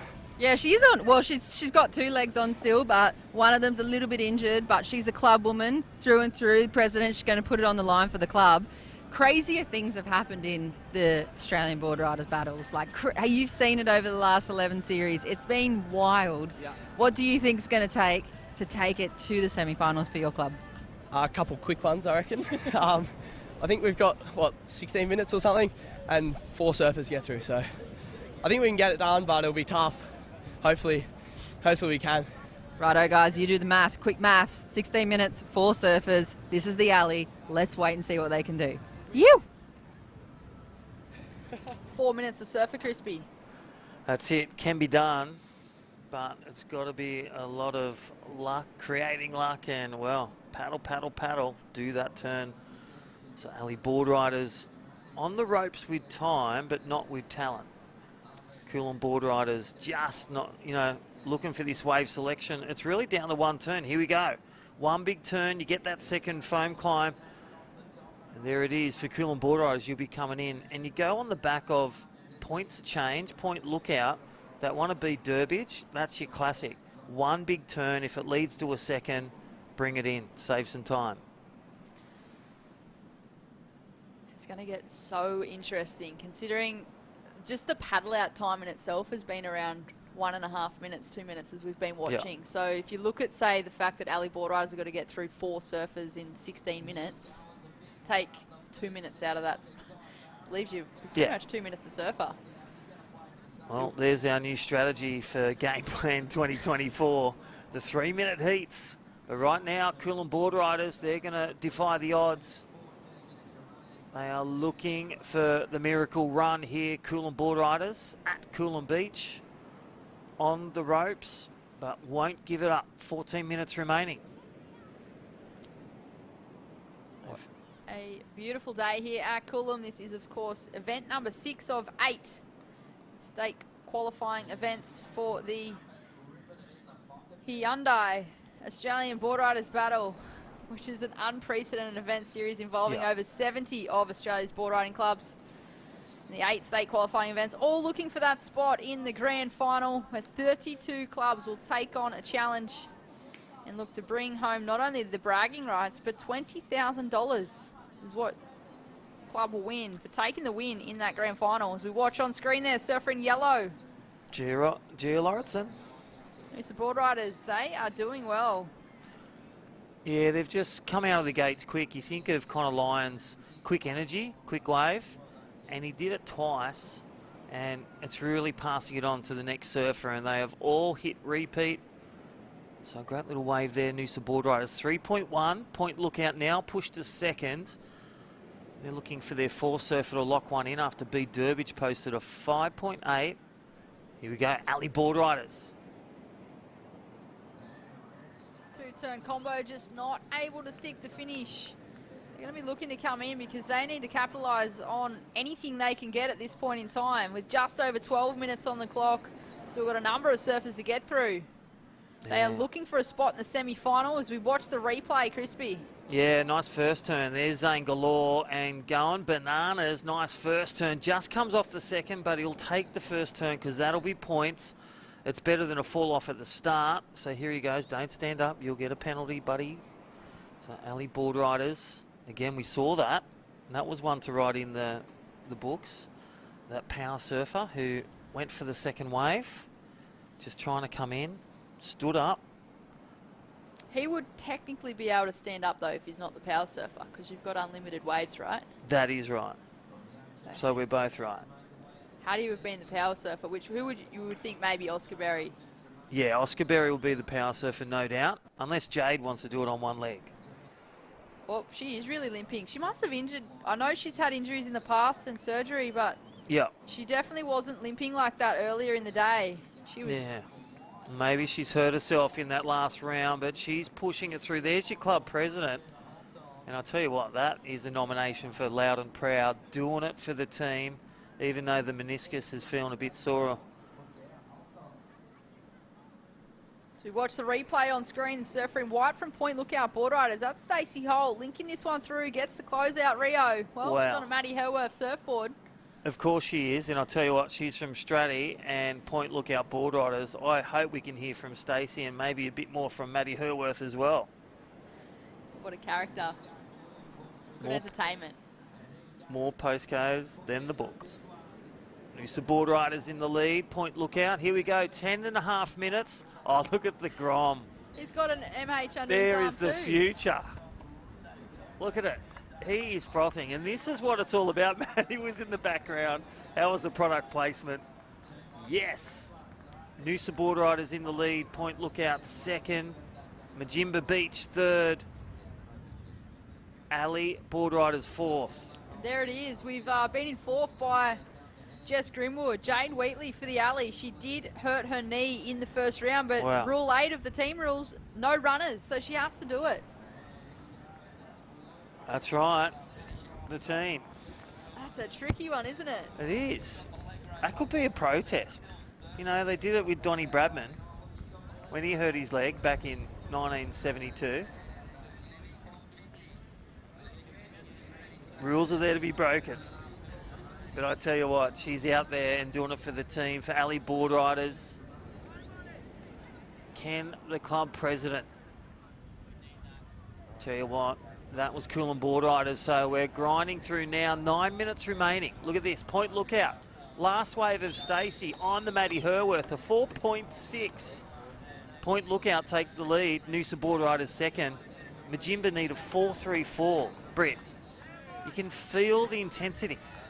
It is intense. It's starting to heat up throughout the day here. This is make or break if they want a spot in the grand final of the Hyundai Australian Boardriders Battle. They are ready to go, and look, there's B. Durbridge giving some tips to his fellow team members. Curtis Ewing, it's like he's on a Mustang. That thing is going to burn, and it's going to lacerate, and it's going to tear that lip apart. His first wave of 583, one big blowtail. Here he goes, Curtis Ewing. He is going to close the bookend into the semi-final, no doubt. 8.5 minutes. They are right on time. And well, my Jimba Beach board riders in the green, a sneaky 6. They're in second place. Nothing to lose, everything to gain, Brett. Did we not say this at the start? They have clawed their way back from round 2. Because it's a repechage round. And well, at the moment, they're in a progressing position. Can they hold on for another 8 minutes? We've watched Yellow up and riding from Noosa Board Riders. Quick one-turner. Blue making her way up the beach too. So this is getting exciting here, Crispy. I feel not only our heart rate and BPMs are up, but I feel that they're just running, getting a wave on the midsection, tearing the bag, and then running back in, igniting their next surfer. We are seeing waves ridden in every 2 to 3 minutes. So Point Lookout paying the dividends are on their power surfer. Majimba Beach in second. Temporarily, so Noosa Board Riders post to 3-4. They go back to second, but they are literally, well, we're down with the big B, Jess Grimwood. Let's hear from the GOAT. Yeah, we are going to hear from the GOAT, Point Lookout, but it was the Grommy that got the job done to a T out there. Monty, what went down for you? I just had to go on the shore and get a little wave and stand up. That's all team surfing, isn't it? Sometimes you have to sacrifice those bombs out the back to make sure the rest of the team make it through. Yeah, that's what you got to do. It's like I just can get a good one out the back.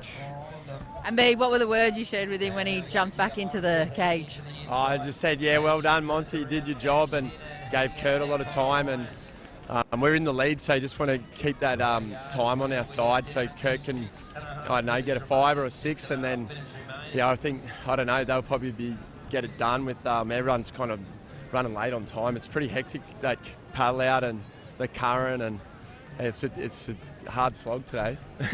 It is, and there's still plenty more surfing ahead of us, and for these teams this afternoon, potentially for Point Lookout. Great job from Monty, great team surfing, and there's the strategy and sacrifice that comes into these battles, guys. Thank you. Thanks, guys. Well done, Monty. Well, thanks, Jess. Thanks, B. Durbidge. And thanks, Monty Mergler for Point Lookout. Well, the Mergler family just erupted on the island of Point Lookout, but that is the picture of why Australian Board Riders Battle exists. You've got your tour specialist, B. Durbidge, next to the next generation Grom with the biggest smile. That was like a watermelon cut in half. And then Jess there as well. That's what it's all about. It is, and just the fact that he had such a big smile on his face, and he was the surfer that, you know, sometimes it can be tricky to be that one that they send out just to go, hey, you just got to go out and get anything, stand up and come in. Yeah, that was so cool. So well done, and just those words of encouragement from the GOAT, B. Durbidge, you know, just get out there, do it for your team, give plenty of time to Curtis to get his waves and get the job done. Having that plan and then executing that plan, that is the action. This will be interesting for the team in green, my Jimba Beach Board Riders.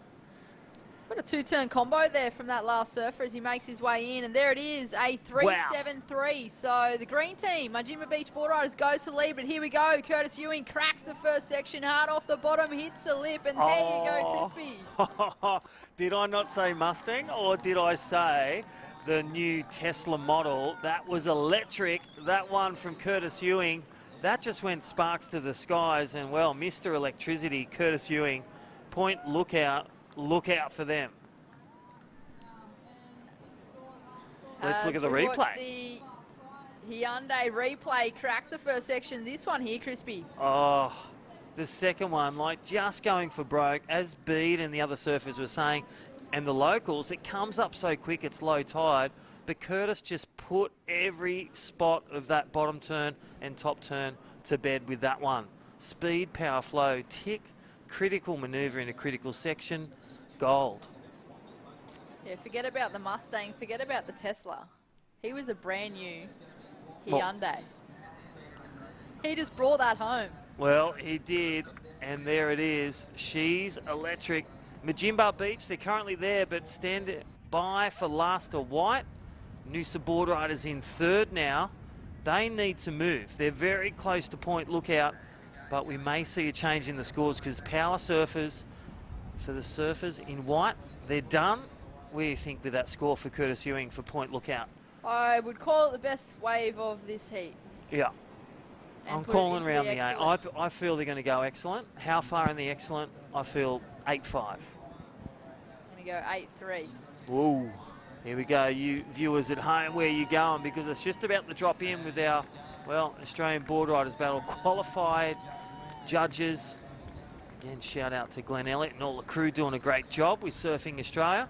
Training our next judges, get involved with your board riders, do your course online, get qualified, makes you a better surfer and a better club. 3 minutes remaining. As we watch on screen, flying down that section, that's a surfer in blue from Coolum Boardriders, the local. Linking this one all the way through, gets the connection, throws a heap of spray. You can hear his fan club on the beach. Well, 2.5 minutes. The power surfer's got to get out there now. Judges deliberating over that last one of white. Waiting for one more wave for the power surfer Majimba. Noosa Boardriders on the cusp of making the semi-final. That was Jimmy. All right, 2 minutes, Brett. Hyundai, again, our major sponsors, bringing home the class. Point Lookout waiting for the big score. It's really about second and third and fourth. Will that last one of blue bring it up? 1 minute and 40 remaining. And look at this one here for the surfer in yellow. Lip line to finish.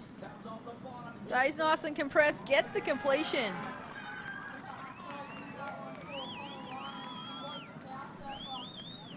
Well, there it is, Connor Lyons. Nice lip line floater, projected, stomped it. Power surfer, one chance. We undercooked him, Crispy. Oh, there it is, 9-2-7. I thought, nah, they're not going to go that high, and well, we've been proven wrong.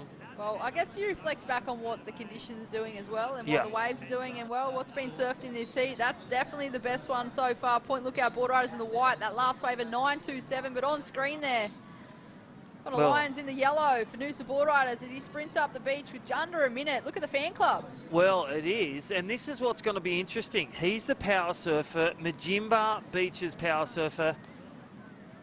Hyundai, look at that last lip line floater. Wow. And where is Green? Green needs a wave and Green needs to cross the line. This is what it's down to. Those lost moments, 30 seconds. They're still in second. This is the pressure cooker for Majimba, for Coolum, for the Alley Boardriders. One within range. Well, they are just going cray-cray down there on the beach. All those viewers at home, hope you're enjoying the broadcast. Two teams, Point Lookout, have unofficially got through, but the second position, and there it is, Brett. 6-1-7 last of yellow Noosa Boardriders, and it looks like they were also in the box in time as that heat rounds out. Well, the other teams have run out of time. That's a wrap for round 3, heat number 2. We'll be moving into semi-final heat number 1 coming up shortly.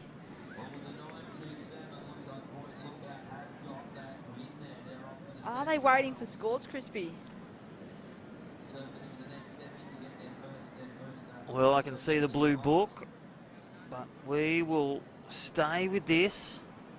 There is our next heat coming up. M&M Boardriders, North Shore Boardriders, semi-final number 1, Burleigh Heads in yellow, North End Boardriders in blue. But right now, waiting for a score, Majimba Beach Boardriders, their power surfer. Was it enough? There is your, well, he got the biggest score of the heat, part of the team. Point Lookout Boardriders beat Durbidge at the helm. He's driving that ship all the way to the semi-finals. Job done, well done. Curtis Ewing, Stacey, and the young Grom. How good was that for the Mergler Grom? There it. We will cut to a short commercial break and join you back here for all the live action of semi-final heat number 1 in a moment.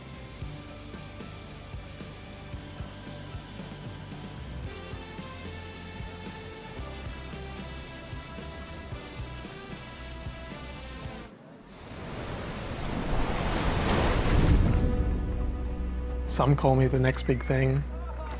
Then the same people said I'd never make it back. I've never paid too much attention to the noise.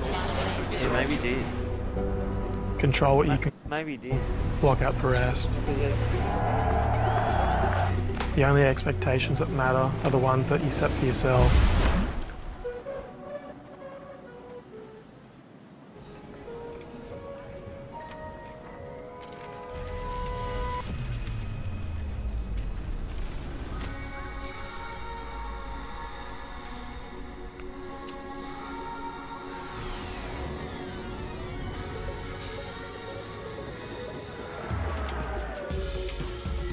All new Hyundai Kona. Imagined to be bold.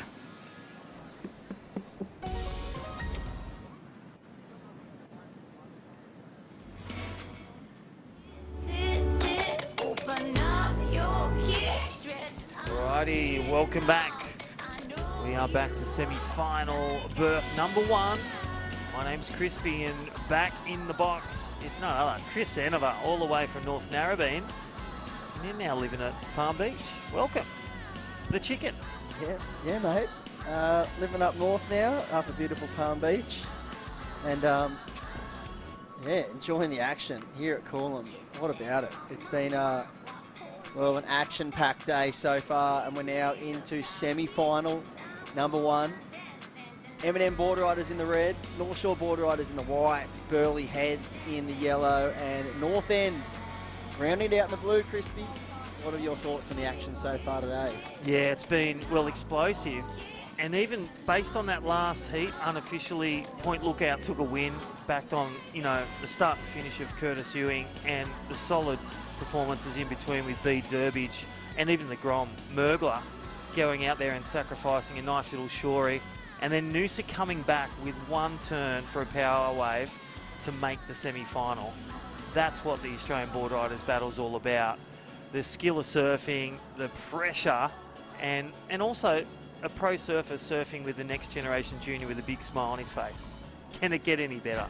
Hey, that last heat was crazy down the end. I mean, Curtis Ewing, just clutch performance there, and well, those last 2 turns, best wave of the day, on track for the Oakley Prism Award. I think it's best performer so far we've seen, biggest heat number. And, well, it was so close. Majimba, they were right there. They had the second place sewn up, and it just came down to that power surfer. And, well, the last ride there for Noosa, getting him over the line.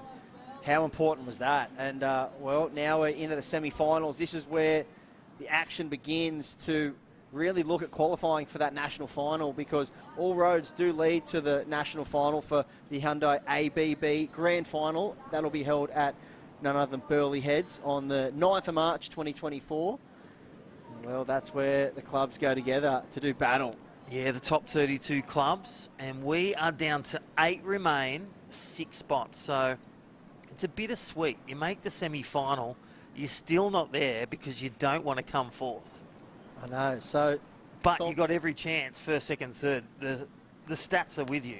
Yeah, exactly. And we've seen anything can happen today. We've seen big upsets, you know, Snapper Rocks. Yeah. Favourites in the draw.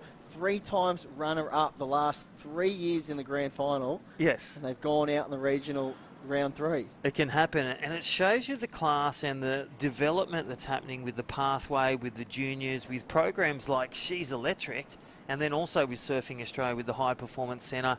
Everyone's getting on board with Boardriders Club, so make sure if you don't surf or you're inspired to surf more, get involved in Australian Boardriders Club by going onto your local state, Surfing Queensland or Surfing New South Wales, or go via surfingaustralia.com. Yeah, you're right, because that's where the grassroots of surfing begins. And it's a great initiative for Hyundai to be getting behind the board riders clubs, really promoting them and showing them how much it really means to, you know, not just the up-and-coming surfers of the world, but, you know, the professional surfers of the world. Like we just saw there, B. Durbridge, long-time World Tour competitor, now one of the head coaches here at the HPC, leading the charge with the Irukandjis and the team towards the Olympics in Australia. And he's mixing it up at Coolum Beach with, you know, Bronx and people of all ages from all different board riders clubs. And, well, we saw the expertise there, obviously helping get Point Lookout over the line in that semi-final. But right now, it is semi-final. Sorry, getting them into the semi-final, should I say. But now we're in a semi-final action, number 1. Well, let's break down that last. Conditions are similar to right now. It's low tide. That last heat, you had Noosa get that quick start, get that energy quick, and then you had the patience of Point Lookout that took the win. And I feel it's a mix of both. The patience with wave selection, but getting those controlled big manoeuvres, whether it's 1, if you get 2, go for it. But M&M Board Riders are out there in the red. They are looking to make their first Australian Board Riders Battle Grand Final. They haven't made the final yet. North Shore Board Riders, they are there. They're a power to be reckoned with. They are quality board riders. And then you look at the host for the Grand Final, Burleigh Heads Board Riders, with the likes of Liam O'Brien, you got Hanada Ozawa, Matty Job. They will get it done. And then North End Board Riders, need I say more, this one, you can't split hairs. No, you can't, Crispy. And we look at those last 2 heats, it really is evident that magic number of the 30 points that we talk about, 5 points a surfer, has really come into play there. Last 2 winners, 31 points. And here is the surfer in white from North Shore. That was a huge closeout re-entry, a 2-turn combination. It could have been something special there for the surfer. And I think it's white. Landon Smiles. It is. That was Landon. State Australian, you know, competitor on the junior series. Went to a WSL and can do, a bit like Julian Wilson, was in a CT for a longboard event this year. So the kid can surf on all crafts. Yeah, I feel like that first wave there really could have set up this North Shore team for this heat so far. And was in the first 4 minutes, 2 nice big turns, and you've got to ride out of those ones, I feel, in this situation when there's tricky waves, when the conditions are a bit tricky, it's a bit hit and miss out there. Shifty lineup, low tide, you know, that it's really, you're at the mercy of the ocean right now. It can be a bit of pot luck out there, and to find a good wave like that from the start, I mean, he would have loved to have held on to that last turn because he'd be back in the Oakley battle cage already, tagging on surfer number 2. Yeah. But back to square one, he's out the back, and that'll just be probably a mid to low range score locking in. All right, 5 minutes gone. Again, Hyundai, our great proud sponsors and partners, the future of grassroots surfing right now. The Hyundai Australian Boardriders Battle. Together, we're continuing to create progressive and opportunity in this great sport of surfing. It's an Olympic sport. You know, we're even running now. You know, usually only run when there's, you know, the waves are 6 foot and offshore like yesterday, but you're running in competition now, which is great. It's a real mix. It's a team event. You've got the best in the business, and then the developing those who just want to be a part of it. And a big shout out to Majimba. They were that was a big performance from Majimba. They were very close to qualifying in that last for the semi-final. So big efforts for Majimba, putting them on board. A 3rd place, a force to be reckoned with, no doubt, for the future years to come. Yeah, it was a close one. Look, they just went down as well, only by, well, 1.5 points in the end. It was. Their power surf locked in a 3.83 at the end, was looking for around about a 5. Mid to low 5, and just fell short. So Noosa Board Riders with the clutch last wave there. Connor Lyons, as we said. Big backhand float.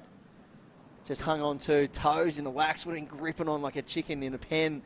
Just Oh, it was one of those moments where that was the difference. The toenails on the wax on a low tide. And here we go, the first strike of the blow. This is Landon Smales. Again, the first turn will be banked, but he stuck that. You would come in. Yeah, that's and that's why go back out.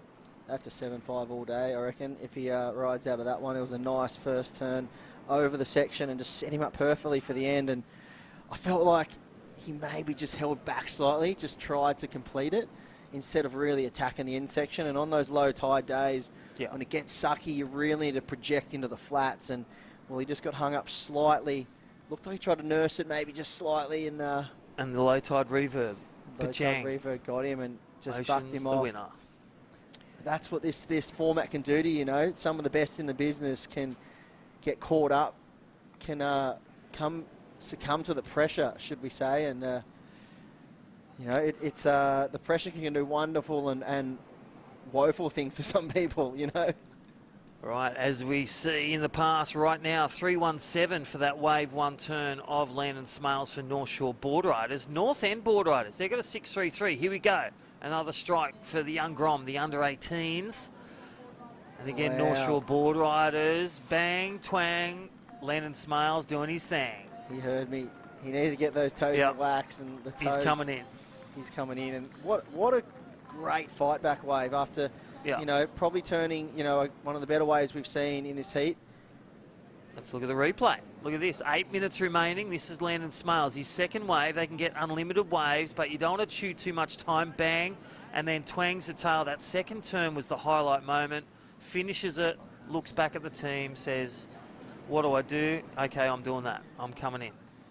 Yeah, that was a great ride there. Great fight back ride. I mean, after that first fall, to, I guess, get out and, you know, rejuvenate yourself and calm your mind and go, all right, need to get back in the game. And he's found two nice waves in a short period of time, and he's back in and, well, keeping his team on track for, well, the 8 minutes of surfer, we say.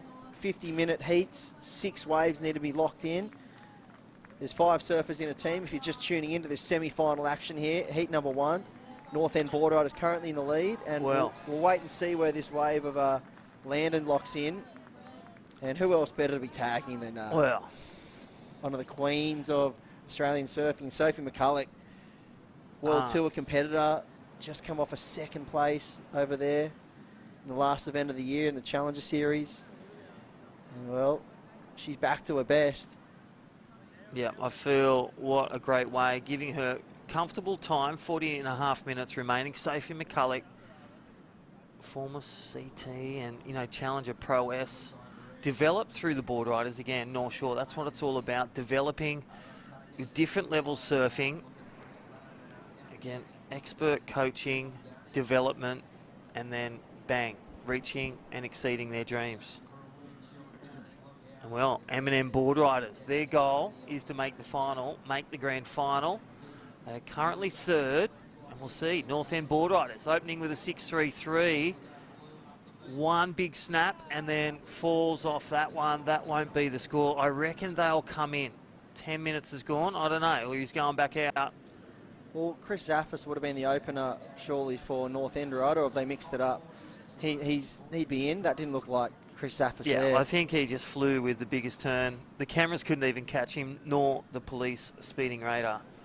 So he is flown in with a 6.33. North Shore Boardriders in second. There it is, 6.1.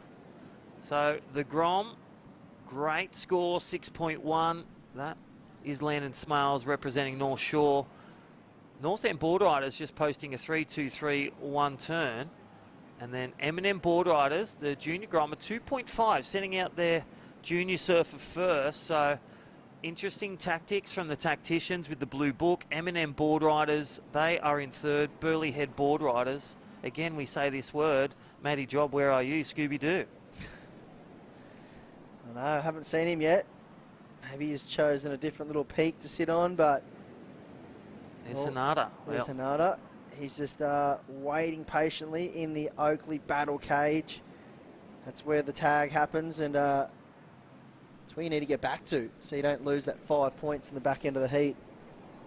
The all-important battle cage. But right now, we do see North End Boardriders out in front. 6.33, best scoring wave of the heat. Dare say that would have been Chris Zaffis. Locked in that ride, and out in the lineup might be Josh Douthwaite. All All right, talking about some specialty awards too there, Chris. Well, some shout-outs. Jim Beam Club Spirit Award. Get loud, get proud, get the reward. Thank you, Jim Beam. And the Breakthrough Award, Litan. Feeling Majimba for that. Lee Breakthrough. And then the Oakley Prism Performer. Well, that Curtis Ewing turn. OMG. Yeah. He's up there. He's got one. He's going to walk away with some Oakley Prisms. Not like he needs them. His brother rides for Oakley as well, doesn't he? But, all right, give it to the Grommergler. Yeah, yeah. But nah, he can raffle it off in the club. Maybe get Ethan to sign the lenses.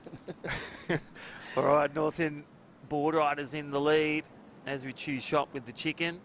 Hope you're enjoying the broadcast. We are semi-final one. Here we go. North End Boardriders, clinical.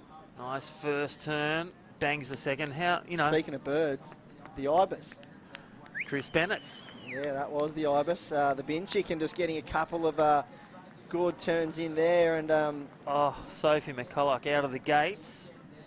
Looking for more, but I dare say she got it done right there.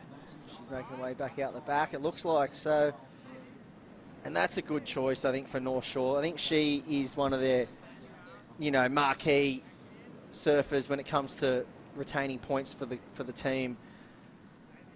Let's look at the replay. Chris Bennett's up and riding. Look at the wave. Nice looking wave. I love how clinical he is. Very calm. Places his turns. Great completion. I'm sitting around 4.55 range, but look at this quick one. Sophie McCulloch. That could be up around the high fives, I think, that one of Sophie. You never know. Wait and see for that to come in. But I did like that two-turn combination. A bit more venom shown there. Yeah, cleaner wave of Chris, but very crisp turns of Sophie McCulloch. Yeah, and I just feel like Sophie really drove through the rail on that first one. That gave it a bit more oomph, which she is known for. The other thing we haven't talked about much, identifying when those other teams are sending people in. You can actually, like with Sophia, she stays out there. She hasn't got much competition. She can select any wave she wants. Because again, priority is on a multiple peak. It's the person on the inside on the wave first. As we've seen a few interferences over the event 6 series. They've been exciting and dynamic, cutting that wave in half. But as there's no priority, it's priority old school waves. Person on the first wave and in a multiple peak, the furthest on the inside. Here we go. Look at that turn, nice gouging carve. Oh, I could just watch that again, repeat. Yeah. Someone Speed, needs to power, clout. Someone needs to set Matty Jobs' alarm. I think he's fallen asleep out there. He's down the beach. Where is he? Here he is. I knew something happened as soon as I 15 minutes later. Here he goes. 15 minutes later. It's got to be good. Oh my gosh, Matty Job. His team's got to bring him back. He's got to come in. Do not paddle out the back. Straight to Hanada, cross the line. And that hurts to see because, I mean, Burley come out of the gates in the last one. Yeah, and that was a long time to sit for that, so he really had to capitalise on it. And first nice turn, the wave just kind of hit the bank really quick and shut down on him, and unfortunately he went down on that second turn. And let's look at it. Good wave. Nice. This is Matty Job for Burley. Waited 15 minutes for this. Nice opening turn. Goes for the 2 for 1. And just again, that projection. It's low tide, that identifying. You just can't hold in that reverb too long. You got to project and get out of there. All right, M&M Boardriders. Nice snap. Big dynamic turns. Throws the sparks. Oh, there was the Krakatoa. You see Terry Tapatese. Yep. He loves a Krakatoa. And he pulls that out. It's got to be something dynamic. And that one for M&M Boardriders. They're currently on the ropes. Burley Heads get the score of 3.33. Yeah, that looked like Sean Gunning right there. Tags that one. I love the speed he was able to hold through that first turn. And that allowed him to get to that second section. Even though it was all bumpy and soupy in that whitewash section, allowed him to really get the tail nice and high over that end section as well. And well, there it is. Best score, second best score of the heat. 7.33, and well, look at that number for Sophie McCulloch. 7.43, and she went back out. All right, we're going down the Jess Grimwood. We are down with them, and Sophie McCulloch, she's up and riding. Talk us through it, Jess. Oh, she is. She's already got a 7.43. I don't know, maybe she thought she could do better. That's a pretty good combo too. I'm with Matt. And, I mean, that's another good wave. It's another good wave, yeah. We were trying to get her in, but, I mean, she's got the ability to get a big score, so I think she probably backed herself on bettering that last one, although she probably could have come in after that last wave, so. Well, it's a great way to kick off your semi-final. What's going in? I mean, there's a few words being thrown out to Alistair there. What's the main vibe going around the camp today for North Shore? Oh, with Alistair and Sophie back, it sort of definitely strengthens his team. So the vibe's pretty good. We know they got strong turns, so they don't need a lot of opportunity to actually create a score. So a bit of luck, a couple of waves come their way and get a couple of big scores. Well, stay tuned. There's a lot of the North Shore contingency here too. This is one of the biggest club spirit turn-ups I've seen for you guys, actually, so far over the last few years. Yeah, and I think too, it's because like, this is the first opportunity for this event. They're giving me curry back here. Because it's the first opportunity to come and watch this event on the coast, we probably went out of our way to make sure we got a squad down here. So it's always been down the Gold Coast or Newcastle. So yeah, it's pretty good. Beautiful. Well, congrats. Soph's just come back into camp now. Alistair's making his way out. We'll hear from Sophie McCulloch, I'm sure, shortly, guys. Back to you. Yeah, thanks, Jess Grimwood. And, well, El Capitano, North Shore Boardriders, they are gliding. And she was, like, running like a gazelle there, just running on cloud 9. And Sophie McCulloch, I think she got lost in the moment. She was loving getting some good waves, completing her turns. Look at this replay. Hyundai, and again, big turns on a good-looking wave. She's got some good completion. Already posting a 7.43. Wow, that is Sophie McCulloch, and, you know, crossing the line, sending out Alistair Reginato. Big turns, big names, and they've proven it time and time again. Yeah, I mean, they've got to be feeling confident right here, especially with that start they've put on the board. And, well, here's Hinata Ozawa, big upside down turn. And that was a lovely turn. Holt onto that one, and he's going to make his way in. So just one turn for Hinata for Burley Heads. And we're going to throw down to Jess Grimwood, who has none other than Burley Boardriders. I'm hot on the tail of Rico right now. We were going to do an interview, but he's just spotted Hinata. You've probably got about another 20 seconds, so it's a weird time for a competitive surfer to be talking on the microphone, because it's serious business from here on in. And Hinata means business, doesn't he? Tony just did. It's sick. What do you give that before they throw the score out? I don't know. It was one big turn. Just like a 5-5, I reckon. I reckon he might be pretty close, pretty spot on. He's coming sprinting up, so we're going to see step back, because Rico's going to go flying out of the gates here on the south side. Here's Hinata's score coming in too. Ooh, Rico pretty close to the mark as well. Let's have a look, see this changeover, guys. There he goes, back to you. Rico out in the water. That's Ironman stuff down there, isn't it, Jess? Serious. It's all happening in the Oakley battle cage down there. And, well, Burley Heads, 3 good surfers in a row. We got Matty Job onto Hinata Ozawa and Rico Haybiddle heading out now. Look at him running across the sandbank. The surfers were pretty much finishing their waves earlier today, and we can see a big tide's drawn out. The low tide has affected this beach quite significantly, made it very tricky out there, but also making it quite punchy. I feel Hinata has brought the team back. You know, there's times where, you know, you can fall off your turns for the team, and, you know, Matty Job still got a 3.33, so okay start for Matty, but Hinata has brought the team back for Burley. A 4.43, sending out Rico Haybiddle, so brought back the time, got that quick change around, one big turn, a 4.43, so Burley are still in it. M&M Boardriders holding on to third. That 7.33 has brought them back. As we see North End Boardriders, so a bit of lactic. As you said, your club could be surfing 6 hours today, which is a big day in the sun, managing and fatigue and lactic acid build up. And here we go. Ellie Brooks, none other than down with Jess Grimwood. What's going on? Yeah, she's got to be like one of the best female surfers across the world, and she happens to surf for one of the best clubs in the world, M&M. How you feeling, Ellie? We haven't caught up with you yet. Big day for you, birthdays on the cards, as well as maybe a maiden spot in the finals for M&M. That's our biggest goal, I think. We've never made it, so we've always just like dreamed about it. So there's a bit of pressure, but it's fine. What about the feeling? I watched it live when you guys took the inaugural World Club Challenge title up at Snapper. What was that feeling like for the club? That was pretty good. I think that's probably one of the best days for our club ever. I still have like a video of it, and we always watch it, so it's fun. Gets you psyched to get out there. What are you seeing? Conditions have changed a lot. The tides receded. You've probably got an extra 200 metres to sprint on the sand this afternoon. That's all I see is just extra running.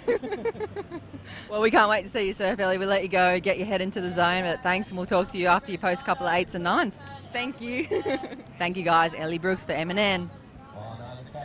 All right, thank you, Jess. Thank you, Ellie Brooks. And again, defending champions, Usher Cup, M&M Boardriders. Never made the final for the grand final for the ABB, and that is one of their goals, and they are very close to qualifying for the final.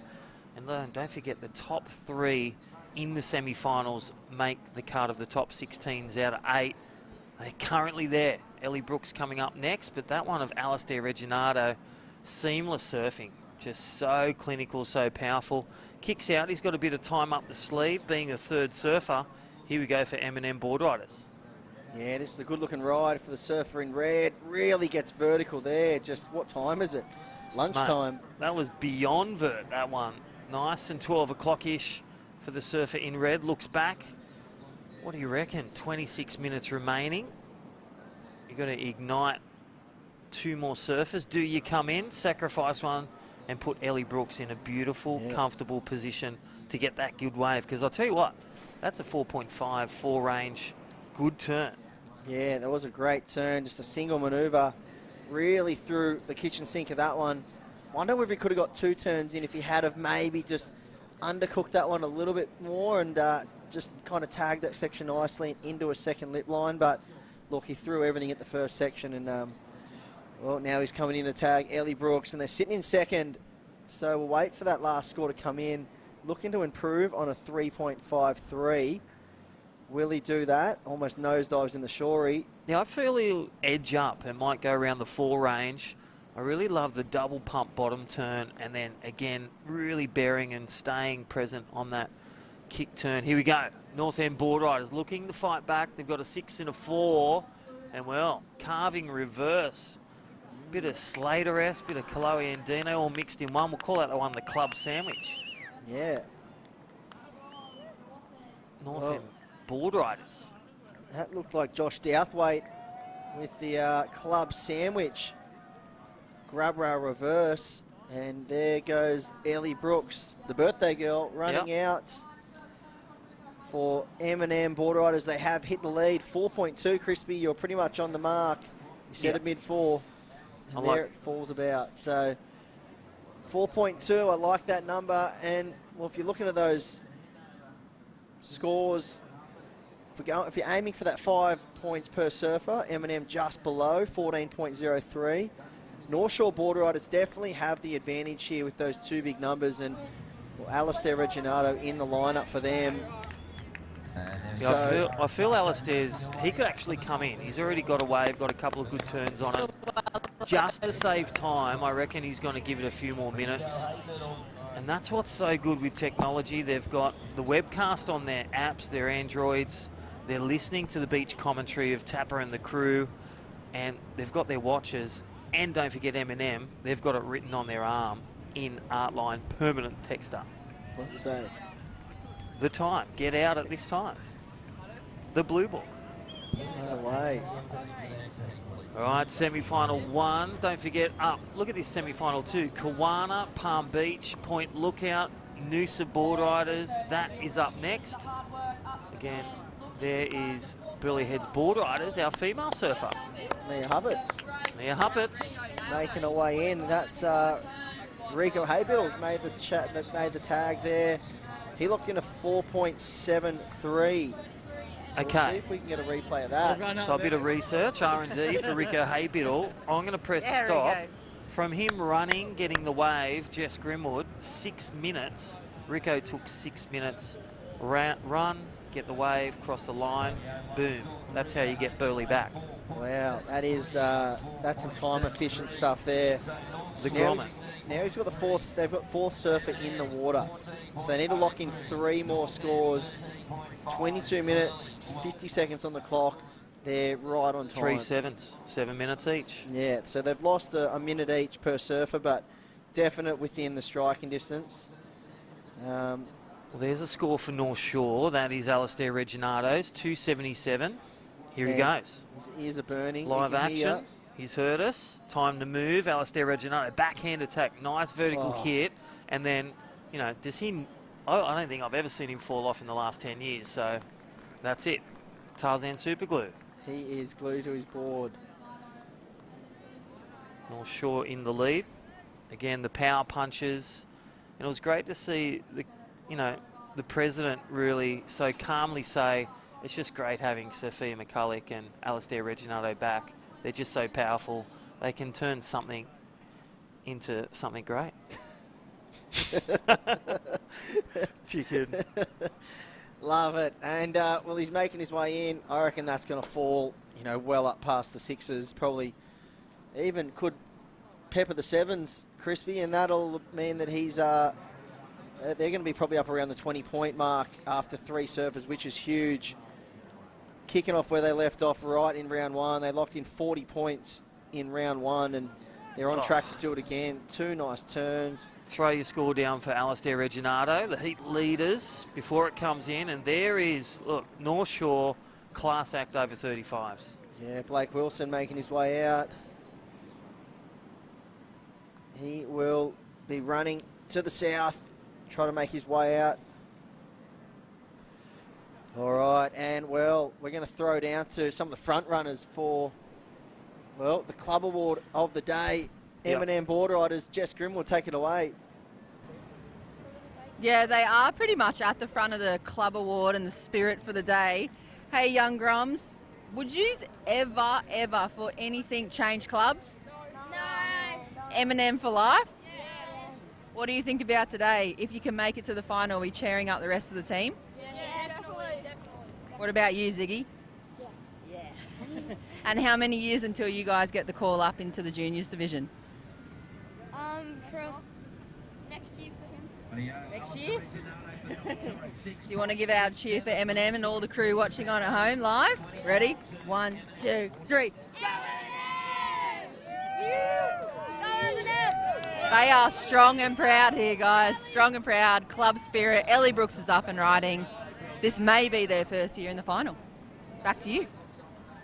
Yeah, thanks, Jess. And I tell you what, their plan of making the dream of making the final is literally becoming reality turn by turn. That was Ellie Brooks just getting a wave in.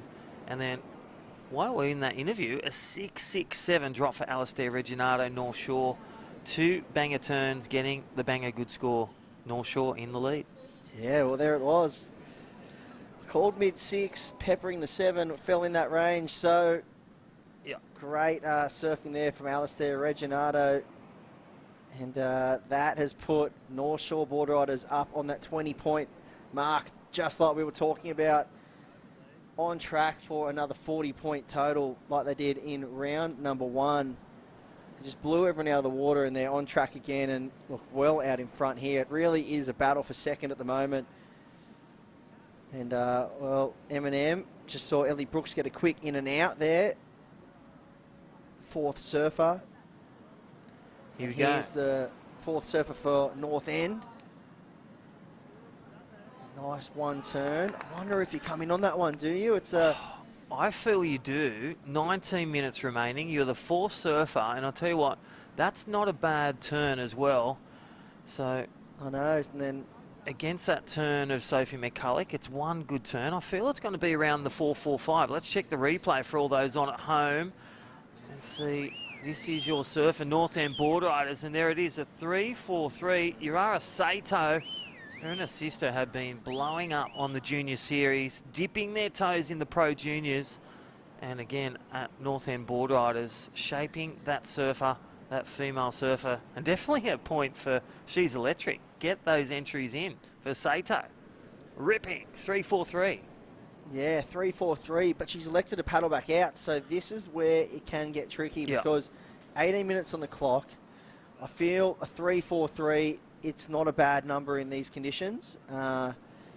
Ignite your next surfer to get that 6. Yeah, and especially when you got Ryder Lucy and Chris Zaffis to come up, 2 big-time surfers. You want to give them as much time as possible in these conditions to pick the eyes out of it. All right, that looked like Burley Heads. As you said, Mia Huppert's currently holding on to a 107. Rico Haybiddle, former Queensland champion, junior champ, and, you know, in the Aussies last year, taken a great win over his buddy Lennon Smales and the crew. He got a 4.73, and Hanada, they're there. Burley Boardriders are currently on the cusp of something great in a fight back. Again, you get 4th, you're not going to get to the grand final. You've got to get your wildcard application in and get your secretary on the email today. Yeah, well, Snapper's already sent theirs in. I know yeah, Bugs has been busy. Yeah, he's been drafting that one up. I don't think they ever thought they would have had to do that, but Chat CBT, I think. Bugs, write me a wire card. Boom. 10 seconds later, done. North Shore in the lead. North End Boardriders second in blue. M&M Boardriders, the dream. This is Ellie Brooks looking to execute that dream, and she's coming in, looking sharp. Given that time as well, you know, managing time management, such a key element. We talked about control. It is that wave selection, but that completion, all those ingredients come together to compile a great team effort. Yeah, see, that's the experience there from Ellie Brooks. Got the one nice turn in and decided, okay, I need to get in and get moving for the team, keep the balls and the wheels in motion.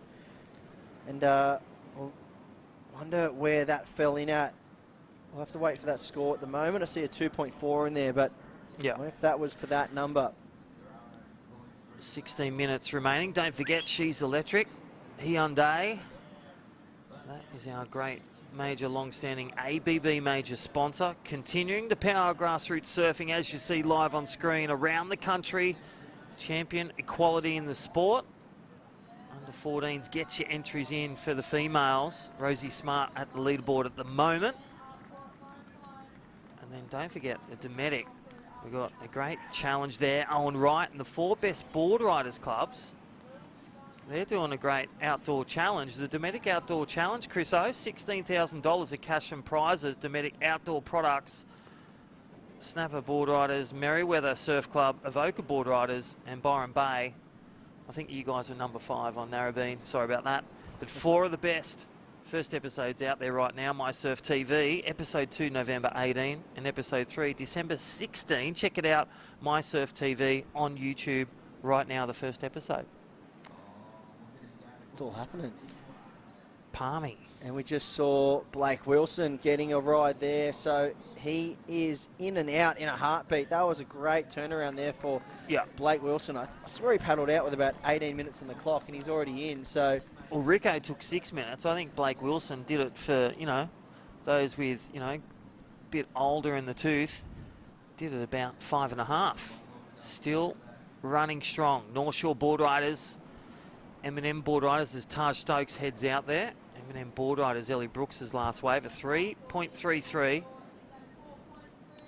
Oh my gosh, North End Boardriders, they're in 3rd. Burley Head Boardriders, they need to move. Stacey needs something gold out there for Burley. For Mia Hupperts. And this is where things have gotten tricky because we think back to around about the 18-minute mark. Yeah. Urara Sato locked in that 3.5, I think it was, a 3.43. Similar score to what Ellie Brooks got, and they decided to paddle back out. So now we're down to 13 minutes and 13.5 minutes, 13 minutes 40 on the clock. So we've wiped off a good 4 minutes since then, and there's been no more action. So this is getting very tricky for North End Boardriders. They still need to lock in 2 more scores, and Urara needs to get to the beach. I feel the team captain will very shortly have to make a move and, you know, get her to come in, because They're right on the fence. They're sitting, well, look, not even half a point less than M&M. M&M are in the beach. They've got their fourth surfer in the water. I feel like you need to stay on par with them and not fall behind the 8 ball when it comes to time. And I feel it is the magic 6. It's the 6 points. It's the 6 minutes for the run and paddle. That's what you have. And maybe that's what's on the M&M arms. 6 minutes all the way through, creating that 50-minute format. Leaving 2 to cross the line. Here she goes. Looks to back herself. Does the first turn. And I dead set. She will paddle in. Has to. Get the motors on and get into the beach. That'll be a tag and a changeover. Rara Sato sending rider Lucy out the back. And there's Mia Huppets. Burley heads. Mia Huppets. That first turn looking good. Second turn, nice foam climb.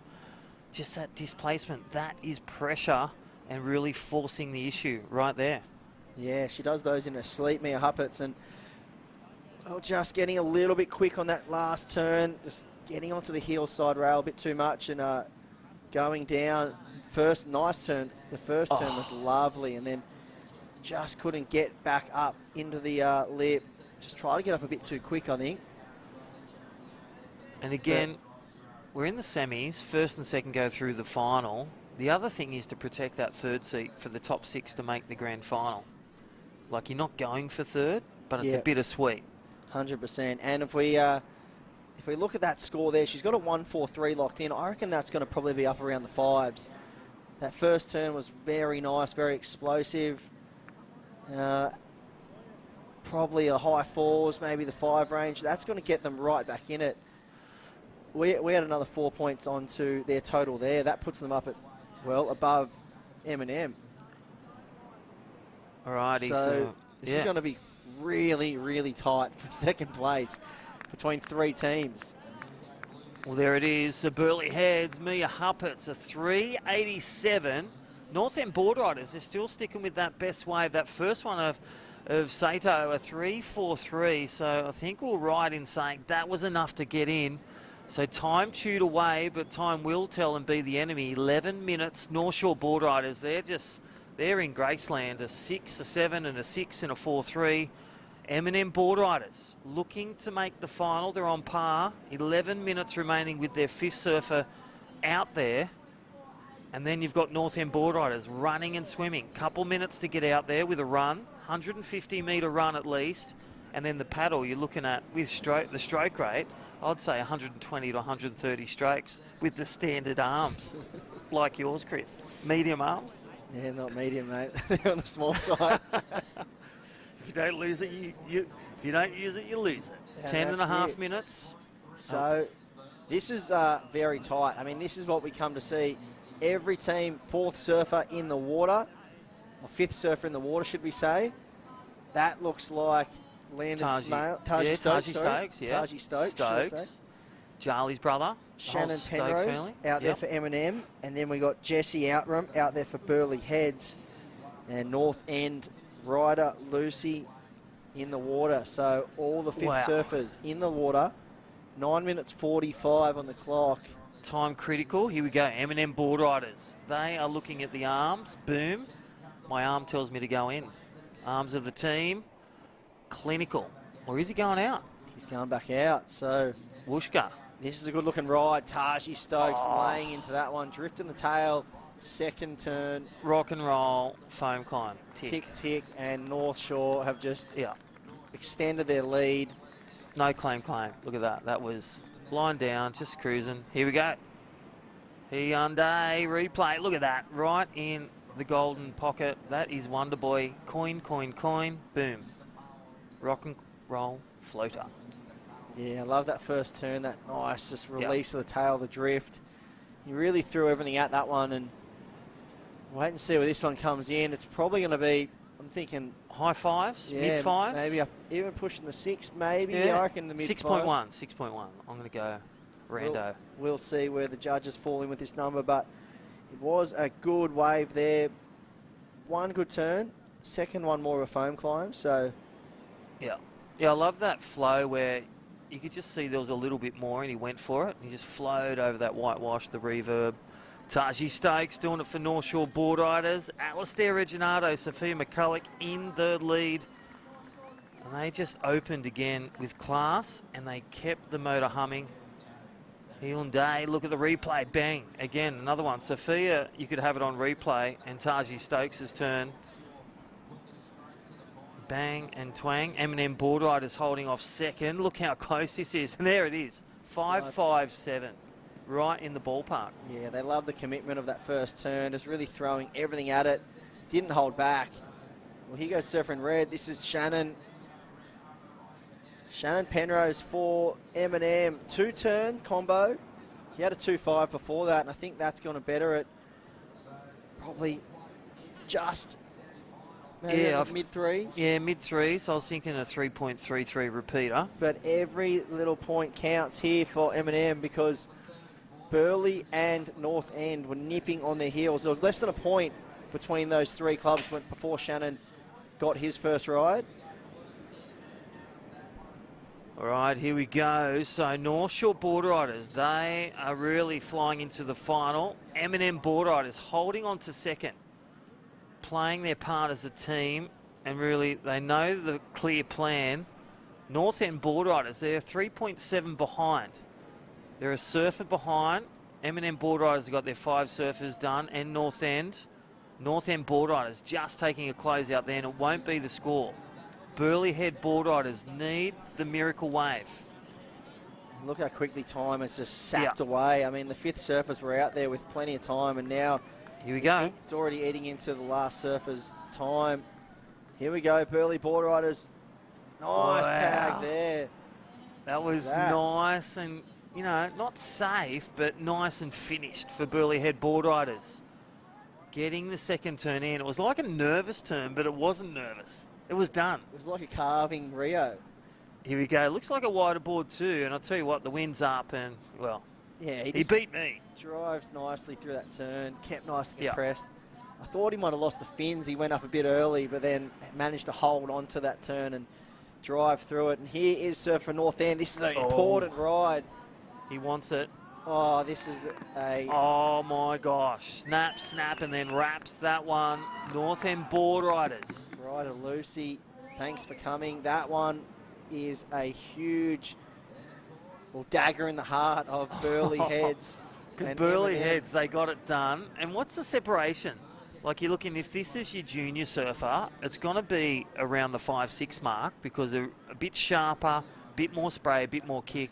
Burleigh Heads was a 2-turner. Look at the replay. Wow, that was really nice. And that one there, bang, and then finish there. This could end up around the 7s. I mean, it's a really nice ride for a junior. Yeah, and this is the all-important one. Can go to second, secure a final spot, and disrupt the M&M mojo, or get ahead with Burleigh Heads. Will they get third and clinch that third spot, which will get the grand final spot? So Burleigh Heads, they need to blow up. Are they going to send out Maddie or Hanada? Now they've got Clutch Zaffers paddling out. North End, this is there's not really many other crew you want paddling out for your team at the back end of a heat. Cloud9 winner, super fast, super strong. Just a now a Kiwi tradie, warrior. And look at the waves. It's just born and bred Kiwi out there. Again, no fines today. Speeding that fast, the cameras couldn't even get him. He is the man, Chris Zaffers, fast on already you want in your corner. And this is what's exciting. Yellow flag is up. Commentators, they've literally lost their voice. 4.5 minutes remaining. This is game on to the power surfer. It comes down. Can we see a Connor Lyons Noosa finish like the semi-final one? One turn that can change it, Chris A. Yeah, we're still waiting for the last of North End Boardriders to be locked in. This is a very important score. Rider Lucy did a nice 3-turn combination. One of the better rides we've seen out of a junior this heat. And it's going to be a very interesting number. They're holding back. They're having a good think about it because it's a very important score in the scheme of this heat. And I love it. They don't want to rush it. Here we go, North Shore. Reggie. Boom, crash, and then the opera.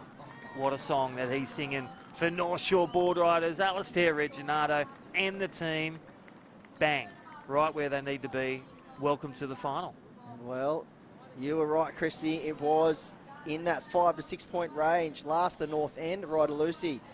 5-8-0 pushes them into second, giving them a bit over a 2 point buffer on M&M with the last surfer in the water. And, well, that is just the nail in the coffin right there. North Shore I feel another Boardriders. 7. That was a big number, 8.33. That was just excellent surfing to a T. And there's M&M, so they are in the box. Wow. 2 minutes 50, and this has put the pressure straight onto North End because, well, Zaffis will need to get away and get back in the box to avoid the 5 point. Replay, look at that. And I love that he went for it. Again, it's low tide. It's really a steep section. You've really got to project yourself, commit yourself, and come out with speed and control. That he does for M&M Boardriders. Pressure back on the Zaffis, pressure back on the Burleigh Heads. But you go back to the start. Where did that pressure begin? When the time was lost in those first moments. Quick start doesn't kill everyone. So Burleigh and M&M within striking distance. Sorry, Burleigh and North End will be in striking distance of M&M. They'll go into second momentarily. Wonder what they're going to score that last. One big turn. Mid-range score, you thinking, Crispy? We've seen 4s and 5s been thrown out for one big turn. Yeah, I feel it's going to be a 4-5 or a 4-8-7. You know, between the 4-5 and the 5, nice vertical attacking turn, got the completion, had some nice little spray and kick as well. They love to see that spray come out because it demonstrates power. Let's look at the replay. Don't believe me. Nice bottom turn, squares it up, bangs it and stomps it. And drifted the fins, and well, this is an important ride here. Matty Job, he's looking for redemption. 2 nice turns there. Well, he's gonna have to, well, just, it's plain and simple. He has to beat the score of M&M by 0.5 because they were already 0.5 down on M&M's last score. Okay. And there's a minute on the clock. Looks like they'll both make it to the box. So Chris Zaffis's wave better than, he's now chasing a 3.78. Chris Zaffis was chasing a 3.78. M&M last score 5.87. 5.87. That is a big number there for the surfer Sean Gunning. He's locked in an absolute doozy for M&M Boardriders. And well, 35 seconds on the clock. The race is on to the battle cage. And we hear the beach announcer giving the score for Alistair Reginato's last score, 8.33. They've won the heat, no doubt about it. M&M into second, a 5.87 for them. Last score puts them into second, Crispy, and now the scores needed. Matty Job was looking for a 6.37 for Burleigh Boardriders to go into second, and North End Boardriders, Chris Zaffis looking for a 3.78. Wow, what a finish, and that is a wrap. North Shore Boardriders take a win. M&M are through to the final. That was the goal. They reached it, exceeded. North End Boardriders, they make the grand final. And Burleigh Heads, it looks like all scores are in. Wow. They will come in and take a 4th. Yeah, so the last of Matty Job came in at a 4.67, not enough. And Chris Zaffis looking for a 3.6, and he came in at a 2.27. Wow, M&M Boardriders take a bow into the final. And, well, North End, they'll qualify for the grand final. That's right, bittersweet. Burleigh Heads at their home break, one spot Burleigh and off. Snapper are arm wrestling for a wild card. Wow. Well, North Shore take that one out. Another stellar performance there. 38.4 points. M&M second, 26.5. 25 points was North End, and we're going to roll into an ad break here at the Hyundai ABB regional event up here at Queensland from Coolum Beach. Don't go anywhere. Semi-final action coming up.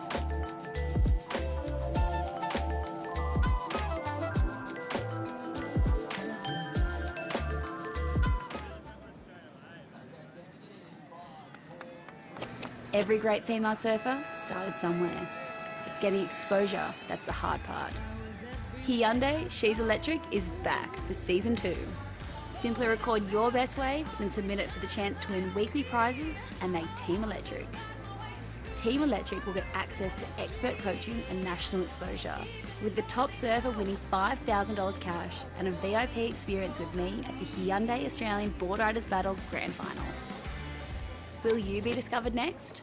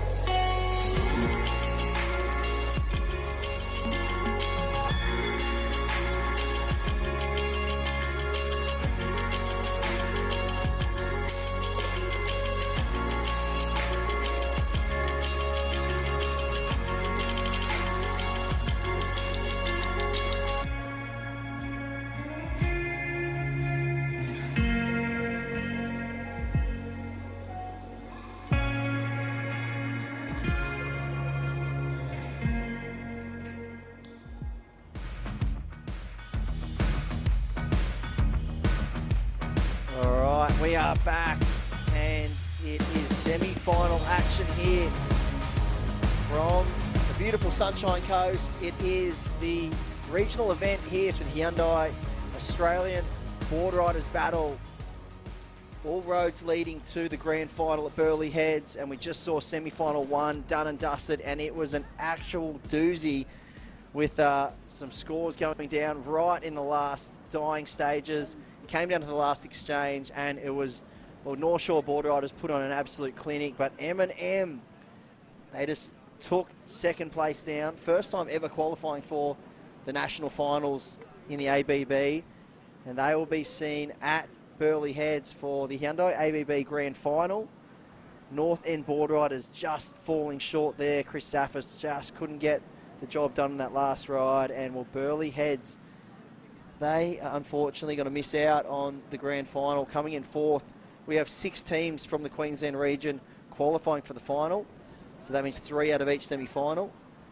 And unfortunately, they just missed out. Myself, Chris Enover here in the booth. This is semi-final action number 2, alongside with none other than Britt Nicol. How was that last heat? I missed it all, Chris. I was having a snack. No, you didn't. I was listening very closely, though. I wasn't watching, but I heard it all go down. Yeah, it was an exciting matchup there, and we can see there it is, low tide, Coolum Beach. It has the swells here. The low tide has made things a little bit tricky. We saw some epic conditions this morning, light offshores and 3 to 4 foot range.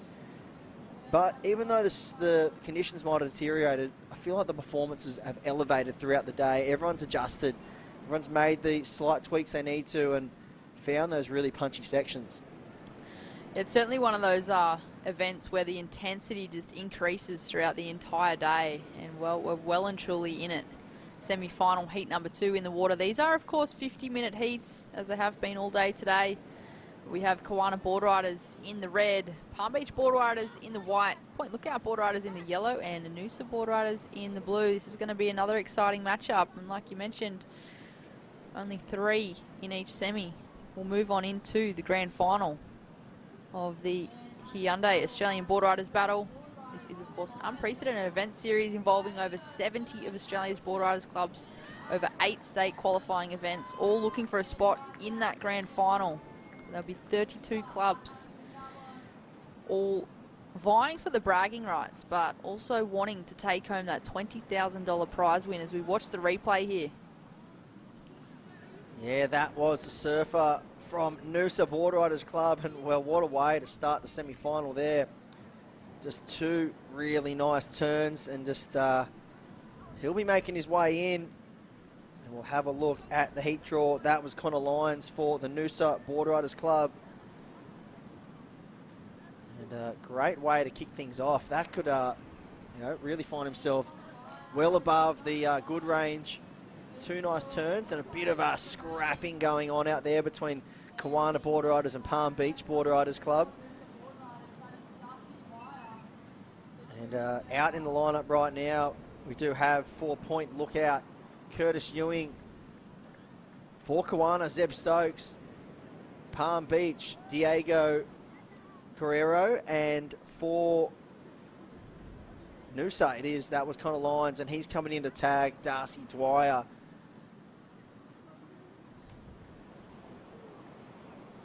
And well, 44 minutes on the clock, and if you just tuned in, this is semi-final action here at the Hyundai ABB Queensland qualifying event.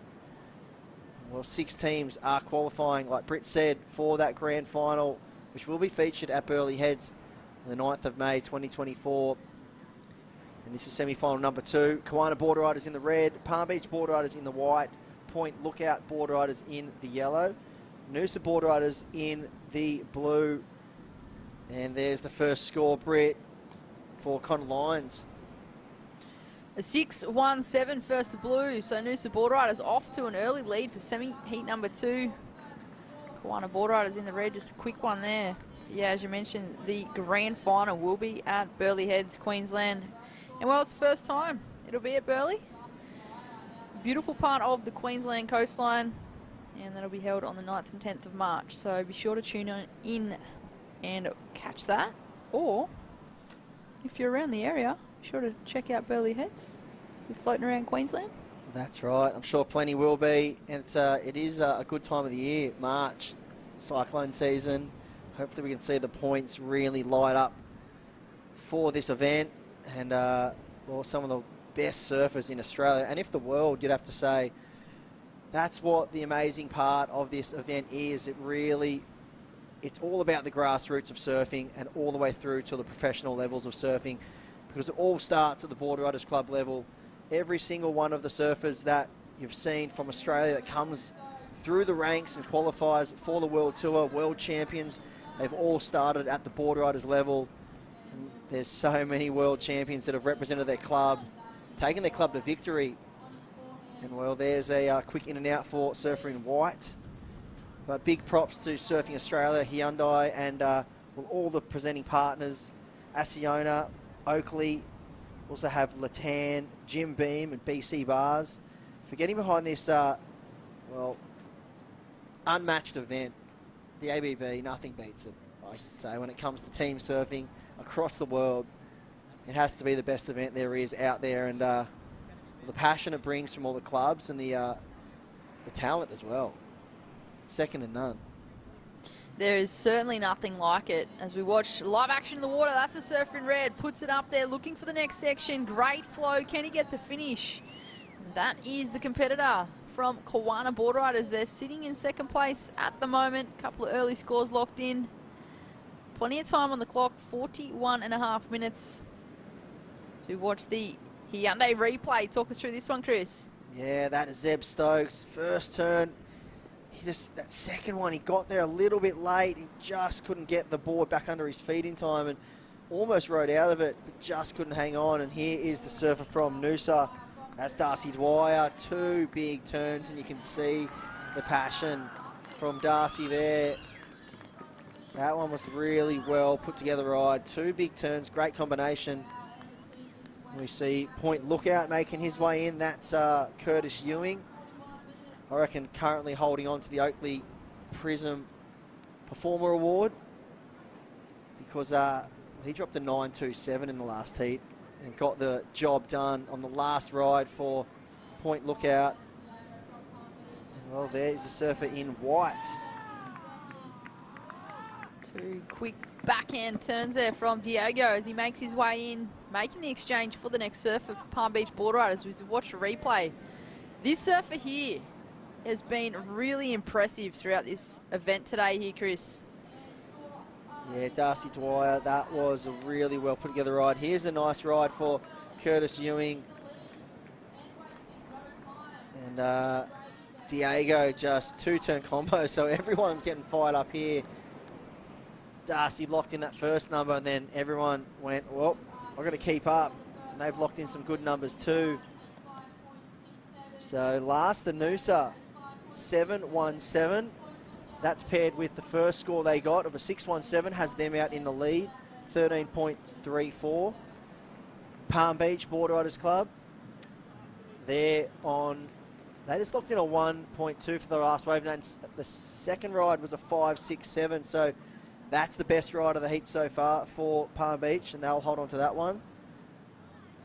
In third, we still have Curtis Ewing locked in a 4.67. I wonder if there's still another score to come, or that was the score. We'll have to wait and see.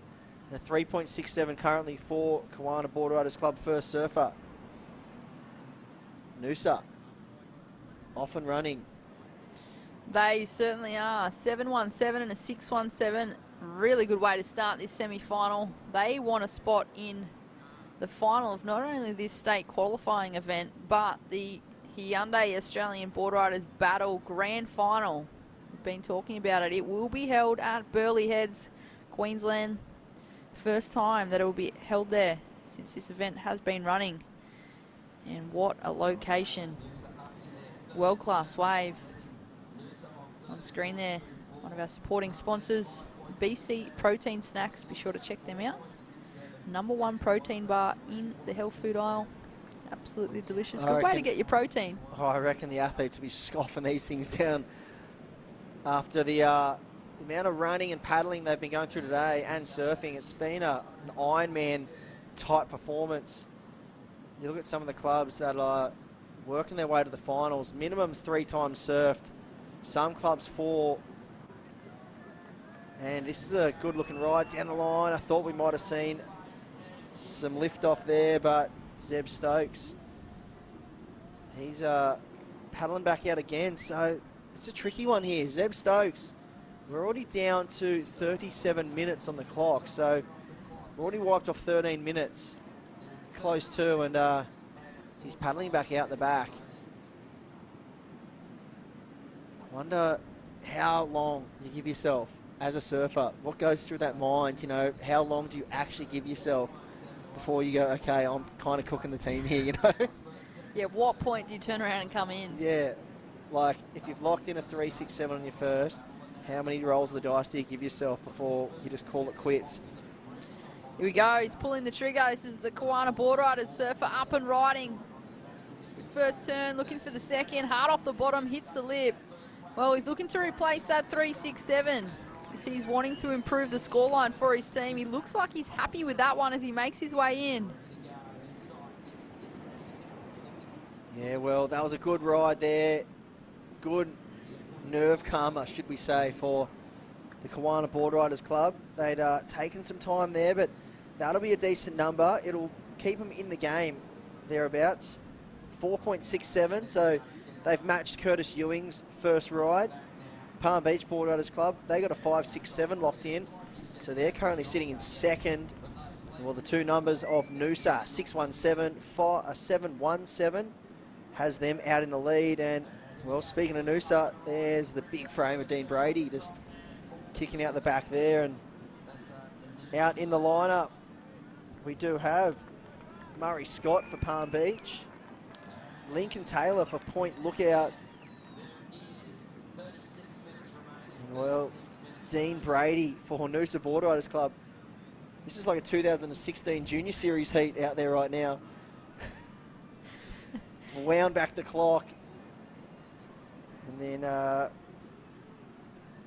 well, who for Kiwana? Brax Holmstrom will be out there. So he'll be running out to mess with a couple of boys from the 80s. Well, this is going to be very interesting here. So, well, Dean Brady's locked in a 2.5, but he's still out the back. 35 minutes, 22 on the clock. Well, we still run through on the She's Electric initiative that they're putting together, Hyundai and Surfing Australia. They are back for season 2. Simply record your best wave, then submit it for a chance to win weekly prizes and make Hyundai Team Electric. It is open to all female surfers, 14 years and over. And the Hyundai Team Electric will get access to expert coaching and national exposure, with the top surfer winning $5,000 cash. And they'll join former World Tour surfer Laura Enova for a VIP experience at the Hyundai Australian Boardriders Battle Grand Final. If you're looking to submit a clip, head to surfingaustralia.com/She's Electric. You can find out plenty more information there, Chris. And well, you must be proud of your sister, Laura Enova. Yeah, having a crack, doing some big wave stuff, and yeah, we see her on the commentary team for the WSL as well. So having a lot of fun with it, and also loving her surfing too, and throwing on the Rashi for North Narrabeen whenever she gets the chance. And I wonder if she'll chuck it on up there, battling True for the Rashi maybe. We'll have to wait and see, but True's been a standout competitor for North Narrabeen as well. And well, the next stop, actually speaking of North Narrabeen, we'll be down at North Narrabeen, event number 7 in the regional qualifying series for the Hyundai ABB. All roads to the final that everyone's looking for, and that will be the Central New South Wales event. Well, some great clubs down there will be doing battle. But it's all about the semi-final action happening right here at Coolum Beach, squaring off the section. I felt like he just couldn't get there. He just was waiting for it and waiting for it. And well, that was Mazza. He's not going to be happy with that one as he kicks and paddles his way back into the lineup. No, we see him eyeing it off, just couldn't find a clean entry to that lip there. I think he finished second in the over 35 state title. So Mazza's been chucking the Rashi on, do a bit of training with Johnny Gannon. Loves a bit of niggle, old Murray Scott. And I'm sure the Palmy crew will be right behind him here. That's your new territory, isn't it, Chris? Yeah, Palm mate. Beach. See me floating around there, getting coffees in the morning, bit of Costa Taco. But it's a lovely place, and well, the Palm Beach Boardriders Club, they're a fierce club, and they're out there now looking to lock in a spot in the grand final, and this is where it gets tricky. We have 4 clubs here, but only 3 get an entry into the finals. And well, we saw heartbreak in the last heat for Burleigh, just coming in 4th. So it's a bit of bittersweet. You can actually bow out of the event here, but still qualify for the grand final. I know every club wants to win, though. That's what we came here for, but the big dance is where it all happens. That's where you take home the big money and, like you said, the bragging rights of being best boardriders club in Australia. Currently 31 minutes on the clock. Well, Noosa Boardriders Club well and truly on their way to a finals berth. 617 and a 717. Dean Brady in the lineup right now, just locked in a 2.5. And they are 1 surfer ahead of everyone else, so things are motoring along for Noosa. Palm Beach Boardriders Club, Murray Scott in the water. And Brax Holmstrom for Kawana. And Point Lookout has none other than Lincoln Taylor, powerhouse goofy footer. Resides around the Burleigh region now. But always been an amazing goofy footer. Give him a right-hander and he'll go upside down in a heartbeat.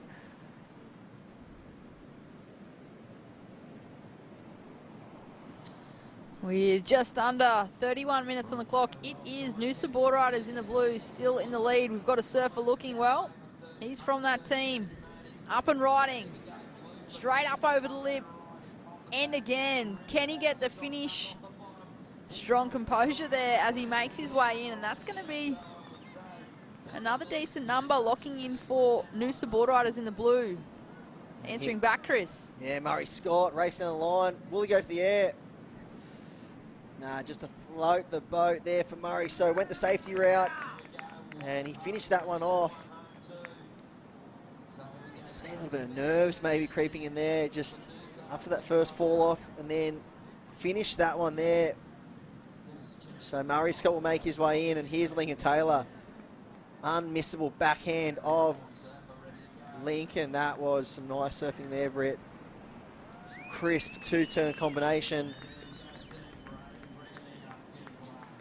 we watch the replay here. Put it straight up and over. Drifted the tail a little bit, and yeah, finished strong there. And answering straight back was a surfer in white from Palm Beach. Murray just putting it up and over for the lip line. Here's Lincoln getting nice and tight, and then straight 2 for 1. Thanks for coming. Love how low he gets. He's just allows him to explode into the lip. And we'll wait for some numbers to roll in. Dean Brady locked in a 5.63. So that has them well out in front. And look, above that threshold that we're saying 5 points a surfer, they're up at 18.97. So they're well and truly ahead. Plus the time, they have plenty of time up their sleeve. Last score for White, 3.27 for Murray Scott, 3.27. That has Palm Beach sitting in second. Well, last of Yellow's just locked in. What was that, Britt? That was a nice looking ride there for Lincoln Taylor.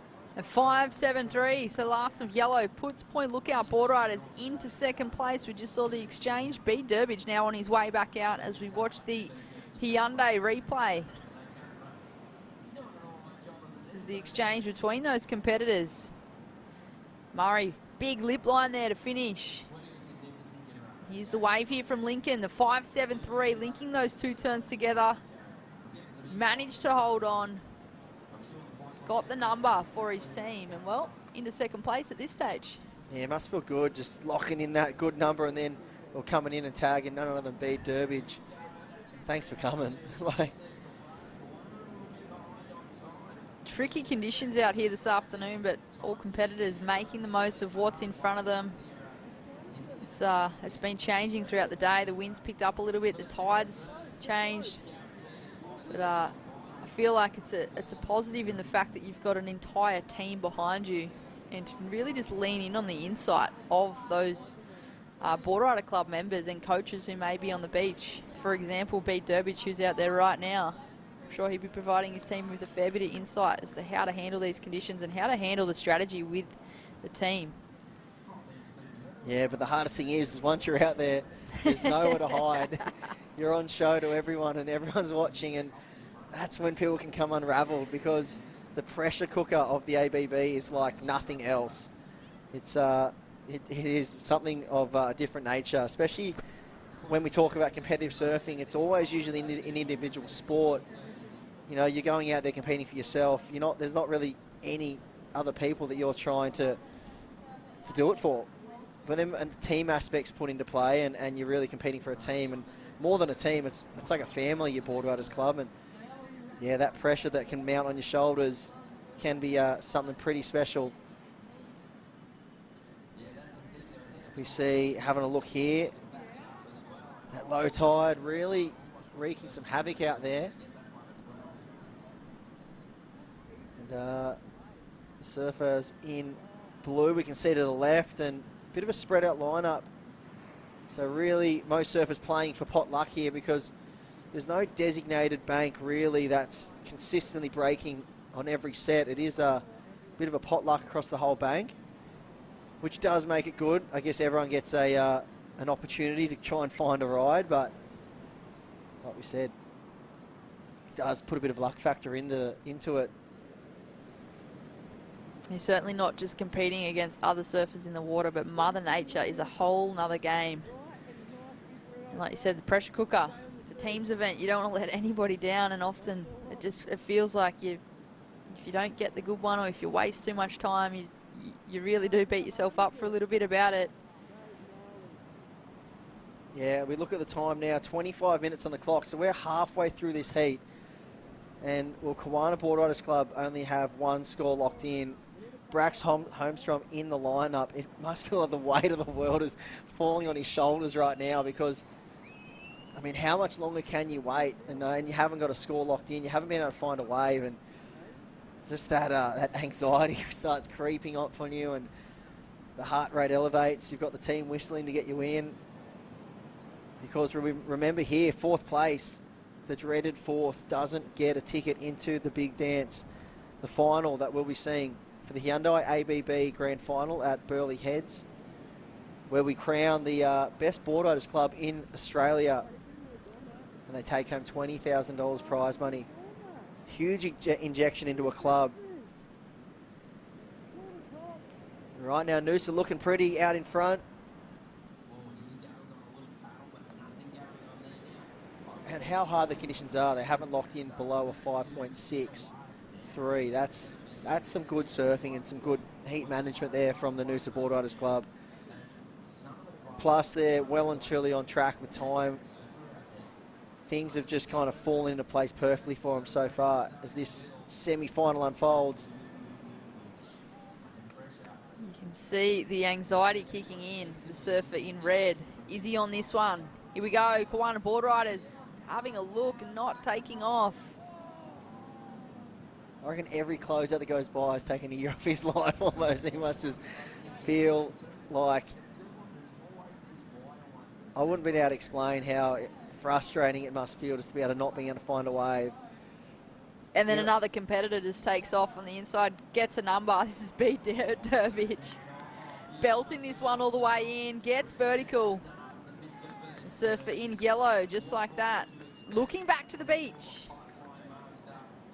Does he come in? Does he head back out, Chris? I find that's a pretty good wave. That was a really nice turn. And a second. I feel like Bede is that smart of a competitor. He will paddle back out, but if he hears the number come in, he'll probably turn around and come back in. A 6.33. I'm really keen to see what happens here because he just locked in a 6.33. I wonder if he turns around and comes in. This is going to be very interesting because how much can he better it by when it comes down to it? He heard it. He looked back. He could hear. You could hear people whistling on the beach in the background. Yeah, I reckon he'll give it another 2, maybe 3 minutes to get a wave, and then he'll call it quits because he was the third surfer. They're actually currently below time right now. When you think about it, they're more than halfway through the heat. They've still got 3 more scores to lock in. So, will we see? One of the best surfing competitors in the world. What's he going to do? And poor old Brax out there sitting there just feeling the whole world's against him. He just cannot find a wave, cannot buy one. Look, he's just hands on head. It's... Oh, you've got a feel for him. Particularly the fact that he paddled for the first one, the closeout didn't take off. It put him out of position for the next wave, and then Bede took off and got that one. Yeah, that would hurt. Here we go, surfer in red. Taking off. Kiama Boardriders, what's he got for us? Cracks the section. Huge turn. Great turn there. And he must just be thinking, why couldn't that have come 10 minutes ago? Honestly, or 15. He's been out there for so long, and well, he's in now and he's done his job. It's tricky when Mother Nature just doesn't deliver and everyone else around you is catching waves. But look at this. Here's the replay. Brax, really nice turn, just through the fins, ditched the fins out the back. Well, 4.60. That keeps them in it. But they got to do some damage control, I feel like, in the back end of this heat. They'll have to make some sacrifices somewhere to get those scores back, because I don't physically think it's possible to get 4 more waves in the 20 minutes. However, can they just do better than Palm Beach Boardriders in the white so then they can still qualify? That's exactly right. I feel Bede. So he's coming in. We said we'd give him 2 minutes, and I think he gave himself 2 minutes, and he's back in right now. Very surprised that after hearing the score, he didn't just call it quits, but well, it is B. Durbridge. He spent 15 years or so on the World Tour, so who are we to question? But a great number nonetheless. Point Lookout well in contention to move on through to the final here at the Hyundai Australian Boardriders Battle regional qualifier in Queensland. Coolum Beach dishing up some very fun 3 to 4 foot waves. We'll say 3 foot. And glassy offshore conditions this morning, and then the onshore winds come up, making things a little bit tricky. And you can hear Terry on the beach comms, keeping everyone updated to what's happening. Here come a couple of lines on screen. We just saw the surfer in red paddle out. He kind of drifted off screen with the sweep. Willie put himself in a good position as he rolls on through. With 19 minutes on the clock, this is going to get so interesting, Chris. Considering the fact that only 3 of these teams in the semi will qualify for the Hyundai Australian Boardriders Battle Grand Final. Yeah, so in the water right now, we do see, well, B. Durbridge, he'll be tagging Stacey Holt. She'll be making her way out for Point Lookout. Noosa, we do see Noah Stocker in the lineup, so one of the QS warriors and very talented surfers in Noah Stocker. And then for North Shore, it'll be, sorry, I've gone too far down, my bad. Zane Sylvester for Palm Beach Boardriders Club. He's out there right now. For Kawana, that would be Charlie Stokes. We hear the beach announcers, 18 minutes on the clock, so it's getting down to the pressure cooker time, where everyone starts counting every precious second and every precious milli point that's on the board. Where can they make up the numbers? Where can they sacrifice time? This is where everyone, you know, people look at surfing as such a relaxing sport. But when it comes to competition and events like this, it is far from relaxing. As we watch White just hits the eject button. Well, Charlie Stokes in the red. She got a good turn there. The surfer in the red for Kawana Boardriders. This is going to get interesting between 3rd and 4th. The surfer in blue, current heat leaders, Noosa Boardriders also locking another number in as they make their way in. So just like that, Kawana Boardriders in the red was well and truly behind with the surfers and the timing. But Charlie's just gone out there, got her wave, got her number. She's coming in while the surfer in white from Palm Beach Boardriders is still out there. Yeah, that's a huge moment there for Kawana. And we also saw Noah Stocker get a good ride there for Noosa. So Noosa continue the assault up on the top of the leaderboard. They just haven't taken their foot off the gas. And Charlie will be making her way across the long and endless sandbar here at Coolum. The legs will be burning now. Into the prism, so into the Oakley battle cage where they'll make the tag. And heading out next, that'll be Dane Bird for Kawana. And Gia Lorenzen for Noosa. She'll be heading out there. There's Noah Stocker finishing off that ride. And well, Zane Sylvester, he'll be making his way up for Palm Beach. And we'll get a good idea of where the ratings sit once these numbers lock in. Look at him sprint, the little man in the white. He has got some sprinter's legs on him. He is tiny, but he's going to make up for lost time.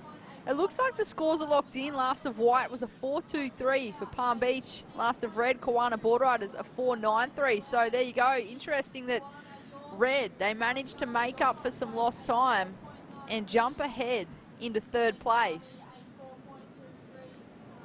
Just under 15.5 minutes remaining.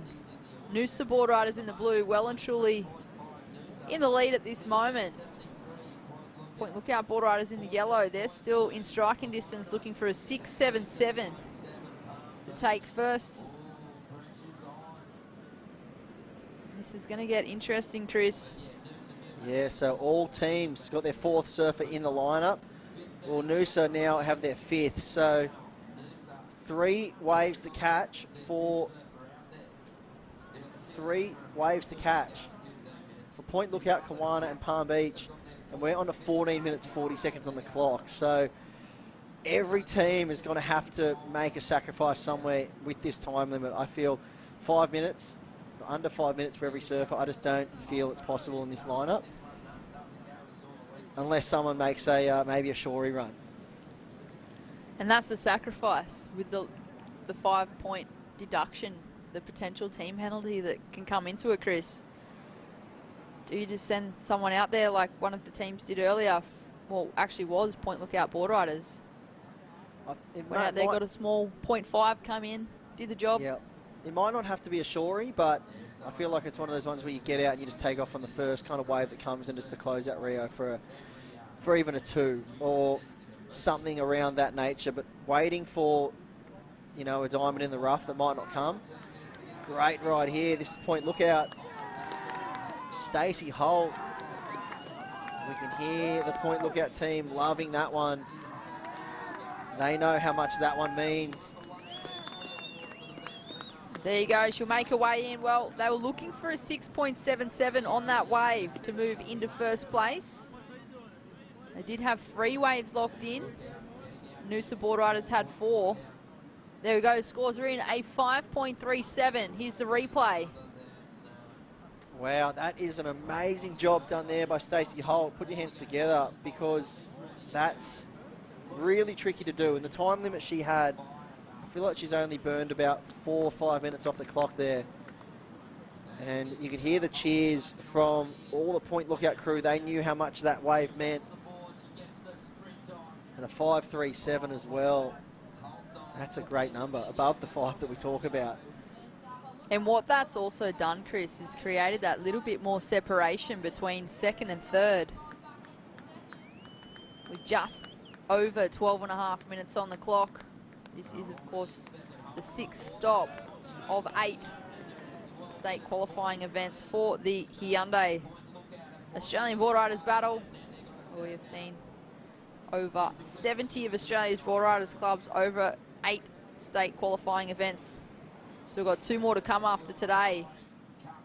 But blue on screen, Noosa Boardriders couldn't quite get the finish. Looking back to her team on the beach. Yeah, that's Gia Lorentzen. So, well, first maybe a little mistake we've seen from Noosa here. But they do have plenty of time up their sleeve. We look at the clock, 12 minutes on the clock. Gia out there already. Probably got another 4 minutes up her sleeve that she can play around with to really try lock in a number. And then we think about that 8-minute time frame to get the last surfer in the lineup. And that'll be Connor Lyons for Noosa. He's the power surfer.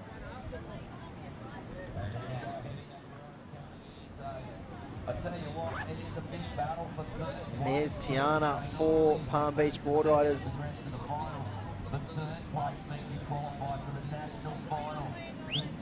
On that unmissable pink board.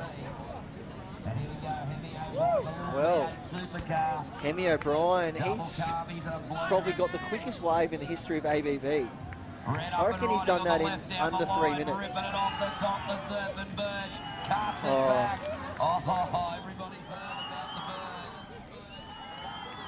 Kawana Boardriders, they are going wild on the beach because they know what that means. It's going to be a decent number for the surfer in red. And they're going to need a number now because they've been bumped into 4th place. Palm Beach Boardriders in the white jumped into 3rd place. Wow, huge number there for the surfer from Kawana. Dane Bird, 6.10. 6.10 to put them right back into the thick of things here.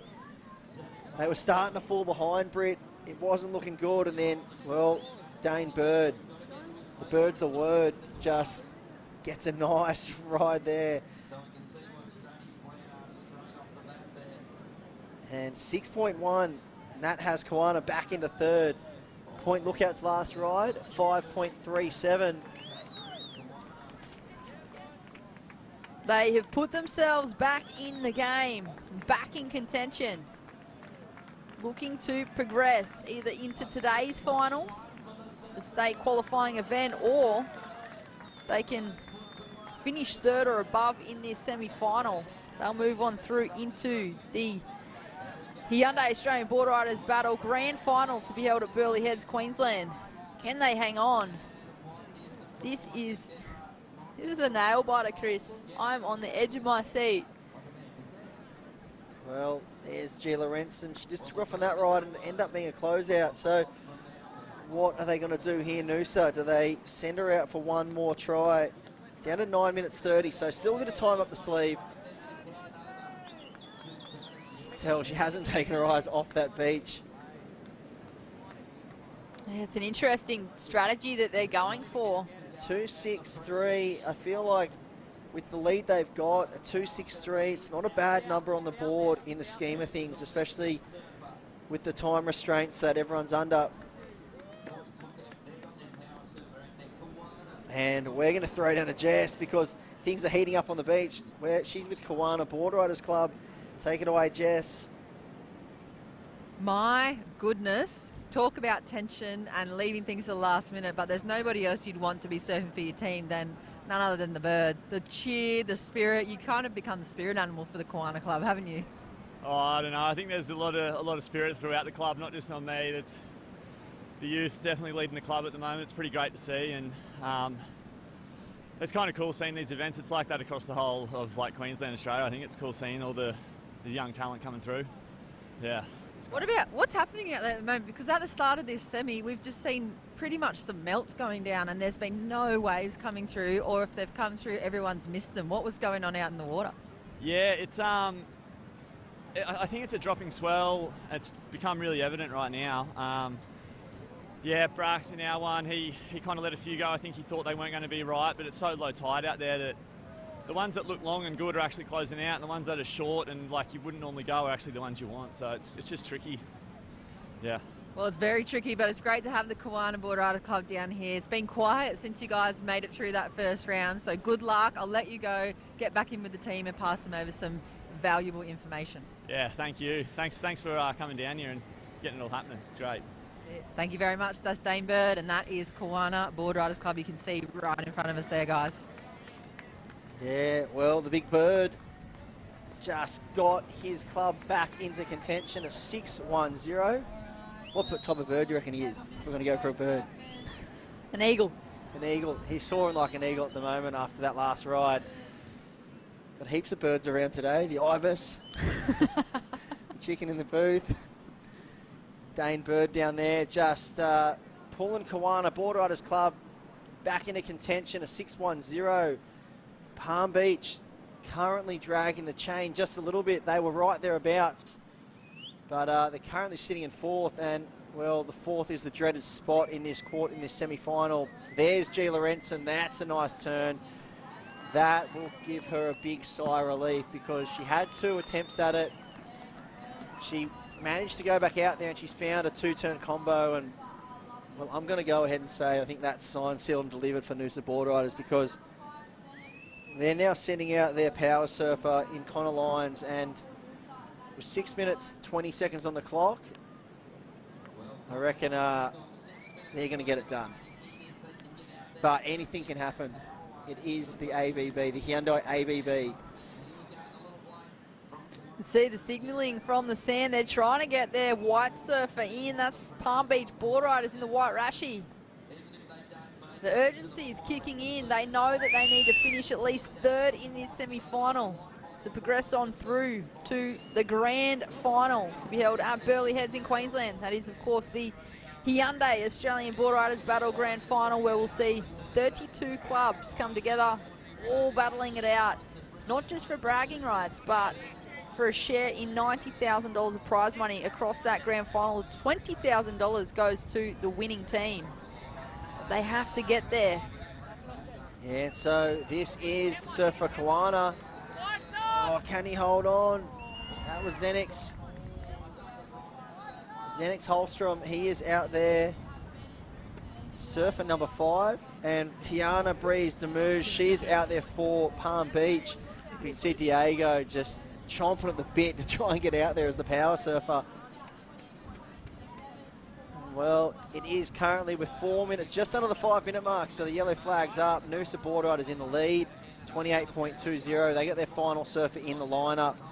That is none other than Connor Lyons. Well, got a healthy lead, a 6-point buffer on Point Lookout currently. Point Lookout, I think they only got the 5th surfer in the lineup right now. We'll have to wait and see. Did we see a sacrifice of a 0.5 for Monty Mergler? There has to be a sacrifice made somewhere for I have a feeling that Point one of these Lookout, teams. I have a feeling with Bede in the corner, Curtis Ewing is the power surfer, sitting in second. I think they've given maybe a sacrifice of Monty Mergler with a quick little shorey. We'll wait and see. Maybe get a pullback shot, see if we can see a yellow out there. But there's plenty of cheers going on the beach.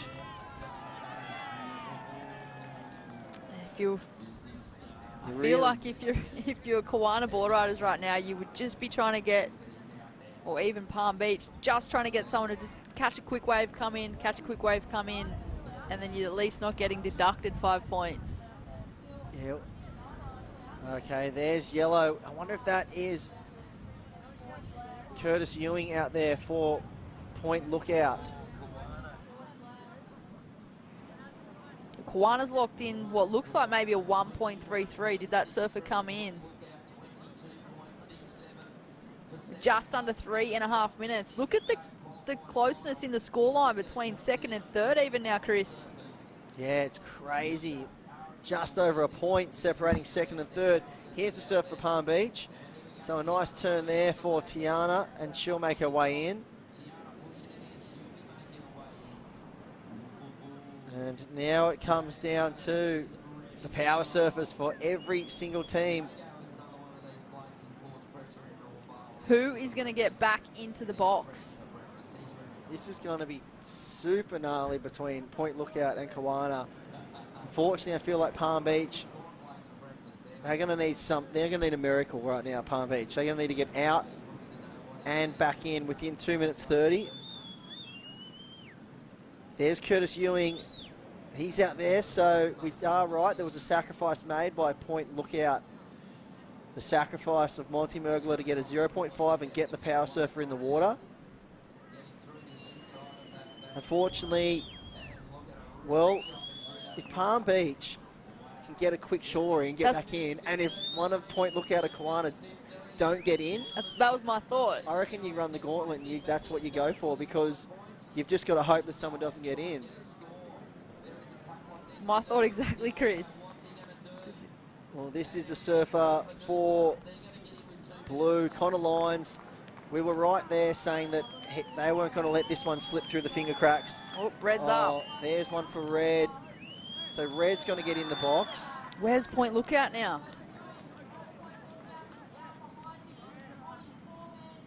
One minute 30. Sounds like Curtis Ewing was up and riding too, so this is going to be very, very close. Wonder if we can get a replay of Curtis Ewing's last ride. We saw surfer in yellow.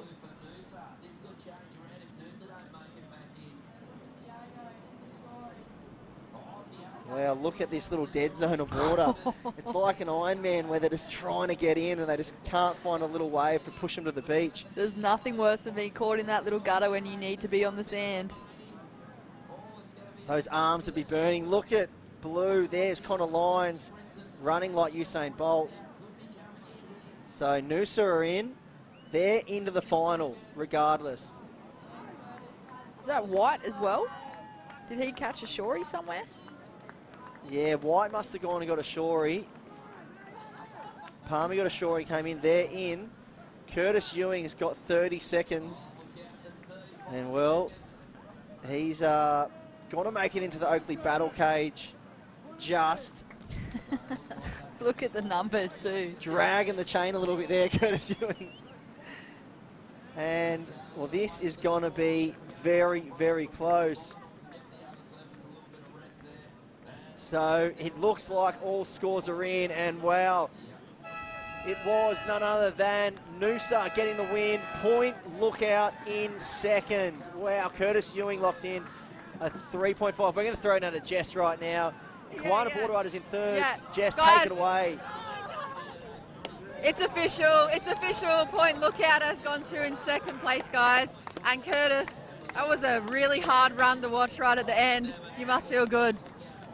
Oh my God, yes, that's amazing. Yes, we're through. Made it. Yeah, it was so close at the end there, guys. You can see everybody's just kind of scrambled.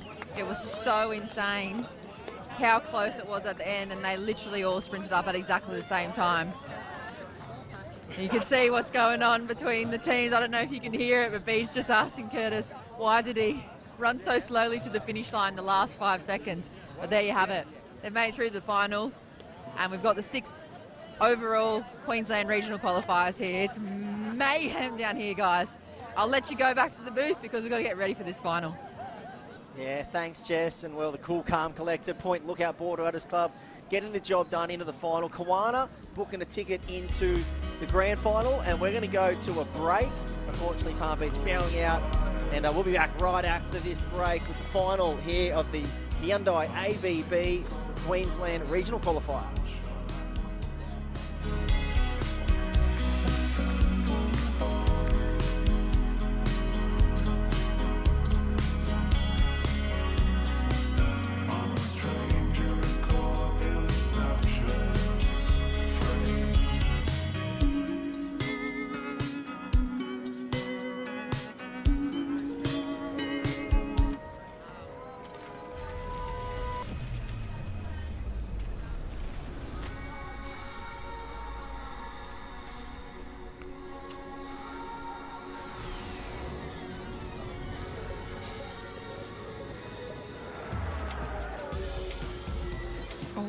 Hyundai Kona, imagined to be bold.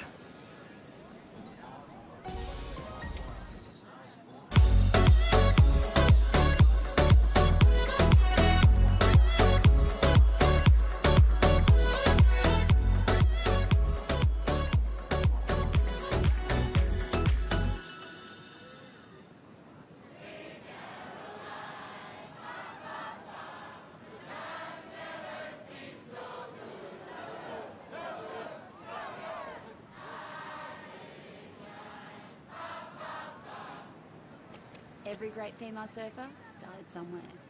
It's getting exposure, that's the hard part.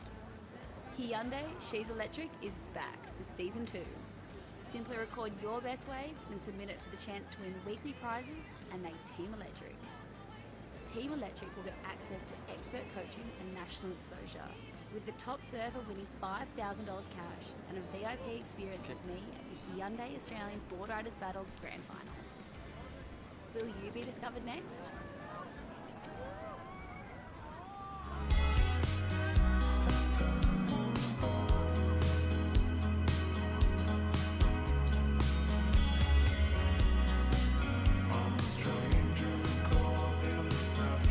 Welcome back. My name is Britt Nicol, joined in the booth with Michael Crisp. We're just on a 5-minute break between the semis and the final, but we have the highlights on screen that we are going to talk you through. This is, of course, the Hyundai Australian Boardriders Battle, stop number 6 of an 8-event state qualifying series. Well, Boardriders Club's looking for a spot in the grand final to be held at Burleigh Heads, Queensland in March. What an exciting day today has been here, Crispy. Yeah, it's been a banger. There have been some great moments, some great club performances, win, lose or draw. And also we have the final from starting the day with 15 Boardriders teams from the Tweed line all the way in Queensland, all the way up to North Shore and Noosa. And it's great to see that, you know, the final 4 are going to contest. Commiserations, Kawana and North End, they are through to the grand final. It's a bittersweet. They're not through to the final here, but they're through to the grand final in Burleigh in Queensland next year. So congratulations to them. Palm Beach and Burleigh Heads, wow, apply for the wild card and snap up, that's all I can say. It's going to be a hard one to judge there for the wild card through to that grand final. I don't know who that they're going to give it to. They've got a judging system, they've got a scoring system that they work off, and well, yeah, let the best club win, I say. And a big shout out. Thanks to all the crew, Surfing Australia, all the broadcast team doing an amazing job. Sam Walker and well steering the ship. The manager Chris doing a great job, bringing all the live action so you can enjoy it. Well, stay tuned and well, grab a quick coffee or something because this is going to be a banger final. 50 minutes. 4 of the best board rider clubs from Tweed all the way to Noosa. North Shore Boardriders in red. M&M Boardriders. They've reached their goal, so they've got nothing to lose to take a win. A share of $5,400 for these finalists alone. Noosa Boardriders, they've been a force to be reckoned with as well. And Point Lookout Boardriders, I think they'll bring the best in this final. So this is game on and fireworks. It has not only been all the clubs bringing their depth of talent here to Coolum Beach, well, they've been bringing the strategy because it has been a day of strategy with the changing conditions. And these 4 clubs here, the ones that have performed the best today, North Shore Boardriders in the red, M&M Boardriders in the white, Noosa Boardriders in the yellow, and Point Lookout Boardriders in the blue. And we are off. Look at the sprint. Oh, I love that. You had Lincoln Taylor just checking his watch. He's so cool, calm and collected with his, even Mo for Movember a couple of days early. And then, well, look at Landon Smales. He's out there. And the Grom. This is where a Grom takes on, you know, the best in the business. And that is what the Hyundai, the Australian Boardriders Battle is all about there, Brett. It's so interesting, Crispy, at the start of each of these heats. You watch the first surfer as they leave the box. As we just saw on screen there, I feel like there's a little less urgency when the first surfer leaves that box. But once it gets to the 2nd, 3rd, 4th, and 5th and carries on throughout, there's more urgency in their sprint. They just looked a little cruisy just then, but time's going to be a factor. Yeah, deep paddles, using that rip to get out there. We're sitting on a low tide, 2 to 3 foot with some bigger sets. And that tide's starting to change a bit. We've switched around from the low tide, so a bit more formation, but the onshore is still there. But we're going to see a classic final right now. 50 minutes. It's already begun. North Shore Boardriders in the red, M&M Boardriders in the white, Noosa Boardriders in the yellow, and Point Lookout Boardriders in the blue. And I tell you what, based on everything, you look at North Shore Boardriders, they've been laying down the big numbers. They've got the big draw cards, the big names, as the other Boardriders have. So really, it's bringing your performance in the final and going for broke, doing it again. That's what's going to win. It is all about doing it again because, well, we do have someone down there going to talk us through doing it again throughout this final. Noosa Boardriders is down there with Jess Grimwood. Take it away, Jess. What's their game plan? Well, I've got none other than Raff Dog Brady next to me. He's going to talk us through a little bit of the day and the game plan. What's been the most standout moment for you so far today, Raff Dog? I think it was the semi when Connor, the power surfer, got that big snap and we made it through. Yeah, absolutely. Quarter, I think, quarter. That was such a big moment for Noosa. And tell us a little bit about this sign. Did you make this last night? Yeah, I made it last night before dinner. Good man, and got it early to bed because it was a big day of competition, isn't it? And you've still got this whole final to surf through. Yeah, I'm so excited. And what's it going to feel like if Noosa's able to take the win? You've already made the spot for the grand final. How are you going to feel if you guys take the win here for the Queensland qualifier? I don't think I've seen Noosa have a win in Queensland before. Then it will be exciting. It will be absolutely amazing. You want to shout out to all the crew supporting on for Noosa back at home? Yeah. Hello, guys. There you go. You've heard it from them. He's been the club spirit animal here today. This is Raff Dog. This is the Noosa Boardriders team. Watch out. They're in the final, guys. Thanks, Noosa. Oh, hello, guys. Hello, Noosa. You are in the final. You are in the grand final for next year. Congratulations. How's that second generation Brady Noosa Boardriders making it the dinner table? Loud and proud. Noosa, the producer. Well, can they produce in this state qualifying event final? Take home $1,500 for their club. They've already moved on into the grand final of the Hyundai Australian Boardriders Battle. Okay, let's start with the junior. Mitchell Peterson, the junior. He's second surfer. Out there first, Connor Lyons. Dean Brady, He is the king of bling. Noah Stocker can fly, can get speed and get the best wave. And Gia Lauritsen bringing it home for the females in the Noosa team. That is team number 1. Who we got next? M&M Boardriders.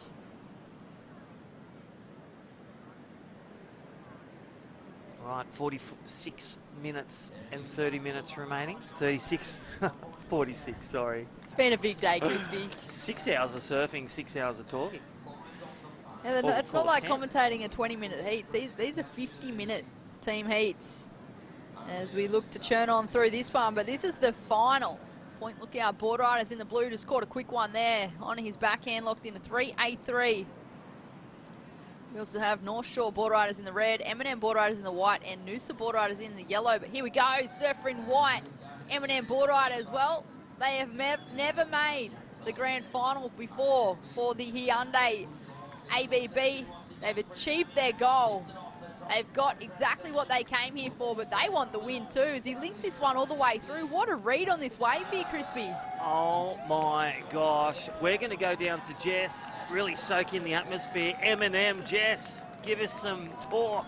I am a sponge for the M&M vibe at the moment, guys, because the Super Grom just laid it down. Everyone thought it was going to be a no-go wave, and he turned it into an absolute scorer. He did. Like, he knew to come in on that one, so well done, Aiden. Like, he's let us out all day today, and he's done the job for us, so stoked for him, stoked for us. How good in timing as well, like first proper score on the board, handing over. It does help. Everyone who's led off first has controlled the heat, and hopefully we control this heat today. Well, at the moment you are, so first time in the final. Let's go, Samuel! They're clapping out this next surfer, and I bet you this young man, Aiden's going to get big congratulations when he comes in here. Yeah, look, it's the first time we've ever made an ABB Queensland final. First time we've ever made an ABB national event at all. So the pressure's off. We're just doing this for Ellie Brooks. It's her birthday today, and from here on in, the pressure's off all our surfers. This is all for Ellie now. That's it, and that's when they're at their most dangerous. Nothing to lose. They've already got the world at their feet. Watch out, M&M. They're in this final, and they're well and truly on scoreboard, guys. Well, thank you, Jess. And M&M, they are just bringing it. They're leading the final back on that 5.83. And on the back of Aiden Finn, their junior surfer, and Sean Gunning, he's out there in white. Now the goofy footer powerhouse, J.O. Jacks, the third surfer, Ellie Brooks, birthday girl. She's going to take home the best present, no doubt, again. Live action, here we go, Noosa Boardriders. Beautiful carve into the pocket, managed to stay on his board. Bit of a layback. Linking this one all the way through. The surfer in yellow, he looks back at his team, his body language tells that he's not too happy with that one, but we'll wait and see. Just under 44 minutes on the clock, still plenty of time remaining at this stage of the final. This is, of course, a 50-minute heat. See the Hyundai replay. Talk us through this one, Crispy. Yeah, nice little first turn. Nice little set-up progressive turn for Point Lookout. That is Lincoln Taylor, and dead set Lincoln the turns, and just that last little rebound. But here's your Super Grom. He's put M&M on the board and into the lead, and look at this read. Just, you know, everyone's going, don't go that wave, Gromit, and then he just brings it, and he combines it, and he just trusts his instinct, and he carves around. Look at this inside section. It said that the mid-tide's starting to pick up, and this is where he picks up the points right there. The bang, the twang. There's some good little combos there from the junior Grom. And then look at this one. This is Timmy Bain. They've brought out the best class in the final. Pulling from their big team, Timmy Bain. He's a powerhouse on the Pro Juniors, on the QS, and he is open with fireworks. So I dare say we've got a level pegged here. 473 for Noosa, M&M, the Super Grom 583 on the tear. We have the surfer in red up and riding for North Shore Boardriders. Big lip line. Can he link it into another turn? Unfortunately not, but he had the commitment. Yeah, landed smiles, so check out Hyundai, the replay, last of red. Oh, look, what a great exchange. All surfers, a 383 for blue, a 423 for landed smiles, but Noosa Boardriders and M&M Boardriders getting the best of the exchange. first surfers, but let's go down the Jess. Sophie McCulloch doing it well for female surfing, charging out there today. Jess on the beach. Yeah, one of the best female surfers in the absolute world. We've left her alone all day. She's been on her own little program, but I've hunted her down. One word for the day, Sophie, that sums up everything that is North Shore and this battle. Fun? Family fun? Well, that's two, but we'll give it to you. Family fun. We just saw a really good wave go down for North Shore as well. We're going to let Sophie keep getting prep. She's got to get out there, and she gets hounded by the media around the world because she's that good of a surfer. So you want to see the top class of world female surfing? It's coming up for North Shore right now, guys. You go, Soph. Thank you, Jess. And yeah, Sophie McCulloch, one of the best surfers in the world. She's been competing on the Challenger Series. She got a result just recently. Well, she's come home to compete for her local Boardriders club, North Shore Boardriders. She's a smiling assassin. You see normally you see her in post-heat interviews and she backs her ability. She's quite confident in her approach. But behind the scenes, she's just working away, chipping away. She's putting in the hard yards, and it pays off. Yeah, definitely, and I agree. Such a powerful surfer, you know, really turned some heads on the qualifying series and also on the Challenger. And then, you know, that CT is not far off for that young lady. Already been there and looking to climb back into the top rank. That is Sophie McCulloch representing the amazing North Shore Boardriders. Point lookout. Again, former CT surfers beat Durbidge. Lincoln Taylor, such a formidable force. Curtis Ewing, he's been so dangerous today and deadly with his turns and wave selection and patience. And then we have Noosa Boardriders and Eminem, the Groms. Can the Groms get across the line and give the best birthday present for Ellie Brooks? As mentioned, the pressure's off. They have achieved exactly what they came here for. They've been riding it on the inside of their forearm, knowing exactly what they need to go out in the water and do. They set the intention, they were aware of it, and well, they've actioned it. The biggest difference between who is going to win and who's not. All right, no real wave of consequence on that one. Big shout out again. Don't forget our specialty awards going out today. $5,500 given from our great sponsors, and that is to the winning clubs. The winner takes home $2,500. A share of $5,400 for all these winners, second, third and fourth. So congratulations. Don't forget Jim Beam Club Spirit Award, the Breakthrough Award from courtesy of Latan, the Oakley Prism Performer. But first, sorry, gets $1,500 cha-ching for the winner in this final right now. He looked a little stuck in between what he wanted to do there, whether it was a lip line or an air. And just a quick up and out from the surfer in blue as well.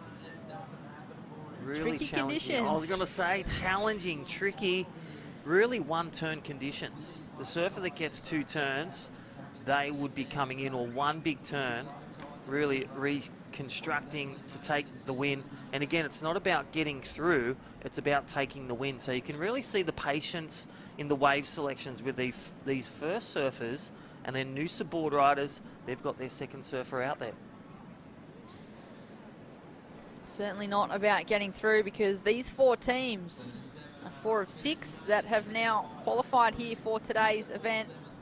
Number 8 state qualifying events here for the Hyundai Australian Boardriders Battle.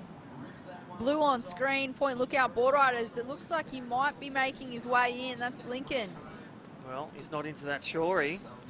But I'll tell you what, got the damage done out the back, and a shout out to Muzza Taylor, runs the surf school on Stradbroke Island. That is your son doing it loud and proud for the Boardriders on Stratty. You want to learn to surf, go to Stratty, go check out Muzza and all the crew over there. Point lookout Boardriders, learn to surf at Stratty. No, what do you reckon about that one, Brett? We're seeing the benchmark of 5.83 for Eminem. Phil, point lookout, they're going to take it, and maybe a bit of time. Curtis Ewing to head out there. Here we go, North Shore Boardriders. Nice vertical jam, and looks to finish that one. That is the man Landon Smales, the under-18 junior. This will be a good one for him. Nice cracking first turn. Delicately placed the second one just to finish it. Not a bad one. Look at the replay, Britt. Yeah, he did well here. Caught a little rail on his way down right there. Just caught some water. Managed to get the lip line finish. So although he said he placed it, I feel like it was because he caught that little bit of rail. So he did well just to hold on and complete it. So he looks to make that exchange with Sophie McCulloch on screen there for North Shore Boardriders in the red. They've been in form all day. Can they bring it home for the finals? We watch yellow. Noosa Boardriders, Tim Bain.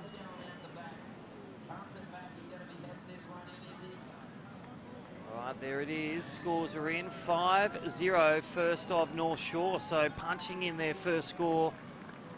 Landon Smales, the under-18, dropping his final score for the day. The qualifier, they've made the grand final. They got the job done. One step closer to taking the win here at the regional qualifier for Queensland. 15 teams we started this morning, Britt Nicol. We are down to the top 4. We are go big or go home. The pressure is off. You've got a club in M&M Boardriders in the white who haven't made the Queensland qualifying final before, let alone the grand final of the Hyundai Australian Boardriders Battle. But then you've got clubs like North Shore Boardriders in the red who know what it takes to win the grand final for the Hyundai Australian Boardriders Battle. They did take the win in 2020. Well, that was Tim Bain, the open surfer. Surfer number 1 for Noosa, representing in the yellow. Mitchell Peterson, the young Grom, the under-18. He's out there representing the Noosa Boardriders. Again, a formidable force. Nice little drop tail reverse on the backhand for M&M Boardriders. They're getting pretty creative. He's gone for the air on the left, then goes on the right, but incomplete. Small scores required for incompletion. And that's the thing, they're just here for fun now. I mean, they were in here for fun before. They've achieved their goal. This is where it gets dangerous, when that pressure is off a team. I feel if he lands one of those turns, he's going to sit that score around the mid-range, around the 5s to the 6s. That is your surfer in M&M. That is Sean Gunning. Powerful surfer, powerful artillery on the back foot. Watch how strong it is. Drives down the bottom, set up turn for Sean Gunning. Live action. Keeps to his rail game, top to bottom. Sean Gunning, is he going to come in? Strong, committed backhand attack as he looked back to the beach. Almost looked like he was ready to come in, but his team might have sent him back out. Yeah, I know that he's worth more in the sense of he can do more, but in these conditions, Brett, that is one of the notes in the book, that do you go back on that? If I had that chance again, should I stay or should I go? And time becomes a factor. There's just on 34 minutes remaining. I feel like if he can just lock in a decent number, like I feel like those 2 turns might have done, they can put themselves ahead of the game, not only on the scoreboard, but the timeline as well. It'll be interesting to see how this plays out by the end of this final. I feel once he hears the beach commentators of the score, they'll make another decision based on that with the time. Current heat leader, here he is again, getting the rhythm and, well, getting the stick on that one. Controls his air flare manoeuvres. M&M Boardriders, the heat leaders, going for broke, and they're just looking in the chilled zones, and they are in the flow state, my friend Britt Nicol. And just like that, 2 waves within probably a matter of 40 seconds. They thought he could do better. Looks like he did go better here as we watch the Hyundai replay, Crispy. Gets progressive, shows the judges there's variety. Got a little inside section bonus. Looking to bring this one home for M&M Boardriders. Can they put the cherry on top of Ellie Brooks's birthday cake? Well, here we go. One present closer, courtesy of Sean Gunning, and that is for M&M Boardriders, leading the charge. The world domination of M&M. I do believe they got a new trailer as well, and it's one to die for. It's a big trailer. You pull it up, you can judge, you can cook, you can do a prezzo on it. Looks like they're going to chuck a jet ski on as well. So we watch live action in the water. Surfer in blue late on the takeoff from Point Lookout Boardriders. Just unfortunately not able to get around the section. Righty, that was Curtis Ewing. Is out there in blue. Lincoln Taylor is locked in a 3.83. They're currently sitting in 4th. And you look at this team, B. Durbidge, former CT veteran, super coach, and then Stacey Holt, the female surfer, and then closing with the Grom, Monty Mergler, the biggest smile on the dial today here on Super Sunday. Hyundai, again, our proud owners and partners of this event. A big thank you to them. A long-standing ABB major sponsor, Live Action, and that is Curtis Ewing. One big turn. What are you thinking? Big backhand belt. He's got to come in if they're wanting to get all their surfers in by the end of this final. They can't leave anything in the water, any of these teams. This is the final. So watch the replay. Hard off the bottom, straight up into the lip. I feel they've been, you know, he's been getting some big scores. I feel they're going to sit it right in the middle with that one. Here we go, Sophia McCulloch. Nice little jam turn right under the pocket, snaps around and looks for the finish, just gets a bit of bubble trouble. Just leans over off the centre line, but nice little intention of the layback, but just can't pull it back. She's got plenty of time to rewrite that one, as we saw Sean Gunning do in the last 3 waves. Great wave selection here from Sophie McCulloch in the red, just unfortunately a little hung up on the heels. The weight shifted back, the arms went back, couldn't recover. She had the wave. There was the opportunity there. So if she can make her way back into the lineup, use that wave selection skill, lock in another wave as we watch the exchange here. That's B. Durbidge on screen there in the blue for Point Lookout Boardriders. Former World Tour surfer, plenty of knowledge there. So he looks to bring this one home for his team. Yeah, El Capitano of Point Lookout Boardriders, putting him on the map. That last wave going a 5.7 as he runs out. That's going to put some energy in his legs. B. Durbidge surfing all day again. 10 hours of this event from 7:30 this morning, Queensland time. It's been a big day, but everyone saving that last bit of energy for the final. We have 30 minutes remaining. They need 2.1 just to grab the lead for Point Lookout with their 3rd surfer heading out there. North Shore Boardriders. They've got their 2nd surfer out there. They are currently in 2nd. And then M&M Boardriders leading a charge of 5.8 and a 5.83. Ones to watch. Sean Gunny a 5.8. And let's go down to Jess Grimwood, a 5.8 for Sean Gunny. And the Supergron to start it. M&M are on fire, Jess. Yeah, they are on fire at the moment. Sean, I just want to know quickly what was going through your head, because the team thought you posted a score, they were calling you in, and you disobeyed orders, and you went back out there and found something better. Well, I didn't know if they were calling me in because I couldn't see the flag because of the sun, and they weren't doing anything with the hand, so I thought I should go back out and got that one straight away, luckily. Well, it was well worth waiting out the back for. It's put you guys in a pretty good position so far in the final, and you can really feel there's no pressure for the team at M&M. You're feeling good. Yeah, no pressure. Pressure's gone after that last heat, the semi-final, so now it's out there surfing and see what happens. Beauty. We will see what happens. There he is, Sean Gunning for M&M. He'll be coming up as their power surfer a little bit later on in this final, guys, but it's kind of a bit of a quiet time, so this is the real strategy and adjustment time for the teams, and you know what it is. Finals and boardrider battles, anything happens in the last 2 minutes. Back to you guys. Thank you, Jess. And there you go, Sean Gunning. Well, he said he wasn't disobeying orders. He just could not see because of the glare that's behind the tents and his team, who would have been trying to wave him in. So there you go. I feel like maybe that's a tactic, that he couldn't see anyone waving their arms, but because of the sun, he couldn't also see the flags. So maybe there has to be a bit of a backup play. Yeah, like a lighting system. Maybe the money own, they can buy a lighting system. They've got the event van. All these questions for the president. So we watch live action in the water. Surfer in red up and running. That is Sophie McCulloch from North Shore Boardriders, flying down the line. Cracks the lip, drifts the tail. And you just see there, she's got her hand in front of her face, trying to look back at the beach. The glare was in her eyes too. I wasn't going to say it was a claim. Maybe if there was 2 of those turns, that was a good claim like this. Thank you, Captain. But she rewrote that last incomplete turn on the previous wave. And then looking, that glare must be hard. It's the reverse glare. You had the glare this morning. You couldn't tell yellow from white or blue. And now you've got the beautiful sunset at Coolum Beach here on the beautiful Queensland coast. Look at that. And again, thank you to the local crowd, the local board riders, Coolum. Noosa Boardriders, look at that glare.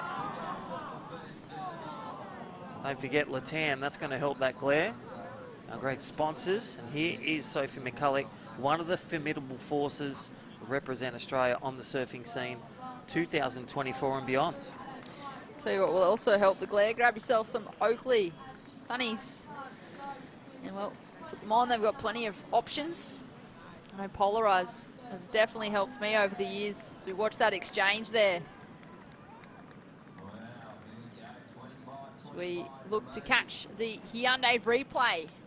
Oh my gosh, B. Durbidge, big power hack, hello, Taylor-esque / the GOAT. No, that is B. Durbidge, ladies and gentlemen.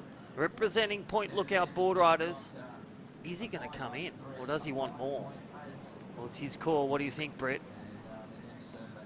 I feel like it was one of those turns that you see the separation of someone who hasn't been on tour and someone who has been on tour, because that turn from B. Durbidge was so strong. So we watched young competitor there in the yellow from Noosa Boardriders looking to lock in a number as well, with just over 25.5 minutes remaining. M&M Boardriders in the white are in first place. North Shore Boardriders in the red in second. Point Lookout in the blue in third. Noosa in the yellow in fourth, but we've still got numbers to drop as we watch live action in the water. Just a quick up and out for the M&M Boardriders surfer. Right, there is, well, none other. It's, well, the Presidente, Dean Brady. Look at him. Noosa, former CT big wave. He's just a journeyman, and he's still bringing it in. It was great to see his son make the placard for Noosa, the producer. That was the PGA right there, and he is keen to get out there and unleash. And Connor Lyon, surfer 4. Gia Lauritsen, surfer 5, here in the final, in the order. They've switched it up. Here we go, surfer M&M Boardriders. They're just going through the motions, and they're doing what brought them to the final there, Brett. He just unfortunately came unstuck on that last turn. It looked like he was maybe thinking about the barrel to begin with. As we watch the Hyundai replay, carves straight into that second turn. Little hung up, and then just got bounced off right there. Okay, M&M, you're in the lead. Do you come in and give plenty of time for your 3 next surfers to get their wave, giving them literally 8 minutes apiece? Do you look at your arm? It looks like that's exactly what they've done, Crispy. The surfer in white making his way in for the exchange. Well, they've done it well all day. 8 minutes apiece, or 6 to 8 minutes with the run and the paddle. So M&M Boardriders in the lead. North Shore Boardriders, a 5.93, and then Point Lookout Boardriders in third. 5.93 to grab the lead, and a 6.6 for Noosa Boardriders. Dean Brady to get out there and potentially bring them home. Just over 23 minutes on the clock. We are, of course, at Coolum Beach on the Sunshine Coast in Queensland. It has been a jam-packed day of action as we watch B. Durbidge up and riding from Point Lookout Boardriders. Beautiful turns there. What are you calling it, Crispy? Oh, look out, he's still going. There's more meat on the bone when it comes to B. Durbidge. He will glide through like an assassin on a bullet, and there it is. The big hacking, big gouges for our former CT surfer, B. Durbidge, and the likes of contesting against Slater. And look at him, just calmly stroking into this one. blowing the back out of that first turn, snaps around, then engages around that big carving wrap, and then just has that patience and that determination just to sit with it and just get those last couple of turns in. I feel it's time to come in for beat and unleash with his last few surfers and the power surfer. It certainly is. They managed to lock in a 6-6. Interested as to whether or not that was that wave then or the one before that. Beat did catch 2 waves. As we look to jump on down to the beach with Jess Grimwood. Who have you got with you? Oh, hey, Britt. Yeah, I'm just with Lincoln from Point Lookout, and we're just waiting for Bede's last score to come through, but we're just having a chat about how nerve-wracking it is in this setup and format of competition surfing. Yeah, it's for sure. It's definitely different to any other surfing.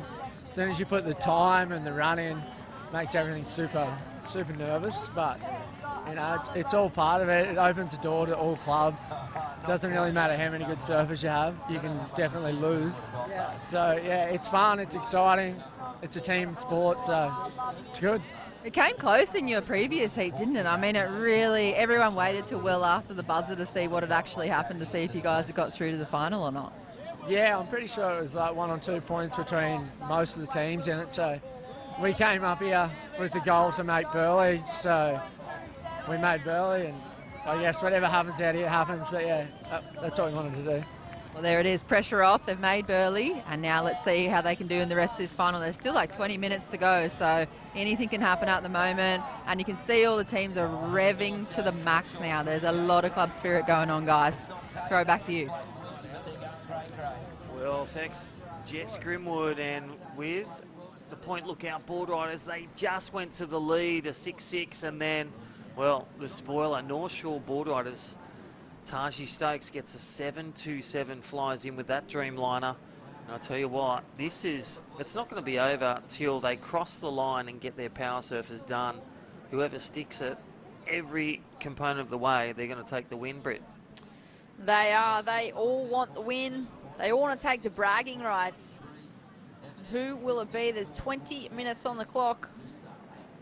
I love that they had a goal to make the grand final. That done.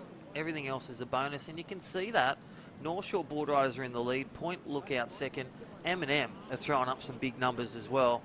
But look out for Noosa Boardriders. Dean Brady, the producer, he's out there. And here we go, right on cue. Opting not to take off, so he had a little look. Wasn't what he wanted, and he'll reset. Still plenty of time on the clock. They are through 2 surfers. Who is going to take the win for this event? This is, of course, number 6 on the 8-event state qualifying series for the Hyundai Australian Boardriders Battle. It is an unprecedented event series involving over 70 of Australia's boardriders clubs across the state qualifying events, and they are all looking for a spot in that grand final. 32 clubs in 2024 will run in March 9th and 10th at Burleigh Heads in Queensland. First year that it will be run at Burleigh. All right, live action, Dean Brady. Well, the 2-for-1 deal. Nice snap, nice rebound, and he comes in, job done. Noosa looking to get back within the time frame. Third surfer coming in. And I think that was time to get it done. He had that closeout that just didn't cooperate. And now Dean Brady, El Capitano. I feel that that's a good, it's going to sit around the 4-5 range like the other waves. It's not going to be the wave to take him to the lead, but it's going to be within reach for a great finish. And look at what he's got behind. Connor Lyons, the superstar, to get him. And then Gia Lauritsen, 18 minutes. Brett, here we go. Connor Lyons, the superstar that got him to the final on a great team effort and one-turn wonder. That one before in the clutch moment. Can he do it again in the final? Well, he's shown that he is more than capable, and look at that. Like Jess said, it's pretty quiet on the beach right now. It's a little eerie. A few nerves, although they've all qualified for the Hyundai Australian Boardriders Battle Grand Final. They've all gone a little quiet because it'd just be icing on the cake if they can take the win here for the Queensland State qualifying event. Take their bragging rights for the state. And again, our great partners, Hyundai. Don't forget, she's electric. Get your entries in. 14 and over for the females. She's electric. Hyundai, a big thank you to them, the long-standing ABB major sponsor. Asiona, again, creates better places with future generations in mind. Don't forget Oakley, proud supporters from the get-go. Series 11, Oakley's a proud official eyewear sponsor of the Hyundai Australian Boardriders Battle. Don't forget the battle cage. Well, there's only one more line to cross, and there's 16.5 minutes left. And then we leave only footprints in the sand and pick up all that rubbish at the beautiful Coolum Beach and crown that champion of this regional Queensland qualifier. Thank you, Latan. Again, you're sunburned, but nah, let's avoid the pain of regret and grab some Latan SPF this summer. Brett, and don't forget Jim Beam. Huge thanks to them, the partners, but live action. Here we go, point lookout, Stacey on the Matty Herworth. BC bars, they've really turned it up. Their protein bars, check them out, great support. Here we go, heat leaders, live action. We've got a competitor in the red from North Shore Boardriders just throwing a heap of water. And nice and compressed, working his way through the inside connection. He links this one all the way through and pretty much onto the sand. Gets a little bonus section to finish. Blake Wilson. We'll try and get that replay, but every moment was a classic moment. But that second turn, that was the moment that's really going to be a commanding lead in the point of difference. 15.5 minutes as it injects. Let's check out the replay. Again, that first turn sets it up, but this one, bang, just throws plenty of back foot power, and the timing and the grace in that syncopated rhythm. We're looking to sing this song and take a win. North Shore Boardriders. And I love the way, look at the flow.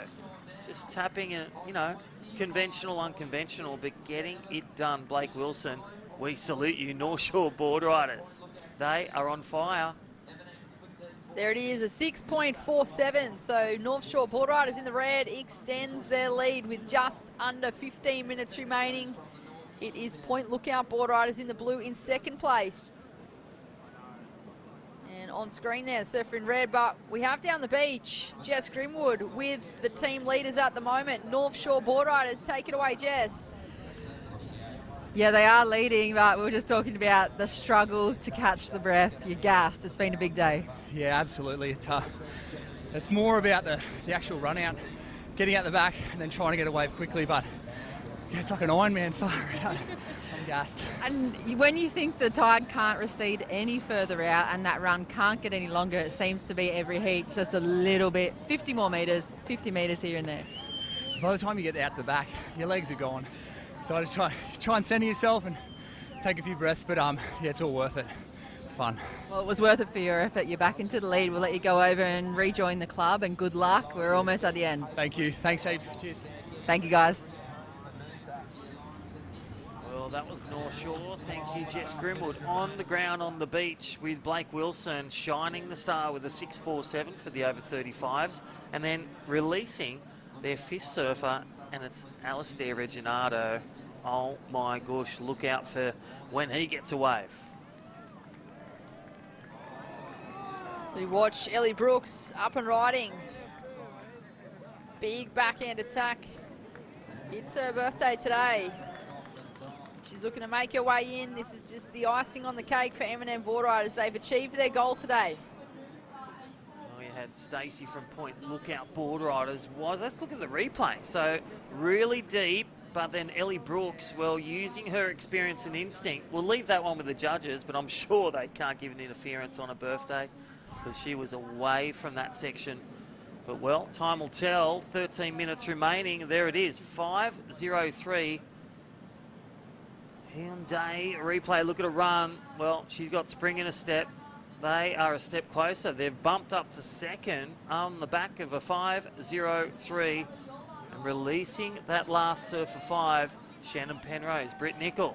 Game on, M&M Boardriders. It is game on, 12.5 minutes. They were sitting in 4th place. They've jumped into 2nd. This is, of course, our final heat of today as we watch live action in the water from Point Lookout Boardriders. That's Stacey Honk, just a late takeoff. That was, again, that low tide just bottoming him out. That was like a lobster hole, that one.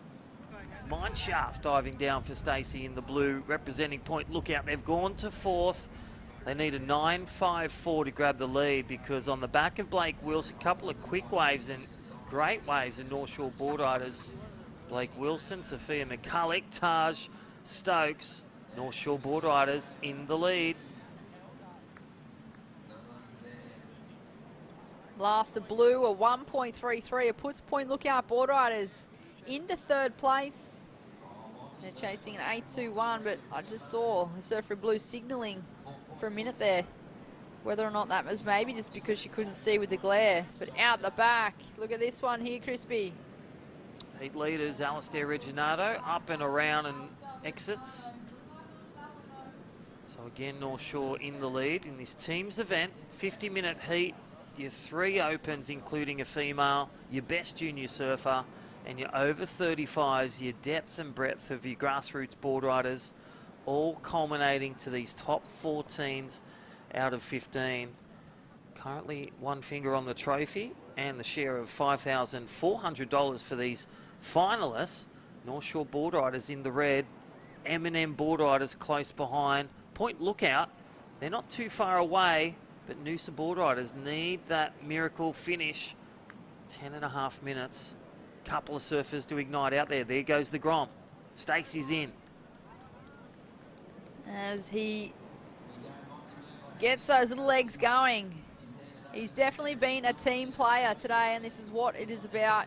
You're not surfing just for yourself. You are surfing for your team.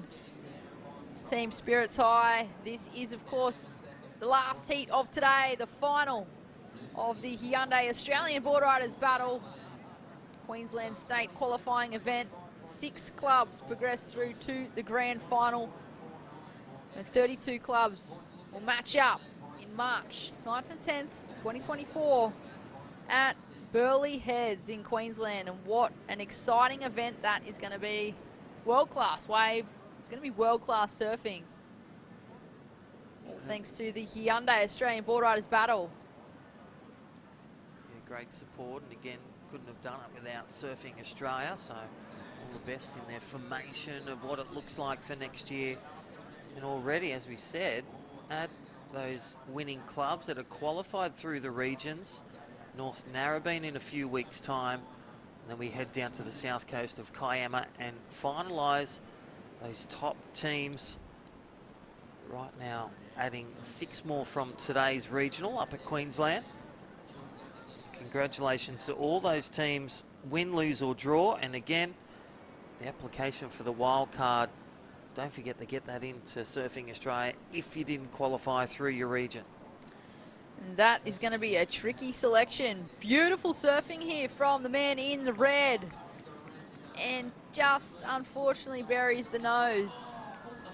He was on his way to a really good number, I feel there, Crispy. Yeah, nice little power gauge from Alistair Reginato. Really strong rail game. Just waited for that right wave to get the combo going.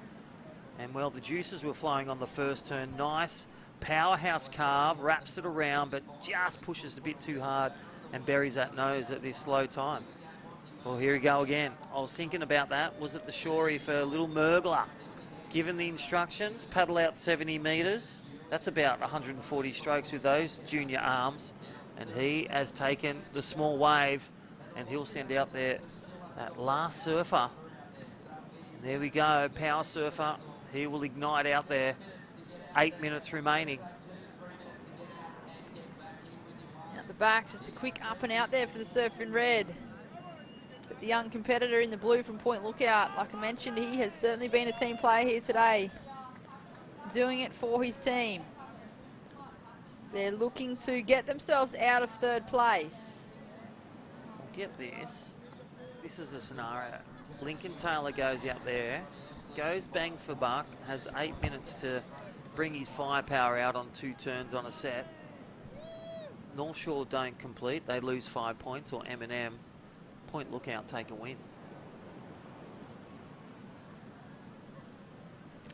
Well, Alistair Reginato just puts it up there, gets the rotation, but just couldn't get the landing. Backhand rotation there, and well, nearly getting about the full rotation on the backhand.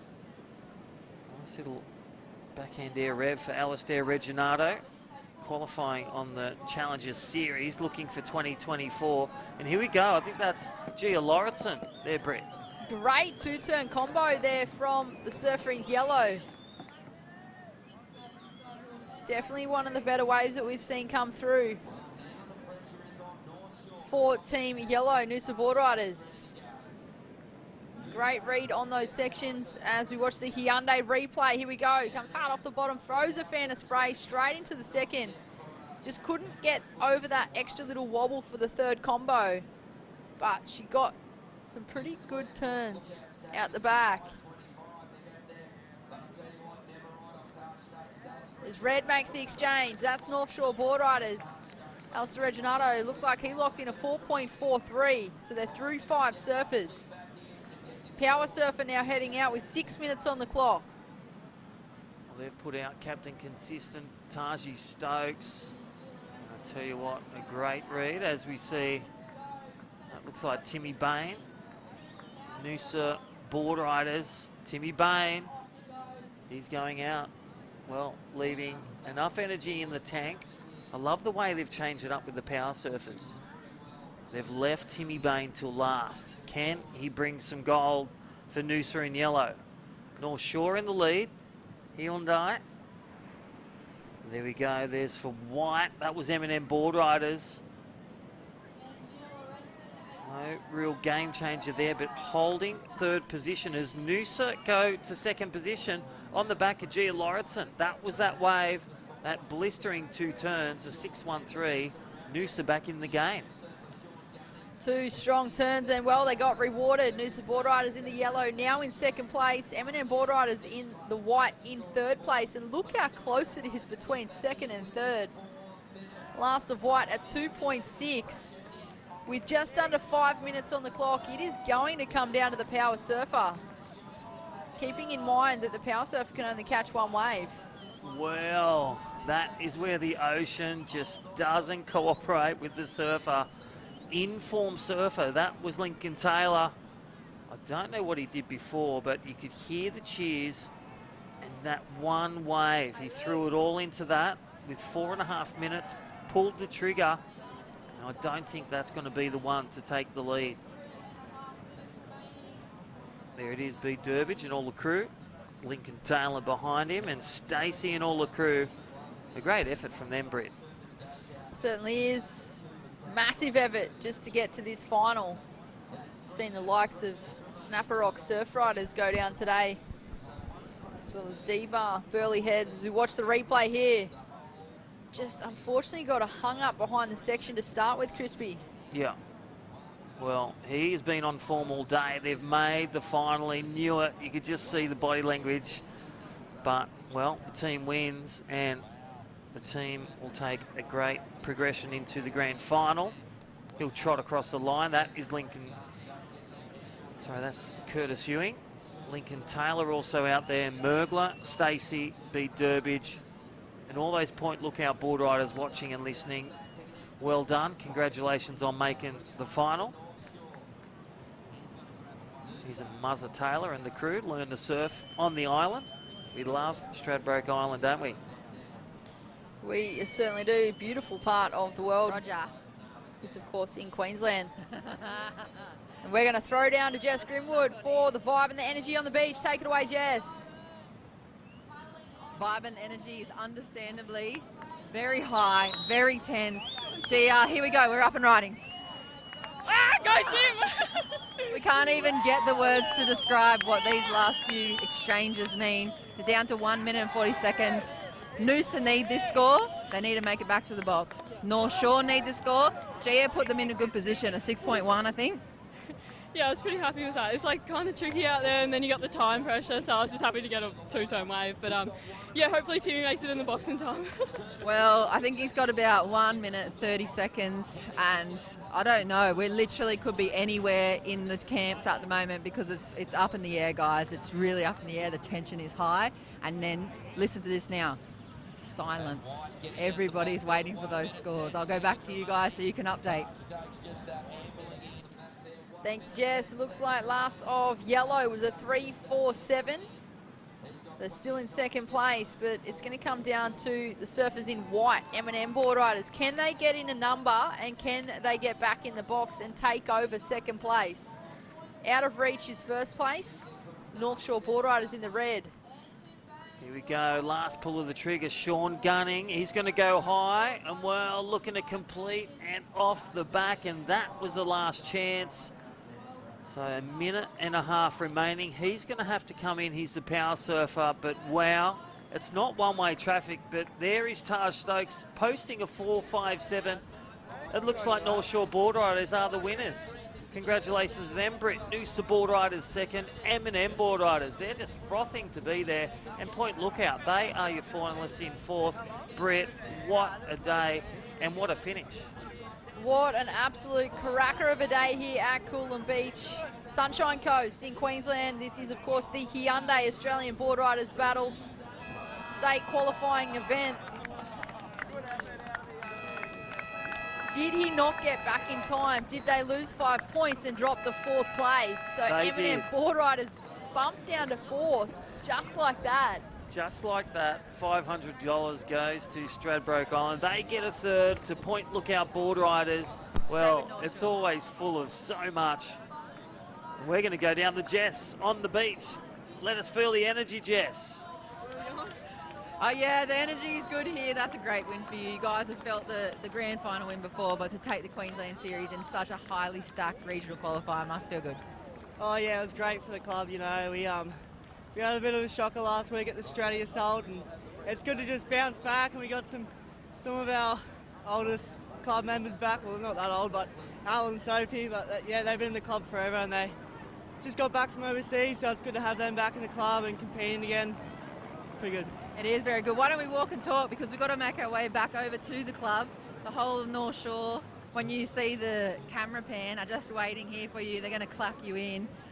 Could you hear the situation when you were sitting out the back then? Oh no, I didn't hear anything out the back, but yeah, I knew I didn't really need much. I knew I just needed to get back to the box, so yeah. Well, job done. Here we go. This is the rest of the North Shore crew. They've got a huge contingency down here today. Congratulations, North Shore, for winning the regional qualifier. Great club spirit, great being well done. Stop number 6 coming up. Stop number 7. Let's see who else adds their name to the leaderboard. Hectic. There you have it, the winners of stop number 6 out of 8 on the state qualifying series here for the Hyundai Australian Boardriders Battle. 6 clubs today did lock themselves a spot into the grand final, which will be held in Burleigh Heads, Queensland on the 9th and 10th of March. But today it was North Shore Boardriders taking the win over Noosa Boardriders in 2nd, Point Lookout Boardriders in 3rd, and M&M Boardriders in 4th. What an amazing day of action here it has been, Crispy. Yeah, definitely, and hats off. It's not like it was one-way traffic. North Shore just smelt the blood and they went for the throat and the jugular. They take a win, 34-6-7. Noosa Boardriders, congratulations, you're back, you got 2nd, and Point Lookout, that little bonus at the end, and M&M making the final and the grand final. And as we said, the semi-final, congratulations to North End Boardriders and Kawana Boardriders, that bittersweet. And that is a wrap from us here. Thank you to everyone at Surfing Australia and all our great sponsors and partners. Enjoy the package highlight from today. Great waves, great result, and always great surfing.